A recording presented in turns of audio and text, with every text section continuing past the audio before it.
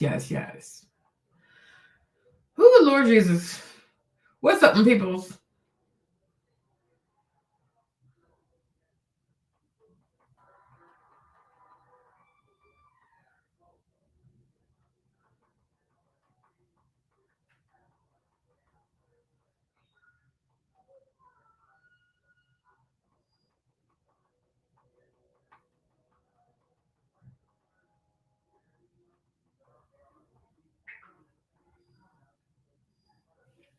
Sorry, guys. Y'all better get in here. I have an hour for y'all.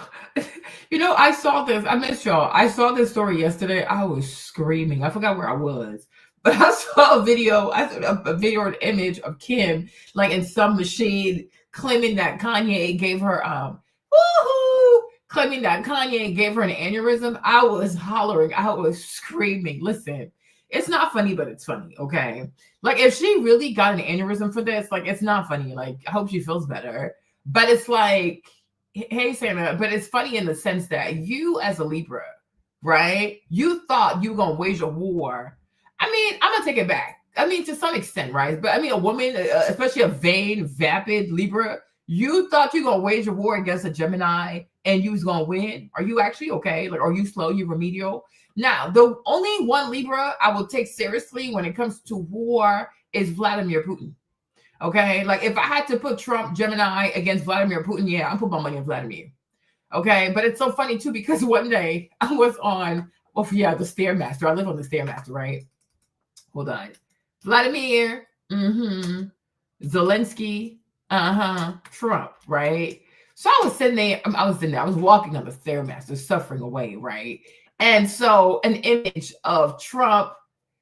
Oh yes, Kevin. An image of Trump, Zelensky, and Vladimir showed up. And I'm looking at these air signs causing turmoil for humanity, okay? Zelensky, Aquarius. Trump, Gemini. What's his name? Vladimir, Libra. I said, the air signs are out here doing no good. Please address the Gucci Man and Keisha Kior's story. I mean, some people are saying that Keisha put the roots on Gucci Man because that's why he has schizophrenia. It's very possible. It's very possible. A lot of women in Jamaica practice witchcraft. Like it's not impossible. It's very, very possible. Okay. People do roots. All right. A lot of Black people across the diaspora, they practice witchcraft. So it's very much possible. And the thing is, why wouldn't she do it? Why wouldn't she do it? Like seriously, why wouldn't she do it? So if people believe that she did roots on the Gucci Man, it's very much possible. I wouldn't put it past her. Like a woman that's into sex work, being a video vixen, is chasing men because of money, right? Obviously, you don't have morals. This is what they call moral turpitude. So if you're that desperate for money, right, what is it that you won't do? And I tell you guys this all the time. I said, it's so crazy to me how people underestimate how women are so greedy.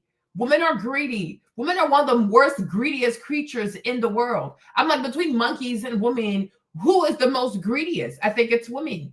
They're extremely greedy. They're very greedy. They have a story right now in they have a story right now in Nigeria with this young lady, Regina Daniels. Oh, it's absolutely real. It is absolutely real. It is very real. It's very real. People put their menstrual blood in the food. People will take your hair, your underwear, all kinds of stuff, and they'll work all kinds of stuff on you. And the problem is, if you have somebody poison you slowly but surely, yeah, it's going to work. It is going to work. Like even in Jamaica, do people know where in Jamaica Keisha Kior is from? Is she from the country? Them old ass African people who got dropped in the island? Okay, so yeah, it's very much possible. It's very much possible. So I'm like, yeah, I don't put it past her. I don't put nothing past these girls. I don't put nothing past these girls. If you can sell your body for money, what else is it that you won't do? If you can sell your body for money, what else won't you do? Huh? Okay. Oh, poisoning a man. Even what's her name? What's her name? What's her name? What's her name? Shira 7, right? Shira 7. She's always talking about how she does roots on her husband.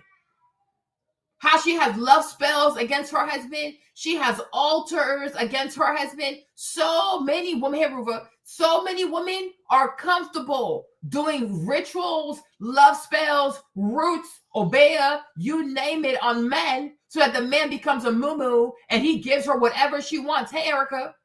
Okay. So yeah. What? I absolutely believe it. I do not put it past her. She from Jamaica. Oh, BB's a Libra. Oh, well, you see why he's so chaotic. You see why he's so chaotic. You see how they are emotional and chaotic. Kevin, I'll be telling you about the people. Okay. BB's a Libra. Charlie Kirk a Libra. You see how like chaotic they can be? You see? Like when I told Jimmy that Charlie Kirk was a Libra, he's like, yeah, that makes sense. All right. But I'm like, President Ping, though, as a Gemini, that's the kind of Gemini I respect. Trump is a clown. Trump is a clown, and Trump likes to eat fast food. But he has days, though, where he can be in his Gemini bag and be a little scary. Hey, Miss V, right? But I'm like, you see, these are 3 air signs right here. Look how much distraction they're causing, which goes to show when air signs are not regulated, humanity will suffer. Seriously, humanity will suffer. That's why everybody that has an air sign, if you're raising an air sign, or if you happen to be an air sign, you really have to give your life to God, because air signs were not regulated, because we control the air logic and things like that. We can cause so much harm to humanity. Okay. It's some real stuff. Oh, missed you more. It is some real stuff. But I was on the Stairmaster. I'm like, look at these fools. Look at these air signs. This is insanity. They should do better. They know better, and they should do better. Too many people have died with this Ukraine-Russia stuff. It's so unnecessary. They've killed over like 600,000 young men in Ukraine alone. These are people that will never get married, children that will never be born, houses that will never be built or bought. Like the Ukrainian economy, long-term, they're going to suffer. You're missing 600,000 young men. That is insanity. That is insanity. It's insanity. I don't know, but I'm like, to me, when it comes to Keisha Kior, Marlene, I'm gonna tell you this, right? I don't put it past her. Okay, I do not put it past her. I do not put this. I don't. And there's something about this lady. There is something about Keisha Kior, to me, honestly, Marlene. If you ask me, I've always felt like she had dark energy about herself. Like her spirit is not light. I don't know if you get me. Like her spirit is not lighthearted. There is something dark about this woman. Right? There is something dark about this woman. Right? Now, what I will say, I think it's most men, but you know, since Gucci is African American, but I will say, I think a lot of African American men too, when it comes to dealing with like foreign women and stuff like that, is that many times they don't have discernment. And a lot of times too, they don't make it their business to study someone's culture before you marry into a different culture. Because even if we're Black, we have different cultures. We have different cultures. We have different attitudes towards religion. You have people who are still into some weird stuff. You know what I mean? Like, even you want to marry a girl from Jamaica, you need to go to Jamaica and see where in Jamaica she's from. You know what I'm saying? If you got to go to the countryside and meet her people, you should. Because you need to know what you're marrying into, what her family's about, what their mindset is about. But it's like, it's a real thing. It is a real thing. Right? In the islands, people do witchcraft in the islands. They do. It doesn't matter if it's Trinidad, if it's Jamaica, if it's Puerto Rico, if it's Santo Domingo, if it's Haiti. You know, people do stuff like that. Even in Brazil, they do it. Like, people do stuff like that. So, like, you have to really know. Right? But the problem is, when you're a rapper and you're in that street life, the rapper life, the alcohol, the drugs, whatever, you're not spiritual enough to think about these things. You see this girl with a big ass. She seems submissive, whatever the freak she's on. And so you marry her without really knowing her culture and her spiritual beliefs, right? But the stuff is real. The stuff is real. So Marlene, I would not put it past her to have done roots on Gucci Mane. I would not put it past her, because there's something about her spirit that I never liked. Yeah, she has a very dark aura about herself. And she's very controlling. She's very controlling, right? She's very controlling. You like, and let me tell you this too, because you know, people take like spiritual matters as a joke, but it's very much possible that messing with her is the reason why he also got locked up. Because some people come into your life and certain things start happening to you, but ultimately you got locked up, so you had to put your money in her hands. How do you know that wasn't a setup? How do you know it wasn't a setup? Right? You know what I'm saying? And that's why, like, remember that one time I showed y'all this pretty girl from Cameroon, Coco? Like, she used to be really pretty and skinny. Now she's like super big, whatever, right? But it's like her too. She was known for doing stuff like that. And that's why when bad things started happening in her life, people said, well, you did all this juju, all this root stuff on all these ministers and powerful men that you were having sex with. So maybe that's why your karma looks like that. But then these girls out of nowhere, they'll have these weird diseases. They have weird cancers. They have all these weird ailments you can't explain. Yeah, because many of these girls practice the occult. Because the thing is, it's not just to get these men to sleep with you and give you money, but it's like you want to make sure he will never have another side piece, or you're the only one side piece, or whatever you ask for, he'll give you. If you say, I want something crazy, he'll just give it to you. So they travel. I know, like in the Ivory Coast, for example, many girls, they'll go to Mali, they'll go to Senegal, because in Mali and Senegal, they have like real, from what I've heard, these are real juju doctors. Like they have the best, whatever, I guess the best spells, the best roots. So when you come back with that stuff, the man completely eats out your hand. And this is what they do to married people. And next thing you know, the man goes home, he beats his wife, does all kinds of weird things. But many times, these kinds of girls, they never have an happy ending. Like it never ends well for them. It never does. And all the money they made by sleeping with these men, it just disappears. It just, I don't know, it just the money disappears. Their health goes to shit. Their life goes to shit, right? Because you did something against another person. Because people have free will. And when you go see a witch doctor like this, right, you're low-key trying to take somebody's free will away from them. You don't want that person to be able to decide for him or herself. So you go do roots on someone because you don't want that person to have their own agency, right? That's crazy. And you will pay for that. But I repeat, if people think that she did roots on Gucci Mane, Marlene, personally, I don't put it past her.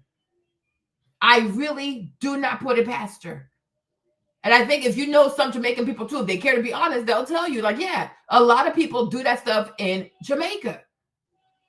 Her mom could be into it. Her sisters could be into it. Her aunties could be into it. We even know, even Cardi B already told y'all she does Santeria, right? So how you know they don't have altars with Offset and all kinds of weird shit like that? Hey, Ace, right? Offset could be somewhere in the Santo Domingo, some weird village somewhere, and there's a whole altar with his face on it, and it burns every night. Y'all don't know? It's their culture. It really is their culture.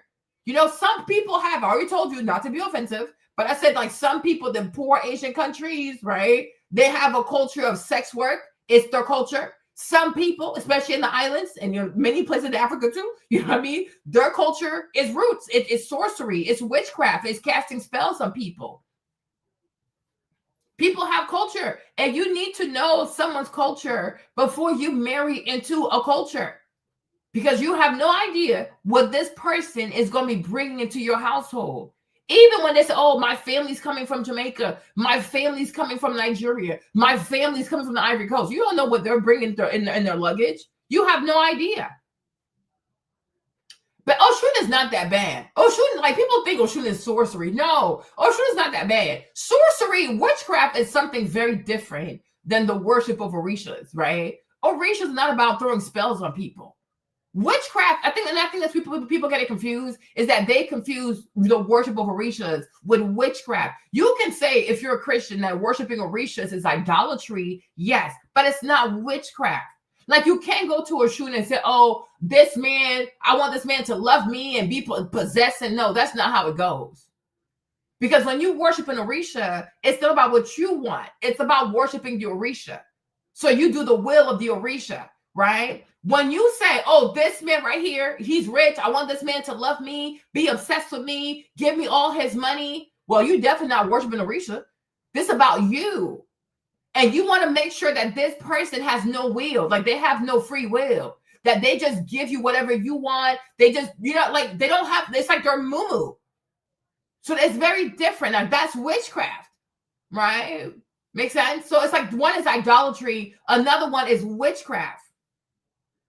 No, it's not the same. Witchcraft is like you seek to do evil to other people. A person has the right to say, I don't want to worship Jesus, but it doesn't make them evil, right? It's very different. It's not evil. You're just an idolater. But witchcraft is the intent of doing evil to another person, right? But if somebody wants to go by a river and give like sunflowers to a Shun, that doesn't harm. I mean, I guess it can harm them, but it doesn't harm other people.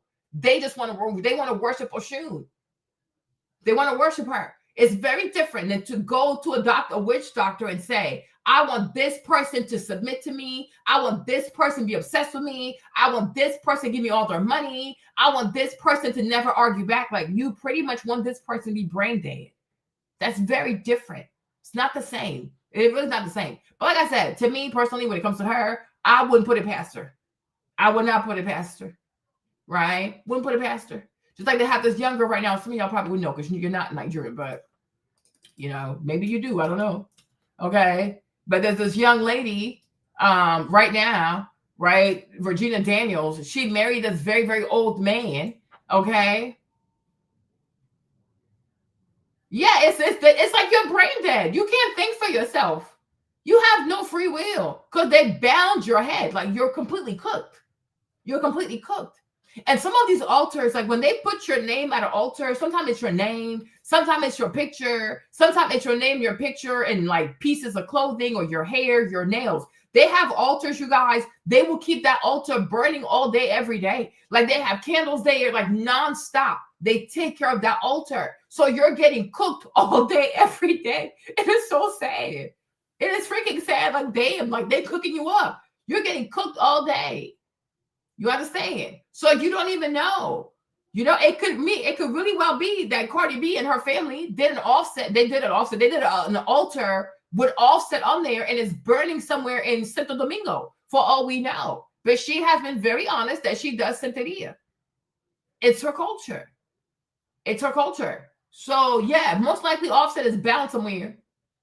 So his own brain not gonna be working right anyways, because he's bound somewhere. Okay, like it's some real stuff. It's some real stuff, right? But anyway, so you got this one over here, Regina Daniels. She was 16 or 18, went to marry a 60-year-old man. He's a senator, which means like he's very powerful in where he's from. His region in Nigeria is called Delta State, right? So he's like a god out there, right? But the mom, it was her mom who took her pretty much to pimp her out to this old man. Okay, so now recently, Senator his name is Ned, right? Yeah, Ned. He kicked her out the house. Okay, because I guess he's polygamous, right? He is polygamous. It's like late 60s. He's polygamous. He has multiple wives. Every wife has her own house. So I think he went to her house that he got her, and he kicked her out the house. Her brother, and things of the sorts like that, right? And so he was saying that she does drugs. He needs her to go to rehab. So if she doesn't get cleaned up, she can't come back in here. So then, the sisterhood, the Nigerian sisterhood, it never fails, came outside and made videos. Oh, he's lying. Why would she use the drugs? She's not a drug user. And I'm like, why would he lie? Why can't she be a drug user? Why would he lie? What's the benefit in him lying? Doesn't need to lie. Doesn't have to mess up her name to do what? If he wants to get another wife, he can. When he married this one, he told her he most likely will get another wife. So he doesn't need to lie. Nobody is going to stop this man. Nobody's going to stop his motion. So I'm like, if he's saying that she's a drug user, most likely she is. And in a matter of days, it just came out that, yeah, she does the drugs. Right? But even her and her mom, too, I would not put it past these ladies to have tried roots on Senator Ned so that he can love her daughter more than he loves the other wives, right? Women are greedy. And in their greed and desperation, they will do some of the most atrocious, disgusting, abhorrent, demonic, diabolical things you can ever imagine, because greed is real. And greed has a stronger hold over women than it does on any other, I guess, any other gender. I don't know. It's only two genders, but whatever, right? It's the greed. It's the greed. So me, I'm like, yeah, Keisha Kior, you probably did do that stuff, okay? Now, let's go back to Kim Kardashian real quick. Okay, so Kim is claiming that her divorce to Kanye gave her some kind of brain aneurysm or whatever. And I'm like, I mean, it's not fun. If she really had one, I hope she feels better. But it's like, how did you think it was going to go, though? How did you think it was going to go? Like, seriously, how did you think? You're a Libra. By default, you're codependent, right? not to be offensive, right? Libras are very codependent people, especially the woman. Like they have to latch onto a person to feel good about themselves or to have a sense of identity, right? Libra always they always need an anchor, right? Gemini, they're not like that. They can fly solo, it's not a problem, right? So I'm like, you, your family, your mom, and your media machine, you guys went after Kanye, right? And I think the problem is one thing I've come to realize with Kanye, you know, I do love Kanye. I mean, I'm a little bit mad right now, but you know, he's a Gemini. So if you're a Gemini, I'll fuck with you. But my thing with Kanye is, I think what people don't seem to understand with Kanye, right? They think Kanye is another ninja. He's not. I don't even think he refers to himself as a ninja, to be quite honest, right? When you look at the rapper scene, the entertainment scene, Kanye does not have a background like these other Black guys, right? And I think he's been very clear on that. I think he's made it quite known, right? His mom has a PhD, is Miss Donda, may she rest in peace. Miss Donda has a PhD in English, right? Kanye grew up in Asia. He grew up in Japan. He grew up in China, right? He grew up in Chicago, right? He was exposed to a lot, okay? The arts, the languages, the this, the that. Okay. He didn't run the streets. He wasn't struggling. Oh, my mama don't know how to pay the bills. All that weird shit, okay? That is not his experience. Another thing also, I think Kanye has made it really known and made it very clear that he is not your average ninja. I don't think he sees himself as a ninja. His music, he never sang about, oh, when I see you, I'm going to kill you. The block is hot. Blah, blah, blah. He said it clearly. I know nothing about that life. There you go, right? Kanye knows who the fuck he is, okay? Kanye, even though he's a little crazy like that, this boy, I'm like, Kanye, tomorrow, if he wants to come back and reinvent himself, he will do it, and he'll be amazingly successful. He's not just a Gemini. He's a master number 11, okay? These people are like the wizards of like the life path numbers, right? But this man knows who he is. He has told Kim something very specific, right? Her mother, these people, that you will not control me. I don't know what time they thought it was, who they thought he was, because maybe since they're Armenian, whatever the fuck they are, and you know, it's a thing here because I've noticed that myself. When you have white skin, it doesn't matter if you come from Europe, you come from Africa, like South Africa, or you come from Latin America. When you have white skin and you can pass for white and you come to America, automatically you are put into that white European box. And you get a lot of privilege that comes with that, right? If we lived in Europe, for example, the Kardashians, people would treat them, and I don't mean to be offensive, but people would treat these people like poor people from Mexico or a third world country somewhere in Latin America, right? Because Armenians are at the bottom of the food chain in Europe, okay? Not to be offensive. Hey, Mark, they're a bunch of nobodies. You understand? You can look up their GDP per capita, atrocious. Okay, it's a country that has 3 million people. They live on $8,000 a day, $8,000 a year. These are mediocre people. They're not industrious. They're just mediocre. They're mostly gypsies. They go throughout Europe begging for money. Okay, so I get it. Most Americans haven't traveled. Most Americans also don't study world history. Most Americans don't know shit about the world anyways. So when they see a white person or a white-skinned person, they automatically assume, oh, they're from Europe, they must be rich. There's a lot of poor-ass shithole countries in Europe. Armenia, Romania, the land of gypsies, and a bunch of white orphans that nobody wanted to raise. Okay? Hey, boo-boo. All right? So that's why I personally, you know me, it's me, there's me. I don't put white folks on a pedestal. Okay, especially if I know where you're from. I'm like, yeah, get the fuck right. Get the fuck right. Okay, like when we were growing up, like in the 80s and shit like that, Romania was a country full of orphanage. Like when I tell you these Romanian kids, they're like little bastards. Like it was like they call the shelter for the dogs. It's like a little shelter, they're like a bunch of little bastards. Nobody wanted to raise. Most Romanians went through a famine. They couldn't feed themselves. Okay, and that's how they start trekking towards Western Europe, where they're in a train station begging for money. They'll play the little guitars and shit, begging for money, right? But most Western European countries want nothing to do with these people. But when you come to America, you are put on a pedestal. And who puts you on a pedestal even more? Black Americans, okay? Because over here, people are colorists. So the closer you are to white, the more people like you. There's a reason why Armenians and Romanians and Vietnamese and Filipinos and shit like that are able to date these wealthy Black Americans, because in their head, oh, your skin is white, so therefore you must be something of value, because they don't learn shit as well. These people come from shithole countries, poor countries, degenerate countries, and land full of bastards and orphans. Okay, so my Ivorian ass will never be impressed by a fucking ass Armenian. So let's get back to Kanye. Kanye told these people, you will not fucking control me. I think he tried his best to make that shit clear. But these goofy ass people, because their skin is white and they're in America, they thought they could do what most white people do to Black Americans, which is control, emasculate, castrate, bully, dehumanize, and rob them of their rights, rob them of their money, their music, their masters, whatever the fuck ever, even their children. They found the right motherfucker.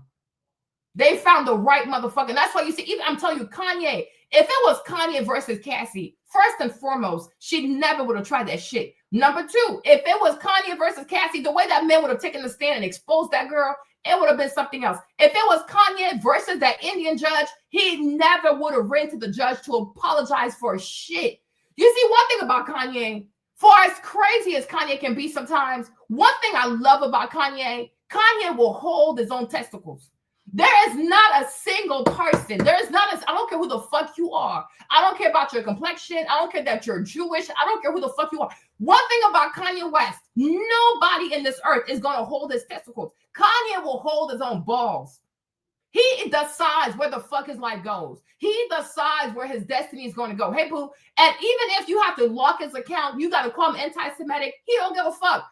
Kanye will tell you how the fuck he feels. And I respect that shit about him. I respect that so much, because so many men out here are so scared. They are so emasculated. They're so petrified. Oh, the whites are coming after me. The Jews are coming after me. Kanye say, fuck all y'all. You cannot control me. You will not control me. I will tell you how the fuck I feel. And the problem is, in America, too many people are not only accustomed to Black Americans being scared, they are so accustomed to weak-ass Black American men who never speak their mind. Okay, I'll be submissive. Okay. Too many Black American dudes are so fucking submissive. Kanye is not submissive. He is not a submissive person. You don't get to tell Kanye how to think. You don't tell Kanye how to reason. You don't tell Kanye what he's going to wear, what he's not going to wear. You don't tell Kanye what shirt he's going to put on, what he's not going to put on. Nobody tells Kanye West what the fuck Kanye going to fucking do. And that's what you see. This is what it means. This is what it means to have the awareness of being the descendant of somebody that once upon a time was enslaved. Who the fuck are you to tell me what the fuck I'm going to do? Bitch, fuck you. And matter of fact, I was here before you, bitch. My ancestors were here before you, bitch. My people fought in the Civil War before you, bitch, your goofy ass Armenian ass. Right? Because these goofy ass Europeans, these goofy ass third world class Europeans are so accustomed to go around with their goofy ass, cheap ass gypsy lineage and bully Black Americans. They thought they could do it with Kanye because they do it with Corey. They do it with what's his name? Lamar. Lamar, right? They did it with all these goofy ass Black dudes, right? Right? Kanye ain't the fucking one. Kanye is not the fucking one. And you know, like there's a part where she talks about the kids. He never checked on the kids. Like, nah, because you wanted to use the kids to break him. And as a fucking air sign, as a fucking Gemini, even me as a fucking Aquarius, before you weaponize something I love, I will divorce myself of that. You see, me, Marlene, that's why I fuck with Kanye. As an Aquarius, nobody takes anything away from me. I will give it up before you ever have the pleasure of taking that shit from me. No one takes anything away from me. That's how I live my life. You ain't gonna take shit from me, because before you try, Marlene likes that, so I'm gonna take it. No, I will give it up. You understand? Even a person, I will give up a person. Let me give you a good example, right? So you can understand me. When she was having issues with her business over there, right? I took Vanessa there. Vanessa, to me, she was like a little sister. I really liked her. Like, okay, because I really wanted her to win. But it got to a point where I understood Shishi, because Shishi's a Libra. She's a weak-ass Libra. I understood her mindset. She said, she thought to herself, because she did the same thing to Ahsoken. Ahsoken and her twin AE, right? In order to hurt Ahsoken, She linked up, like she became buddy with Ahsoka's sister. She's always inviting Ahsoka's sister because she wants Ahsoka to hurt. Like, oh, look at what you're missing out on. Look at what you get. Weak ass Libra shit. Weak ass Libra shit. And I think it really affected Ahsoka, right? Because I don't even know what sign. Oh, she's a Taurus. So it probably worked with her goofy ass. Ain't gonna work with me. When I realized, I'm like, this girl right here, she wants to weaponize Vanessa to hurt me. Baby, you can have her. Vanessa, I met her online. I will leave her online. I don't know that young lady. Never been to her house. She never been to my house. I wanted the best for her, but you can have her. I don't give a fuck. I don't give a fuck. I don't give a fuck. If you lose one little sister, I gain plenty. I have plenty of little sisters. Who the fuck do you have? Who the fuck do you have? Right? You're a weak ass bitch that needs to take friends. Oh, this person. Oh, you're friends with that person. Let me see how I can be friends with that person and divide y'all. You ain't got to divide nothing. You can have her. You can eat her. You can swallow her. I don't give a fuck. I don't give a fuck. You see me, Marlene? Wherever I go, people love me. It's not hard for me to make friends. It's not hard for me to make little sister, little brother. People just love me because I'm a nice ass person. I might be a little crazy, but I'm a nice ass person. Yesterday I was walking and I had this guy because he used to help me out in New Orleans a lot. He's from Honduras, right? Luis. He used to do all like my penning and stuff like that. And so he called me. He said, Marlene, mucho tiempo, mucho tiempo. I was like, Luis, ¿qué pasó? Right? He's like, it's been 5 years, Marlene. I don't know where he thought about me. I said, Luis, you need to come to Virginia because I need you to help my mom with her house. He said, okay, whenever you're ready, let me know. I'll come in for a month. I make friends wherever I go. I speak multiple languages. If I don't know language, I'll learn it. It's not hard for me to make friends. I will never be on this earth, this place right here, they call planet Earth. Marlene, I will never be alone. And this place right here, they call the earth, I will never be alone. I will never be forsaken. You understand? They can pick my ass up and throw my ass in Mexico. I will make friends in Mexico. Okay? You gonna come back, Marlene, how you know all these people? I will make friends in Mexico. You can throw my ass in freaking, I don't know, Tijuana, Guadalajara. I don't care. I will make friends there. Okay? I will make friends there. Before you try to take something from me, I will give it to you. You can have it. As a matter of fact, I'm glad I helped you out because it seems like you need somebody in your fucking life. Now, where the fuck are you now? Where the fuck are you now? Where the fuck are you now? Right? Where the fuck are you now? Where the fuck are you now? Where the fuck are you now? You understand? Because these are the goofy games that Libras, they play with people. It don't work with me. It don't work with me. Like, go play those goofy ass games with somebody else. Right? You are codependent. Libra, you are codependent. You need people to know who the fuck you are. You need people to feel good about yourself. You need people to believe in your fucking self. I don't. I'm a fucking Aquarius. And you know, for me, I'm gonna tell you this. One of my superpowers is my loneliness. I enjoy being by myself. I thrive in my loneliness. I actually think the more people I have around me, I'm like, oh, my anxiety, right? Because too many people can cause me to probably like self-doubt or like not say certain things. Oh, you don't want to hurt their feelings. I feel so much better when I am by myself. Libras don't thrive in loneliness. It is a sign that's extremely codependent.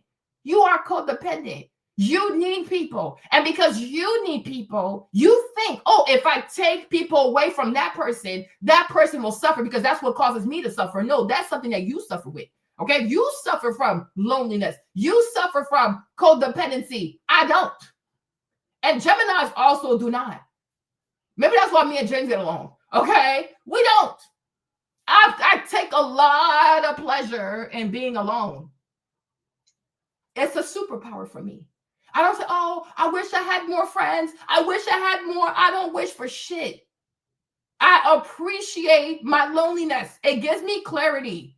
It allows me to think straight. I'm like, oh yeah, my brain works better when I'm by myself. Yes, right? Because in this life, you cannot be afraid to be alone. You have to first and foremost be your first friend. You have to first and foremost be your own best friend. Yes. I don't know about this. I don't know. I believe Ahsoka is a Taurus because it really affected her, because her and Amy, they're twins. They're twins. And she intentionally causes a divide between twins. Like, who the fuck does that shit? But then she's a Libra, so it's predictable.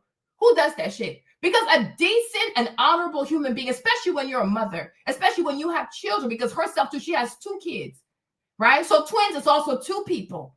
If you have one day you're going to be older, one day you might not even be here, right? If something happens between your son and your daughter, wouldn't you want people to bring them back together?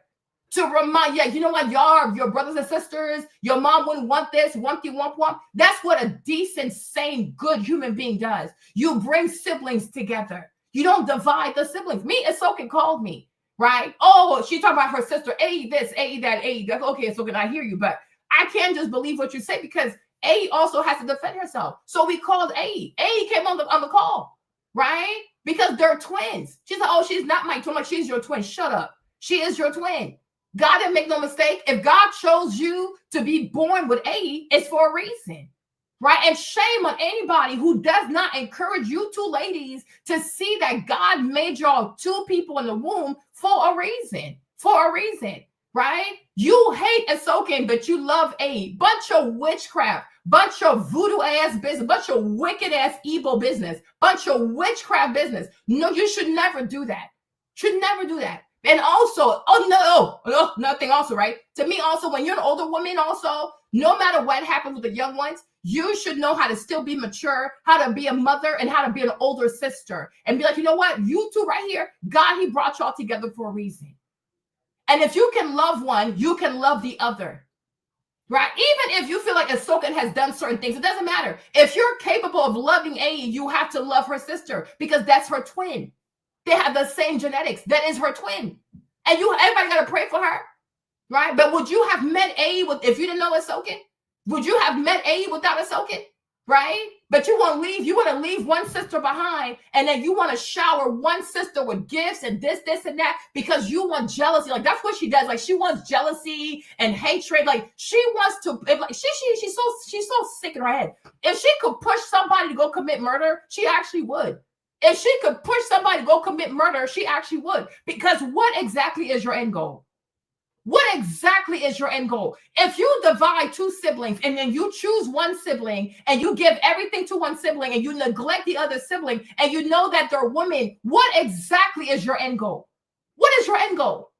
Right? You want to destroy their relationship. I'm like, you're fucking evil. You're fucking evil. And that's why every time they do their goofy Libra shit, it always goes back on their asses. It never fails. It never fails. I'm like, what do you gain from doing stuff like this? And that's why even with her stuff at Essence in New Orleans, maybe that's why it also went left. Maybe that's why it went left. I'm like, you see, you have A there, but you don't invite Ahsoka, right? Like, you see, always doing evil shit. Always doing evil shit. So her Essence Fest, her booth was a hot ass mess. Everything was a fucking mess. She got dragged on social media left and right because what's done in the dark, your karma will be executed in public. Wicked ass Libra. Wicked woman. A wicked woman. She's a wicked woman. And it's the same thing with Kim Kardashian. Another wicked ass Libra. They're a bunch of wicked people. They're wicked. Oh my gosh, they're so damn wicked. They're so wicked. So I'm like, yeah, you try to take the kids away from Kanye because you wanted to hurt him. You want to see him fight. You want to see him crash out, come to the house. You know, they were having birthday parties, you guys. Birthday parties. They invite everybody, but they don't invite Kanye. Libra shit. Everybody's there. Kanye had to text people to find out where the party's going to be because they want him to feel like, oh, you're not invited. You can't sit with us. You're crazy in the head. One. The goal was to make this man feel like you're not good enough. You're sick. You're dangerous. Nobody wants you. You're not safe for the children. But you see, the thing about Gemini and Aquarius, when you play these goofy games with us, where you think, oh, you're going to isolate us and we're going to crumble and fall. No, we fucking rise, bitch. The best thing you can do is to show us you don't want us. When I tell you we're going to ignore your ass. Me, I'm so good at that shit. Ignoring people, oh, it's a superpower for me. Ignoring people is a superpower for me. To me, you don't exist. I don't even have to block you. I will never seek for you again. You will never find me. You will never, ever find me. Your number could be on my phone. I will never. Oh, I need to do shit. I don't need to do shit. On my Insta, I need to go block her. Block you for what? I have blocked you in my mind. I will never deal with you again. I will never. Oh my gosh, I will never. I will never. In the dark, I grow. In the dark, I rise. In my solitude, I find myself. I find my purpose. I grow closer to God. You make me realize I don't need anybody but my fucking self. And that right there is a fucking blessing. It's a fucking blessing. They think they're hurting you, but they are teaching you to never be codependent. You never want to be codependent on anybody. Rely on your fucking self. You understand? Even when it comes to children and people want to weaponize custody, there has to come a time where you say to yourself, right, my kids will be okay. And it's really hurtful because you might have to go years without seeing your children. But trust God. One day, these kids, they're going to do the math. One day, these kids will be old enough. They will come find you. They will find you. And they're going to love you more. They will find you. You don't always have to explain yourself. Oh, but I need my kids to know. No, they got no shit. Let your kids experience what they experience. And then the day when they realize for themselves, it's even better because nobody told them what to believe. They saw this, they saw that. They were able to deduce this, and that. That's the best thing you can do. That is the best thing you can do. I cannot tell you the number of times people have tried to take stuff away from me. I will let you have it because God has something better. Okay?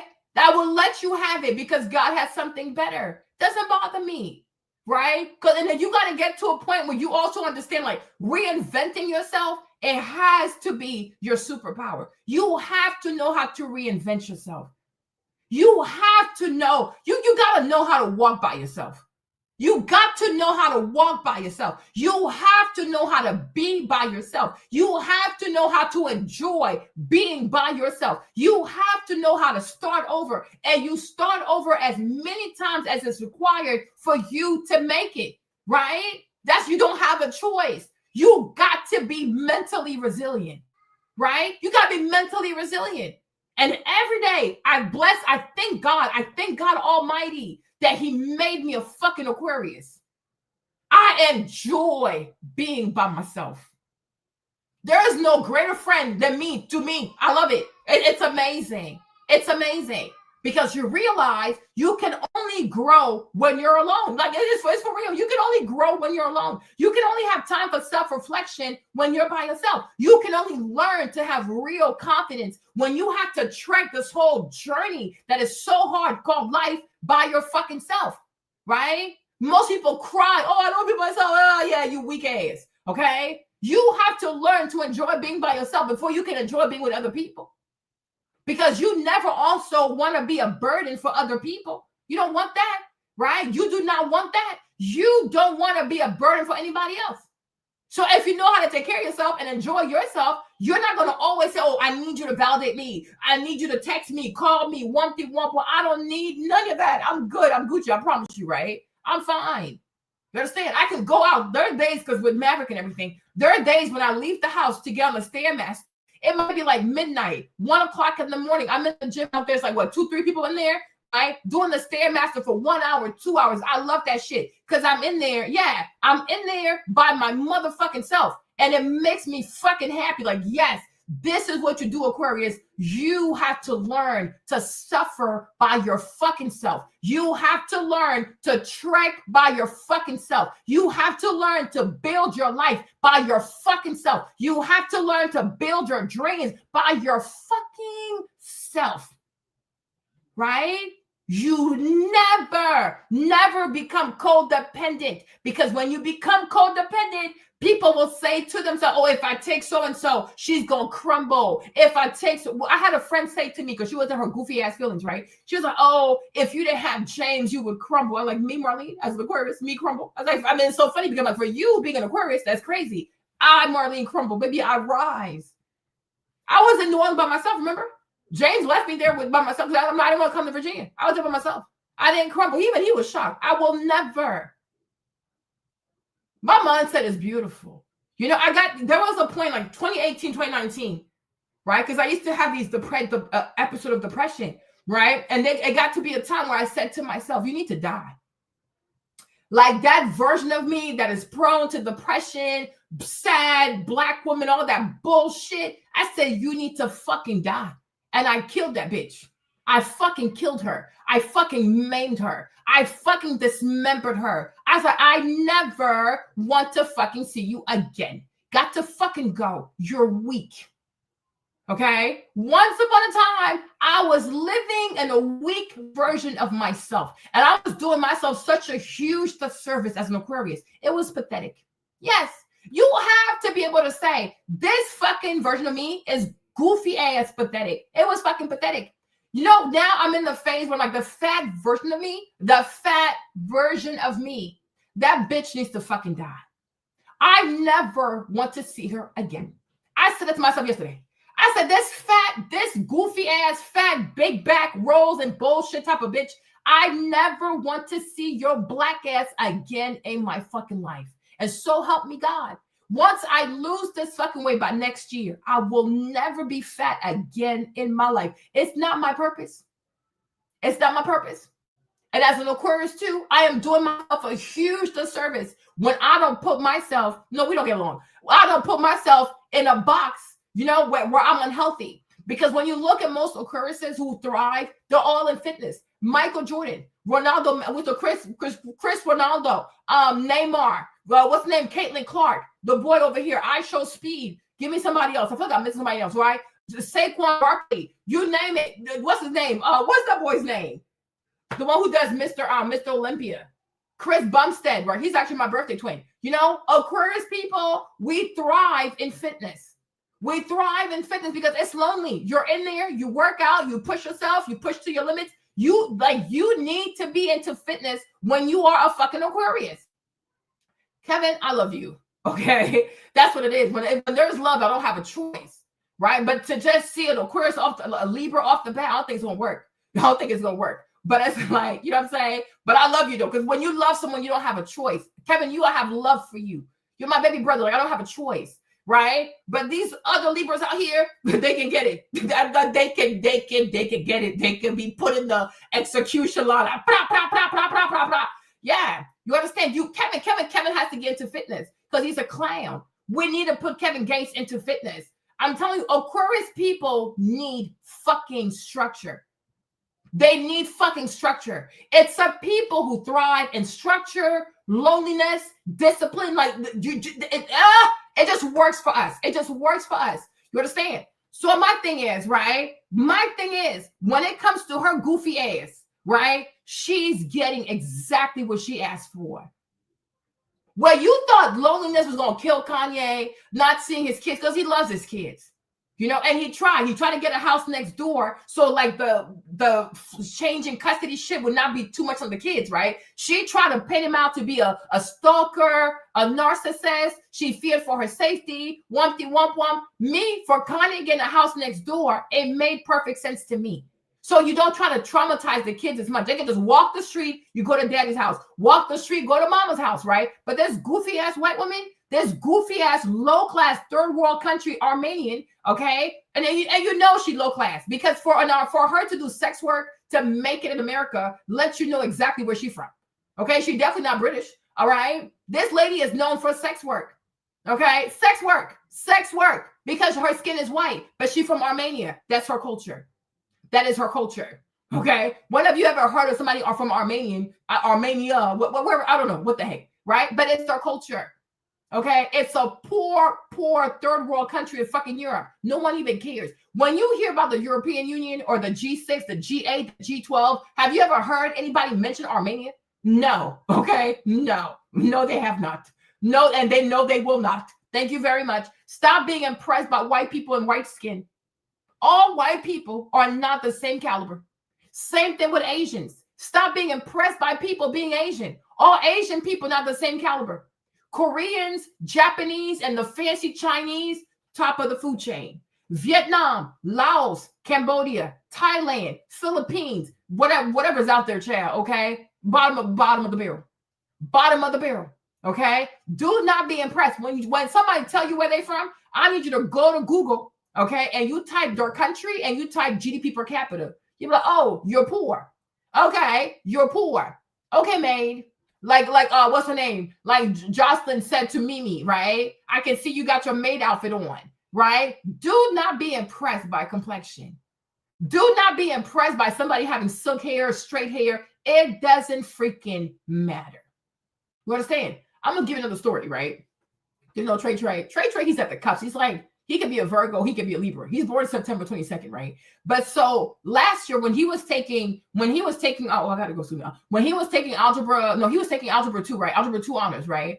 So it is Trey, y'all, it is Trey. His brain got to warm up. Okay. So when school started, like initially, there was this other kid, this Indian kid, right? The kid's boy, his name is like, let's say his name is Patel. Okay, whatever, Patel, right? So Patel, he was ahead of Trey. But by the end of the year, Trey had an A. Now, I guess the boy also had an A, I don't know, but he was like, in terms of points, he was behind Trey, right? So when they started Algebra 2 honors, Trey was behind the boy. When school ended, Trey was ahead of the boy with an A. Because I said, son, you will never, yes, I say, it's okay. You can be mad, it's fine. But I told my son, you will never be behind an Indian. Okay? I never want you to fear. You ain't going to fear no Latino. Let's start there. Number 2, you will never fear European, a white person. Let's start there. Number 3, you will never fear an Indian. Now, when it comes to Koreans and Japanese people, don't fear them, but you got to respect their gangster because it's a people that is very, very focused. Like Japanese, Korean people, they can focus for long hours at a time. So you got to respect that, right? Got to respect that. But I'm like, you will never be behind an Indian. You understand? So the school started. Trey, first quiz, a B.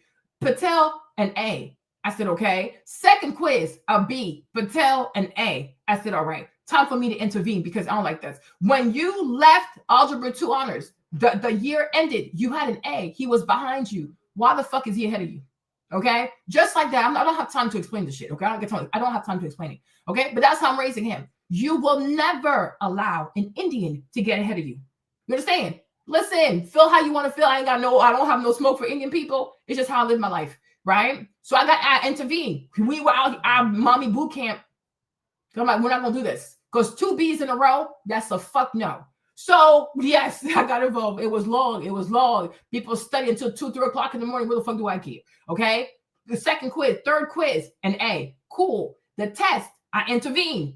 It was an A. Cool. Another quiz. It was an A. So now he has an A in the class too. So I asked him yesterday, did you tell Patel that you have an A in the class? He said yes. He said, okay, how did he feel about it? He was like, oh, he was quiet. I'm like, you see, he's a fucking op.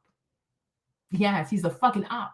So because he thought you was gonna have a B, right? Because he told, this is what he told my son, so he could fuck with his brain. He told Trey, oh, I don't study. I don't sound like he don't study. He don't study this is pre-calculus honors. He doesn't study, but he has an A in the class. No, Trey, he is fucking with your mind because he wants you to believe that he's some kind of fucking Indian genius. The fuck he's not. The fuck he's not. We worship Jesus. They worship cows. The fuck he's not.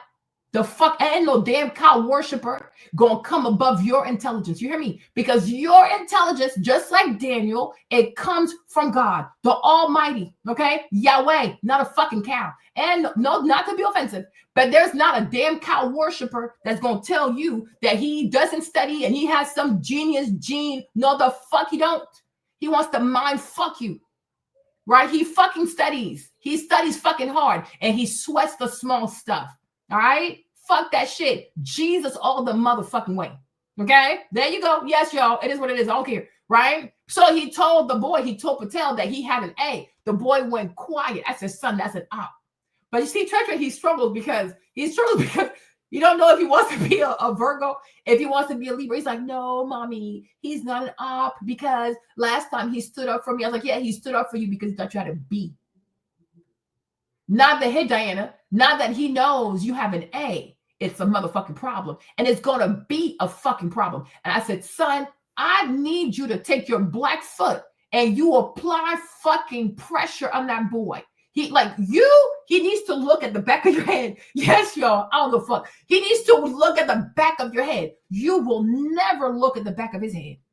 You understand me? When you run this race, the back of your fucking head. That's where the fuck he needs to look at. You understand? right? There you go. I don't care. Because there are two, yes, this is where I fuck with Nick Fuentes. This is where I fuck with Nick Fuentes, okay? Nick will tell you that shit to your face, right? There are too many Indians in this country who think they're better than. Not with my child. First of all, not with me. Well, it's me, right? But not with my child. Go play these games with these white people. Okay? And let me tell you this too, because I asked him, I said, oh, is there any white kids in your class? He said, no, there was one white kid, but he dropped out. I'm like, there you go. The colonizers ain't colonizing no more because the rules are no longer in favor of cheating. There you go. Right? There you go. There you go. I said, apply pressure.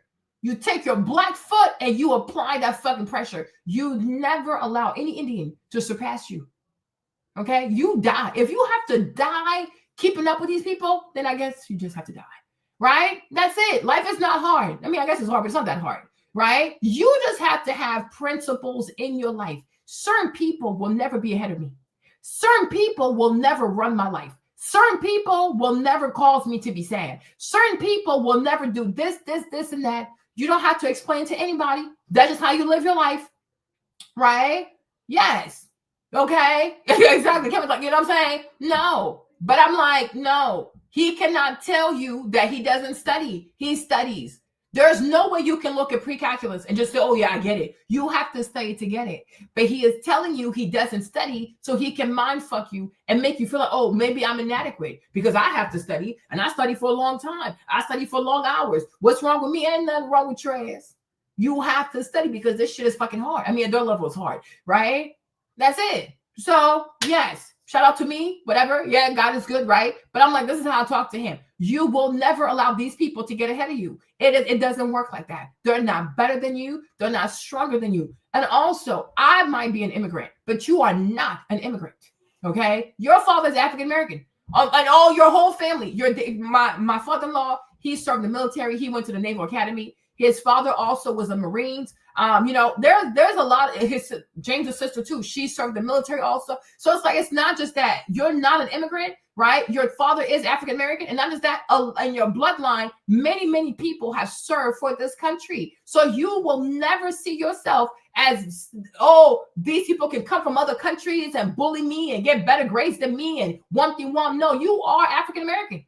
Okay? That is your fucking lineage. Get the fuck out of here, right?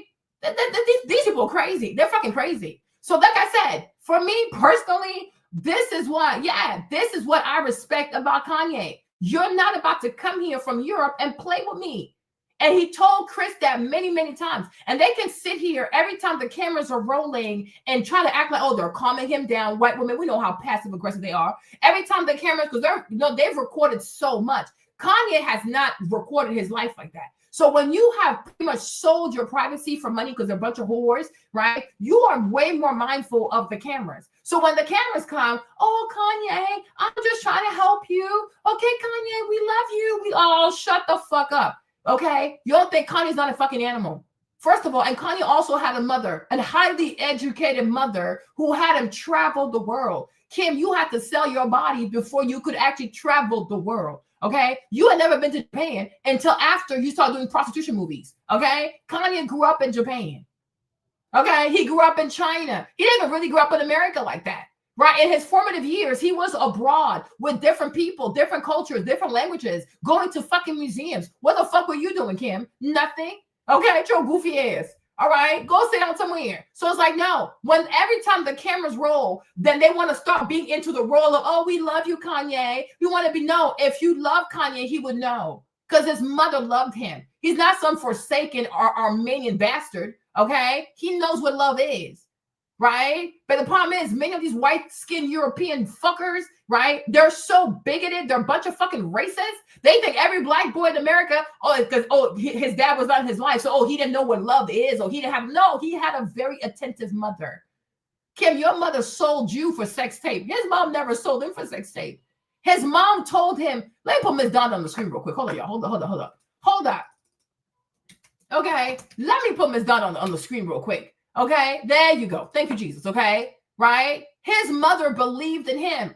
She believed in his art. She told him to believe in himself. She told him he was a genius. She told him he had a beautiful mind. Your mom told you to get naked on camera. You fucking whore. You fucking low life. The Kardashians is a low life white skinned family. They're a bunch of fucking low lives.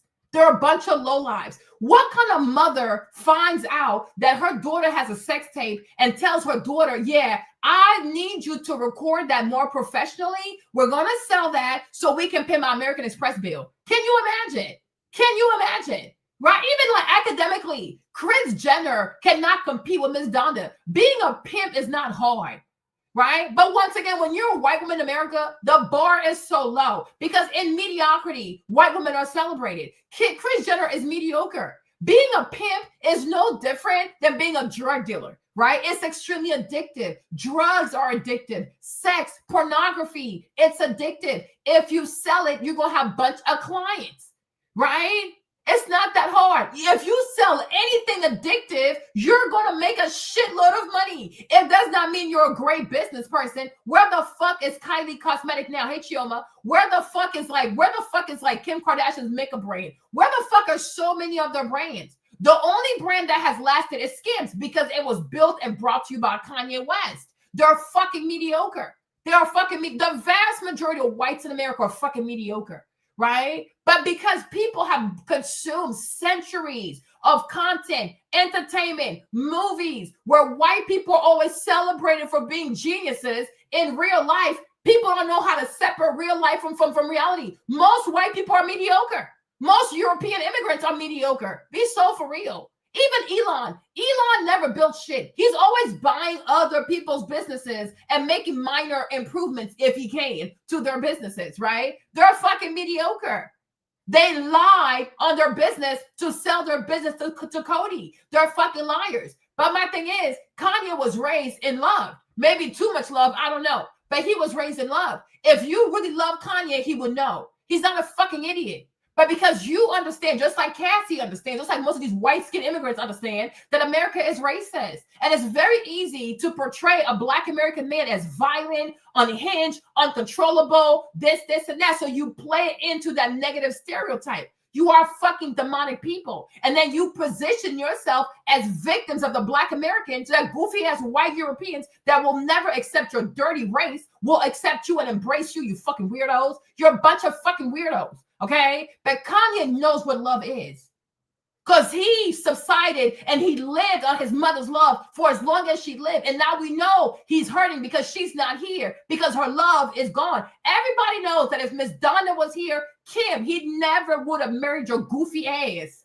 Okay, number two, everybody knows if Miss Donda was here, Kanye would not be going through what he's going through because her love is gone. Kanye knows what love is. Kris, your kids don't love you. Courtney hates you. Kim just does whatever you tell. She's a fucking Libra with no sense of self, right? Courtney, what's that? Chloe also hates you, calls you a bitch every motherfucking day. Kendall wants nothing to do with you. Rob, who knows what the fuck Rob is with his fucking weight issues, right? Your kids don't fucking love you. You're not capable of loving children. You are a fucking narc. All you ever did, Kris, was to use your children to gain access to rich people in Hollywood. You're a fucking mediocre piece of shit. You are out here. People even have rumors that you slept with OJ in the tub while your husband and his wife were in the kitchen. You ain't shit. Like, you really ain't shit. You are really ain't shit person. So mess me with the, oh, we love you, Kanye. No, you love the fact that he's Black American. You love the fact that he's a famous rapper. He's a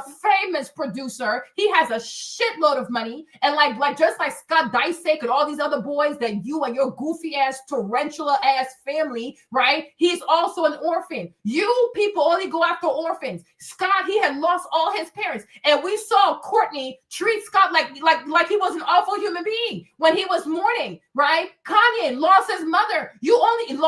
Lamar also lost somebody. I don't know. You only go after people that are orphans.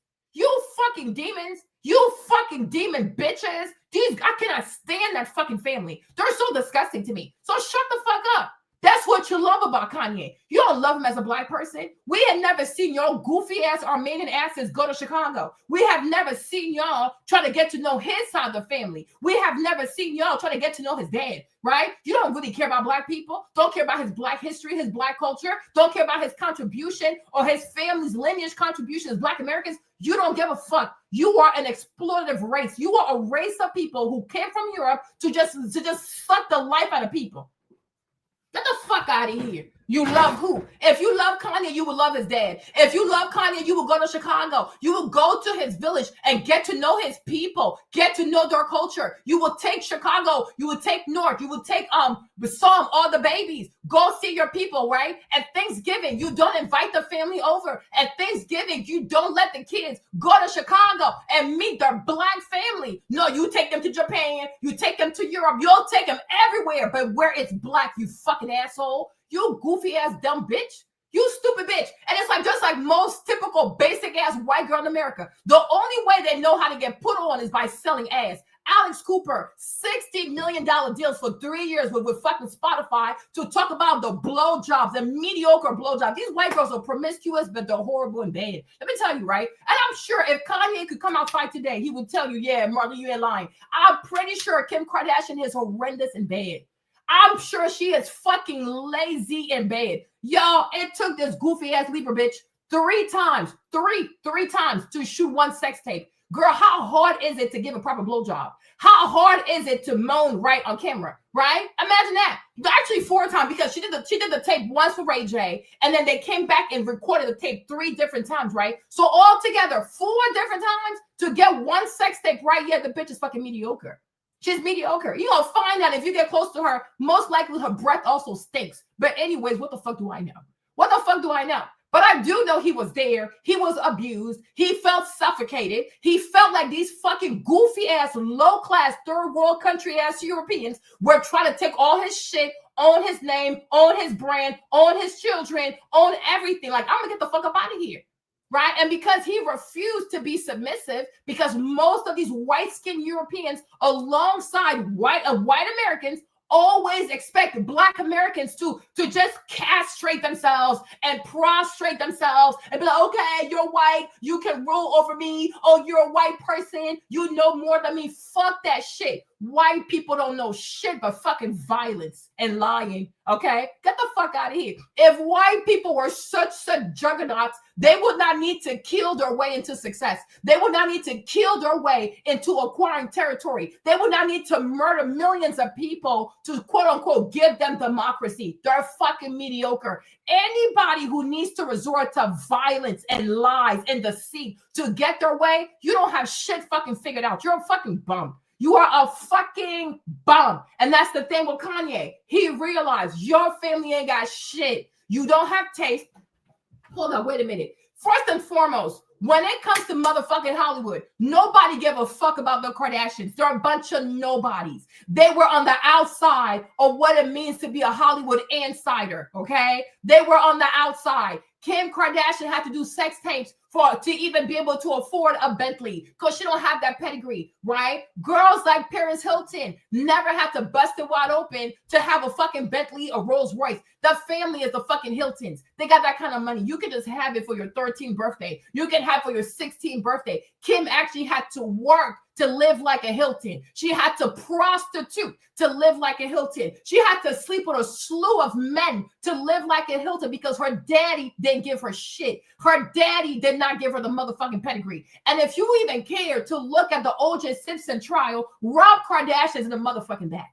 Okay? Rob Kardashian, first of all, he's hard. He's very easy to miss because there's nothing impressive about this man. He's not tall. He's not handsome. He's not athletic. He's not memorable. Okay. I'm like, who, Rob Ware? Who is that man? Who is that man? When you look carefully at the O.J. Simpson trial, the first row attorneys are black people. Right? And it's so disgusting. Yes, it is so disgusting again how people have allowed to pretty much erase the contribution of these spectacular black lawyers, right? To make the OJ trial all about Rob Kardashian. Who the fuck is Rob Kardashian?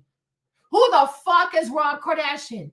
right? When the statement was made, if it don't fit, you must acquit. It came from a motherfucking black man. His name is fucking Johnny Cochran, bitch. Okay? Always trying to erase black history, black contribution, black work, black intellect, black wit, to give all the credit to a non-existent, okay?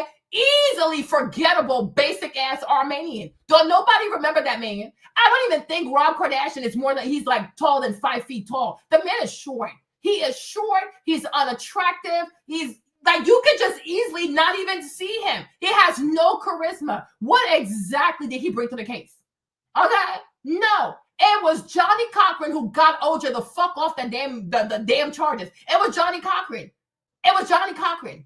Right? Just like even with Diddy. Diddy went and got himself Luigi, a fat ass Italian lawyer, and once again, a goofy ass Armenian Tenny to do his own legal defense. And you see, now he's rotting in that damn prison, right? Because the first time he got off, it was a black man. It was Johnny Cochran, right? Who the fuck? Have you seen Diddy's lawyer? I'm like, he looks like damn Luigi, okay? Why would you pick a fat Italian, okay, to be your damn attorney? Right? This is Diddy's lawyer. This is Diddy's lawyer. Because he thought, oh, he a foreigner. He got white skin. He foreigner. He used to work in the DA's office. Get the fuck out of here. Right? This man went in there and he told the jury that you're a violent man, that you do domestic violence. And when you heard that shit, you didn't say, oh, hell no. Don't say that about my ass. Right? Your goofy ass. With your goofy ass. With your goofy ass. Diddy, you're so fucking goofy. You are so fucking goofy. You cannot trust a fat pastor and you cannot trust a fat attorney. Why is your attorney fat, Diddy? Right? Make it make sense. Make it, oh, y'all gotta go. Right? Make it make sense. Why is your, hold on. Okay. Why is your attorney fat? Mark Anifilio with his fat ass. Okay. Why is he fat? Right? Freaking super Luigi looking ass. Okay. Look at him. Look like damn Luigi. Okay. He is fat. That's a fat man. I don't even know if Luigi actually did it. Okay. I don't know if Luigi actually did it. You cannot go with an unhealthy looking ass lawyer. Always out here eating calzones and pizza and God knows what the fuck he's eating. This man don't eat no damn vegetables. Okay? Like, make it make sense though. So like, no, you're fucking mediocre. You are fucking mediocre. And because you show up as white, you expect this black dude, oh yeah, oh, you're white. Oh, here's my estate. Oh, here's my music. Oh, here's my money. Oh, here are all my bank accounts. And Kanye said, the fuck no. These nuts, bitch. These fucking nuts. Right? And he stood up to Chris. Good for him. And he stood up to Kim and her goofy ass sisterhood. Because you goofy ass bad built bitches are not going to tell me what the fuck to do. They're all fake, y'all. They're all fake. Their bodies are fake. Their faces are fake. Their actors are fake. I'm like, they're fucking useless. They are fucking useless. You think Kim can cook? You think Kim knows how? First of all, first and foremost, right? Let me put her face up real quick. Let me put up her face. Oh my God, I can't stand this girl. Right? Let me put her face up real quick, right? This girl, first and foremost, right? First and foremost, this is not even her real face, right? How many surgeries did she have to do to look like this? Let's talk about that too. Her body is not even her real body. And mind you, Kanye has smashed from real ones, okay? Alexis, that's her real body, okay? Amber, that is her real fucking body, okay? Nothing is real about this heifer, right? Like I said, you might get close to her and realize her breath actually stinks. She's also not intelligent. Her brain doesn't work. That's why she had to do sex tape to be put on, because she's not industrious. Also, do you think she's good and bad? The answer is no, she's mediocre. I'm pretty sure Kanye's had better sex. I'm pretty sure Kanye's had better blowjobs. Kanye has had way better orgasm than messing with this. I'm sure this girl you put on the bed, she's as rigid as God can, as a law can be. Okay, as rigid as a law can be. I am pretty sure her blowjobs are nothing but teeth, bite marks, and you name it. It's extremely painful. That's why nobody sticks with this hoe. Nobody sticks with her, right? Now, when it comes to her cooking, non-existent. I'm sure you look at how she lives, she's probably filthy as hell. Filthy as hell. Filthy as hell. This girl brings nothing to the table. The thing with Kanye was $50 million worth of debt. And in the dream of having a major fashion line, these girls have the audience. They have the audience, they have the numbers, and they have enough goofy, silly ass followers that will buy overpriced bullshit. So I feel like I can see the sense, because when it comes to Gemini people too, they're always planning something. Okay, they're always strategizing and planning something. So I can see, okay, this was gonna work for him because her and Amber had the same birthday. Their birthday twin. October 21st is her birthday. October 21st is Amber's birthday. But you see also Amber, codependent, extremely codependent, not industrious, not creative, not a go-getter. It's all the body's there, right? The body is there, but that's it. What else do you have? What else do you have? So I'm like, I can see also how Gemini, he gets bored with these people very, very quickly. But for the sake of business, it was good for the money because it got him out of debt. It got him out of debt. That's it. That's that. It got him out of debt. But is it enough for you to say, oh, I'm going to castrate myself and let myself be handled the way they handled Corey, the way they handle Scott, the other guy, the basketball player that she married, right? The way they handle all these men, the way they handle Lamar, right? No, it is no, you will not castrate me. Another thing also, when it comes to Corey, when it comes to Lamar, when it comes to the other basketball player, whoever else these girls have been with, right? Kanye is the most successful. He is the most accomplished. He is the most successful. He is the most respected. He is the most decorated. So there was no fucking way that he was going to allow these goofy bitches to treat him like he's less than or he's some kind of slave. This is not Django Unloaded, okay? No, and no, and no. And what I do appreciate about Kanye is that he put these white women in their fucking place.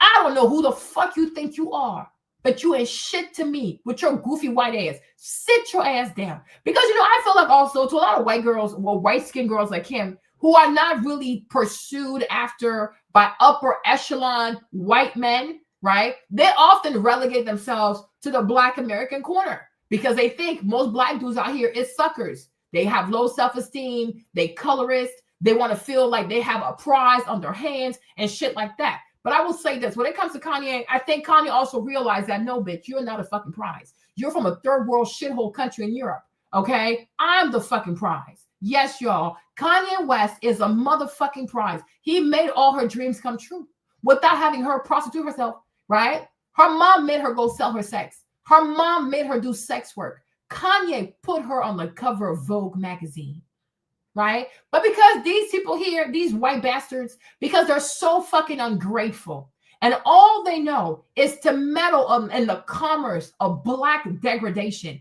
right? Insulting Black people, degrading Black people, misaligning Black people. That's their commerce all day, every day, right? Because this is how they gain sympathy from goofy ass whites that don't really want to fuck with their asses, right? But your mother made you sell sex. Your mother made you a porn star. Kanye made you a fashion icon. And for what he did for you, because she's a Libra, so she's going to be ungrateful, right? She's going to be fucking ungrateful, right? Instead of saying, oh, Kanye, thank you. No, you want to come insult this man, degrade this man, make it seem like he's crazy, he's violent, he's controlling. Where the fuck is her life now? She went and slept with that boy from SNL, right? The boy played with her little dirty ass, loose ass pussy, and then left her ass, right? Who else does she mess with? Nobody wants to fuck with her. No man is interested in Kim Kardashian. Nobody is. Because why? She's a fucking trash can. She is a fucking trash can. Do you see them rich ass fucking billionaires from the Dubai, the Emirates, the Saudi, the Qatar, whatever? Do you see them fuck with her? Of course not. Why? What the fuck is this? Who the fuck is going to bring this to their Muslim mother in the Middle East? Who the fuck gonna do that shit? Right? What upper echelon rich ass white boy, right, is gonna bring this to his rich ass white mother of stature, class, and hierarchy and upper society? Who the fuck is gonna do that? Who the fuck is this girl? Like, what the fuck is her fucking resume? What the fuck is her resume? Who the fuck are these people? What? I'm like, y'all, seriously, from European, like them uppity white European families, right, to like the richest of families in the Middle East, right? Who the fuck wants Kim Kardashian in their family? Who the fuck wants Kris Jenner, a woman who sold all her daughters into sex work to be in their bloodline? These people are trash. These people are trash. They're cursed. Even now, you should see how she has North carrying on. North is 12 years old. You should see how this goofy ass Libra has this 12-year-old out here dressing. She cannot wait to sell that child as well because that's all they know how to do. It's a family of sex workers. It is a family of sex workers. And I don't care how white women want to repackage that, because most white women are into sex work because it's their culture, right? Right? This is a family of sex workers. And they can call themselves lawyers. Yeah, the fuck right. Did she even finish her law degree? No, because she was never going to do it. That's why she didn't want to enroll in school like everybody else, because she's not smart. She can't compete. So she needs something private where she can actually cheat, because she's a bum. She's a bum. She has no sense of self. It took Kanye. And remember also, and I even feel like the reason why she wanted to get into law, because at some point, Kanye became very obsessed with Michelle Obama. Kanye became very obsessed with Michelle Obama, her fashion, her this, and that. Like, yeah. So because Michelle Obama went to law school, now you want to go to law school, but you don't have the brains for that. You're not smart, Kim. That's why you're a sex worker. Intelligent women will never take their clothes off for money. They're going to find a way to start some respectable, honorable business, right? Sell a Bentley. A Bentley is worth, and mind you, y'all, mind you, do you know when it came to her sex tape, right? This is how dumb these white women are. This is how dumb these white women are. Please do not fall for the matrix.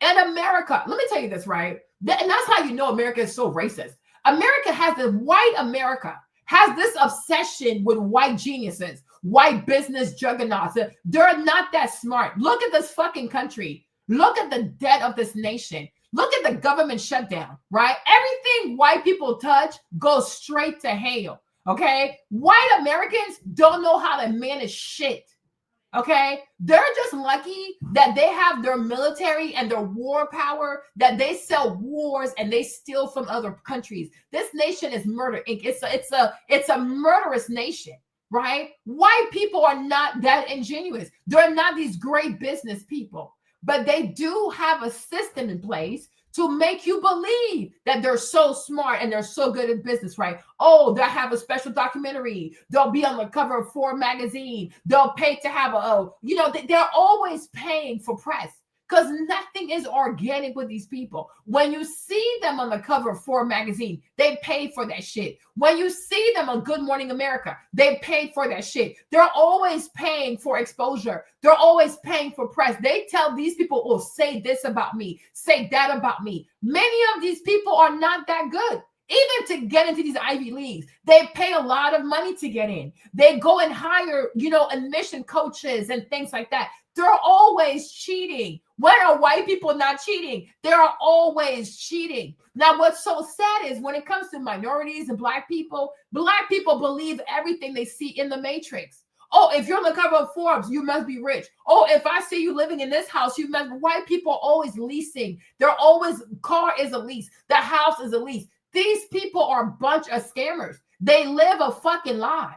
They live a fucking lie. And that's why they're always on American greed. They are always on American greed. Their job is not just to convince you, but convince themselves that they're so special. They're so smart. They're so good at business. They are not. They are truly not. The vast majority of white Americans always use drug money to start their businesses. They always use alcohol money to start their businesses. They always are tied somewhere, somehow, to prostitution, child pornography. There's always crime attached to a white American person's wealth. It is never pure money. It's never clean money. It is never clean money. The Kennedys would not be the Kennedys had they not been involved in crime. Okay, the Clintons would not be the Clintons had they not been involved in all kinds of crimes in the Haiti and you name it, wherever else in the world they've been involved in the bullshit. Okay, Jared Kushner always going to the Middle East to take all kinds of money from these Arab people. Charlie Kirk selling his whole life, his own platform to the Jews to come here and bamboozle these white people to believe that, oh, I care about America. The whole time he's here to make them agreeable to whatever Israel wants to do. They don't know how to work with integrity.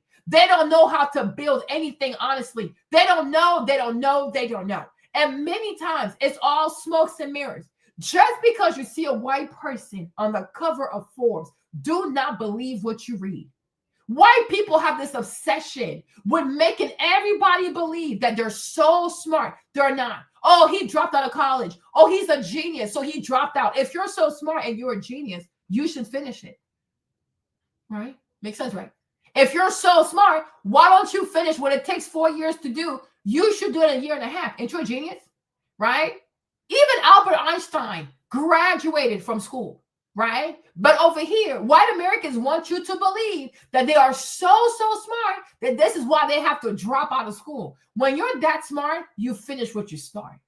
And that's why it leads to a slew of scammers, right? So many of them, because they know that's how it goes. If you say you dropped out of school, especially if you drop out of an Ivy League, people will just assume that you're a genius. You open up some kind of business and you start scamming away. You start scamming away, right? Because this is how white people get rich in America, by making people believe that they have something of value. And the best way to do it, if you can, is to go to an Ivy League and then drop out and then start taking pictures of you working on some shit in your parents' garage or their basement. And all these white people will christen you a genius. Oh, he's a genius. Oh, he's a genius. He's a genius. And they did the same thing with Sam Bankman-Fried. Right? Oh, he's a genius. He plays video games all day. He's a genius. He plays video games during the meetings, the board meetings. Oh, he's a genius. They're the same thing with Elon, right? Oh, he came from South Africa. Oh, he has ideas, whatever. Oh, he's a genius. He's a genius. The amount of ketamine, that Elon Musk takes is concerning, right? This man has 13 kids out of wedlock. Elon Musk has over 13 children out of wedlock. These are just the kids that we know. When it comes to Tesla, he's always behind. His mind is all over the place. This man can come out here and say, yeah, I take ketamine and I take it for days back to back to back to back. But when Diddy says that he takes ketamine, oh my gosh, people are unsafe. Women are unsafe. The world is unsafe. Diddy only has 6 children. Diddy has 6 kids. Okay. Elon has 13. Right? But noting how, hey, Lena, notice how a white degenerate, right, doesn't scare white people, right? 13 children by God knows how many women. Elon has so many kids. Recently, it came out that his father, is sexually assaulting his stepdaughter. Like, the bloodline is batshit crazy, okay? They're not scared. Oh, that's fine. Oh, that's fine. But let it be known that one black dude takes ketamine, people lose their shit. Oh my gosh, Diddy's taking ketamine. Diddy and the freak offs. Then how the fuck did Elon have 13 kids? Like I said, these are just the kids that we know of. But the man sat there with Don Lemon and he said, yeah, he takes ketamine. And he takes ketamine all the time. Right? But when it's made known that Diddy takes ketamine, oh my gosh, right? Because it doesn't matter how many drugs the white man takes, right? He can always perform. He's always going to be cerebral. It is a fucking myth. It is a myth. This myth that white people are smart, white people are intelligent, white people have these great businesses, white people are great, it's a fucking myth. White people are like everybody else. Sometimes I can even say probably even more mediocre than most people, but they fucking lie. They have a whole machine. They have a media machine. They have the magazine machine. They have so many different vehicles to mind fuck you into believing that these people have a superior intelligence, that, wow, they were really meant for this. They were really built. They are built for shit. And that's why they always have to use violence. They have to use drug addiction, alcohol, sex, whatever, to corrupt a people. To corrupt the people, kill the people, murder a people, enslave a people, and then they take their shit, and then they take on their identity. How many people that were actually illustrious, how many people were actually industrious, how many people were actually geniuses, white people killed those people and then started living those people's identities. They're sick as hell, okay? They're truly sick. All they do is live a non-ending movie of identity theft. All they do is steal other people's identities. All they do is take other people's dreams. All they do is take other people's businesses. These people don't create shit but destruction and confusion, right? That's how it goes. But I'm like, when you think about the Kardashian family, it's a mediocre family. And the only reason why such a mediocre family full of sex workers can rise to such level of success in America, because this country is fucking racist. This country is fucking racist, right? They would rather prop up a family like that than to prop up an honorable family of color that has never came close to any of this filth. right? And then they have minority young girls say to themselves, well, maybe I should do that too. Maybe I should do that too. Because a lot of people here, like I said, do not know shit about these European people. Because why the fuck would you ever aspire to put an Armenian above you? Where? Do you even know where Armenia is? Do you even know where Armenia is? What is Armenia even known for? What are Armenians even known for? What are Armenian women even known for? So why are you impressed by these people when you know nothing about these people? Because this country is racist. And this country wants you to always bend the knee. Every time a white person shows up in your life, shows up on your feed, shows up on your television, shows up God knows where, you need to learn to look at white people and keep it pushing. You need to learn to look at white people in their 304 culture and keep it pushing. Stop having white people have you pressed. They ain't shit. They ain't bringing shit to the table but corruption. Everything they always bring to the table is always corruption. Tell me the last time you met a white person that was actually honest. When was the last time you met a white person that truly had integrity and walked with integrity and lived with integrity and promoted things that were actually honorable? I'll wait. And because then I know, and if you have met that white person, they're probably not rich. And they're also probably not liked by other white people, right? That's it, that's that, right? But the one business she has today that remains solid is the business scams, that was built by Kanye West. What Kanye picked every single person, right? Where Kanye picked every single black person that would work for her company. Where Kanye is the one who sourced her fabric. Hold on. Right? Where Kanye is the one who sourced her fabric. Kanye built that business from scratch. You think about it all compared to most people, right? Kanye gave her way more respect, way more worth, way more value than her mother ever did. Her mother turned her into a whore. Right? Her mother turned her into a whore. When it goes down in history, what exactly is Kim Kardashian going to be known for? Humanity? Being a humanitarian? Being altruistic? Being a philanthropist? The answer is no. She will be known for sex work. Why? Because her mother, her greedy ass pimp, ushered her into selling her body. Right? And consequently normalize sex work to a multitude of young people. These women have blood on their hands. They have blood on their hands. Because of that, because when you look at the Kardashians, right? When you look at the Kardashians and you see how they live, it's very easy for a young, weak-ass mind to think that, oh, there are no consequences. Oh, look, after all of that, they're living good. After all of that, they're rich. After all of that, look how they live, right? Because that's a young mind. A young mind, an untrained mind, an unsophisticated mind, and also the mind of a non-believer, right, is easily seduced by displays of materialism. Bags will have you think, oh, if you can afford all these bags, you must be okay. Oh, if you can live in this big house, you must be okay. Oh, if you can travel whenever you want to, you must be happy. Yeah, because you are a pedestrian. You have an unsophisticated mind, right? You get older and you realize that sometimes the reason why people have so much material bullshit, right? Because that's all they can do. That's all they can afford. Because they're not capable of forging for themselves true, meaningful relationships that are not transactional. Is there anything in Kim Kardashian's life that's not transactional? Even with her children, you can see that she pays for their love because you can, I mean, especially with North, you can tell that North would rather be with her dad. She don't like that family, right? Everything in your life is transactional. Who actually loves you? Who actually protects you, right? You get older and you realize these bags, these shoes, these surgeries, these are nothing but lonely ass people. They're lonely ass people begging, seeking, just searching for relevancy, searching to matter, searching to be seen, to feel love, and they don't have it. Kim doesn't even know what real love is because her mother didn't love her.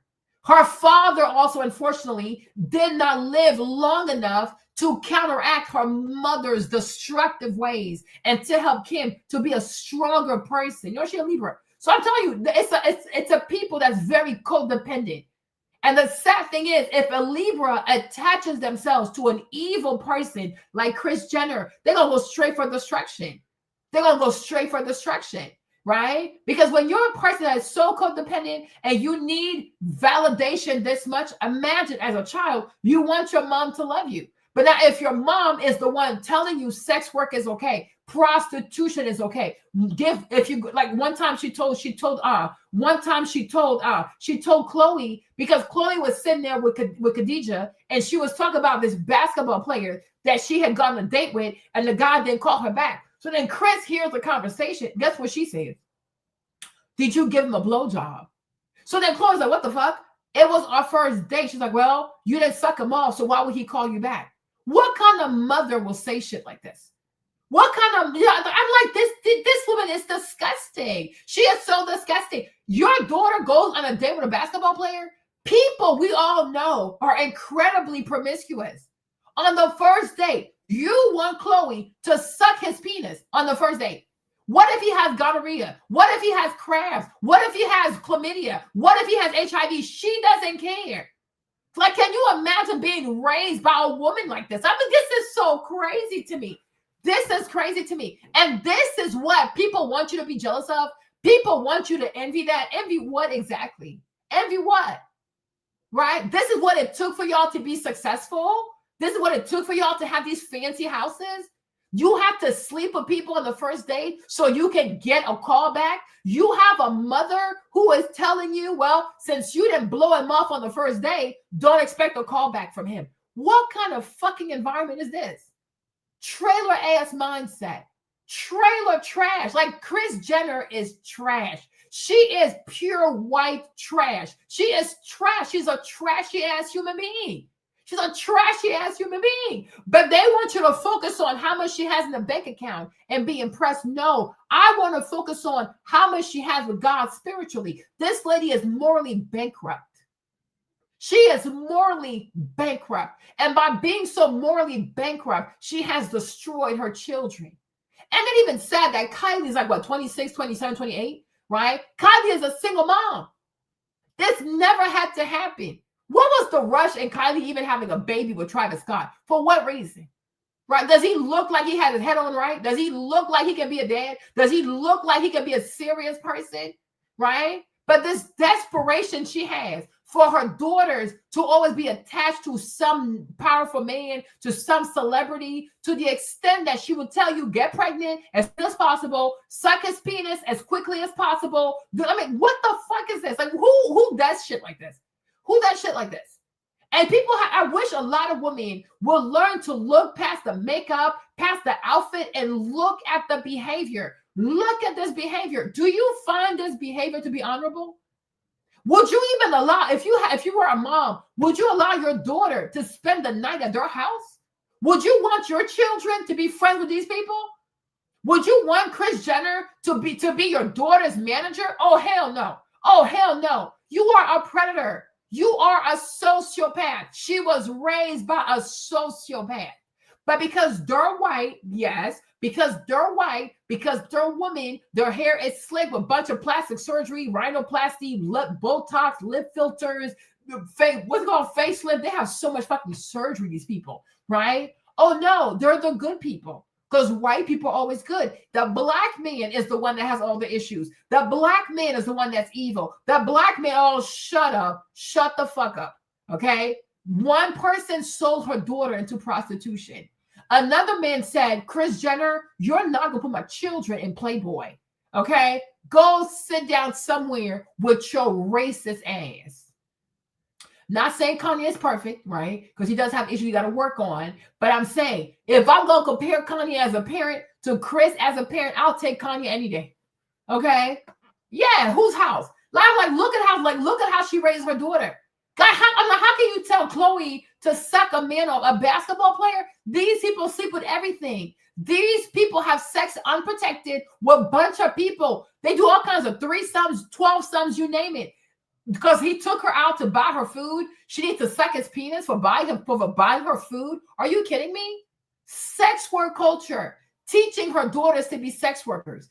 teaching her daughters to beg for men. And this is what it takes for you to be worth 1.7 billion. Girl, go ahead now.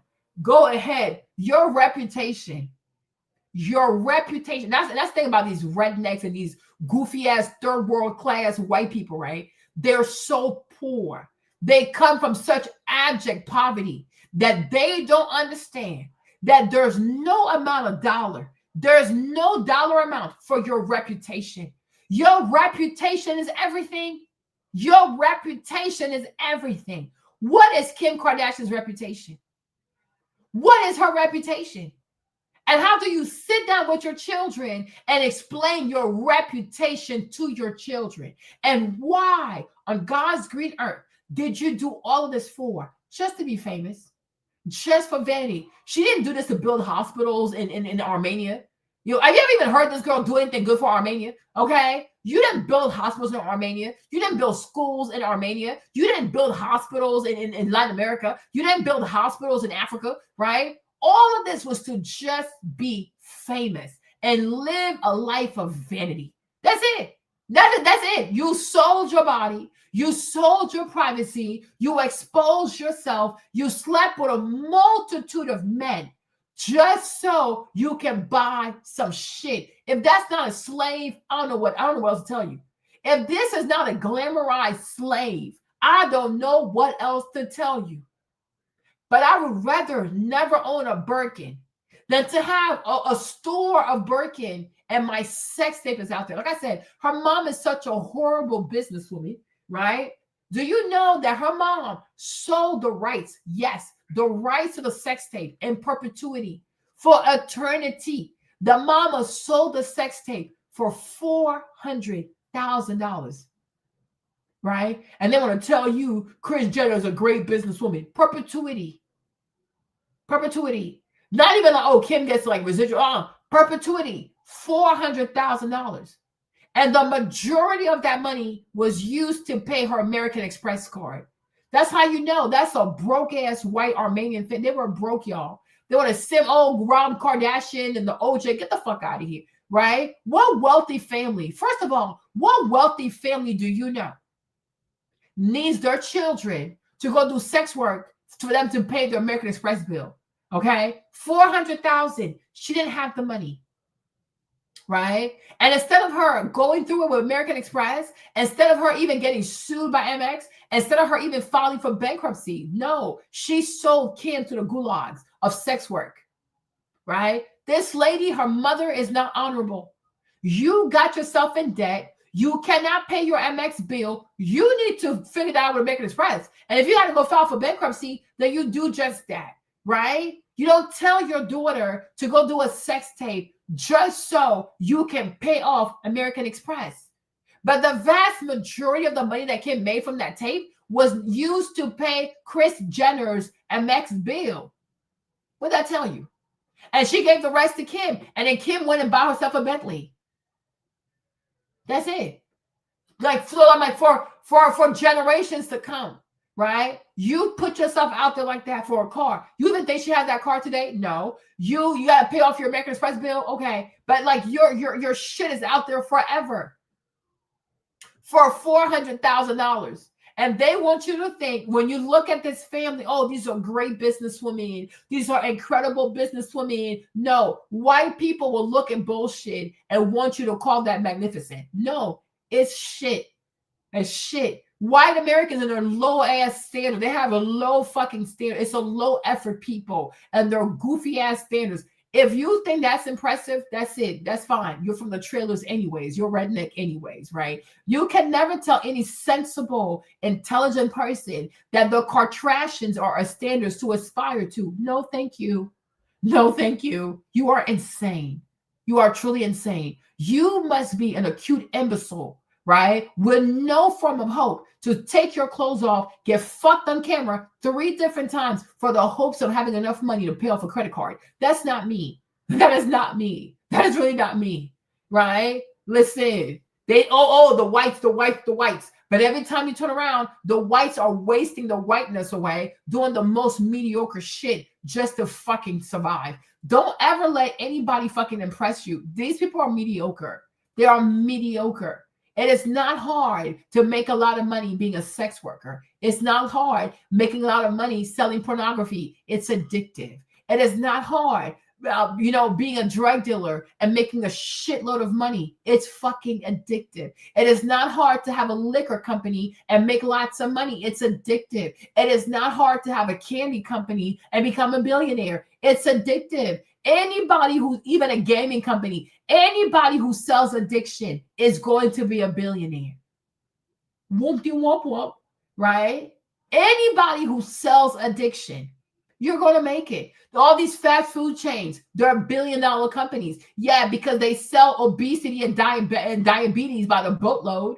Yes, it's very easy. But have a business where you sell salads. Have a business where you're selling green juices. Like, have a business where you sell things that are not addictive and they're actually healthy for consumers. It's going to be harder, right? But it takes integrity to not sell people addiction. Anybody can sell addiction.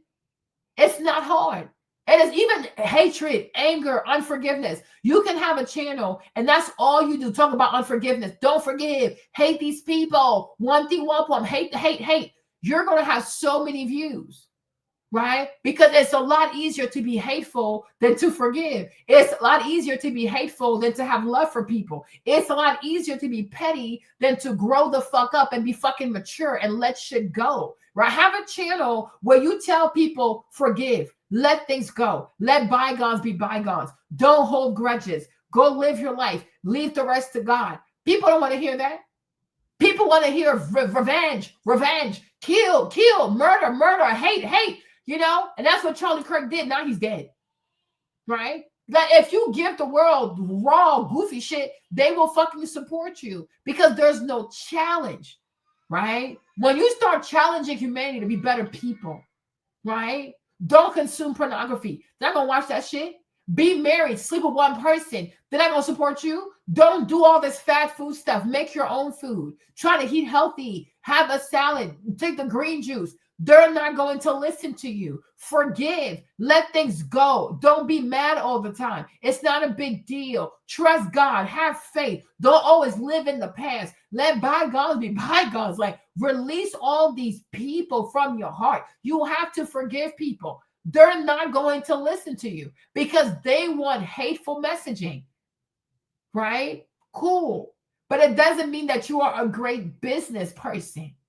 You're not a great business person. You are a dopamine seller. You sell dopamine to people. So you make a shitload of money. Okay? Yeah, everything Charlie said came to pass. Public execution, make it fast, whoop-de-whoop. Everything he said, it came to pass. Making fun of George Floyd in his neck. He got shot in the neck. Like, you know what I'm saying? Like, it came to pass. Listen, right? But I've come to realize, like, no, when you grow up, especially me, because I like entrepreneurship and stuff like that, but I'm like, you can't celebrate everybody because not everybody has an honorable business. Not everybody has an honorable rise. To me, Kim Kardashian and her family, they do not have an honorable business and they don't have an honorable rise. Because what message do we send to young women when we say, oh, in order for you to make it, you first have to be a sex worker. Then you got to do TV where you expose your whole family. Then you got to sleep with multiple men so that one day you could have everything you want because now you have enough money. That's some lazy shit. It is some lazy shit. There has to be a better way. There has to be a better way. There has to be a way you can keep your clothes on. And yes, it probably will take you longer, right? I'm sure, right? But there has to be a better way. Like Tory Burch, she doesn't go out here and get naked, okay? Right? The lady, Sarah Blakely, the lady who did Spanx, she wasn't out here naked, okay? The lady who had the dry bar, right? She wasn't out here naked, right? It can take a long time. You don't have to take your clothes off to be famous so that one day you have enough capital to start your businesses. Keep your fucking clothes on and be fucking patient. Keep your clothes on. Okay? Yeah. So it's fucking insane. Oh, think it's sunshine, right? It's fucking insane. And that's the message I don't like.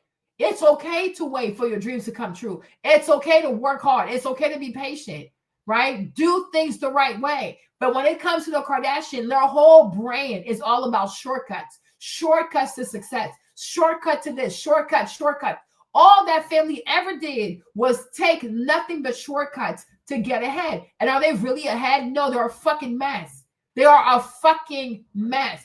And I'm like, the people that they want to have them take them seriously, they do not take them seriously, right? For as much as she was around Trump to do all the whole prison reform shit, right? Have you ever seen Trump or Ivanka or his children try to have her and her sisters around? No. People rebuke these people like the fucking plague because they're toxic. It's not admirable. They are not an admirable people.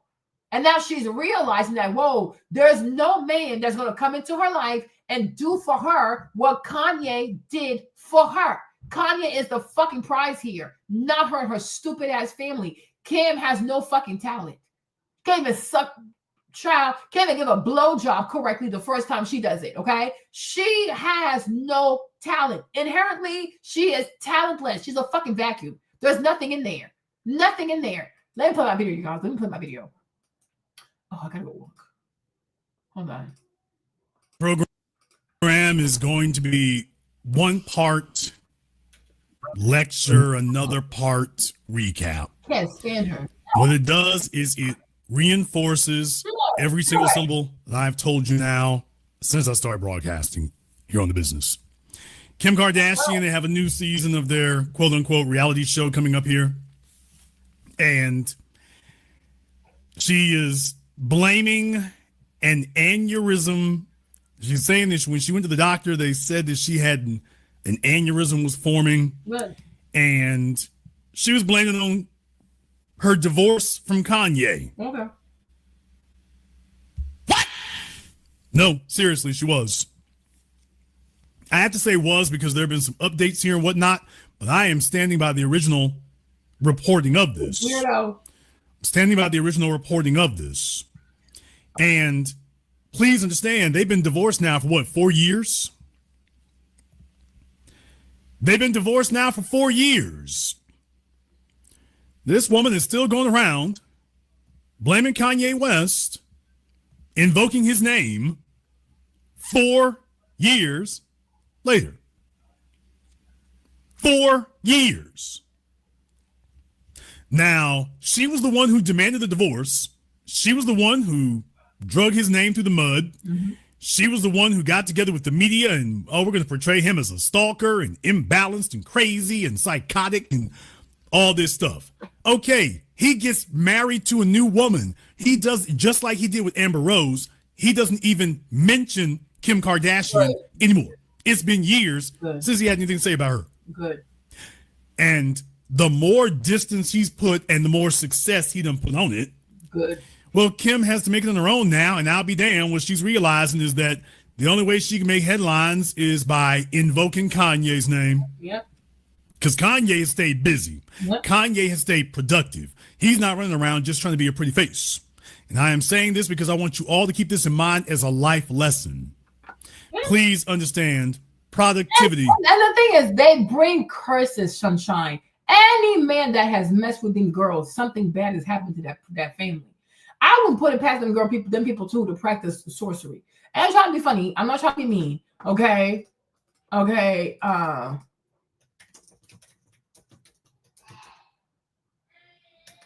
not trying to be funny, right? But listen, okay? Listen.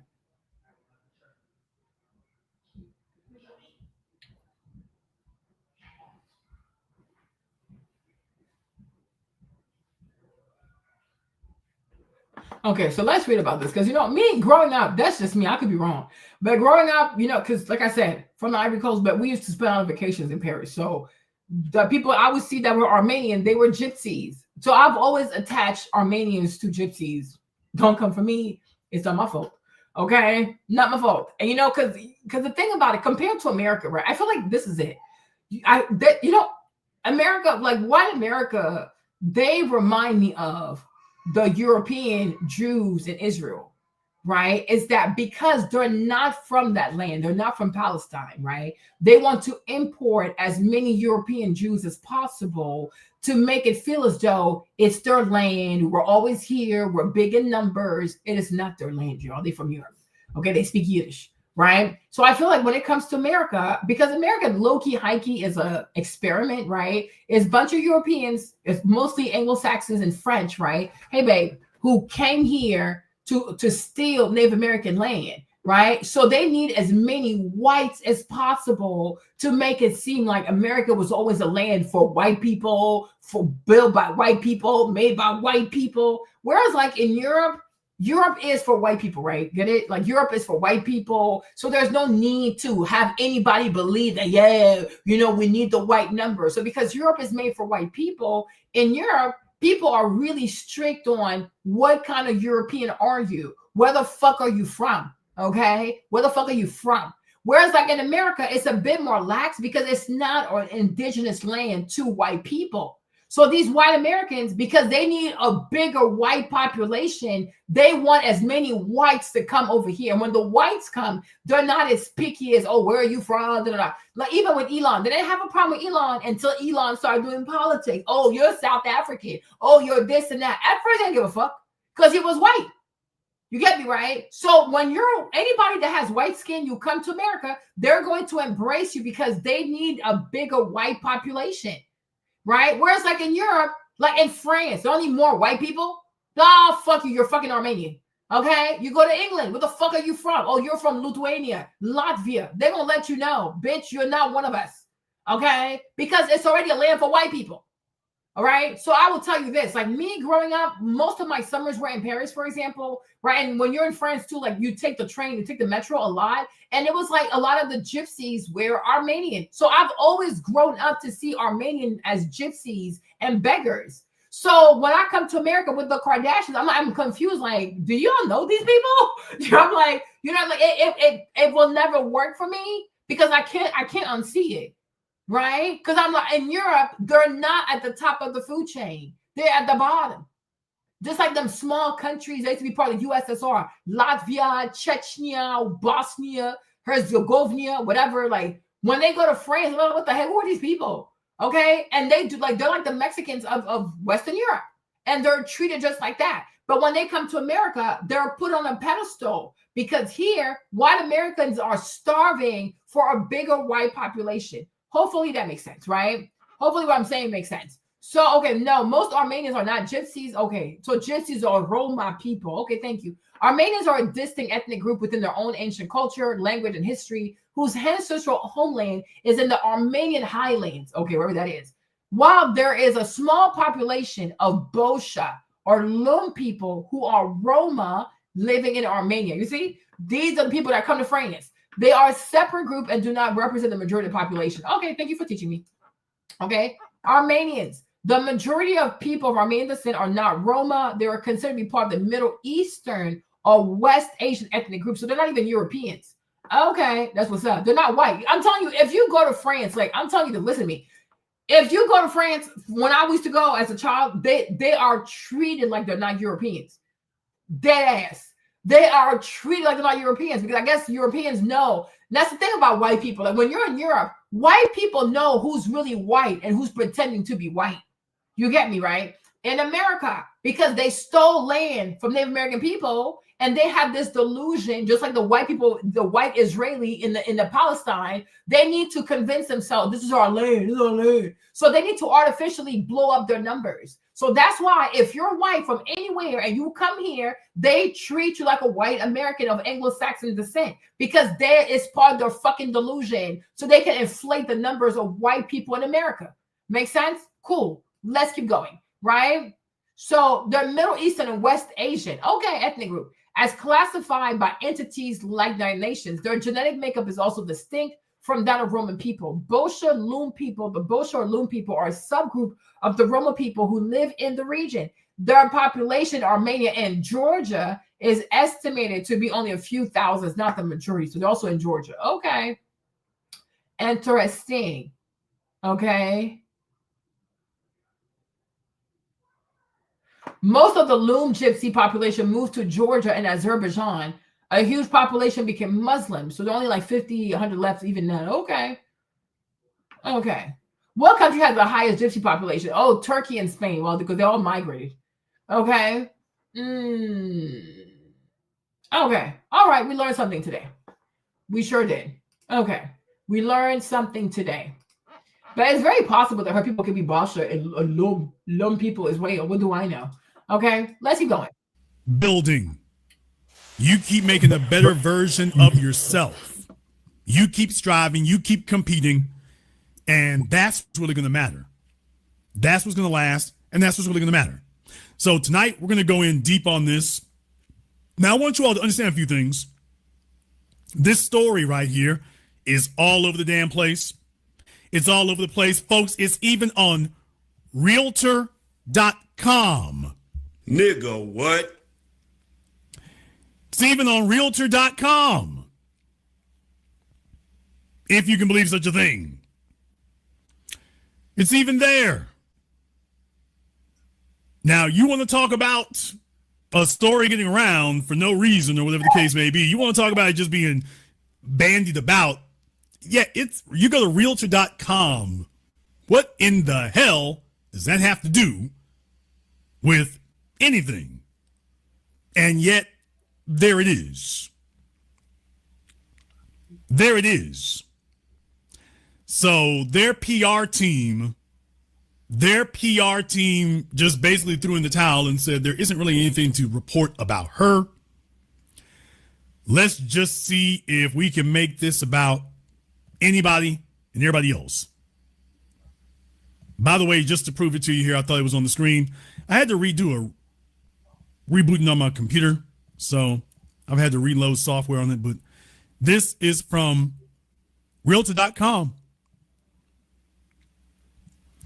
This right here on your screen. Let me go ahead and drag it down a little bit so you all can see that. This is from Realtor.com. That girl is crazy. Here on your screens, there it is. She stuff her stuff. From Realtor.com. Right. This is how far they've gone to use Kanye's name and eat off of him. Yep. And as you can see, said that she suffered Stockholm Syndrome. Oh, please. Hold on, we're going to come back to that there in just a moment because it doesn't just stop here. I mean, she went all out, people.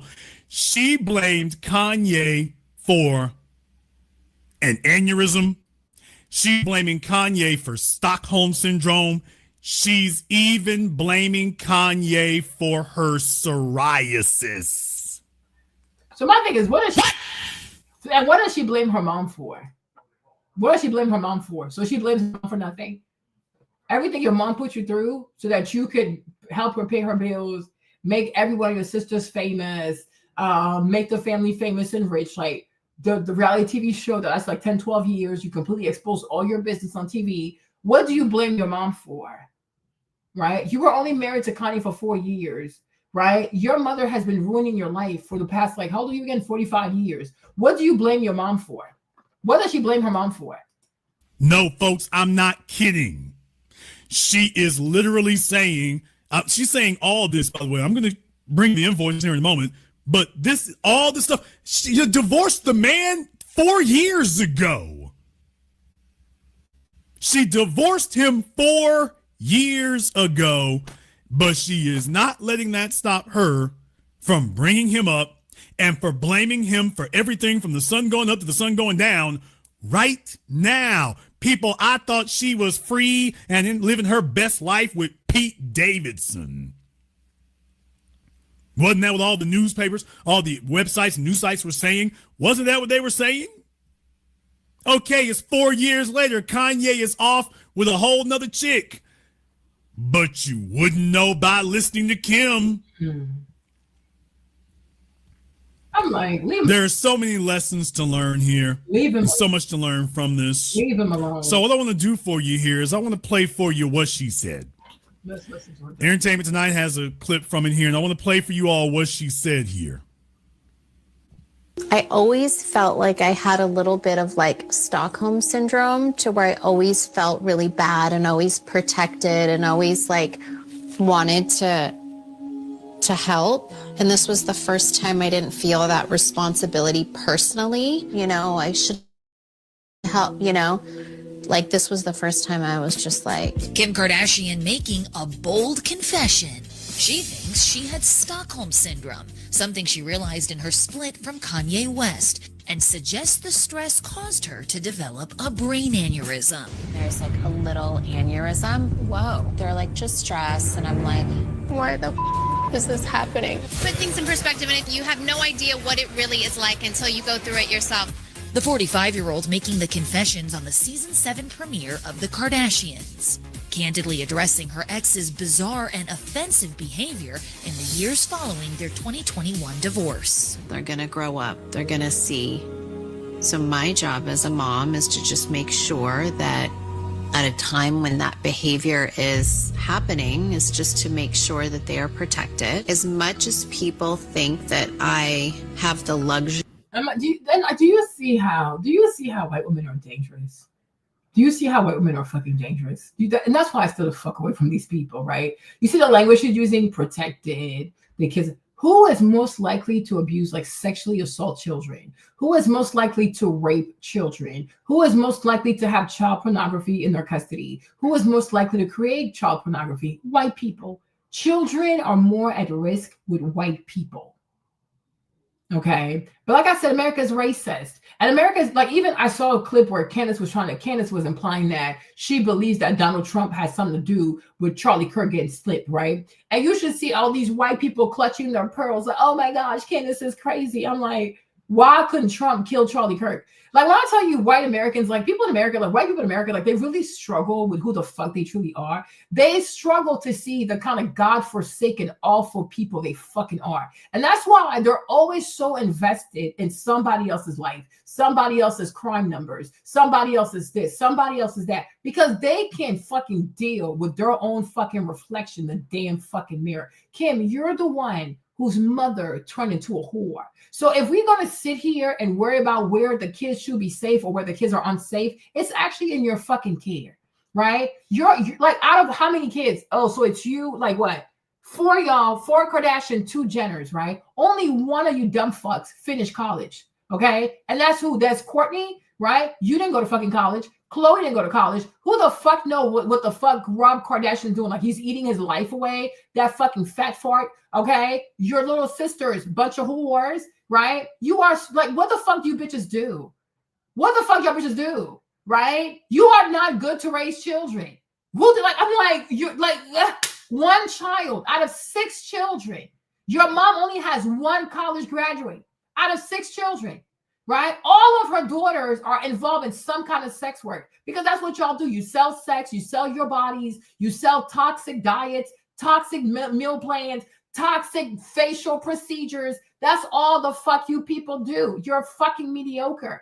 Do you think it's safe for black girls, because they're biracial, for girls that have a different body type than y'all, hair texture than y'all, to grow up in a family where women are obsessed with being a size 0, where women are obsessed with starving themselves just to fit into a dress for one night? No, these biracial kids are not safe in your fucking custody. You are a fucking weirdo.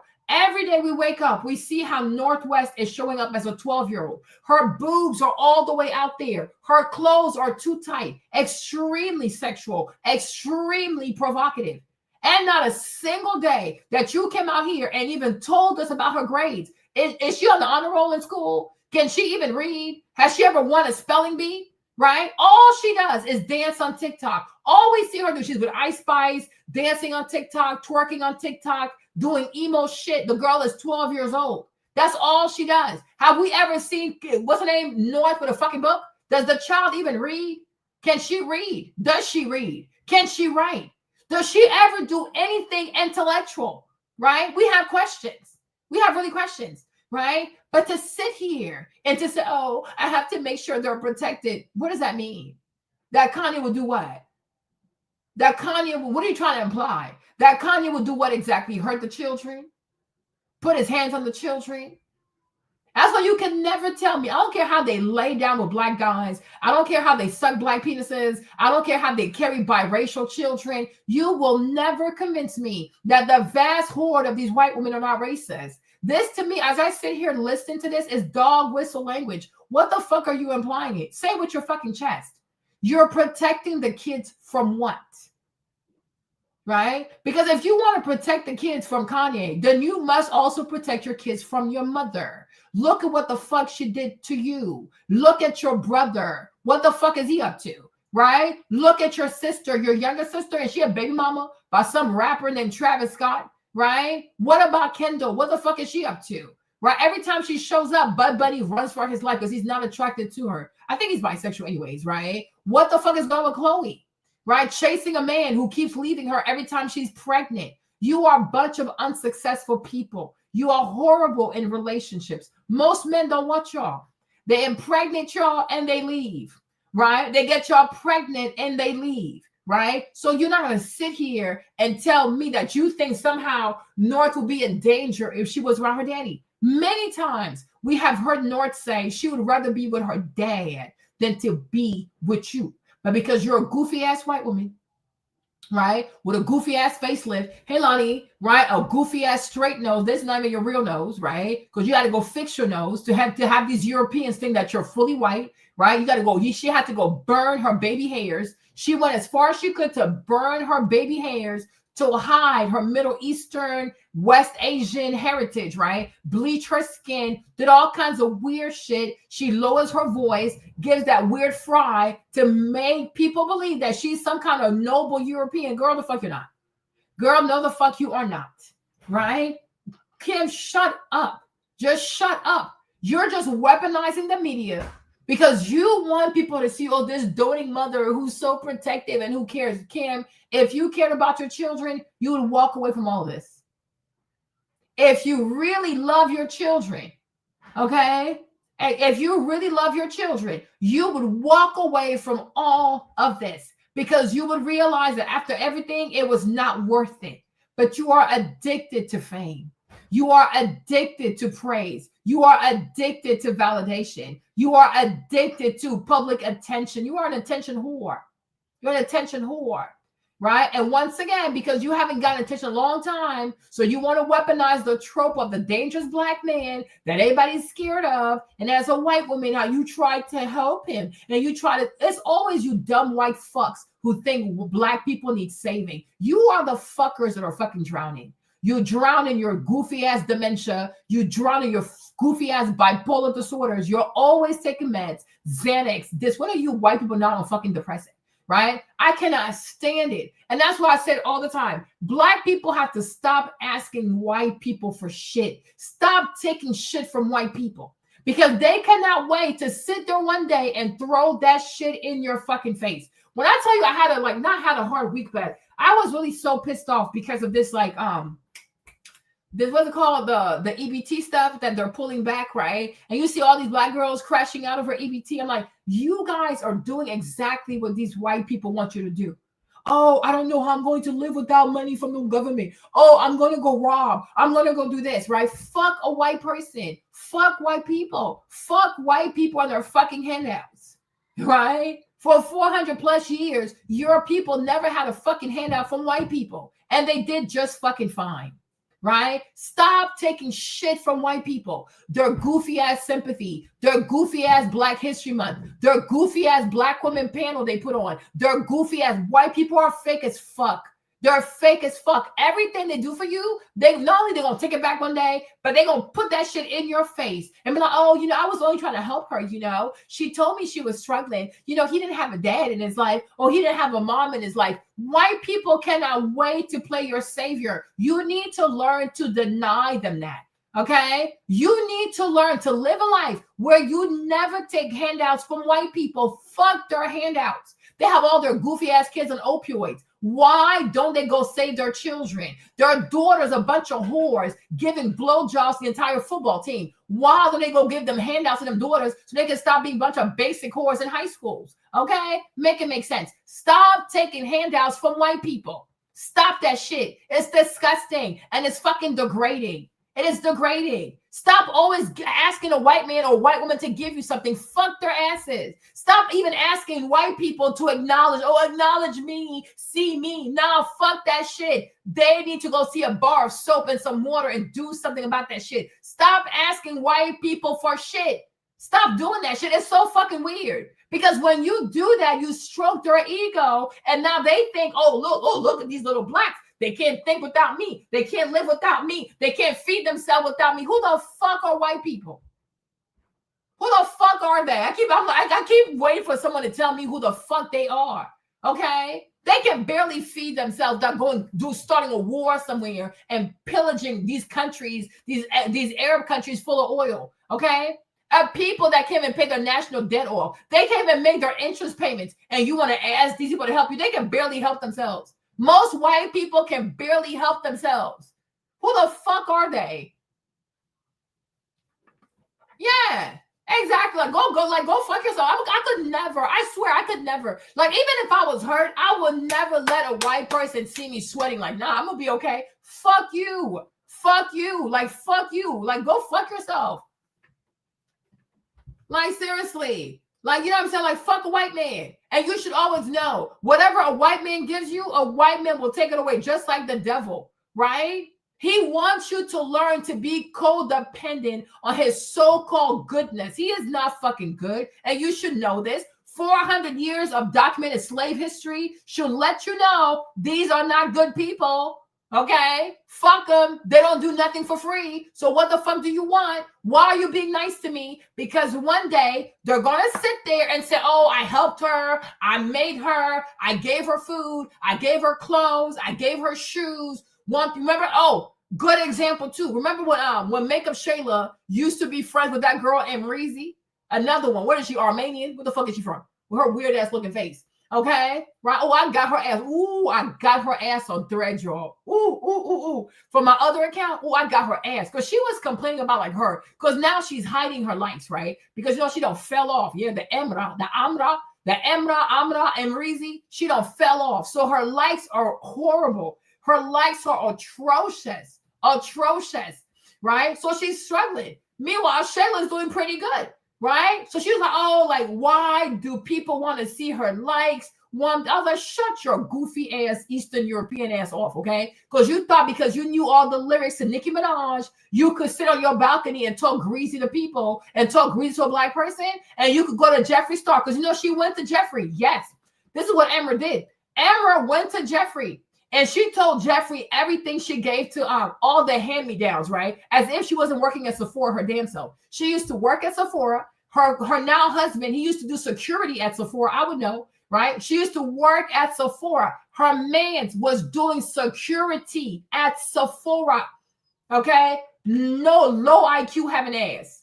But they get on social media, they put a little bit of makeup on, a few fashionable dresses, they get a few likes, and it gets to their fucking heads. Right? Like, girl, you're not smart, bitch. You are not smart. You live in a fucking racist country. So here, as long as you're white, you can do your makeup and slick your hair into a bun. The bitches will call you beautiful. Bitch, you're fucking tragic. Okay? You're not the motherfucking one hoe. You are not the fucking one. Half these white girls, if you shaved their heads, you would run for your life. They will never gag a bitch bare face with no hair on their heads. Okay? Get the fuck out of here. It's giving the Golem, right? So anyways, she went to Jeffree Star.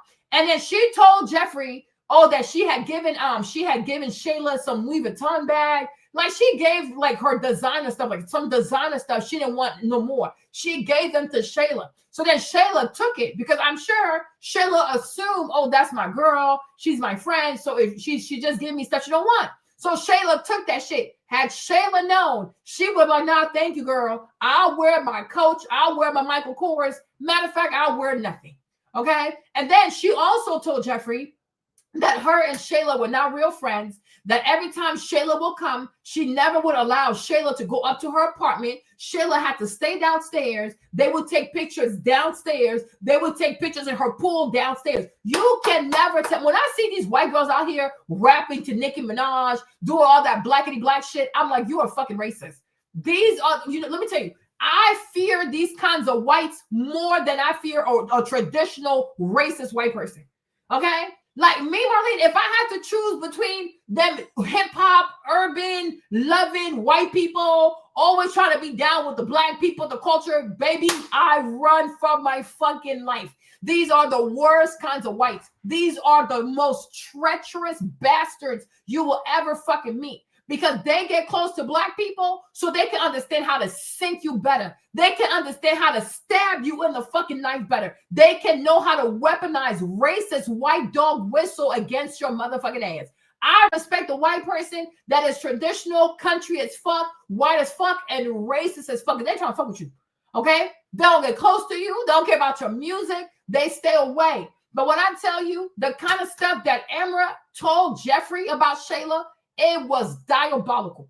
It was diabolical. So when Jeffrey went off on Shayla, he was just dropping shit. Oh, Emra gave you your Louis Vuitton bag. Emra gave you your Gucci bag. Emra gave you this. Emra. And she always said, yo, that boy was going the fuck in. And it was making Shayla look like she the black girl that's begging the weird-faced ass golem bitch from Armenia for some kind of fucking friendship. Like you see, that's what y'all fucking get. That's what the fuck y'all fucking get. Right? That's what y'all fucking get. You think because a bitch is rapping to Nicki Minaj and she knows every rap lyric, whatever, that she down with the culture now, she about to fuck you over. She about to fuck you over. Everything she gives you, she gonna go tell everybody, I gave her this, I gave her that, I gave her this. This is who white people are. It is not a people of honor. It is not a people of secrecy. It is not a people of intentional friendship. Everything they do for you, they gonna make sure that they know, the world knows, oh, they have no daddy. Oh, they had no mama. Oh, they couldn't feed themselves. Oh, they couldn't do that. So we had to help them out. That's why I hate when they go to Africa, they go to Haiti to adopt the black children, because you know, it's not about the child. It is about their ego. It is about them playing savior. We had another movie over here too. We had this movie with Sandra Bullock, right? Where her and her white husband saved this black dude who was good at football. When you see how pathetic they made that black boy be in the movie, like he was too dumb to think for himself. He was too stupid. What was that movie again, y'all? Hold on. You remember that movie? Football player movie? Hold on. Right? There you go. This movie, right? Remember this movie? Huh? The Blonde Side, remember? Right? They made this black boy be so damn stupid. Yeah, it's like he couldn't think for himself. He didn't know how to go to practice. He didn't know how to feed himself. He didn't know how to live. He didn't know how to think. When the movie came out, he was so disgusted. Like, what the fuck is this? What the fuck is this? Like, he's like, this is not how it went down. Like, yeah, they helped me, but I was not helpless. I was not stupid. Like, I wasn't a big black and dumb boy. This is what white people will do. They look at you as a black person and they think you're so dumb, you're so stupid, you're so useless, you're so disoriented, you don't know what to do. I don't know how to think. White people, I need a white person. I need a white person. No, the fuck I don't. You guys can barely raise your children to not get into opioids. Like, shut the fuck up, you fucking weirdo. Okay? Yeah, they love that shit. They love that shit. That's why I said never take shit from white people, man. Never take their fucking shit, their welfare, their reparations, their what. Don't take that shit, because they will always dangle that over your head. Their affirmative action. Get the fuck out of here. How did W. Du Bois get into Harvard? Okay? How did Julian Piercy get into Harvard? Right? Get the fuck out of here. Black people always got into Harvard. White people will go above and beyond, create a new law, a new program, and make it seem like, oh, because we made this happen, that's how blacks are not getting into an Ivy League. Bitch, fuck you. Fuck you. Go fuck yourself. It's a fucking lie. It is a fucking lie. In the 1800s, there were black people at Harvard. How the fuck did they get in there? Right? This is what white people do. They always want to feel like they are responsible for your success, your promotion, your self-manifestation. They're a bunch of fucking weirdos. Do not take shit from these people. Do not take handouts from white people. Leave me the fuck alone. I don't want shit from you. Go help the white boy that's homeless with a needle in his arm under the bridge. He needs your help. Why are white people saving other white people? Okay? Why are white people adopting other white people? Go adopt your white kids, you fucking weirdo. Stay the fuck away from me, you freaking weirdo. Yeah. So it's like, it's not working now. You know, like that. That's what they do. They will always paint you out to be a big dummy. You're stupid. You can't think for yourself. You're an idiot. You're brain dead. And you always need a white savior to tell you how to behave, tell you how to sit, tell you how to eat with a fork, tell you how to cut your meat, tell you how to pay your bills, tell you how to go to school, tell you how to play football. Like, like, go somewhere, you fucking liars. Because they always need to make themselves responsible for what you did for your life. They have to be, oh yeah, I'm the reason why you made it. No, the fuck you're not. You're a fucking bum. Okay? You colonizer, you didn't make shit. You didn't do shit for me, you fucking weirdo. Leave me the fuck alone. Yeah. Like, this is like, they're always trying to take, I hate that. They always want to take credit for the life that you gave yourself or the gift that God gave you, right? But in this movie, when the movie came out, this young man was so offended. He was like, what the fuck? What the fuck? Like, what the fuck is this? What the fuck is this? And that family, they made so much money off of him, right? So their help, it was never free. It was never out of the goodness of the heart. They saw a black boy with incredible athletics, crazy muscle mass. They knew he was going to make it to the NFL, right? And so they were just positioning themselves to make money off of him. These people are fucking, they are fucking colonizers. They cannot wait to just sink their freaking hooks into you, right? And just latch on and suck you dry. That's all they're good for. They're not nice. Like, there's nothing sincere about white Americans. Stop taking their goofy ass generosity. They're not generous. It is not a generous people. It's a transactional people. They are transactional. So I can't tell you not to fuck with them. But my thing is, don't ever deceive yourself into thinking that, oh no, they're just being good to me. No, white people don't do good. White people do transactions. White Americans are a transactional people. That's it. Nothing more, nothing less. Right? They will not be your friend, or they're really here for me. No, the fuck. They're here for themselves. If a white person is attaching themselves to you, they see something in you. Wake the fuck up. Right? Just like when they start studying wars somewhere, there has to be some crazy minerals. Right? There has to be some crazy natural resource. They don't do nothing for nothing. Oh, we just want to help with democracy. Yeah, democracy, my black ass. There's some kind of natural resource. There is something in that land that they want. But being the fact that they're white and they can never be honest, they'll make you, oh no, we're just doing this to be nice. We're just doing this we want girls to have rights. We want democracy. You know the fuck they don't. They can barely respect democracy here. Okay? They can barely respect democracy in America. Why would you respect democracy 20,000 miles away from America? Right? Yeah, they're full of shit. They're just full of shit. They're full of shit. So I'm like, don't take anything from these people. Even with the Kardashians, like trying to act like, oh, we want to help Kanye. We want to make sure he takes his medication, you guys. Only God knows what medications they were giving to Kanye. Only God knows, y'all. When I tell you, for as much as, even now, I mean, now he does get on my nerve a little bit, but for as much as I tell you guys, Kanye, God really has his hand over him. For real, for real. And not just that too, Kanye has a strong mental resolve because only God knows what war, what spiritual, physical, and chemical, okay, as far, and also marketing, like the press, the media and stuff, right, that Kanye had to fight to get the fuck out of this family with his money, his masters, ownership of his name. Because do you put it past Kris Jenner to go open a trademark and to own Kanye's name and his likeliness? I don't put it past these bitches. I don't put it past these bitches because Kris Jenner, she sells her daughters to rich men. That her daughters can put you to sleep and then she'll come behind her daughters and steal your shit. She's a fucking white American. She's a fucking white American. You know, the blood of 1,000 colonizers, of the blood of 1,000 murderers of Native Americans, it runs in her vein, okay? It runs in her vein.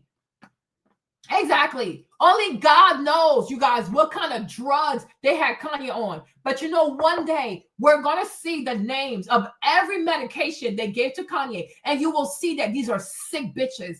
These are some fucking warlocks. Me, when I see white women come after black people, I'm scared. They fucking scare me. White people hate black people. I don't care what nobody says. They fucking hate black people. I don't give a damn. One day it's going to come out. People are going to see the slew of medication. White people are sick. White Americans are fucking sick. It's a sick people. It's some monstrous people. I'm like, people don't even, I forgot who the fuck it was. This one girl tried to come for me. I'm like, look at this stupid ass white American. You can tell that this woman doesn't even know her history. This country, America, is 380 million square feet of land. And you think they got all this land from these people by giving out candies and hugs and being friendly and starting a friendly ESL program? Oh, you Cherokee people, would you like to learn English in exchange for land? You think that's how the fuck it happened? Right? These are disgusting people. White Americans are no different than the Jews they complain about. They're just the same. It's just that in their time, there was no social media. If there was social media and the world could have seen how they slaughtered Native American people, if there was the media to capture the trail of tears, everybody would want white Americans to face crimes against humanity. They will be locked up for generations, okay? They did some despicable things. There are places in this country that are mass grave sites for Indian people and for Black American people, even Chinese people. All they know how to do is slaughter people and then lie on your fucking name. They will kill you. They will kill your children. And then they'll tell the world, oh, we just had to do it, you know. We had to defend ourselves. They have the most power. They have the most weaponry. They have the most people, right? But they're always the ones who need to defend themselves, right? They are the aggressors, but they always need to defend themselves. They have the media machine to lie on people, to destroy people. All they know how to do is spread lies. When was the last time you heard a white person speak the truth? Please tell me. When was the last time you heard a white person speak the truth? The moment a white person opens their mouth, it's nothing but lies. Like in their lungs is the capacity to lie for 1,000 years. These people are cursed. It's a cursed people. It is a fucking cursed people. They're all the same. Republicans, it don't matter. They're all the fucking same. They're a bunch of fucking liars. When was the last time you heard the truth come out of a white American? You're like, yeah, that person right there is telling the truth. Where? Please show me. I would love to meet that person. But I'm telling you this, one day, the medication, the laundry list, the bevy of medication that they had Kanye on is going to come out. It is going to come out. You're going to see drug names that y'all can't even pronounce. You will see names of medicine that you can't even pronounce. And then we're going to take those names. We're going to put these names into DeepSeek. We're going to put these names into Google Gemini. You will see for yourself what this family was doing to Kanye. I call it chemical warfare. What you see these white people do in Palestine to them people, they're doing it here in America. Don't lie to yourself. Everything they do to the Palestinians is what they do here to American people, to Black American people. Emotional castration, chemical castration, spiritual castration, genocide, lying on people, smearing people. In Israel, if you're Palestinian, they call you the seed of Amalek. In America, when you're Black, they call you a nigger. That's all they do is give racial slurs over people, dehumanize people. The ghettos, how are the ghetto different than a concentration camp? How are the ghettos, the project, the housing project, them long-ass buildings look like damn prisons, okay? Prison towers. How is that any different than what the fuck is going on in Gaza, right? They're fucking racist. It's a fucking racist people. White Americans, by far, by large, are a bunch of racist, bigoted people. They're full of hatred. It's a hateful, lying-ass, despicable people. The truth is not in these people. The truth is not these people. I don't know how the fuck Kanye got out, but he sure did get out because I guess Miss Donda don't sleep. I guess Miss Donda does not sleep. And like my mother says, the dead are not dead. The body dies, but the spirit lives on. And God also saw fit to get Kanye the fuck up out of there. Y'all, they were drugging him to death. They were drugging him into oblivion so they could just take all his shit. That's all they come to you for. Conquest. Pillaging. That is the history of white people.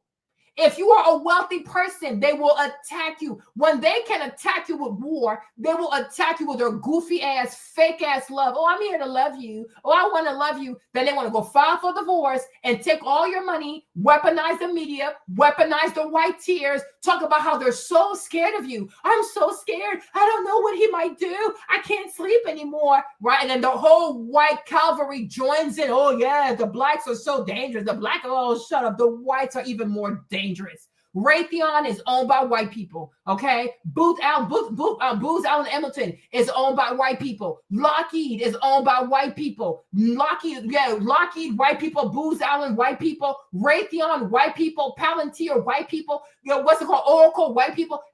Every company that makes weapons of mass destruction is owned by a white American, maybe a Jew sometime, but it's owned by white people. So how can these people tell you they scared, right? They're a bunch of posers. They're fucking fake. They're fake. You're a plain civilian, but they scared of you. Meanwhile, they have drones. They have this. They have that. They have weaponry that you've never heard of. They have tomahawks. They have this. I mean, when you hear the weapons that America sends to Israel to throw on these innocent Palestinians, mothers and children and old people and donkeys, right? How can you not fear white Americans? They're sick as hell.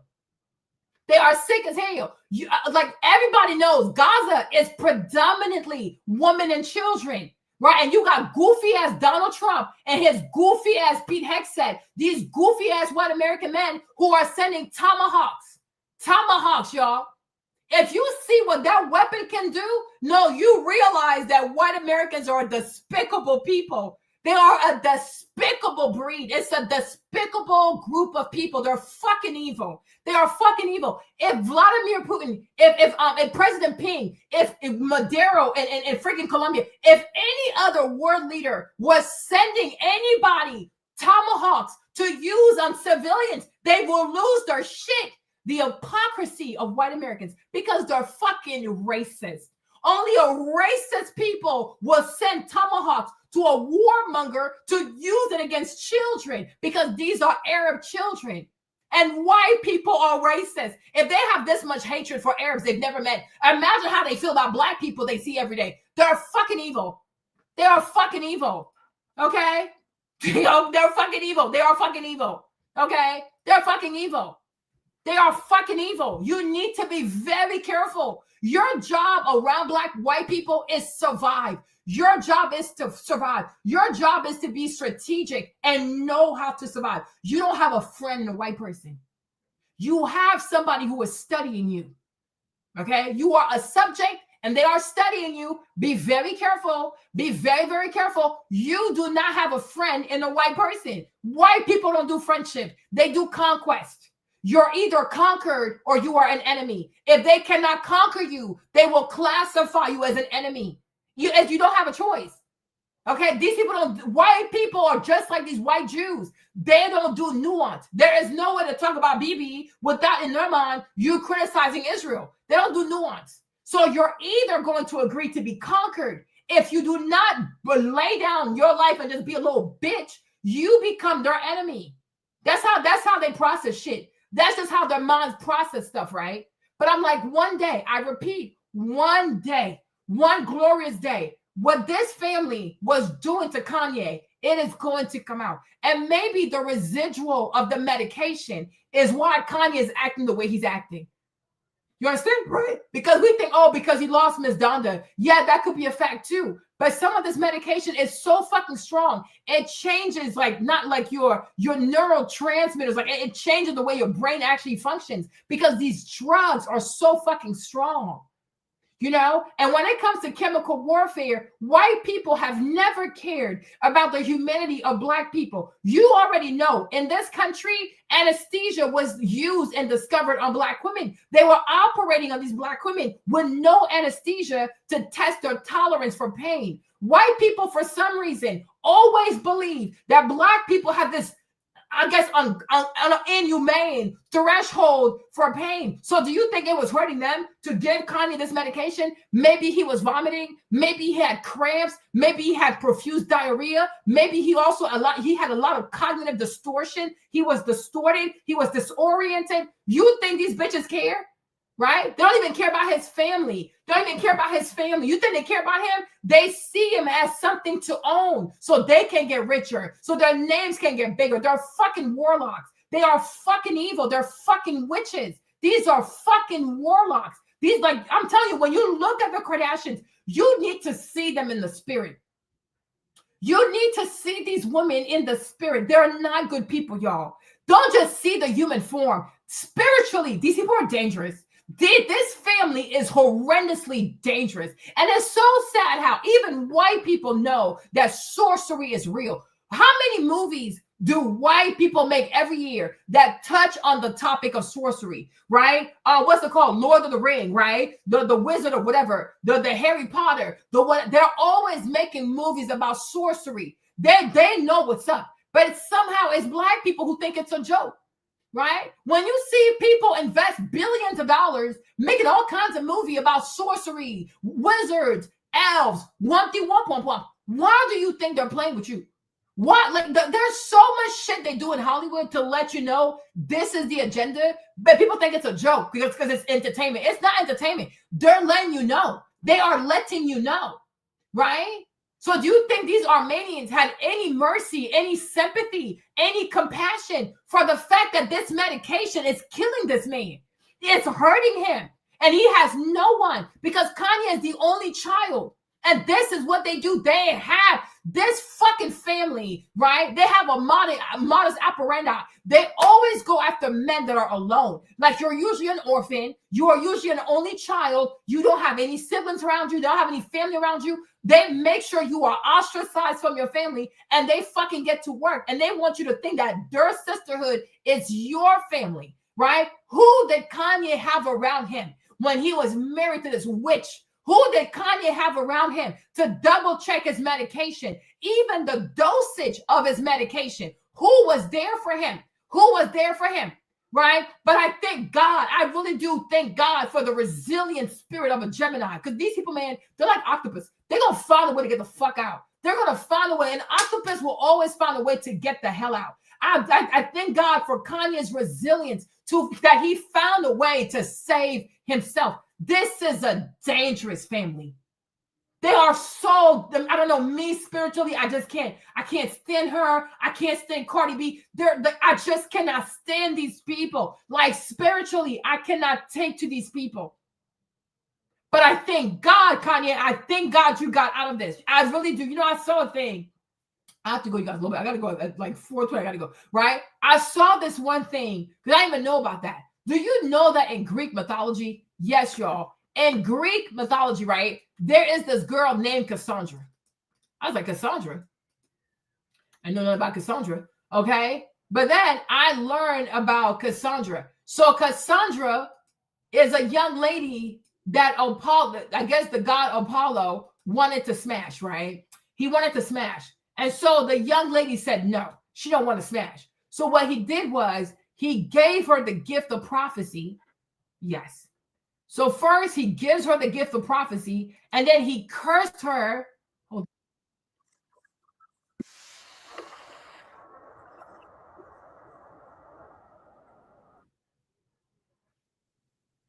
No, that's her. Hold on. Dora. Y'all, hold on. Medusa. This one. Okay. Watch the story, you guys. When I tell you this girl reminded me of me. Okay. No, I'm like, you know, I feel like also, Lonnie, I think sometimes when you're spiritually under attack, Lonnie, I swear to God, I'm not trying to be funny. I'm not trying to do it because he's a black man. I'm being serious, Lonnie. I'm listening to me, right? Sometimes, Lonnie, if you are under spiritual attack, if you don't have other people praying for you, Lonnie, you will get God. You will get God. Because, you know, the thing about Kanye too, right? Even though, yes, be careful. But my thing is, the Kardashians, by the time they get to Kanye, Lonnie, how many people have they destroyed? So think about like their experience in manipulation, in lying, pretending to love you. Like by the time they get to Kanye, they've had ample of practice. Kanye, Lonnie, witchcraft is scary, baby. I'm promise you. When Jesus says pray without ceasing and pray for people, the stuff is real. Lonnie, these people will they have a way of holding your brain. If you don't have people interceding for you, you're going to go bye-bye. You're like this, like a zombie, like this. Like you're just going, and nobody can, people don't even know how to explain it. Because like it's a spiritual thing. It's a spiritual machine. And Lonnie, a lot of these people, a lot of these white women, listen to me, because people don't want to believe it. If you say, oh, Africa, the West Indies, people quickly believe it. A lot of these white women in California, Lonnie, they practice witchcraft. That Kabbalah shit they're into, they're like the esoteric stuff, cook, what's it called? Spirit dinners. It's some weird shit. It is some weird shit. The problem is because of the narrative, entertainment, the media, the TV shows, the celebrities. People always want to see white women as innocent. Oh, they're innocent. Oh, they can do no harm. White women are they're so harmless. White women are so weak. And that's why even with Erica Kirk, a lot of people don't want to see Erica for who she really is, because they refuse to accept that white women are evil. Because it doesn't align with the narrative, right? The Snow White, Aurora, Snow White, no Snow White, right? Belle, they're always so, like, it's not even 10 years of movies. You're talking over 200 years of content where white women are always positioned as good people. They're selfless. They're about family. They're so sweet. They're so kind. They're so weak. They're so meek. They need help. They need to be rescued. White women are dangerous. White women are manipulative. White women are killers. White women are crazy. White women are unfaithful. White women cheat on their husbands. White women have sex with their husband's best friends all the fucking time, right? But even white American people don't want to see them like that, because it hurts their ethnic pride. Because the white woman, she's like, let me take this, right? Onto the white woman, white people, white humanity, they have put their faith, like she is us, like she is the best representation of us. The white mother, the white savior, the reproducers of the white human, because without a white woman, you can't have more white children, right? So in their sick ass, goofy ass white heads, white people have convinced themselves that the white woman is like how you call Mary? She's like the Ave Maria. She's like the Madrina. Okay. She is too good. She is too holy. She is too this. White people truly believe that Mother Mary in the Bible is a white woman. Okay. You see how batshit crazy they are? When was the last time you met a white girl that was a virgin? The fuck? These heifers, they lose their virginity at like 11, 12, 13, right? Come on now, it don't add up. Mary was a virgin until like her late 20s. Nothing about that gives white girl. Like, let's be so for real, okay? There ain't no damn white girl. Most white girls lose their virginity in middle school, even elementary school. Okay? So the math ain't making sense, right? But white people need to believe that the white woman is the Ave Maria. She's holy. She's noble. She's pure. She's loving. She's the mother of white people. The fuck she's not. Okay, she is ratchet as a ratchet. She's ratchet. She's ratchet.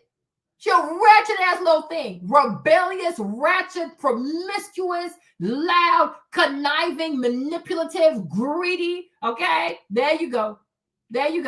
But they struggle to see Erica for who she really is. Oh, no, Erica, shut up. Like, it is so far-fetched that Erica Kirk could have an affair with Andrew, as if every single day white women are not having affairs on their husbands. Oh my gosh, right? Oh my gosh. Like, white women don't cheat. White women cheat all the time. White women cheat, they get pregnant, and then they have their husbands take care of a baby that's not their baby, right? White women lie on paternity every motherfucking day. If you want to start giving out random DNA tests to a lot of these white babies out here, the daddy and the daddy. I repeat, the daddy and the daddy. Look at JD Vance and his mama. Okay? The daddy is not the father. White women are a bunch of liars, but they know society will never believe it. They're a bunch of, these women have been lying on paternity before Jesus was even born. They lie on paternity. Do you know how many white people out here don't even know who the real father is? White women are treacherous. White women are treacherous. But when you have a media, a narrative, a country that is so obsessed with making people believe that these women are the pantheon of womanhood, whatever. But I'm saying, is it really that hard to believe that that Charlie Kirk, Charlie is 30 something, right? 31. Erica is 36. Andrew is 43 years old. He's taller. He's more handsome. He look at Andrew, look at Charlie, right? Is it that hard to believe that Sister Girl was rocking it and doing it with Andrew? And it's not that fucking hard. But you're going to see these white people, they're going to start tweaking. Oh, no, it's not possible. Oh, no, oh, no. Oh, no, what? Oh, no, what? Your mama probably slept with your uncle, right? How many white women have had affairs? Y'all don't want to have these conversations, okay? White women cheat all the fucking time. White women are the most unfaithful. And that's why in their perfect white behavior, they have to project that onto the man. Oh, men are cheating. Men are cheating. When you talk about people cheating all the time, I believe that you're the cheater. Because who's so obsessed with cheating like this? Right? Why are white women so obsessed with cheating like this? Because they are the ones to cheat. They're cheating. So many white women cheat on their husbands. Listen to me. They go to the gym. They cheating over there. They have a coach. They be having sex with the coach. They go to their cycling classes. They be having sex with the cycling coach. Do you know how many affairs? Oh my gosh.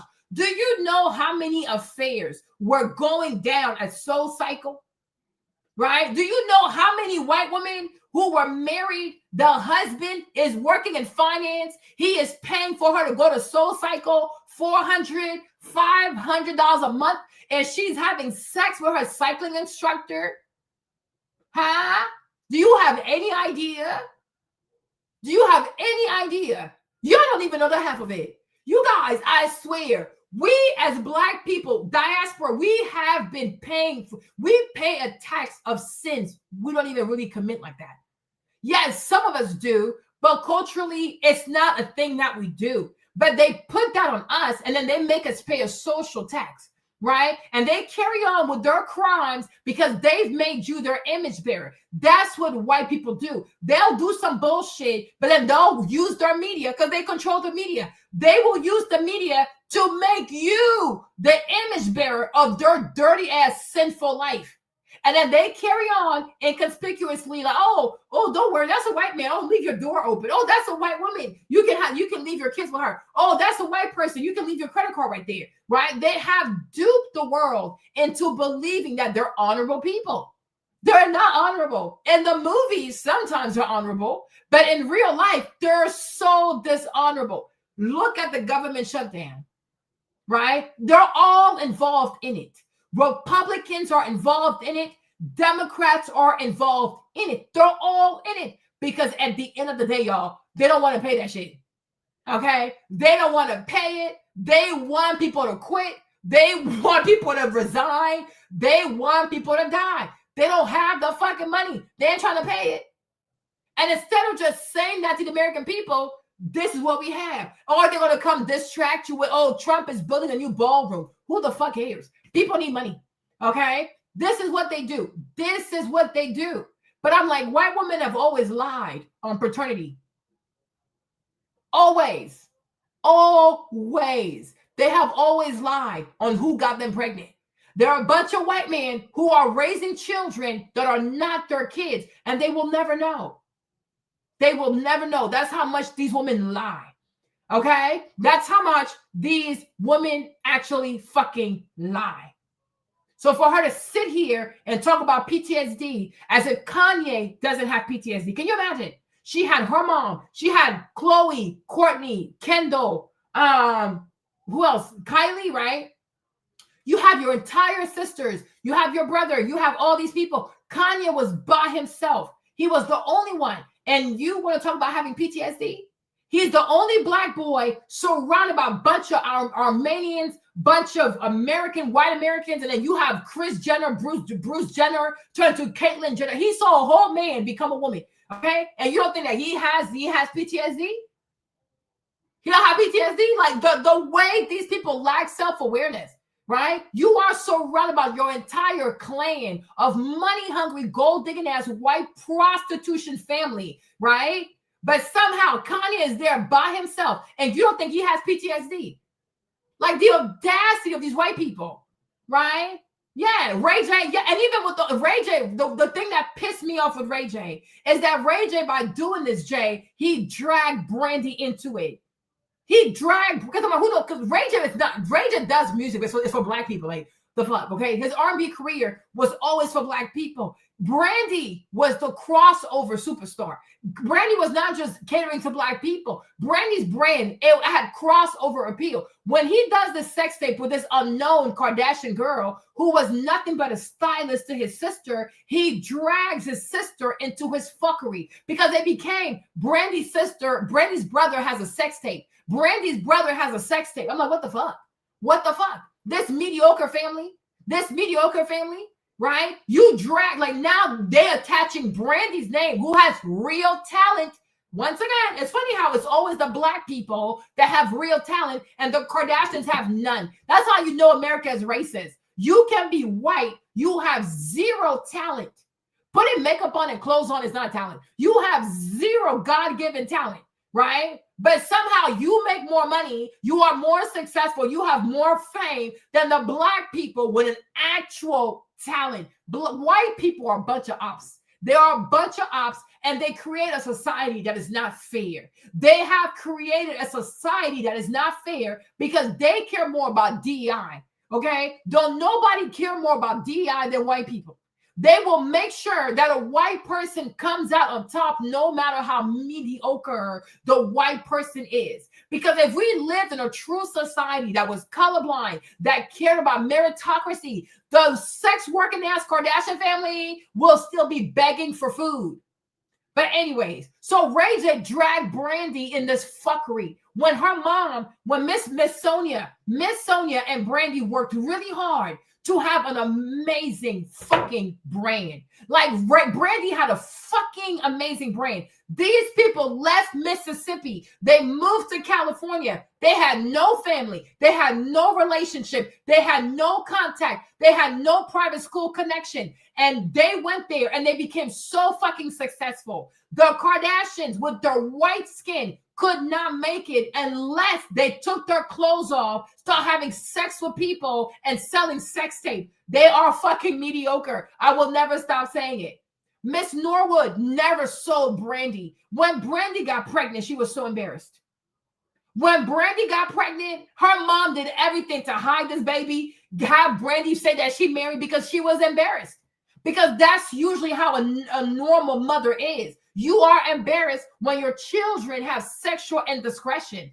No, not the fucking weirdo Kardashian named Kris Jenner who decides, you're doing sex tapes? Oh, sounds great. My Amex bill is due. Let's see how we can shoot this video and how mommy can sell your ass for $400,000. She is fucking mediocre. Even to start their stores, like they had a store called Dash, right? They needed working capital because they didn't have the money to buy their clothes for their stores. They went and used Mrs. Sonia's credit card. They used her American Express and they put $100,000 on her card. Once again, America, you exploit black people to get to the top. This family is built on black exploitation. And to this day, after making all this money, they have yet to pay the money back. They have yet to give Miss Sonia her $100,000. And they want to sit here and talk about, I have stock on this. I know, bitch, give us our money back, bitch. And at the time, too, she wanted to show her mom not to do it. She should have done it. Dragged their goofy white Armenian asses to fucking court. They're so fucking mediocre. They are so fucking mediocre. There are some mediocre, goofy ass European immigrants from third world European countries. They come over here. They understand how racist this country is. They weaponize dog whistle language. They weaponize racial tropes against black people over here. And they get super wealthy and they drag people's name through the mud. Bunch of fucking demons. They're fucking demons. They're a bunch of demons. But anyways, y'all, I heard about the story, right? Exactly. They could never amount to the level of the Norwood. They could never. All they want to do is exploitation. I even saw a video with Shadur. Shadur was telling his dad that ever since the other sex worker, Karuchi, Pikachu, has been in his dad, Dion's life, things have been going left. I'm like, yeah, because she's here to steal the resources. She is here to steal the resources. Okay? She is here to steal the resources. Why do you think Pikachu wants to be involved with Dion at such a late stage in his life? Right? Because he has a lot of money. And she's hoping that he can probably have dementia, go senile or whatever, and she'll be right there to make him sign some goofy ass will. They need to be very careful. Because I repeat, I'm going to tell you all this before we get to Cassandra. Hold on. You guys, listen. Yes. What's her name? Karuchi. What's her name? How you spell her name? Okay. Let me tell you something. And I mean this. I mean this very clearly. These people to me, all these white-skinned, straight-haired people from these goofy-ass countries to me, right? They're a bunch of vultures. And they understand that in America, Black America, and you know, me also as an immigrant, when you come here, after a while, you understand. In this country right here, this nation is racist. All nobody says it's racist. In this country here, you understand very quickly that it's okay to be mean to Black Americans. It's okay to bully Black Americans. It's okay to steal their resources. It's okay to lie on them. It's okay to, because this country is racist.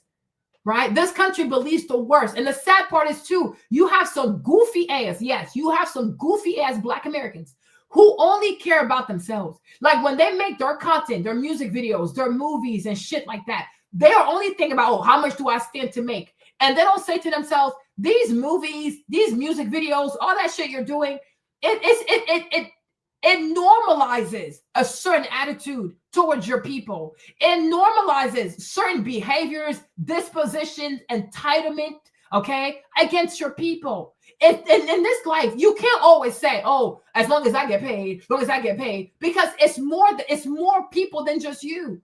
Because these music videos, these movies, whatever, they will live long. And they go to so many places that you have no fucking idea. But there are a bunch of people who are ready to do evil. And when they see your content says to that person, oh, it's not a big deal.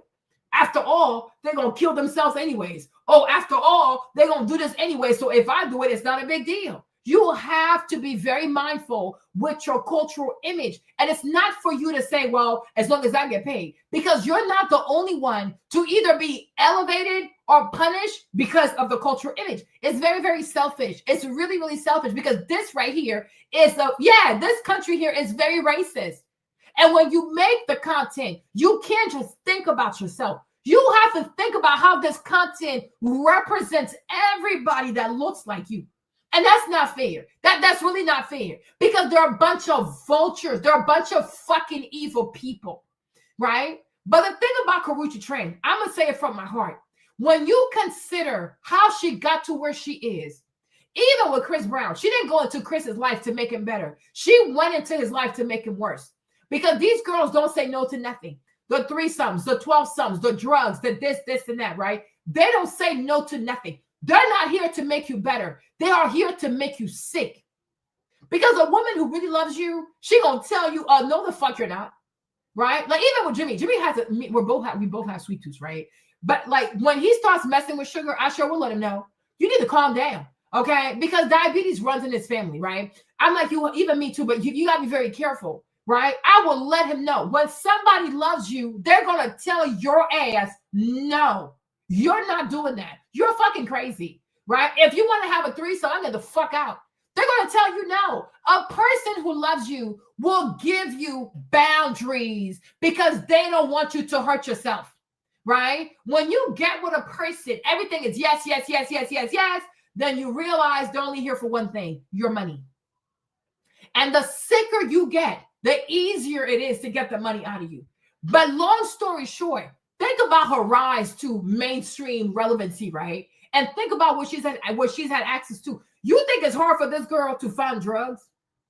You think it's hard for this girl to find fentanyl, an opioid, some kind of poison, right? She's been around drugs for a very long time. You guys listen to me. When a woman is that obsessed with money, when a woman is low-key, high-key a sex worker, right? When a woman will sleep with anyone to put a roof over her head, do you put it past this person to drug another human being? Right? I'm being so for real, because the thing about Coach Dion, he's already sick, right? He's already not healthy. So if you slowly drug him up, it's a lot easier to believe that it was the illness that took him out, because he's already known for always being in and out of the hospital. Hopefully you get what I'm trying to say, right? Right? But a young lady like her, it is not hard for her to get a drug that can kill a man. She knows where to get the drugs. She knows where to go and get the drugs. And because you're already sick, it's a lot easier if she poisons you slowly but surely, right? That people will believe that the natural disease took you out, as opposed to what she was doing. And look at her. Who's going to think that Karrueche is a murderer? You see? Do you see how sometimes it's your it's your image, like your presentation, your image is the best alibi you could ever have? Could you see her as a killer? Could a jury see her as a killer? Could you see her as somebody who could poison someone? Of course not. She's small, she's Asian, she looks innocent, right? And that's why people like that are more capable of doing diabolical shit, because they know nobody will ever believe that someone that looks like me could do something so horrendous. But I saw the video with Shadur, and his dad was in the hospital. I said, this girl, they need to watch out for her, because who comes into a man's life as he's so sick, always in and out the hospital, because you're hoping he'll die in your hand, and then you'll finesse his will. He has a new will that came out of nowhere, nobody heard about, right? He's gonna start being irrational because maybe little bit by little she's putting stuff into his food. After all, she goes to the hospital. She sees his medication, y'all. I don't even know why he's doing this. It's so dangerous. A young sex worker like this, yeah, to me she's a sex worker. A young sex worker like this, to have her in the hospital is incredibly dangerous. She sees your medication. She sees your doctors. She hears your conversation. I fear these women. I'm telling y'all, I am afraid of these women. I have a profound fear of these women, because now that she knows your medication, she probably will research your medication. Right? Now that she knows your doctors and your doctors have seen her, your doctors are more likely to trust her because you have her right there. And yet you are a very wealthy man. You got to be very careful. Yeah. But that's exactly what she is. Because Lonnie, why now, Lonnie? You got to ask yourself, why now? Why do you wait for this man to be old? Everybody left the house, right? Shadur is gone. Shadur is gone. Shiloh is gone. The little sis is gone. The older sister's gone. Junior, he's also living his life. So he's old. He is by himself. He's very sick. He's vulnerable. And like I said, given how she got to where she is, Lonnie, she knows where to go get drugs. Because she did it with Chris Brown. She probably did it with Vic Mensa also. She knows where to, see my black hands. I would even tell you where to go buy weed, because I don't do drugs, okay? But this girl, I'm sure she knows where to get fentanyl. I'm sure she knows where to get whatever. You understand? So what I'm saying is, and we see it all the time, women who poison their husbands a little bit at a time in their coffee, every day a little drop, every day a little drop, a little drop, a little drop, and then one day take the man out, right? But do I put it past this girl to poison Coach Dion? My answer is no. Do I put it past her to go find a drug that is slowly going to mess with his motor skills, his cognitive skills, right? That he becomes just like a baby and he becomes irrational. He becomes prone to anger. He starts distancing himself from his sons. And so that way she thinks he's going to leave her with all the money. I say no. Okay. So I don't put nothing past these people, because I know how these white skinned, whatever immigrants, they think, right? That rich Black Americans are here for you to loot. You loot them. You just rob them. You just take their shit because they see the whites doing it. And they can't loot their community. Like, the Vietnamese ain't that rich. Vietnamese are not that rich. Filipinos ain't that rich. They're not industrious like Koreans and Japanese and Chinese people. They're not industrial. What they gonna do? Go rob, go date a man that has a bunch of faux restaurants? How much you making? Okay? The Black American dudes, they have a shitload of money. They have a shitload of money. So if you can finesse him psychologically and you have access to him, it's easy to drug him. He's by himself. Coach Dion is by himself. So I'm like, is it far-fetched to say, oh, every day you're going to put a little bit of this in his drink and this and that? Of course. And with her smile, look at how she looks. Look at how she looks. Nobody would ever think that this girl is capable of poisoning a man, which is why you need to believe that she can. Just like Cassie. People cannot believe that this girl is so obsessed with sex like that because of the way that she looks. Her alibi is how people see her, right? But Cassie has a crazy ass libido. Cassie loves sex. She's into that kind of shit, but people just don't want to accept it. Erica Kirk, it is very possible that Erica has been having an affair with Andrew for years. But they don't want to accept that. People just don't want to see it. And because people don't want to see it, that's why you have to see it. Okay? Hopefully I'm making sense, right? Hopefully I'm making sense. But I don't put it past her. That's why I told people asking about Keisha Kior. I said I do not put it past Keisha also to have done roots on Gucci. She's from Jamaica. Some people and many people in Jamaica, they do that kind of stuff. So why not? Why not?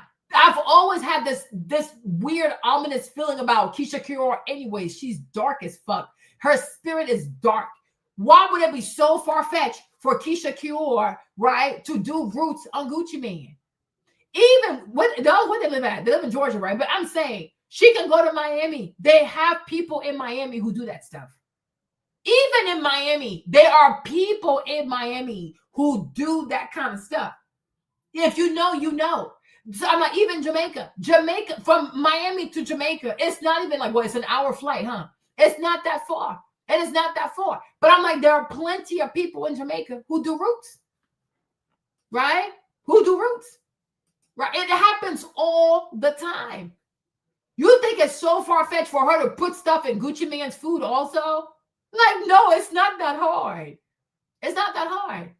I have an uncle one time, he caught his wife because her sister came, y'all. Yes.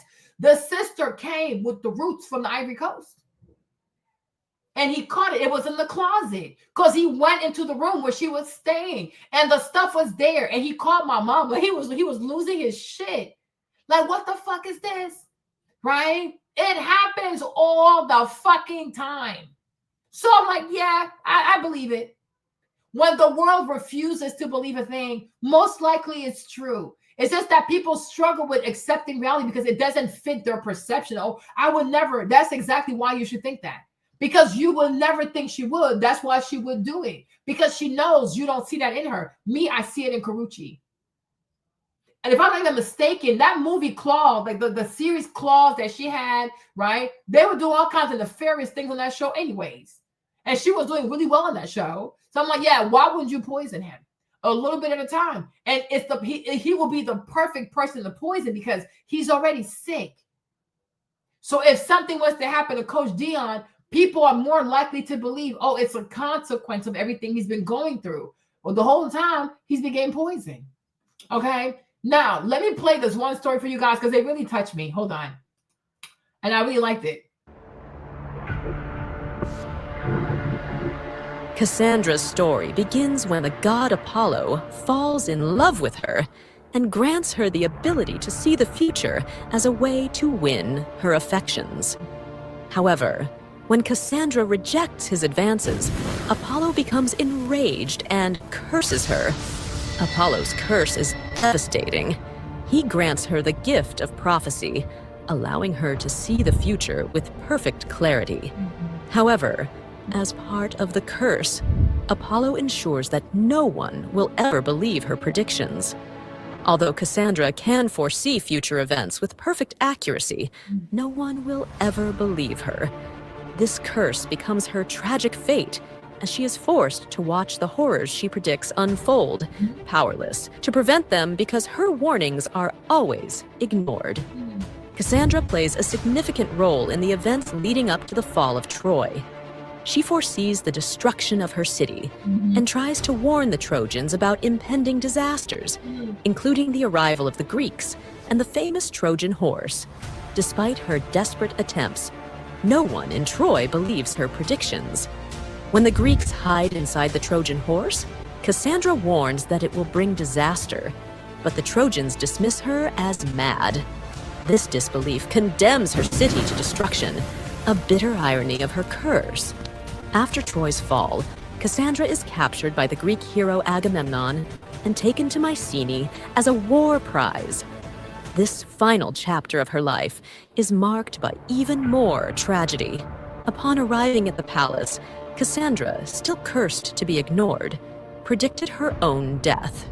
She foresaw that she and Agamemnon would both be slain by Clytemnestra, Agamemnon's wife, and Aegisthus, Clytemnestra's lover. As always, no one believed her, and her warnings went unheeded. Clytemnestra, who had been plotting revenge for the sacrifice of their daughter, ended Agamemnon's life. Cassandra was next. She was caught while she tried to flee to the temple of Apollo, seeking sanctuary, and was slain by Clytemnestra. According to some accounts, she was dragged from the temple by Clytemnestra herself, or by Aegisthus, though the details vary in different sources.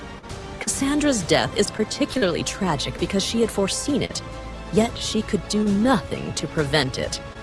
Marking the culmination of her tragic life, one of prophetic power, but doomed to be ignored and misunderstood, even in her final moments. Oh, he was Indian. Throughout time, these stories. When I heard about her story, I really thought of myself. I was like, I tell people stuff and nobody takes me seriously. But I was looking at that thing. I was looking at the video with Shadur. Like, he was making a joke, but he was letting his dad know, like, ever since this girl came around, stuff is weird. I'm like, this little girl right here, I do not put it past her to poison Coach Dion. Surely, but slowly. I don't put it past her. I do not put it past her. And if you've noticed, this is what they do. They all come here and they all sit there and say, oh, the black man did this to me. It's their shit now, right? Cassie, the black man did this to me. Kim Kardashian, the black man did this to me. Karuchi, the black man did this to me. This is how they get their second revival, right? Their second embrace from the white population. Say that a black man did something to you. It's their new trend now. It's their new trend. You'll see this one too. I tried to be here for him during his sickness. I really tried my best to love him during his sickness, but he would have these crazy bouts of rage and I didn't even know what to do. And I really wanted to be there for him. I'm like, girl, he has a bunch of kids. He got a bunch of kids and a bunch of ex-wives. Matter of fact, you would kid your damn self, right? But you're going to see, she's going to sit here and talk as if he was a child. He was dumb. He was too dumb to do for self. He was helpless, a multimillionaire. Okay, a man that was rich before she was even born, before her people ever left the Vietnam to come be immigrants in America, right? You'll see her sit on the couch, right? It's the thing now with these people, like these white-skinned weirdos. It's their thing now. Oh, you want white people to like you? You want to be offered a podcast? You want to have a Good Morning America interview? You want to sell a book? You want to start your career? You want to, something where white people can embrace you as a whole? Tell them about the black man you tried to love, the beast from the other side of town that could never be tamed, right? Yeah, this is it. It's a thing now. It's a thing now, right? Oh, he gave me aneurysm. And what did your mama give you? If Kanye gave you PTSD, what did your mom give you, Kim? Right? If Kanye gave you an aneurysm, what did your mother give? Because your whole family was literally built on you laying on your back and spreading your legs open. right? You have to be the whore of your family so that Kendall could be a so-called supermodel, none but a DEI, right? I see why she wasn't booked for the Victoria's Secret fashion show, because she couldn't stand with these girls. She don't have what it takes, right? She don't have what it takes. And no greater DEI in the fashion industry than Kendall Jenner, right? Make it make sense. Make it make sense. Okay, you see? So she also has Jamaican roots, right? Even your girl Aisha Curry, Aisha too. Aisha Jamaican as well. So it's very possible too that Aisha did roots on thingy. What's your boy? What's your boy's name? Stefan. It's very possible. Okay, it's very, very possible. And now because she made him so moo with her roots, now she's bored of him because you made him moo. Okay, doing roots on people. But yes, you guys, I said what I said. People from the West Indies, they're into that kind of stuff. Be very careful. Be very, very careful. So let's go back over here. Let me see if I can find a video. Again, that's not my reality. This person, we have 4 kids together. It's really so much pressure. This person. We have 4 kids together. This person. Yeah, this is a stand-up chick. No, folks, she's not bitter. She's not bitter. She's not angry. Kanye's the problem. That's why I want to remind you. She's not angry at all, is she? She's not bitter at all. Nothing negative here. Me and this person, and by the way, I'm gonna let this keep playing here in a moment because they just sat up here and lied. I mean, Entertainment's not, like I said, they should be sued all over the damn place. They're leading you to believe one set of assumptions based off what they just, in the years since they got divorced. So now they're leading you to believe that Kanye has been on the tear since they got divorced for the last 4 years. And literally the man hadn't mentioned her in, a couple of years at all. He's off with another chick, focusing his attention on her. So they lead you to believe that, but before this is over, she's going to tell you the exact opposite. I know, contradiction would never happen. But by the way, they led with making you hear that. And then before she's done with this clip, she's going to say totally the opposite. Sure. It's very confusing because... Oh, not only is she going to say the opposite, I got to interject. Not only is she going to say the complete opposite, Yeah. she is going to admit that she's the one. Very careful. Hold on. You see? Even you see? Look at this, right? It says belief about women using roots on men for love are part of the folk traditions associated with Obeah, an Afro-Caribbean spiritual practice in Jamaica. While such practices are not universal, of course, and are often kept private, there are documented aspects of the culture for some, right? Obeah and love spells. The term Obeah broadly refers to spiritual beliefs and healing practices, although it has historically been criminalized and demonized by colonial powers. Practitioners known as Obeah men and women are sought for a variety of purposes, including protection, healing, and causing harm. Okay, tying a man. One recorded practice is for a woman to seek a substance to tie her man or use charms to keep him from staying. Okay, you even have like things like where they even do like where you can even put stuff in your vajayjay. Like there's stuff they'll give you, you can put it in your vajayjay, and also, oh, if the man sleeps with you and that stuff is in your vajayjay, he will always be in love with you, he'll be possessed with you. But the problem is too, is like when you do stuff like that, it completely renders the man a muumuu.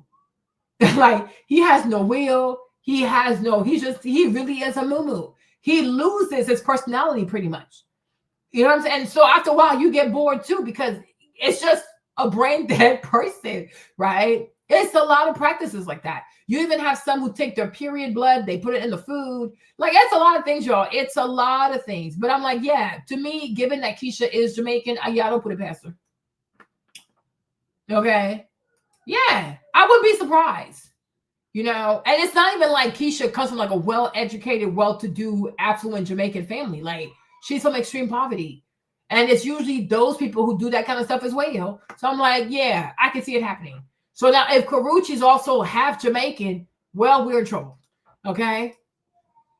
We are in trouble. Who wants Kanye? We're in trouble. No, you're going to hear it here in just a few moments. I'm setting this up to let you know. By the way, I've done all the research on this.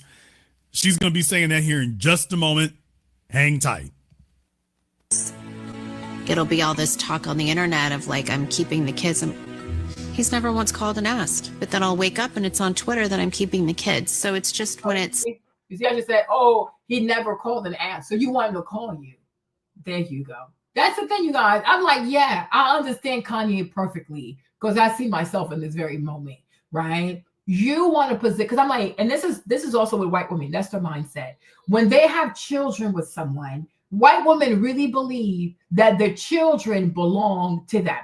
Because she's an incubator, automatically the children are her children, and you're like a sperm donor. It's like, no, only women can carry children. But you wouldn't have children without his seed. It's not a man's fault that he can't co-share the pregnancy. He just can't do it. That's just how it goes. But just because you are the incubator, it doesn't mean that the children are yours 100%. They're his children also. Men just don't have the machine to carry babies. They can't carry babies, right? But they shouldn't be punished because biologically, they don't have the machine to carry the baby, right? So now you want to exert your control because, and also you're a white woman or white-skinned woman, you know how to manipulate the media, you know how to get all these goofy-ass, progressive, goofy, dumbass, liberal women on your side, all these goofy feminists, right? So you know how to cry on TV, cry on cue, you know exactly what to say, what outfit to wear, what makeup to wear, because you've been doing the media forever. Kanye, even though he's an entertainer, he's not a media person. His job has not been to show up in the media every day by fire by force for the past 12 years or so to fight for some kind of relevancy because he actually has a talent. You don't, right? So that's what you do. Then you want to weaponize custody so that Kanye can come begging behind you. Oh, can I see the kids? Can I see the kids? How many times have we seen Kanye begging to know where the birthday parties were going to be held at? Right? How many times have we seen Kanye say, okay, he wants to see the kids. He wants to do that. And you guys always say, oh, take your medications first. Oh, you need to have supervised visits. You need to do this. You guys have done everything in your power to make it extremely difficult for Kanye to see the children because you want the kids to be afraid of him. You want the kids to think he's mentally unstable. You want the world to think he's mentally unstable, that he's a threat to the kids' safety, right? Kanye trying to live next door to you to make it easier to see the kids more often. You and your goofy ass mother and the guy who owns TMZ, who works for your mother, right, went above and beyond to try to portray Kanye as a controlling ex, a man who doesn't want to move on, who's so in love with Kim Kardashian. There's nothing to be in love with Kim Kardashian, y'all. She is as boring as a white piece of paper. She is so fucking bored. I think most people will never spend time with her. If you could spend time with her, you would be so fucking bored. It takes her 10 minutes to get out one thought. So my mother and I were just like thinking that maybe if Ye could just come over and maybe we could then go to the Met Gala. Okay? Like, what the fuck, bitch? It's going to take you 24 hours for 24 thoughts. Who has time for this? Right? They're fucking boring. Right? I think most girls also on social media, all these girls you look up to, the influencers you look up to, if you could meet these girls, you would be bored out of your fucking mind. There is a reason they're only good for makeup and clothes, and they barely talk in their videos. They are bored. Tell me the last time you saw a girl that was big for makeup open her mouth, and you were like, oh my gosh, this girl is fucking slow. Okay. It happens all the time. That's why these girls don't talk, because they have nothing to offer you. They do not have personality. It is non-existent. The Kardashians have the intelligence of a fucking fruit fly. These girls are not intelligent. They are not. They're just not. And I know you desperately want to believe that every white woman that walks in America, right, is gifted with this incredible level of mental acuity. No, smart women, intelligent women don't do sex work. They don't become prostitutes for a living, right? When you're not smart, you sell ass. When you're smart, you build something honorable because you have the brain power to do it. She does not. Okay, she's fucking boring. I also told you when it comes to sex, Kim is boring. Kim bored as him. I think Kanye was bored sexually. I think most men who sleep with her are bored sexually. She is boring. She is boring. And that's why nobody even tries to go her way besides the little boy from SNL. Who went there? No one. She is boring. Have you ever heard of somebody recording a sex tape, the same sex tape 3 different times to get it right? You're not good at sex or what? With all the men you slept with, you're still mediocre. Kim is mediocre. I'm pretty sure if you go watch her sex tape with Ray J, it was boring. It's not memorable. And that's probably why it's not one of the greatest sex tape of all time. Right? I remember growing up when Pamela Anderson had her sex tape out. People were talking about that shit because Pam Anderson ain't lazy. Okay, Pam Anderson and Tommy, they were out there acting a plumb fool. Okay, and so when their sex tape came out and people went and saw the sex tape, oh, they loved it. Okay, Kim Kardashian, who's ever talked about her sex tape? Right? Because I've never seen it, but I know it's boring. Because I never heard of a woman having to have sex 3 times to get it right. Girl, what is you doing, sis? Okay, she don't know what she's doing. So sexually, Kanye was bored. Intellectually, Kanye was bored. In terms of her culinary skills, this girl, I'm sure, could burn a boiled egg. She's so damn stupid. So he was bored there as well. She is fucking stupid. In terms of fashion, she never presented a fucking challenge. The girl can't fucking dress. Her understanding of fashion, if it's tight, then it must be right. She's a fucking bum. She had no connections. Kanye introduced her to the world of luxury fashion. She's a fucking loser. And I know it goes against the American grain to admit that white people just don't have what it takes to be memorable. Okay? A black man did all that shit. Kim is a bum. Her mother's a bum. Her sister's a bum. These bitches are predictable as burnt toast made by a white woman. The only dish they can make successfully. Okay? Maybe potato salad, but even that shit was fucking nasty. Right? That's it. She's fucking boring. He was fucking bored. He was bored. Right? And now even she realizes, oh shit, nobody wants to be with me. Oh wow, I cannot pull any man the caliber of Kanye. Oh wow, like nobody's inviting me on a date. No, Kim, you're fucking boring. Most men know you are a snooze fest. Right? The only people obsessed with you are these goofy ass little girls on social media who don't know no better. They don't know no better because they don't know what a real woman of quality is. You're not one of them, right? You are definitely not one of them. Kanye came into your life and he changed your life.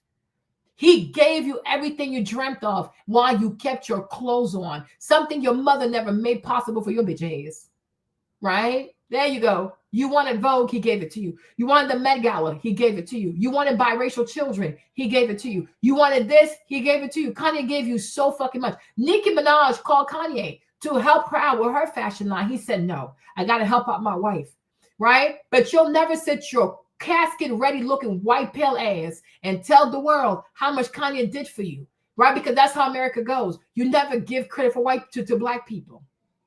Right? You only demonize black people. You malign black people. You smear black people. You degrade black people. You goofy white cunt. Right? That's all the fuck you fuckers are good for. You're a bunch of racists. You are so desperate to have biracial children so they could be raised in a household with white mothers that have so much hatred, so much disdain for black people. You're sick as fuck. You are sick as fuck. Imagine wanting to have kids with people that you don't like. You're fucking weird. You're like, these people are fucking, they're fucking weird. Then they have a fetish. It has to be a fetish, huh? It really has to be a fetish. Because if I know I don't have the capacity to love you, if I know I don't have the capacity to understand you, your culture, your tradition, your people, if I can't even be a student of your culture, if I cannot be a student of who you are, why the fuck do you want to have my kids? Why the fuck would I want to have kids with you? You are weird. You're a bunch of fucking weirdo. But because white people treat everybody as a fucking prop. Children are prop to these women, right? The complexion of the kids is a prop. The hair texture of the child is a prop. Everything is a fucking prop to white people to prove to themselves that they're good white people. Oh, look at me. I have children with interesting hair. Oh, look at me. My children are half black. Oh, look at me. I have black friends. Shut the fuck up, you racist. You're fucking weird. You're a bunch of fucking weirdos. You're a bunch of fucking weirdos. Never a single thank you to Kanye. No, everything about Kanye is bad. Everything Kanye is bad. Kanye bad. Kanye is so bad. Kanye never did nothing good for you. Kanye didn't make it possible for your trashy ass family to attend the Met Gala. Without Kanye, could Kylie have gone to the Met Gala? Without Kanye, could Chloe have gone to the Met Gala? Nobody wanted you around. None of these white Americans in the upper echelons of society wanted your trash ass family to be around. Anna Wintour did not want you weirdo ass, dirty ass Armenians to come around her fucking event, right? No fashion house wanted your dirty, overinflated BBL can wipe your ass at their event shows sitting front row with your stinky ass, right? They didn't want you whores at their fucking shows. Right? But Kanye said, if I'm coming, she's coming too. He's owed a fucking thank you with your bitch ass. Okay?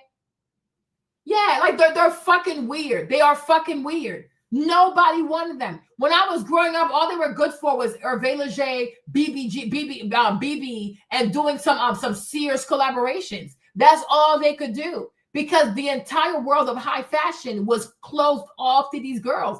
People did not want that dirty family around, right?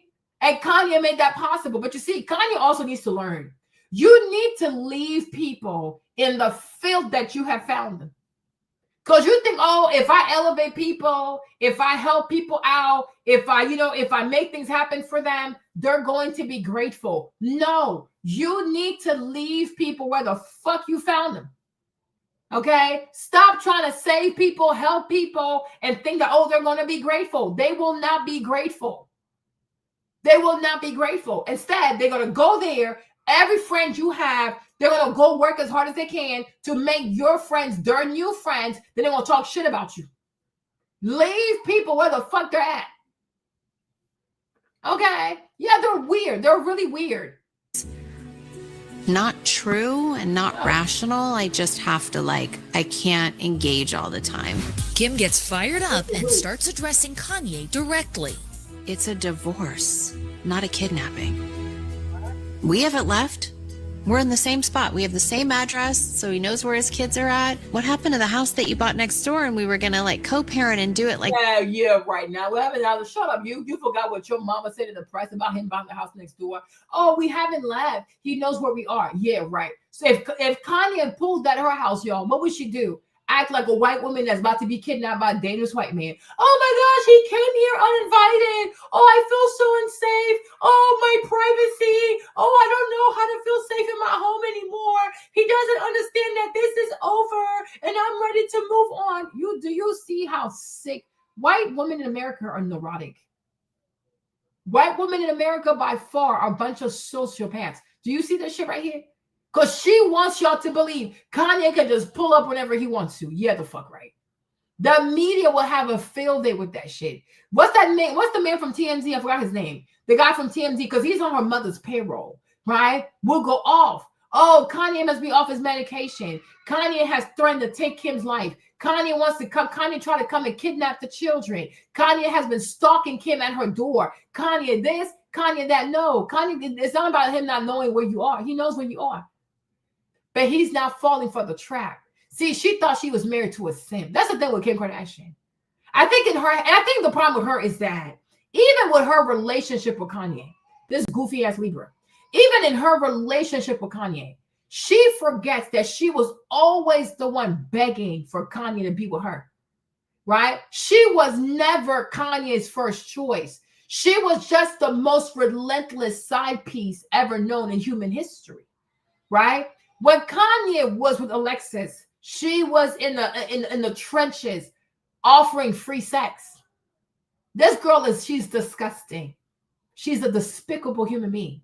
When he was dating Alexis, she was offering Kanye her punani for free, right? Right? Because remember, years ago, right? Kanye did the collab with Brandy, right? Hold on. Where we at?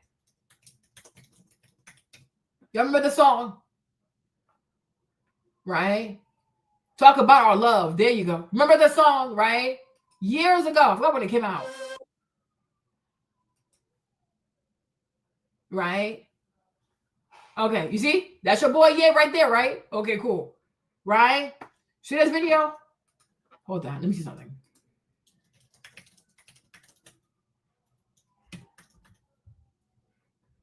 Whatever it's called. When did the song come out? Okay. You see, the song came out in 2004, which lets you know since he was with Alexis, you guys, I know this man's business. Since he was with Alexis, because on that thing, she was the stylist. For this music video, Kim was the stylist. So this is 2004. He's with, at that point, Kanye is still dating Alexis, right? And I think that's where she met him, if I'm not mistaken, because she was still Brandy's stylist at that point. If I'm not mistaken, it's on this set, this music video, that she met Kanye. Kanye was still dating Alexis. This girl was offering punani. She was offering her pum pum for the free. Okay? I guess he didn't take her seriously. Maybe he hit, maybe he didn't. I don't know. Okay? Then he left, him and Alexis broke up. He went with Amber. When he was dating Amber, Kim was still on his phone. Okay? Offering him the free sex. Even while she was married to the basketball player, she was still offering Kanye sex. It got to a point where even if I'm not mistaken, I think one day Amber took the phone and told Kim, you need to stop. What the fuck is your problem?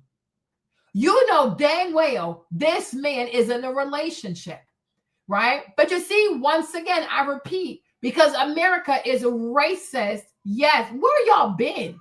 What the fuck? Y'all remember this video? Right? It got to a point, if I'm not mistaken, Amber had to take the phone and directly tell Kim to stop. Like when he was dating, when he was with Amber, Kim would send naked pictures of herself to Kanye's phone. Now, is it just naked pictures? Is it pictures of her touching herself, playing with her clitoris? Only God knows, because I wasn't there. But I know the disrespect, it had reached a fever pitch that Amber had to talk to this girl. You need to stop. But you think she stopped? No, she wouldn't stop. If you remember, there were episodes. Oh my gosh, I don't know if you guys remember. There were episodes when Kim was married to the basketball player. Hold on. Let me show you a picture. Okay. Chris, what's his name again? Chris something. What's his name? Chris Humphreys. There you go. Right? When Kim was married to Chris, there were episodes of Keeping Up with the Kardashians. Kanye was in New York. She was in New York or something like that, right? She left Chris. They were filming. She left Chris Humphreys to go see Kanye. A married woman, right? But because this country is racist, I repeat, they will go above and beyond to cover for this white piece of trash than to expose her for the whore that she is. When she was married to Chris, she was having sex with Kanye. There is an episode of Keeping Up with the Kardashians where she's married to Chris. She's wearing all black. I will never forget that. She left the set to go see Kanye and sleep with Kanye while she was married to this man. You understand? Think about from the time she met Kanye on the set of that music video with Brandy, right? To the time where Kanye finally said, okay, fine, let's have a relationship. How long? Over a decade, she had invested in pursuing, begging, denuding herself. She's a bottom of the barrel type of pick-me bitch to be with Kanye. Because you know the way, like, listen, let me tell you this, right? The way they try to make it sound, like if you don't know what's going on over here, the way they want you to believe this shit went down. Kanye saw this Armenian with her fake face, her fake nose, her fake lips, her burned baby hairs, her bleached skin, her goofy ass BBL. He was like, oh my gosh, she's so beautiful. I'm going to dump all these black women to be with her, right? They want you to believe that. America is so racist. They want every black woman to believe as soon as some goofy ass white girl walks into the room, the black men will drop you for her. Bitch, where in the fuck is she? That white bitch doesn't fucking exist. Even Candace Swanpool, whatever the fuck her name is, yeah, she walked down the Victoria's Secret fashion show. Good for her, bitch. But even with her ass, it's not gonna fucking happen too. Go sit down somewhere. Many of these white girls who end up getting the black boy is because they are relentless in their whorish pursuit of these men. They are never the first choice. Like, people don't understand that, right? But when you have cognitive distortion, and this racist country banks on you having a cognitive distortion, you will quickly assume that when the white girl pulled up, the black dude said, oh, fuck the black girls, I'm going to go be with this white woman. That's not how it went down. And that's usually not how it goes down. These white girls go above and beyond with their tricks, their shenanigans, their catcalls, their free sex. They will offer you a blowjob. They will offer you a threesomes. They will offer all kinds of perversion that most black girls ain't going to do, because they have self-respect, right? But it's after decades of relentless pursuits that eventually, out of fatigue and boredom, the black dude said, okay, sure, whatever. Okay? But Kim was never Kanye's first choice. Like I said, he's known her for years. He has dated other women officially for years. Like y'all just, oh, yes, I hate when y'all do this. Always trying to, oh, he picked a white girl. No, tell the whole story. When did this white girl pursue him? And when did he finally say yes? Like 12 years later? Well, there you go. There the fucking you go. Right? So it's probably out of fatigue and boredom. But I am telling you, he was dating Alexis. Kim was sending news to his phone. She would do all kinds of shit. And I'm sure if we could go call Alexis right now, she'd be like, yeah, Marlene, this bitch was sending bullshit. Right? When he was dating Amber, she was sending nudes. And most likely she was sending pictures where she was touching herself. But I can't confirm that part. But I know she was sending news to Kanye when he was with Amber, to the point that Amber had to take the phone and check her goofy ass. But because she's white and she's poorly raised and she has no manners and her mama told her to give blowjobs on the first date, you think she stopped? Of course not. Because allegedly her mama also slept with OJ while he was married. Do you not see what kind of family this is? Right? Look at Chloe. Look at Chloe. Chloe was introduced to Tristan by, what's her name? Scottie Pippen's wife. Larsa, right? Larsa was dating Tristan. Larsa went with Tristan to a Chloe party. Do you see how, y'all don't see how trashy this family is? Oh my gosh. Larsa took Tristan to a party. Chloe was there. When Chloe saw Tristan, she said she gonna sleep with this man, irrespective of the fact that he is messing with her friend Larsa. They don't care. And you wonder why Jordan Woods felt comfortable doing what she did, because that's what that family does. They backdoor everybody. They mama backdoors people. The sisters backdoor people, even amongst themselves as sisters. Do you know how many of them slept with the game? Okay, as sisters, if you have a man, they will go intentionally sleep with your man to hurt your feelings. That family is disgusting. These women are seriously, they're just fucking nasty. They are so nasty. But if it's not the fact that most women are greedy, so they overlook this stuff. Oh, she got a pretty closet. I could never overlook that. Oh my gosh, Lonnie, the game slept with all of them. And if I'm not mistaken, he slept with Chloe first. Because one time Chloe ran away. When Chloe was out here catching DUIs, y'all, listen. When Chloe was out here catching DUIs, and she was the fat one, the OJ one, because that's not, Kardashian ain't her real daddy in my eyes, right? Chloe ran away. When Chloe ran away, she moved in with the game. She was living with him. Okay. He definitely had sex with Kim.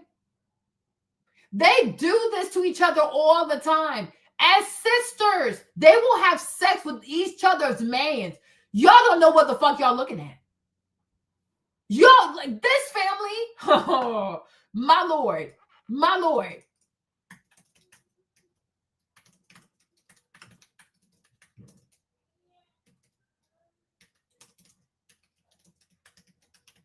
Y'all don't know what y'all looking at. Okay. You see? I I ain't gonna lie to you. Okay. You see? Even the mama. You see this? You see, like, what kind of family? Yo, what kind of family is this, right? But because we live in America, and in America, no matter how trashy you are, no matter how low down you are, no matter how disgusting you are, as long as you're white, they will find a way to clean up the narrative and prop you up. Let me tell you something. You should never look at your life in this country and be like, oh, I'm not successful. No, you're very successful. You just have too many morals. This country is built for, this country right here is a cesspool of fuckery. White people are nasty as hell. White Americans are a bunch of hypocrites. They're a bunch of nasty, hypocritical people. And that's why they prop bullshit like that up. That Gabe don't sleep with them people, y'all. But the first one he slept with was Chloe. Because Chloe, when she ran away, she went to live with him. She was living out there in the Watts, wherever the fuck he from. She was living there with the man. Okay? And I'm sure they felt the way, because how the fuck did an attractive troll, tall ass biracial, because she probably, she's probably oldest daughter, right? How did she get to him? So that now they went and did that. But he's not the only one. He is not the only man they've shared. They will sleep with, the way these sisters are toxic, y'all. They are toxic. They don't like each other. They compete with each other. They are envious of each other. What Kris Jenner has done to her daughters is so disgusting. She has pitted these girls against each other, right? So when they get mad, they will go sleep with your mans just to hurt your feelings.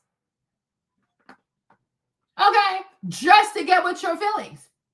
You see? So Kendall was with Travis Scott before Kylie. I am telling you, this is what they do, which is why I can see why in Jordan's mind, it was not a big deal to flirt with Tristan, because that's what she saw her white big sisters do. But what Jordan did not realize, when you are dealing with white people, especially in America, do as I say, not as I do. So it's okay for them to backdoor people because they're white. The rules don't apply to them. They're going to be batshit mediocre. But because you're biracial, Jordan, so you're technically black, you don't get to have those privileges, right? Jordan didn't realize, but white people are a bunch of hypocrites.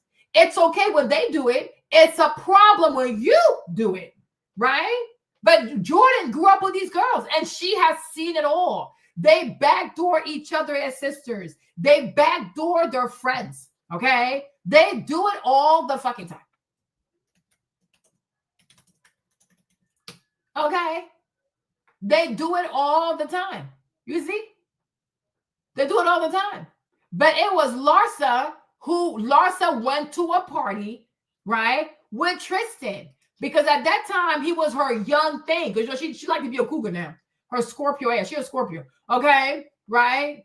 So Larsa took Tristan to a party. Chloe was at the party. When Chloe saw Tristan, she said, I'm going to sleep with him too. What kind of family is that? Bunch of whores. They're disgusting. They're a bunch of whores. They don't care. I'm like, these girls, they probably have 20,000 yeast infection every single month. Because they ain't no fucking way. Right? So she did that to Larsa. And then all the sisters, they rallied behind Chloe instead of saying, Chloe, that's fucked up. Because Larsa is our friend. She's currently seeing Tristan. She brought Tristan as her date, as her mans. How you gonna go behind the girl and sleep with the mans? Right? So now, do you see why? I'm like, I said, I can see why. Jordan felt like it wasn't a big deal because this is what they do. It's their fucking culture. They backdoor people. Right? And I'm telling you, if you have to resort to all of this, it means that when men meet you, not only does your breath stink, not only is your sex game super weak, your blowjobs are nothing but teeth like a damn feral rat, right? But you're boring as fuck. These girls are fucking boring, you guys. If you've ever watched the Kardashians, you know these girls have no personality. They have none. That's why they need the cars. They need the shoes. They need the bags, the big house, because what else is there to talk about? They have no personality. They're not well read. Chloe, her whole life, nothing but a fuck up. All she ever did was drink and smoke weed and get DUIs. That family is their bunch of failures. They're a bunch of failures. What can you talk? Oh, whoa, how was your stay in prison? How was your stay at the jailhouse? You know what I mean? Do you know how many DUIs this drunk skunk named Khloe Kardashian has? It's truly the grace of God. She never killed nobody. Okay? It's truly by the grace of God. She has never murdered anyone. Okay? She drinks, she drives. She drinks, she drives. She drinks, she drives. And these are the kinds of people that white people prop up because they sit there and they talk badly about black men. That's it. Because this country is fucking racist. It's fucking racist. Okay? No, like they're fucking crazy. They are fucking crazy. But I'm like, when it comes to Kim and Kanye, when it comes to quote unquote the love story between Kim and Kanye, first and foremost, Kanye was never into Kim like that. Okay. And it hurts their ego because these goofy ass white bitches want to believe that every time they show up, a black man falls madly in love. So many black dudes do not find white women attractive.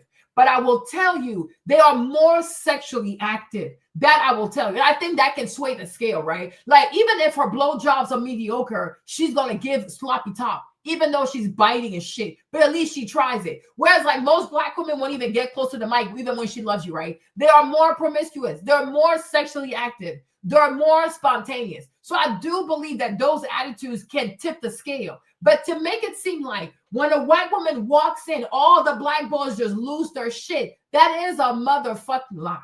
It is a motherfucking lie. And it hurts these black women. It hurts these white women. Okay? It hurts these white women. Because in their minds, with the stories they see, I should just walk in. He should just drop everything. I should just send him a text message. He will drop everything. I should send him my titties and he's going to drop everything. I should just, you almost thought I didn't wear a bra. I'm about to floss you for real, right? I should just send my ass and he should just drop everything, right? And so when it doesn't happen, it's a huge blow to their ego because everything they've ever been told is that when a white woman shows up, a black man just goes batshit crazy and he will just give her anything. No, that's not the case with Kanye. Because Kanye was not attracted to her. He was not attracted to her. He was not in love with her. He was not mesmerized by her. And she had to put in decades, over 10 years of chasing Kanye before she made it happen. Hold on. When did Kanye and Kim get married? Hold on.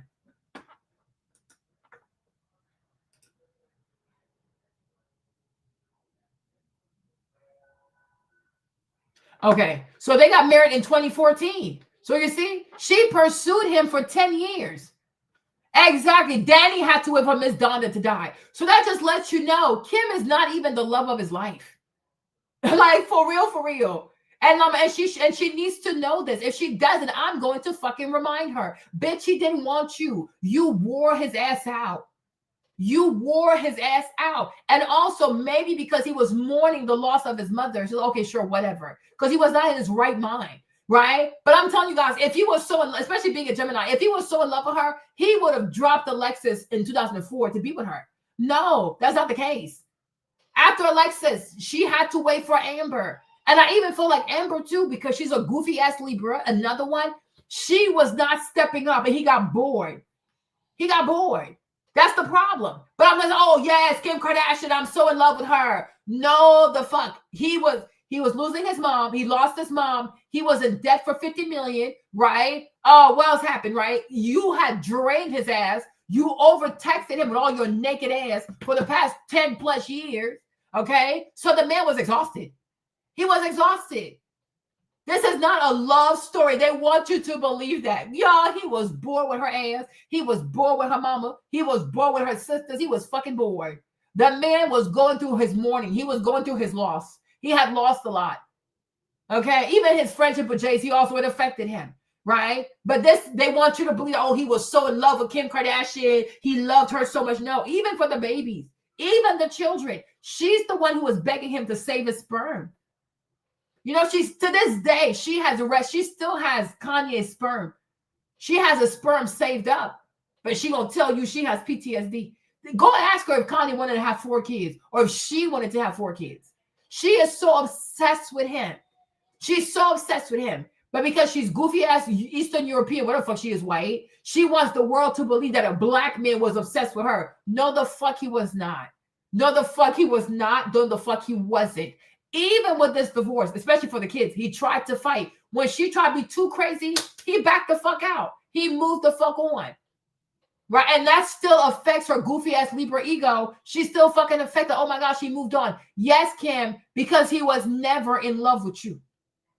He was never in love with you. And I'm sure even you realize with your goofy ass, I'm sure even you realize at some point that Kanye was more in love with North than he loved you. And that probably hurt you too. Because you do strike me just like your mother to be the kind of woman who gets jealous that her daughter gets more love from her dad than you got love from the dad. Because North, that's his flesh. You're a weirdo. You're a weird ass stranger. You are a fucking stranger. North, that's his baby. That's his flesh. And you try so many things. And the more you try, the more that child reminds you of Kanye. The more you try, the more it's Kanye in that house, right? There you go. That little girl is Kanye reincarnated in that house. There's nothing you can do. She checks you like Kanye. She humbles you like Kanye. She puts you in your place like Kanye. That little girl got time for you because it's Kanye in your house 24/7. Right? There you go. So he don't have to call you. He don't have to run up behind you because he put his spirit in his daughter. And every day you live with that child, you have Kanye under your roof. So he has no reason to call you. Because the thing about you weirdo ass white people, you don't think God is real. That's why y'all play these games. You don't think God is real. But everything you and your demonic ass mother had in store for Kanye, the Lord saw it coming. And that's why your firstborn is Kanye in a female version. Right? Because God knew what kind of demonic evil tricks y'all were going to be up to. God knew. Y'all pray on just like Scott Disick. It's the same thing. Scott lost his parents. You should see how they treated him. You know, even me at one point, like when I kind of used to watch the Kardashians, you guys, I used to think that Scott was crazy. He was reckless. He was an alcoholic, you know, because you believe that they do it like the way they recorded, the way they edit the stuff. And when they would sit there and do their confessionals and they would talk about Scott, you're like, yo, this dude's a fucking loser. He's a bum. All he does is drink and party. You know, it's not until the one day I realized that Scott is an orphan. Both of his parents are dead. Like he really has nobody. And I'm like, oh no, these women are fucking evil. They are so mean. They're just so mean. He has no mom. He has no dad. He's going through stuff, you know, but they're so horrendous. These are horrendous human beings. They're fucking awful human beings. That's why I say they go after broken men who are going through some kind of loss. They're mourning the death of a parent. Even Lamar too. Lamar has an addiction. Lamar always had an addiction. So he was not all the way there. You know what I'm saying? They know who to pick on, these weird ass Armenian tarantulas. They know who to pick on. And they go after you because you're vulnerable. You're by yourself. You're grieving. You have a deep loss. You don't have family around you. And they show up. Okay? Exactly. Always saying just like, they were just so awful to Scott. And initially I was going along with it because even me back then, I didn't know much about like reality TV and the editing and the split. I didn't know shit until one day I saw the episode. Like, hold up. Both of his parents are dead? I'm like, but damn. So you guys are all he has. And look at how you talk to him. Look at how you treat him. Then you saw with Rob. They did the same thing with Rob. Picking on Rob, making fun of Rob, calling him lazy. You know, they really fucked up his mental health. Like they made him like isolate himself. When we were growing up, Rob used to be outside a little bit, right? Rob was outside. He was healthy. He was cute. He had a normal body. He was dating Adrian, right? But these girls are so fucking evil and they're so disrespectful. They are so disrespectful. And Rob, he's the only boy. So when Chloe married Lamar, you know, for once he had a brother, like he had masculine energy. He's the only boy. His dad is dead. His stepdad wants to dress like a woman, right? I'm like, poor Rob. He was by himself. With these narcissistic fucking ass vampires. I'm like, this is crazy. Look at what they did to Rob. They destroy people. They just destroy people. They're fucking evil. This is a fucking evil family. It's a fucking evil group of women. They're fucking evil. And I think that now most men have realized if you love yourself, you love your career, you stay away from these Kardashians. They're cursed. They are fucking cursed. And when they come into your life, they destroy your favor. If you have good things going for you, they're going to ruin your name, ruin your business, ruin your money. They just ruin stuff. Even the skim stuff. I asked Jimmy, I would play for y'all. There's this white guy who made a video, and he was like, Skims has a collection with Nike. And he was like, is it funny how Kim is trying to redo everything Kanye did with Yeezy? I'm like, you know what, white man, you're not lying. Okay? Because like the way she did her Nike stuff, it looks just like something Kanye would have done. And I'm like, do you have anything original? Like, is there anything that comes out your brain? Right? So once again, you see that vulture stuff. Let me play for you guys, right? Hold on. Look.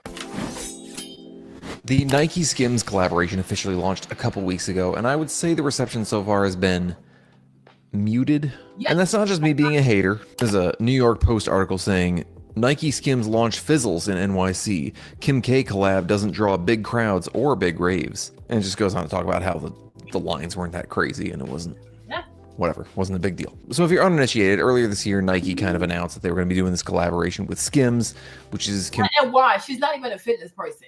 She's not even a fitness person.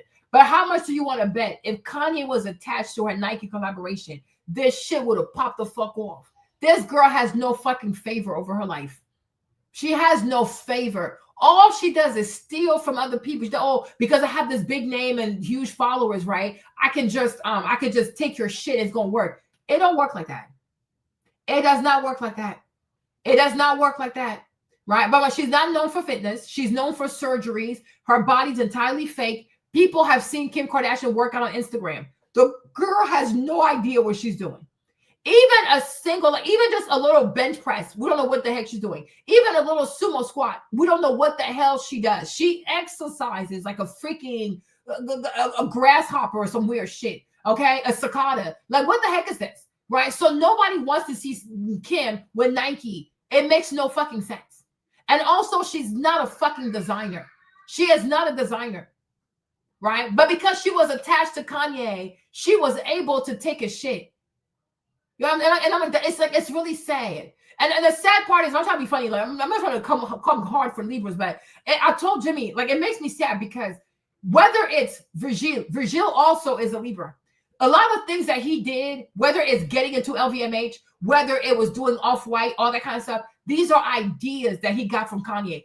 Off-White, the Fendi, like they did a whole an internship at Fendi, right? It was Kanye's idea. Working for Louis Vuitton, that was Kanye's dream, right? And when Bernard Arnault realized that he could get Kanye a certain way, he went behind Kanye. He offered the deal to Libra. Virgil took that shit, right? But everything he did was the stuff that Kanye talked about, and then he got credit for that. When it comes to her, another Libra, right? So much shit she took from Kanye. You know what I mean? I told her, like, it's really sad because I'm starting to realize now, like, listen, for as much as I am triggered a little bit by Kanye, but maybe, like I said, maybe it's the aftermath of the drugs they had him on, so I'm going to give him grace. But I do feel like Kanye is the kind of person, even with Jay-Z, I do feel like Kanye is the kind of person, when he loves you, like when he cares for you, he's going to make sure you win. He's going to make sure you win. The problem is people are fucking ungrateful. People are really, really ungrateful. People are really ungrateful. Like, even if Kanye is a little crazy, I'm like, the only person that stands up for Kanye, even with all the little crazy shit, is Candace Owens. And mind you, she's not married to him. He didn't really like help her like that. He didn't really build a brand for her like that. But the most loyal, and that's a Taurus, the most loyal person so far that I've seen publicly towards Kanye has been Candace. Right? But I'm like, Virgil Libra, he took so much from Kanye. So much from Kanye. And he never once said, like, for real, like, you know what? The LVMH thing without Kanye wouldn't have happened because that was his dream. Going to work at Fendi, that was his idea. He told me to come along because Kanye, he's the type, he likes people to come with him, right? So I'm like, he took you along on his dream and you took a shit. And you never once, even when Bernard Arnault comes to you and say, oh, would you be the creative designer for blah, blah, blah. Like, you know what? That's really Kanye's dream. Why are you coming to me?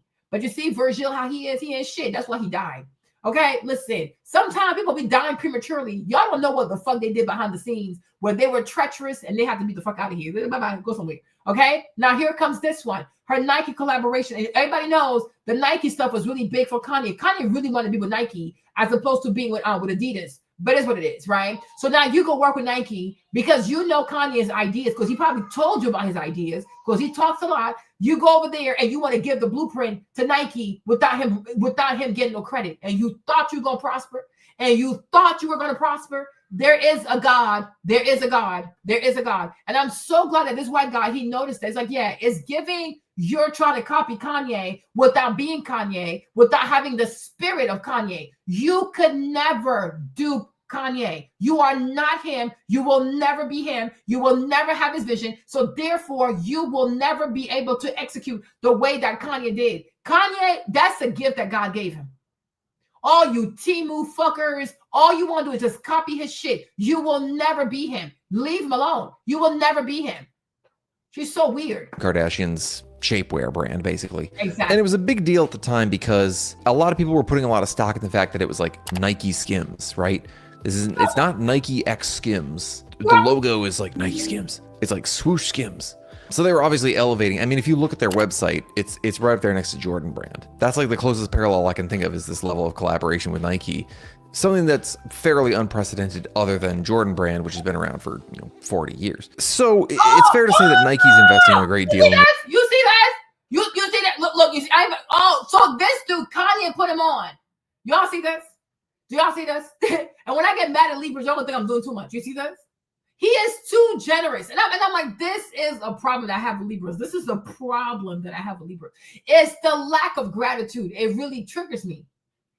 But I'm like, I told you, I'm like, look at her, look at Virgil. I didn't even know about Jerry Lorenzo. But even now, fear of God. Where's fear of God going? Where is it at? You see, and that's the thing about Ye. Like when Ye gives you his favor, for a while, you can feel like you can fly without him. What you took from Gemini, you're going to bring it back. You're going to bring that shit back, right?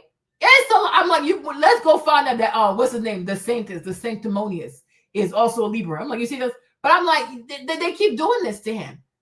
I'm like, I'm like, Kanye, you need to stop. You really need to be careful. But it's like they just come into his life and they just take his stuff. They take his ideas. They take his connections. They take his friends. They take his dreams. And they think they're going to be able to have this life without him while the world yells at him, spits at him, blocks his bank accounts. He's out there with no money. Do you see how people are? Like it's very mean, Elena. It's very, very mean. It's very mean. So Kanye was out here with $175. Meanwhile, you, Jerry, he helped you with fear of God. And when he had no money, you could not wire him $1 million. You could not wire him $1 million. It's like even 2 million. Like, Kanye, I got you, because without you, I would not have fear of God. Like, who are these people? Who are these people? You see, and there's stuff like that makes people not want to help people because it's very traumatic. It's really, really traumatic, you guys. It is seriously traumatic. And actually, when they did announce it, there was like a bit of a stock pop. But like I said, I mean, I quoted that New York Post article, but there's not a ton of information yet about how it's doing. There's some buzz on social media. And to be fair, I see some people who are positive about it, some people who are negative. So I think we won't know for a while how it's doing. But I couldn't help but notice when it was announced and seeing the promotional materials for it that it looked kind of familiar. If you're not aware, I'm talking about, of course, Kanye West's collaboration with Adidas, Yeezy season, which is now defunct, but Yeezy, the brand, apart from Adidas, continues to go. And I guess, like I said, it's too soon to tell if Nike Skims is going to be a failure. But I did start to think of this in terms of the Yeezy collaboration and the runaway success that they had there. And I guess I asked myself, why is it that no one else can do what Yeezy did? Because he's fucking favored. That's what the fuck. Because he's fucking favored. Okay? Listen, y'all. Kanye is like my brother. Like, he pisses me off. But publicly, I will never disavow his ass. Okay? Now, this is some fucked up shit. This dude, Kanye be seeing shit, y'all. Like, I can relate. I can fucking relate. Kanye, he sees shit. Like, he sees the shit. Like, he knows where the trends are going. He knows where fashion is. Like, y'all remember, like, first of all, if y'all remember, like, years ago, right? Way back when Oprah was still on, y'all, when I tell you college dropout, no, Kanye was a cutie. He was a cutie man. Kanye was a cutie pie. For real, man, with his broken jaw.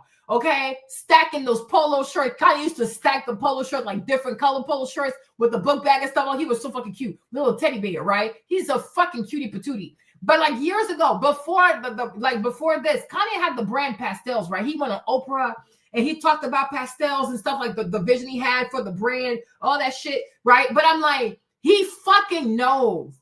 He fucking knows where the trends are going. Like, he fucking knows. Kanye, even with the music stuff, like, one time Pharrell says, oh, what he said? I hear music or I talk in music. Oh, shut up. You don't have that gift. Kanye does. You know, part of me, you guys, let me tell you something. Because he's a master number 11. One day I play with his numbers, right? You know, Loki, I think he's like Duke Ellington reincarnated.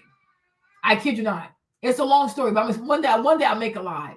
I think some people are reincarnated. I really do. I even think Adele is Billie Holiday reincarnated as a white woman because she wanted to win. It's a long story. But one day I'll do it for you guys. I will overlap their voices. You'll see. I'm like, yeah, bitch, yeah, it's probably you, huh? Because when you were black, you couldn't win. So you came back as a white woman so you could have all the shit you wanted to have. Yo, I believe in reincarnation. I believe that if you die and you were not able to achieve your shit, you won't come back and take it all. I sure do. If you ever overlap Adele's voice with Billie Holiday's voice, it sounds like the same person. It's fucking creepy, right? But I really think that Kanye is Duke Ellington reincarnated. This person, he's lived before. He has lived before. This is not coincidence. This dude has lived before, right? But I remember, like, when I was still young, I was still a Mason, right? Undergrad and stuff like that. He came on the Oprah show and he talked about his brand Pastels and stuff, like the vision and stuff. Even the way he used to dress, like he was his own person. Kanye has always been his own person. You understand? And for me, even though sometimes it comes up a little too much, sometimes it's like skirt on the periphery. Okay, now you're trolling people. Talk about Harriet Tubman did not free black people, but she sold black people to slavery in Canada. Kanye, shut the fuck up. Okay, just shut up, right? Like he's like that brother. Like, oh, just shut the fuck up, right? But at the same time, I will never say that you are not a creative genius. When white people out here bestowing the term genius on all their goofy ass college dropouts, whose credit report card we have never seen, right? If white people can call anybody and their mama a genius for dropping out of some school, Kanye also deserves to be called a fucking genius. And I will say that. This man, he sees these trends, he knows where the fuck they're going, and he believes in himself. If Kanye don't like something, he gonna tell you. If he likes it, he gonna tell you. If he don't want to do it, he ain't gonna do it. Like, to me, Kanye is the embodiment of being an American. Not, oh, I'm a black American. No. He is an American, period. You as a white person, you don't get to hyphenate shit. I'm not dash nothing. I'm an American, bitch, right? The same way you have rights is the same way I have fucking rights. I'm not your house Negro, okay? And it's like, it has cost him a lot, but who cares? Kanye gonna tell you how the fuck he feels. And that, to me, that's being a man. Like, I respect that shit. And I wish that more black men had this kind of bravery. Not no hyphen, no, I'm an American, bitch. It starts there, it ends there. You're not going to tell me shit. Okay? Go somewhere. How many times you saw Kanye on an interview and they're like, oh, well, Kanye, you could never do this. He's like, yes, I can. Kanye, you could never do. Like, yes, I can. Kanye will never let you get into his head. You guys, I swear, you got to give him credit. Nobody's perfect, but you have to give him credit. How many times have people, the media, white people, they've always tried to make him second guess himself. Oh, well, you couldn't do this. Well, you couldn't do that. Well, I don't think you could. He's like, yes, I can. Yes, I can. Yes, I can. And yes, I will. And he does it every single time, right? Even with the whole thing with Sway. You know, I like Sway. Sway's an icon, okay? I don't think he had to yell at him like that. But, you know, looking back at it, too, I can see where Kanye was coming from, because when you say, oh, you should start small, even though I don't think Sway meant nothing harm by it. Sway was trying to say, if it's so expensive, just start at your budget, right? But I could also see where Kanye was coming from. When people like Emily Weiss want to start selling colorful Vaseline, do they start small? No, they get investors and they go really big. Right. So I can see where Sway was coming from, because Sway, maybe he wasn't familiar with the world of like investing and things like that. So it's like, okay, if all you can do is 300,000, start with 300,000. But the thing with Kanye is the way you really launch a brand, you need way more than whatever, right? But people like Emily Weiss, there have been so many mediocre white women out here. Like he said with Gaga getting collaboration with Kodak. He's like, what the fuck does she even know about photography? Like, what the fuck, right? There's so many mediocre white people. When they have ideas, people throw hundreds of millions at their asses and they're fucking mediocre. But somehow when you're Black, you all be humble, start small, get a job first, save some money first. Nah, get the fuck out of here. This basic ass white bitch, how the fuck did she get 300 million to start a colorful Vaseline line selling bullshit to these bullshit ass white girls? Right? Why do white people get to dream big and we as Black people, we got to dream reasonably? Man, fuck her reasonably. I can dream as big as she does because she's not better than me. Okay? So yeah, I'm like, yeah, I love that about Kanye. Kanye will let your ass know. It's like kind of like Minister Farrakhan. Minister Farrakhan is not afraid of white people. He will say that shit to their face. Who the fuck are you? Like, who the fuck are you? Who are you again? Who are you? Right? Toni Morrison told the white woman, do you not even hear yourself? Me, I'm Black, and you're telling me I should write stories that involve white people. The fuck, why? When white people write their movie scripts, do they include Black people in there? Besides being maids or drug dealers? Get the fuck out of here. Get the fuck out. I don't owe you shit. I don't owe you shit. Okay? Go somewhere. All right? Always trying to be in somebody's life, in somebody's story and shit. No. Leave me the fuck alone. So I'm like, yeah. You know what I'm saying? Yeah. You know what I'm saying? But I'm like, when you see, when you see, you know what I'm saying? When you see things like that, yeah, exactly, because he's my brother. Like, I will cuss his out. Like, Kanye, shut the fuck up with your dumb ass. Because he's a fucking Gemini. Let me shut up, okay? Oh, Aaron Tubman did not free Black people. Like, just shut the fuck up, okay? But when we outside with these white folks, I got your back. Cuss their asses out. I stand right beside you. Yeah, talk that shit. Say that shit one more time. Okay, we don't need your bitch ass. We don't need your bitch ass. Yeah, say that shit. Because when white people show up, everybody needs to be on code. You don't get into our brains and tell us how to dream, how big to dream, what to build, what not to build, what to say, what not to say. Who the fuck are you? Who the fuck are you? You're an American. He's an American. That's it. There's no hyphen shit out here. Okay? There's no fucking hyphen shit, bitch. But some of these white people too, they're recent immigrants. They haven't even been here this long. They haven't even been here this long. And then they want to talk to a Black American who's been here since like before the Civil War. And they think they're going to fucking sun you. Get the fuck out of here. Your people came through Ellis Island shitting worms, bitch.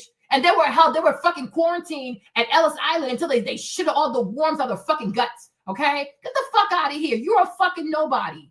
But because they're white, they think it's always their job to school people. Bitch, I will school you on your goofy ass, dirty ass, plebeian ass, white fucking history, bitch. You don't get to fucking school me, bitch. Okay? No white person gets to sun me. I'll sun you first, motherfucker. Like, who the fuck are you? So yes, I fuck with Kanye with that. But when we're in the house, I will tell his ass, don't you ever talk about Harry Tubman in such a fashion. Are you fucking crazy?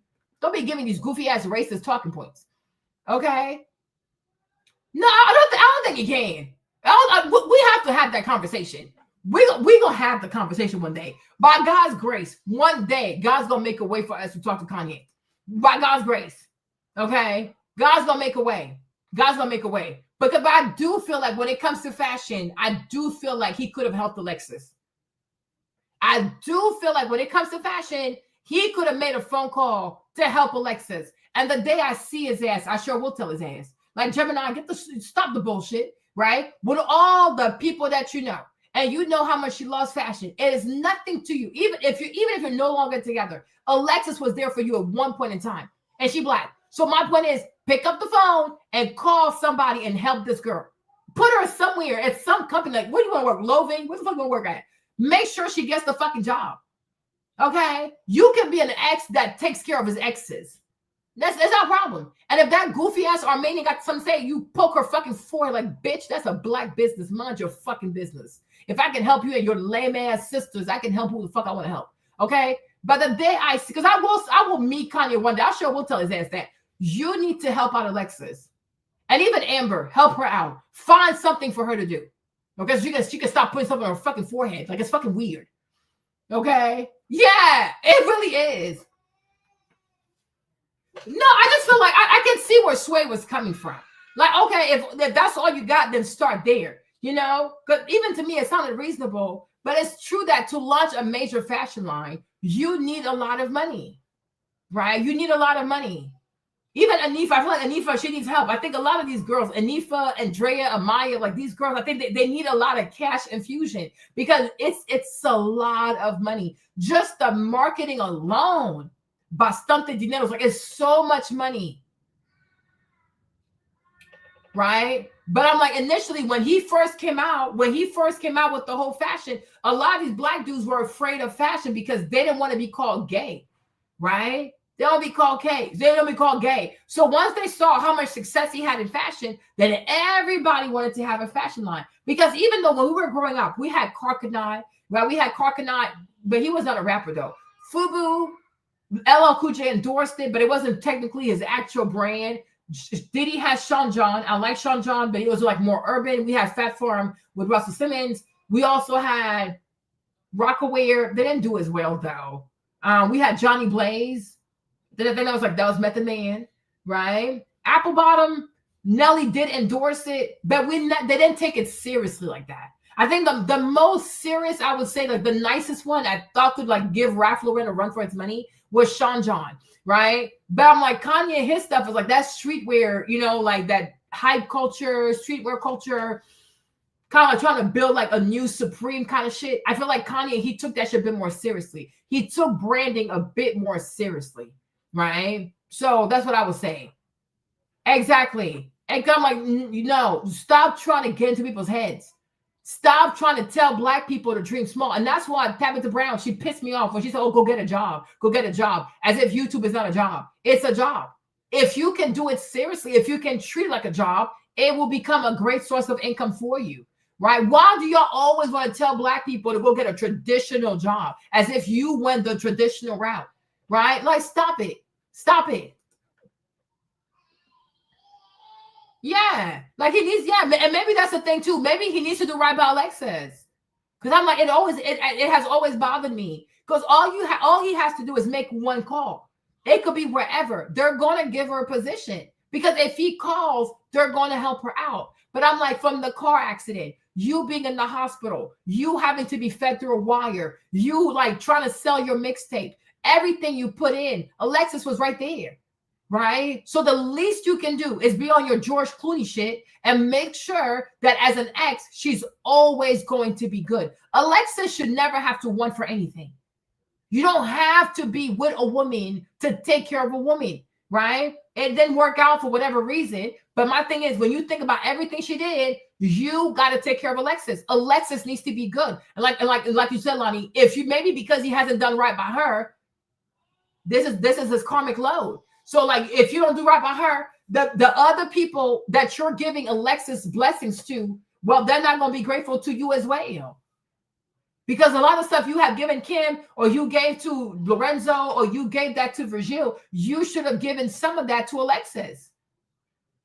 Because I'm like, you know, she loves fashion. She has always loved fashion. So what is it to you to pick up the phone call, to pick up the phone and call any of these goofy ass people and put her on? Even if she has to start with a Fendi internship, tell her, okay, do this first. And then after that, I'll call so-and-so so you can then work over there. Yeah, he has to do right by Alexis. It cost him nothing. Like George Clooney, that's why I fuck with George Clooney. George Clooney, when he breaks up with you, because that's usually how it goes. When he breaks up with you, you keep everything. The apartment, the car, the allowance, the whatever. Like he takes nothing from you. And that's why none of his exes have never had anything bad to say about him, because he will take care of you. He's not going to be with you, but you're going to be taken care of. When he got married to the lawyer lady, all his exes had nothing but good things to say about him. Right? Yeah. You know what I'm saying? He needs to help out Alexis. He needs to help out Amber. I think as a man, all your exes should be taken care of. You gave so much to this Armenian. You gave so much to her. And now what do you have to show for it? She took your kids. She's smearing your name. She's accusing you of giving her aneurysm. So don't worry about it, Lonnie. The day I meet this Gemini, conversations will be had. Because somebody needs to calibrate his fucking mind. You got to do right by people that were there for you since day one. Okay? Because them new people, it's not real love. But I'm like, Alexis, You need to you need to find a job for Alexis. Even with the whole Yeezy brand. Why can't she help out with the whole Yeezy brand? Right? Whatever she doesn't know, tell her what she needs to learn. She'll learn it. If she has to go to a particular school or a particular apprenticeship, tell her where to go. But you have to help Alexis. She should be okay. You know what I'm saying? Like, what the heck? Alexis, Amber, make sure they're good. That's also the measure of a man. Like, oh, he's no longer there, but she's okay. Oh, yeah, that used to be Kanye's ex. Look at her. She's thriving. It says a lot about you also as a man. It says a lot about you as a man. You are generous with the wrong people. Now look at your life. So yes, do right by Alexis. So that's a conversation also that's going to be had because he needs to do right by Alexis. I don't like the way she's living. I don't like the way she should be going to the fashion shows. She should have a name in fashion. She should do something because she's always loved fashion. Help her out. She was there for you when nobody believed in your dream. Help her to make her dream come true. So that way good things can happen for you as well. You see what I'm saying? That's the same bullshit that, what's his name? You see, that's the thing too, Gemini.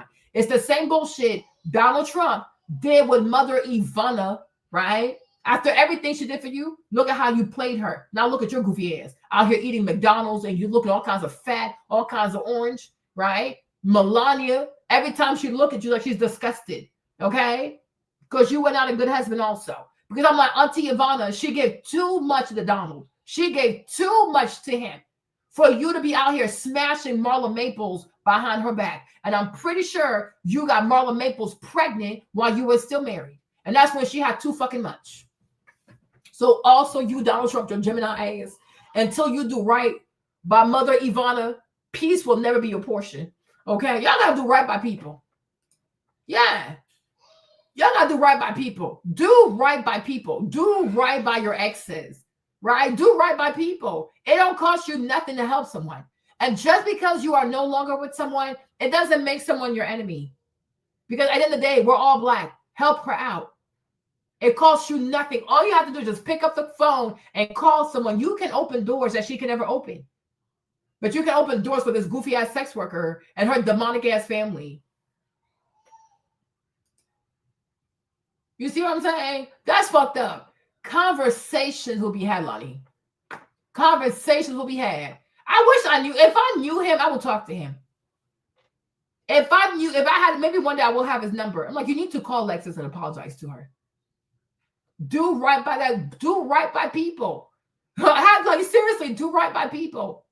And then your karmic load is going to get lighter. And then maybe then you're going to stop attracting users in your life. Because maybe you could have also attracted good Libras, but you're only attracting the bad Libras because you need your karma to be served as well. What do I know? But why would he want her on the streets though? Because I'm sure he's probably having sex with Kim when they were together. So why would he want Alexis in the streets? For what reason? Like, what the heck? No. One else, Yeezy. But before I get into it, if you haven't subscribed to the channel yet, please do so. But let's get into it. If you're not familiar with my stance, I made a video about the sort of wasted potential of Kanye West. Yay, if you will. Again, apologize if I dead name him or whatever, but I used to be a huge fan of his and his music, even like his clothing line. I bought a lot. I still have several pairs of Yeezys, but I'm now, I don't want to get into all the political stuff, but let's just say I'm quite disappointed with him in the last couple of years, and I can no longer really support him in the same way.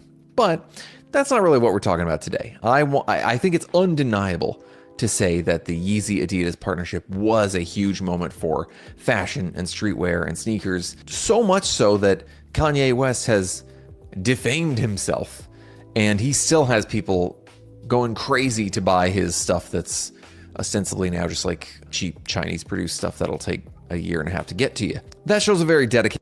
Really? She was so desperate for that life. She was so desperate. After she lost Reggie, she was willing to do anything to go marry someone that looked like Reggie. Neither person inclusively left the other. The couple mutually broke up their engagement in April 2008 before he did the combination of was focused on his career and the difficult time he was experiencing after his mother's death. Okay. We remained friends. No, he's holding on to something.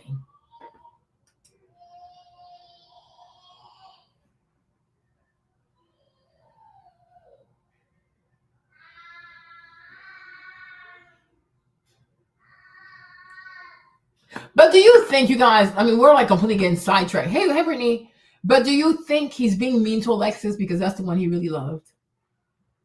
Because Geminis can be petty as well. They can be some petty ass people. Like if you're the first one to walk away, they can hold that shit against you forever. Do you think he's being this mean to her?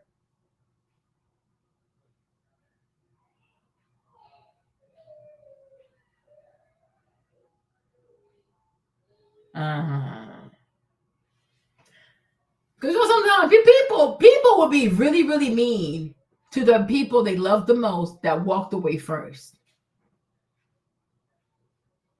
Because Kanye has a hard time when you don't believe in him. He feels like he has to do the most. Because I wonder, like, did you do all this for Kim because you wanted Alexis to be like, oh wow, like if I had stayed, this is the life he would have given me. What are we doing here? I need to talk to this man, y'all. I'm going to really manifest it. I need to have his number. I will talk to this man because he needs to talk to me. Okay? He needs to talk to me. Like, what the fuck is this? What is going on? Like, are you doing all this for Kim because you want Alexis to be mad?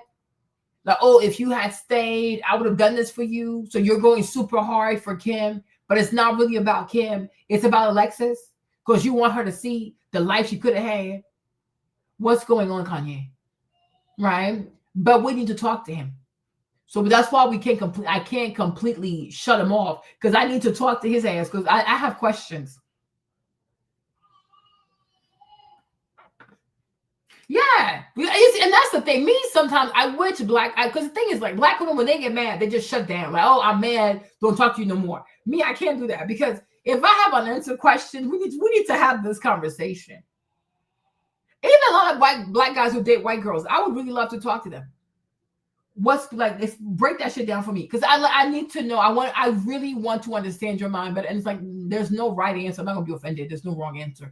Just from your heart, just talk to me, right? But I want to know: are you going so hard for Kim, who has no fashion taste, no fashion sense, just a peasant? She's a fashion peasant, a reject of high fashion. Did you go so hard for her because you wanted Alexis to say, I should have stayed with Kanye. I should have believed in him. Because I feel like one thing I've come to realize with Kanye too, when you don't believe in him or at one point you didn't believe in him, he will go out of his way to make you regret it in some kind of way. And sometimes it gets a bit too fucking dark. Okay? It gets too fucking dark. It gets too fucking dark. And you're doing it at your own detriment. Because, I'm going to help you to hurt this person, but then you're hurting yourself because this person also is not going to be grateful.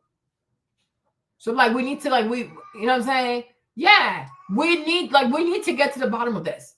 Because is that why you're obsessed with this girl and you want to help this girl? Because by helping her, you want Alexis to be jealous? You know what I mean? Yeah. And yeah, Trump is the same way as well. Yes. That's what I'm saying. Like,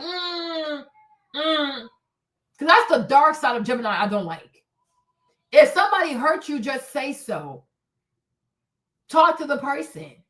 You know what I mean? Talk to her. Because in reality also, even if you're upset that Alexis left when you needed her the most, right? Could you also concede to the fact that Alexis, being a young woman too, she was not equipped for what this was? Because I'm like, she's not a therapist. She's not a therapist. She's not a psychiatrist. She's not a behavioral therapist also. She's a civilian. So the grief, the this, the that, maybe she herself was overwhelmed. You know what I mean? Like I can see her being overwhelmed. You know? And when you go dark mode Gemini, it can be scary for a lot of people. So if she felt overwhelmed and she didn't know how to take it, you got to have mercy on her because she was also very young. Like it's not everything is not so obvious all the time. Maybe now that she's older, she's like, oh, I could have done this and that. But at that moment, did she have the tools, the resources, the support herself? Because if you're going to support someone going through a grief process, right, you yourself need to have your own support because it's draining to help somebody else out emotionally. Right. And so if you don't have a system to like replenish yourself after you've poured yourself into someone else, right? Listen, it can be exhausting. It can be exhausting, but it doesn't mean she didn't love you. Maybe she didn't have the tool set, but maybe you got to also talk to her. Many times I wish people would actually talk instead of doing all this petty evil shit, right? Have a conversation. You're like, oh, you know what? At our age, the age we were then, not knowing as much as we know now, maybe it was overwhelming for her, you know? The wedding in Paris. That wedding, who got married in Paris? What wedding in Paris? Wow. You see? Because I'm like, Geminis can go into some dark mode as well. It was like, you're not going to win with this petty shit. There's no need for that. And it's also not very manly. Okay. Yeah, I'm like, maybe she wasn't equipped as well, because I'm like, it could be overwhelming. You know, because I don't know how he was acting with the grief. I don't know. I wasn't there.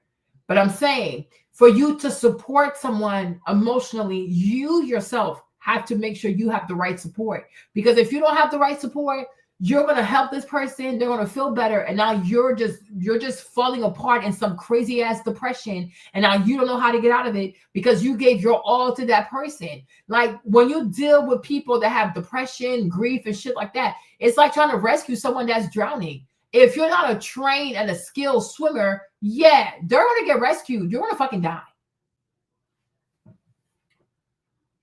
Maybe. You know? Maybe, you know, because I will say this. I will definitely say Kanye, in terms of like his vision for career, fashion and stuff, chef's kiss. But I think romantically, he struggles with romance. You know, he really struggles. I think that's another thing. I think that's the thing with Gemini too, to be quite honest. I think he struggles with romance. I think he also struggles with being vulnerable in romance. Like it's not an area where he has great mastery. And I think also from what I see with the girl, Bianca, the other girl, the new girl, right? I think Kanye also, the way he dates, the way he is with women, I think sometimes he requires like full control of you. And I'm like, we need to also have a conversation about that. Why is that necessary for you?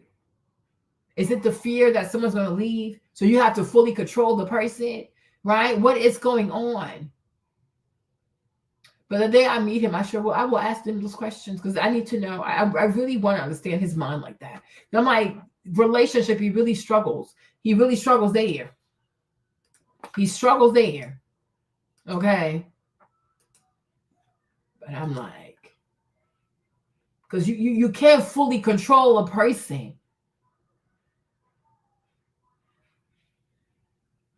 I feel like the whole sex doll thing is kind of brand new. I thought that's a new kink he's into because he's mad. You know, I feel like we saw that bit with Amber, but it wasn't like too bad. But the girl Bianca is like it's all-time high at this point. So this is a little excessive, right? Kim also sex worker. I mean, he did say he has a porn addiction. You know, he has that addiction. But with Alexis, he was not trying to hold her out though. I just feel like he has gotten worse 2 times. But the problem is, I think also another issue with him because he has so much money. I think a lot of people don't say no to Kanye in a healthy way. I think he has a lot of yes people around him. And I'm like, Kanye needs structure. You need to tell him no. I'm not doing that. Like, you're crazy. No. Okay. Cam Newton, another one. Not enough women tell Cam no. You have to tell him no. He needs to hear it. It's good for his soul. I'm like, the first woman who tells Cam no, he's going to fall in love. Oh, wow. She has boundaries. Yet the fuck she does. No. You have to tell him no. You got to tell him no. Cam, no. But they all say yes because he has money. Like, oh my gosh. Like, it's just so fucking hard. Back and forth, and you take him to school every day. I was like, have dinner with us every night. Let's have dinner as a family every night. And obviously it was just, you want to divorce someone, but he needs to come over to have dinner every night. Girl, you sound batshit crazy. You don't even know how to lie. that wasn't what he wanted. And I get that. Maybe that's too much. Did he ever apologize? Folks, this girl is fucking crazy. Did I call it or did I call it? You can go back in my archive from earlier this year. I think it was January this year. I told you all that Ye had won. And I spent the last 4 years telling you all Ye just needs to keep on his grind. He's the best she could ever do. And she is going to have seller's remorse like a son of a gun when she jumps back out there and realizes it ain't going to happen, and that she would be the one who wanted him. I said it the whole time. You had folk who were trying to dispute me. She wanted Kanye more. She wanted him more. But like I said, to me, I see the same issue with Cam Newton. These girls don't say no. They don't say no. Yes, yes, yes, yes, yes, yes, yes. That's bad. Right? People need structure. And maybe, I don't know, because I don't know Miss Donda, and she's not here anymore. Right? Maybe that's what Miss Donda also had for him. Like, as much as she was like artistic, express yourself, maybe she had some kind of structure for Kanye and he thrived. The problem is today is people don't see Kanye, they see the superstar, the producer, the this, and that. No, I really do. Personally, I really like Gemini people, but I do know they can go on some dark shit. And I like, you need to sit your ass down somewhere. So Maverick also, I got time for him when he gets to be of that age. Okay. I got time for his ass. All right. But it's like, you have to know how to, I think, because the sad thing is, like, the older I get, I'm starting to realize that a lot of people don't know themselves. They don't know themselves. Like, people don't know their strengths and their weaknesses. Like, I think a lot of people don't even want to have enough, like, self-awareness. Like, you know what? I really struggle with X, Y, and Z. Like, I'm really good with this, but I really struggle with that. Because I don't care what nobody says, whether you're a man or you're a woman, right? Not knowing how to successfully have healthy relationships with people of the opposite sex, right? It has to be exhausting, right? And somewhere it has to make you feel like you're not good enough. I don't care what nobody says, right? So it's very important for us to all learn how to have healthy, successful relationships with people of the opposite sex, especially when it comes to romantic relationships. But I'm like, he really struggles there. Because I see someone who needs to have full control. And I'm like, Kanye, that is extremely toxic. It's really toxic. It's suffocating. It is toxic. And it's also not fair. Why do you not trust that if you give somebody space, they're going to come back to you? Where did you learn that? Right? What happened? Was it your dad not being in your life? What triggered that? Because a lot of people as adults, they do shit, but it really comes from their childhood. There's something that happened in their childhood and they haven't let go of that shit. Now, subconsciously, it's affecting them in adulthood. And that's just the way I am. No, you learn to be this way. It is not healthy. It is not healthy. Nobody should ever try to control another human being. God did not design us to control other people. Control yourself. That's about it. You know what I'm saying? Yeah. So it's like we need to really sit down with him and have a conversation with him. Like, Kanye, like, we need to talk. We need like your fashion, your music shit. I can tell you shit because you know more than I do. But it's like your private part, like your private life, your personal relationships, like they are not fruitful. They're not fruitful. And that is even for your children. If you don't know how to handle this, he's gonna have a hard time with his kids. And you might be a wonderful dad, but they're not going to get to see that because you struggle with vulnerable, intimate relationships. Because people, and also people who are always hiding behind sex is not. It's the cheapest. It's the cheapest way of getting intimacy, right? We want y'all to know how to be intimate without getting undressed. Is that possible? Like, what the heck? Okay. Yeah, Kevin. Like you gotta. People don't have self-awareness, and it messes with them. You know, and you have to know yourself. You're good and the bad. You have to know, like, you see, that's why, when I look at an Aquarius, I'm like, yeah, look at this Aquarius. They're being manipulative, right? Because I had to have self-awareness about that and decide that I'm not going to do that. I watched this one video and the lady was talking about the Black Panther, and I realized it was me. And I was like, oh my gosh, I don't want to be a person who manipulates people. It's not good. You know, just because you know you can do something doesn't mean you should. People have the right to free will. People have the right to their agency. You can't take that away from people. Like, who the fuck are you? You know what I'm saying? And even Nora too, like, he has to help her. But if he does not have self, because Kim is not going to understand her. Kim is not going to understand that child. He is. But if he fails mastery of self, he's not going to be able to help his daughter. And that's why when you have kids, like when you have children, it becomes even more imperative for you to have self-awareness, because your kids are going to do the things that you do. And if you don't have mastery over your weaknesses, it's going to weaken your children, because they'll do the same thing they see you do. Right? If you let yourself be overwhelmed by your emotions, your kids will do the same thing. And they will struggle as adults because you never showed your kids how to master their emotions. Okay, I hear it, I feel it, but I'm not going to let that control me, right? Make sense? If you're bad with finances, your kids are most likely going to be bad with finances.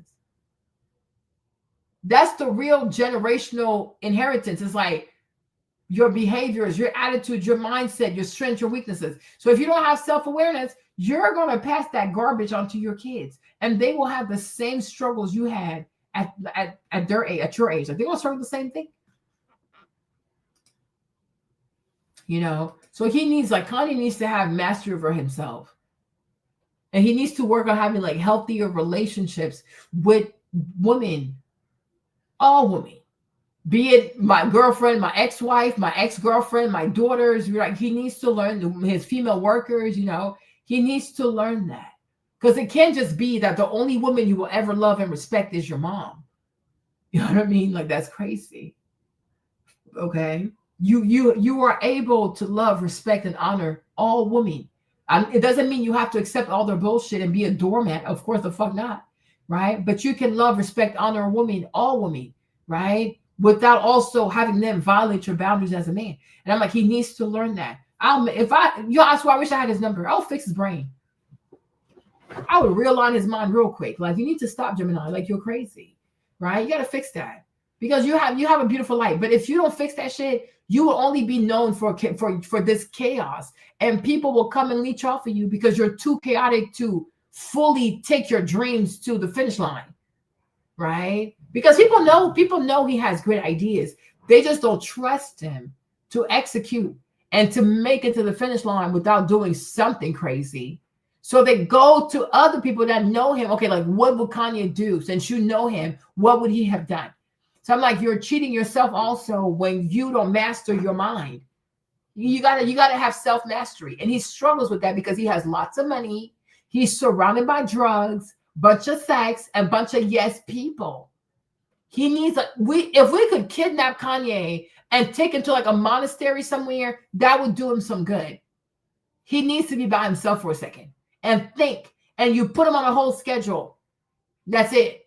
Like with these Buddhist monks all day, just thinking and trying to reach nirvana. It's going to be good for his brain, because that's what he needs. Over it. You won't find any of them tonight. They won't be in the comment section. They won't call in. You all can go back to the program and see what's going on. You just heard what the hell that bat crap crazy stuff was she just said. But do you hear what she just said, fellas? We haven't left. We're in the same spot. We have the same address. So okay, so obviously you're not worried for your safety, and you all of a sudden she's not worried about the children. Well, that's not what they were saying at the beginning of this hit piece. So when you actually ask her what's going on, well, she's saying something totally different. Why, she's perfectly fine with Kanye. As a matter of fact, she was inviting him over every morning and every evening. Knows where his kids are at. What happened to the house that you bought next door, and we were gonna like co-parent and do it like back and forth, and you take him to school every day? I was like, have dinner with us every night. Let's have dinner as a family every night. And now that one right there that's the craziest work of all. People, I said it before anybody else. I have never moved off of it. You damn right. I'm doing a victory lap on that one, because I had people arguing with me, as you all know. Ever since since she filed for divorce, I had people arguing with me about what the significance of it was and just putting out nonsense. And I said what it was. And now, by the way, here your final receipts are. So I'm following up, because next time some dumbass sits up here and tells you it's something different from what I said, oh, I follow up on these things.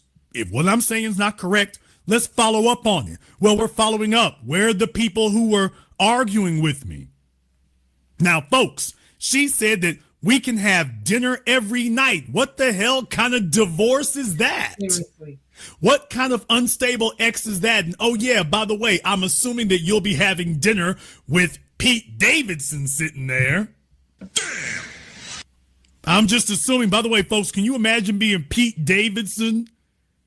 And she's telling you all this. She told Kanye, you can have dinner with us every night. Does that include Pete Davidson on the dinner guest list? Because it sounds like it does. Oh, now she's telling you all that, by the way, while she was on the rebound with Pete, she was telling Kanye, you can pick up the kids every day and take them to school, and you can have dinner with us, quote, like a family every evening. Now, does that sound like she was one bit worried, scared for her life, scared for her safety, unstable? Does that sound like she felt she was in any danger whatsoever? Yeah, buy a house next door. That'll be great. You can take the kids to school in the morning and have dinner with us in the evening. Why should we change anything? Well, that's not what they were saying at the beginning of this video. Yeah. Why she's getting aneurysms and blood pressure and it's all the blame. His behavior since the divorce. Well, she was inviting him over since the divorce. Oh, that kind of blows up your phony narrative. Obviously, it was just that wasn't what he wanted, and I get that. Maybe that's too much. Has he ever apologized? No. I'm not looking for it. I don't care. It's possible Kim doesn't care because she's too blessed to be stressed. Yeah, Bible. It's a great look. She's got her billion-dollar business. You see? So here's Kanye. When Kanye bought the house, they call him all kinds of stalker, all kinds of this, all kinds of that. I'm like, you told them not to live. What take is it? Schedule. That's why I even got the house. You know, they flipped it in solid.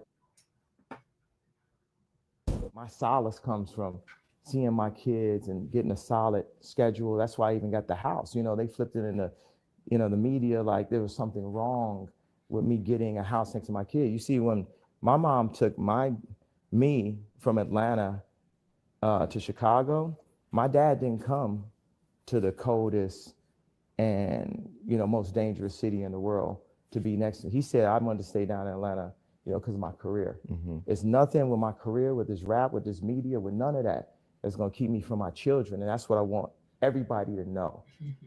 Don't play with me. Don't play with my children.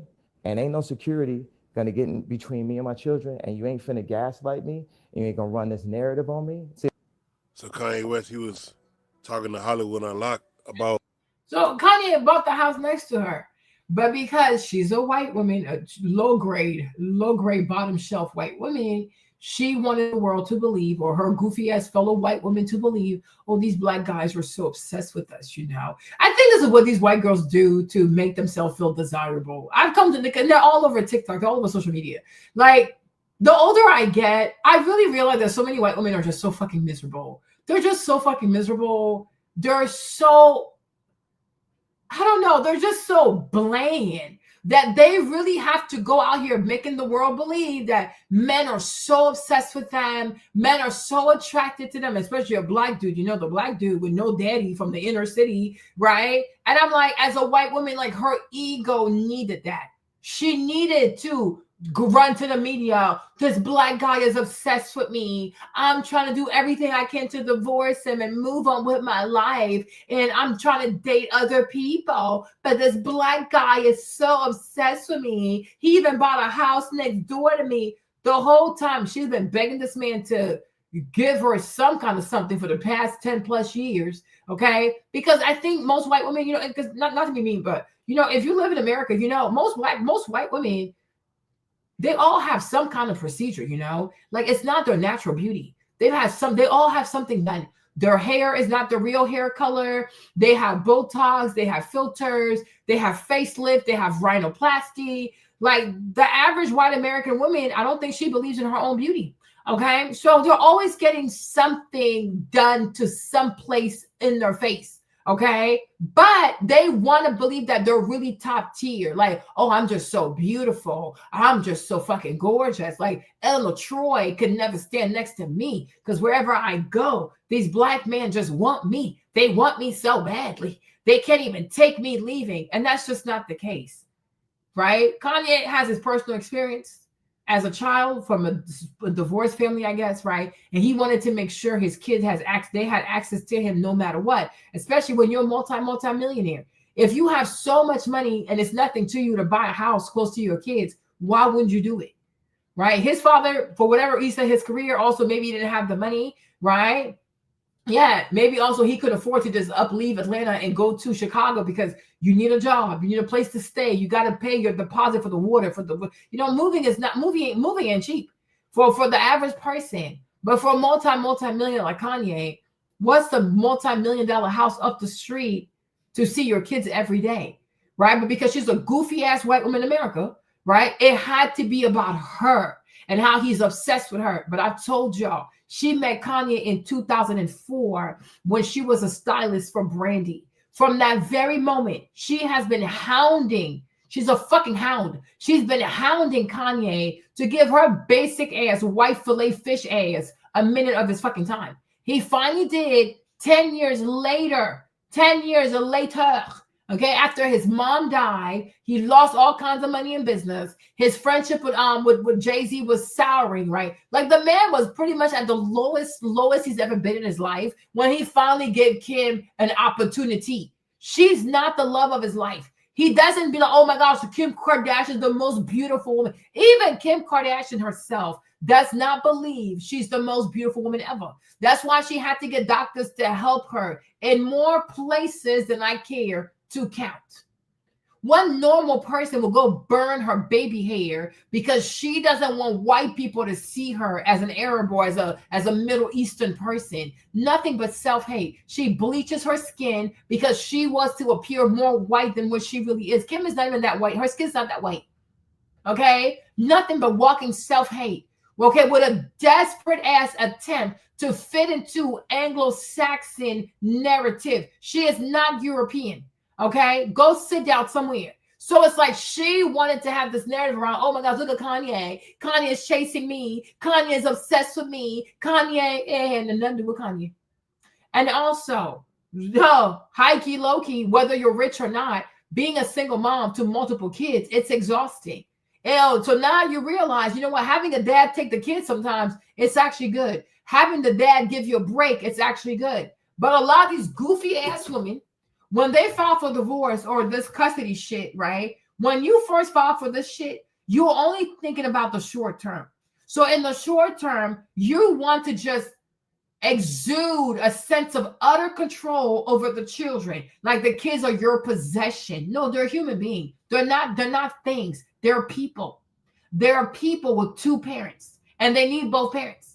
But that's not what they do because they're incredibly selfish. And I'm trying to protect my kids. No, it's about you. It's about control and telling this man, if you leave me, I'll take the kids, I'll control the kids, and I'm going to control access to your kids. But that's for a short while. But after a while, you get tired.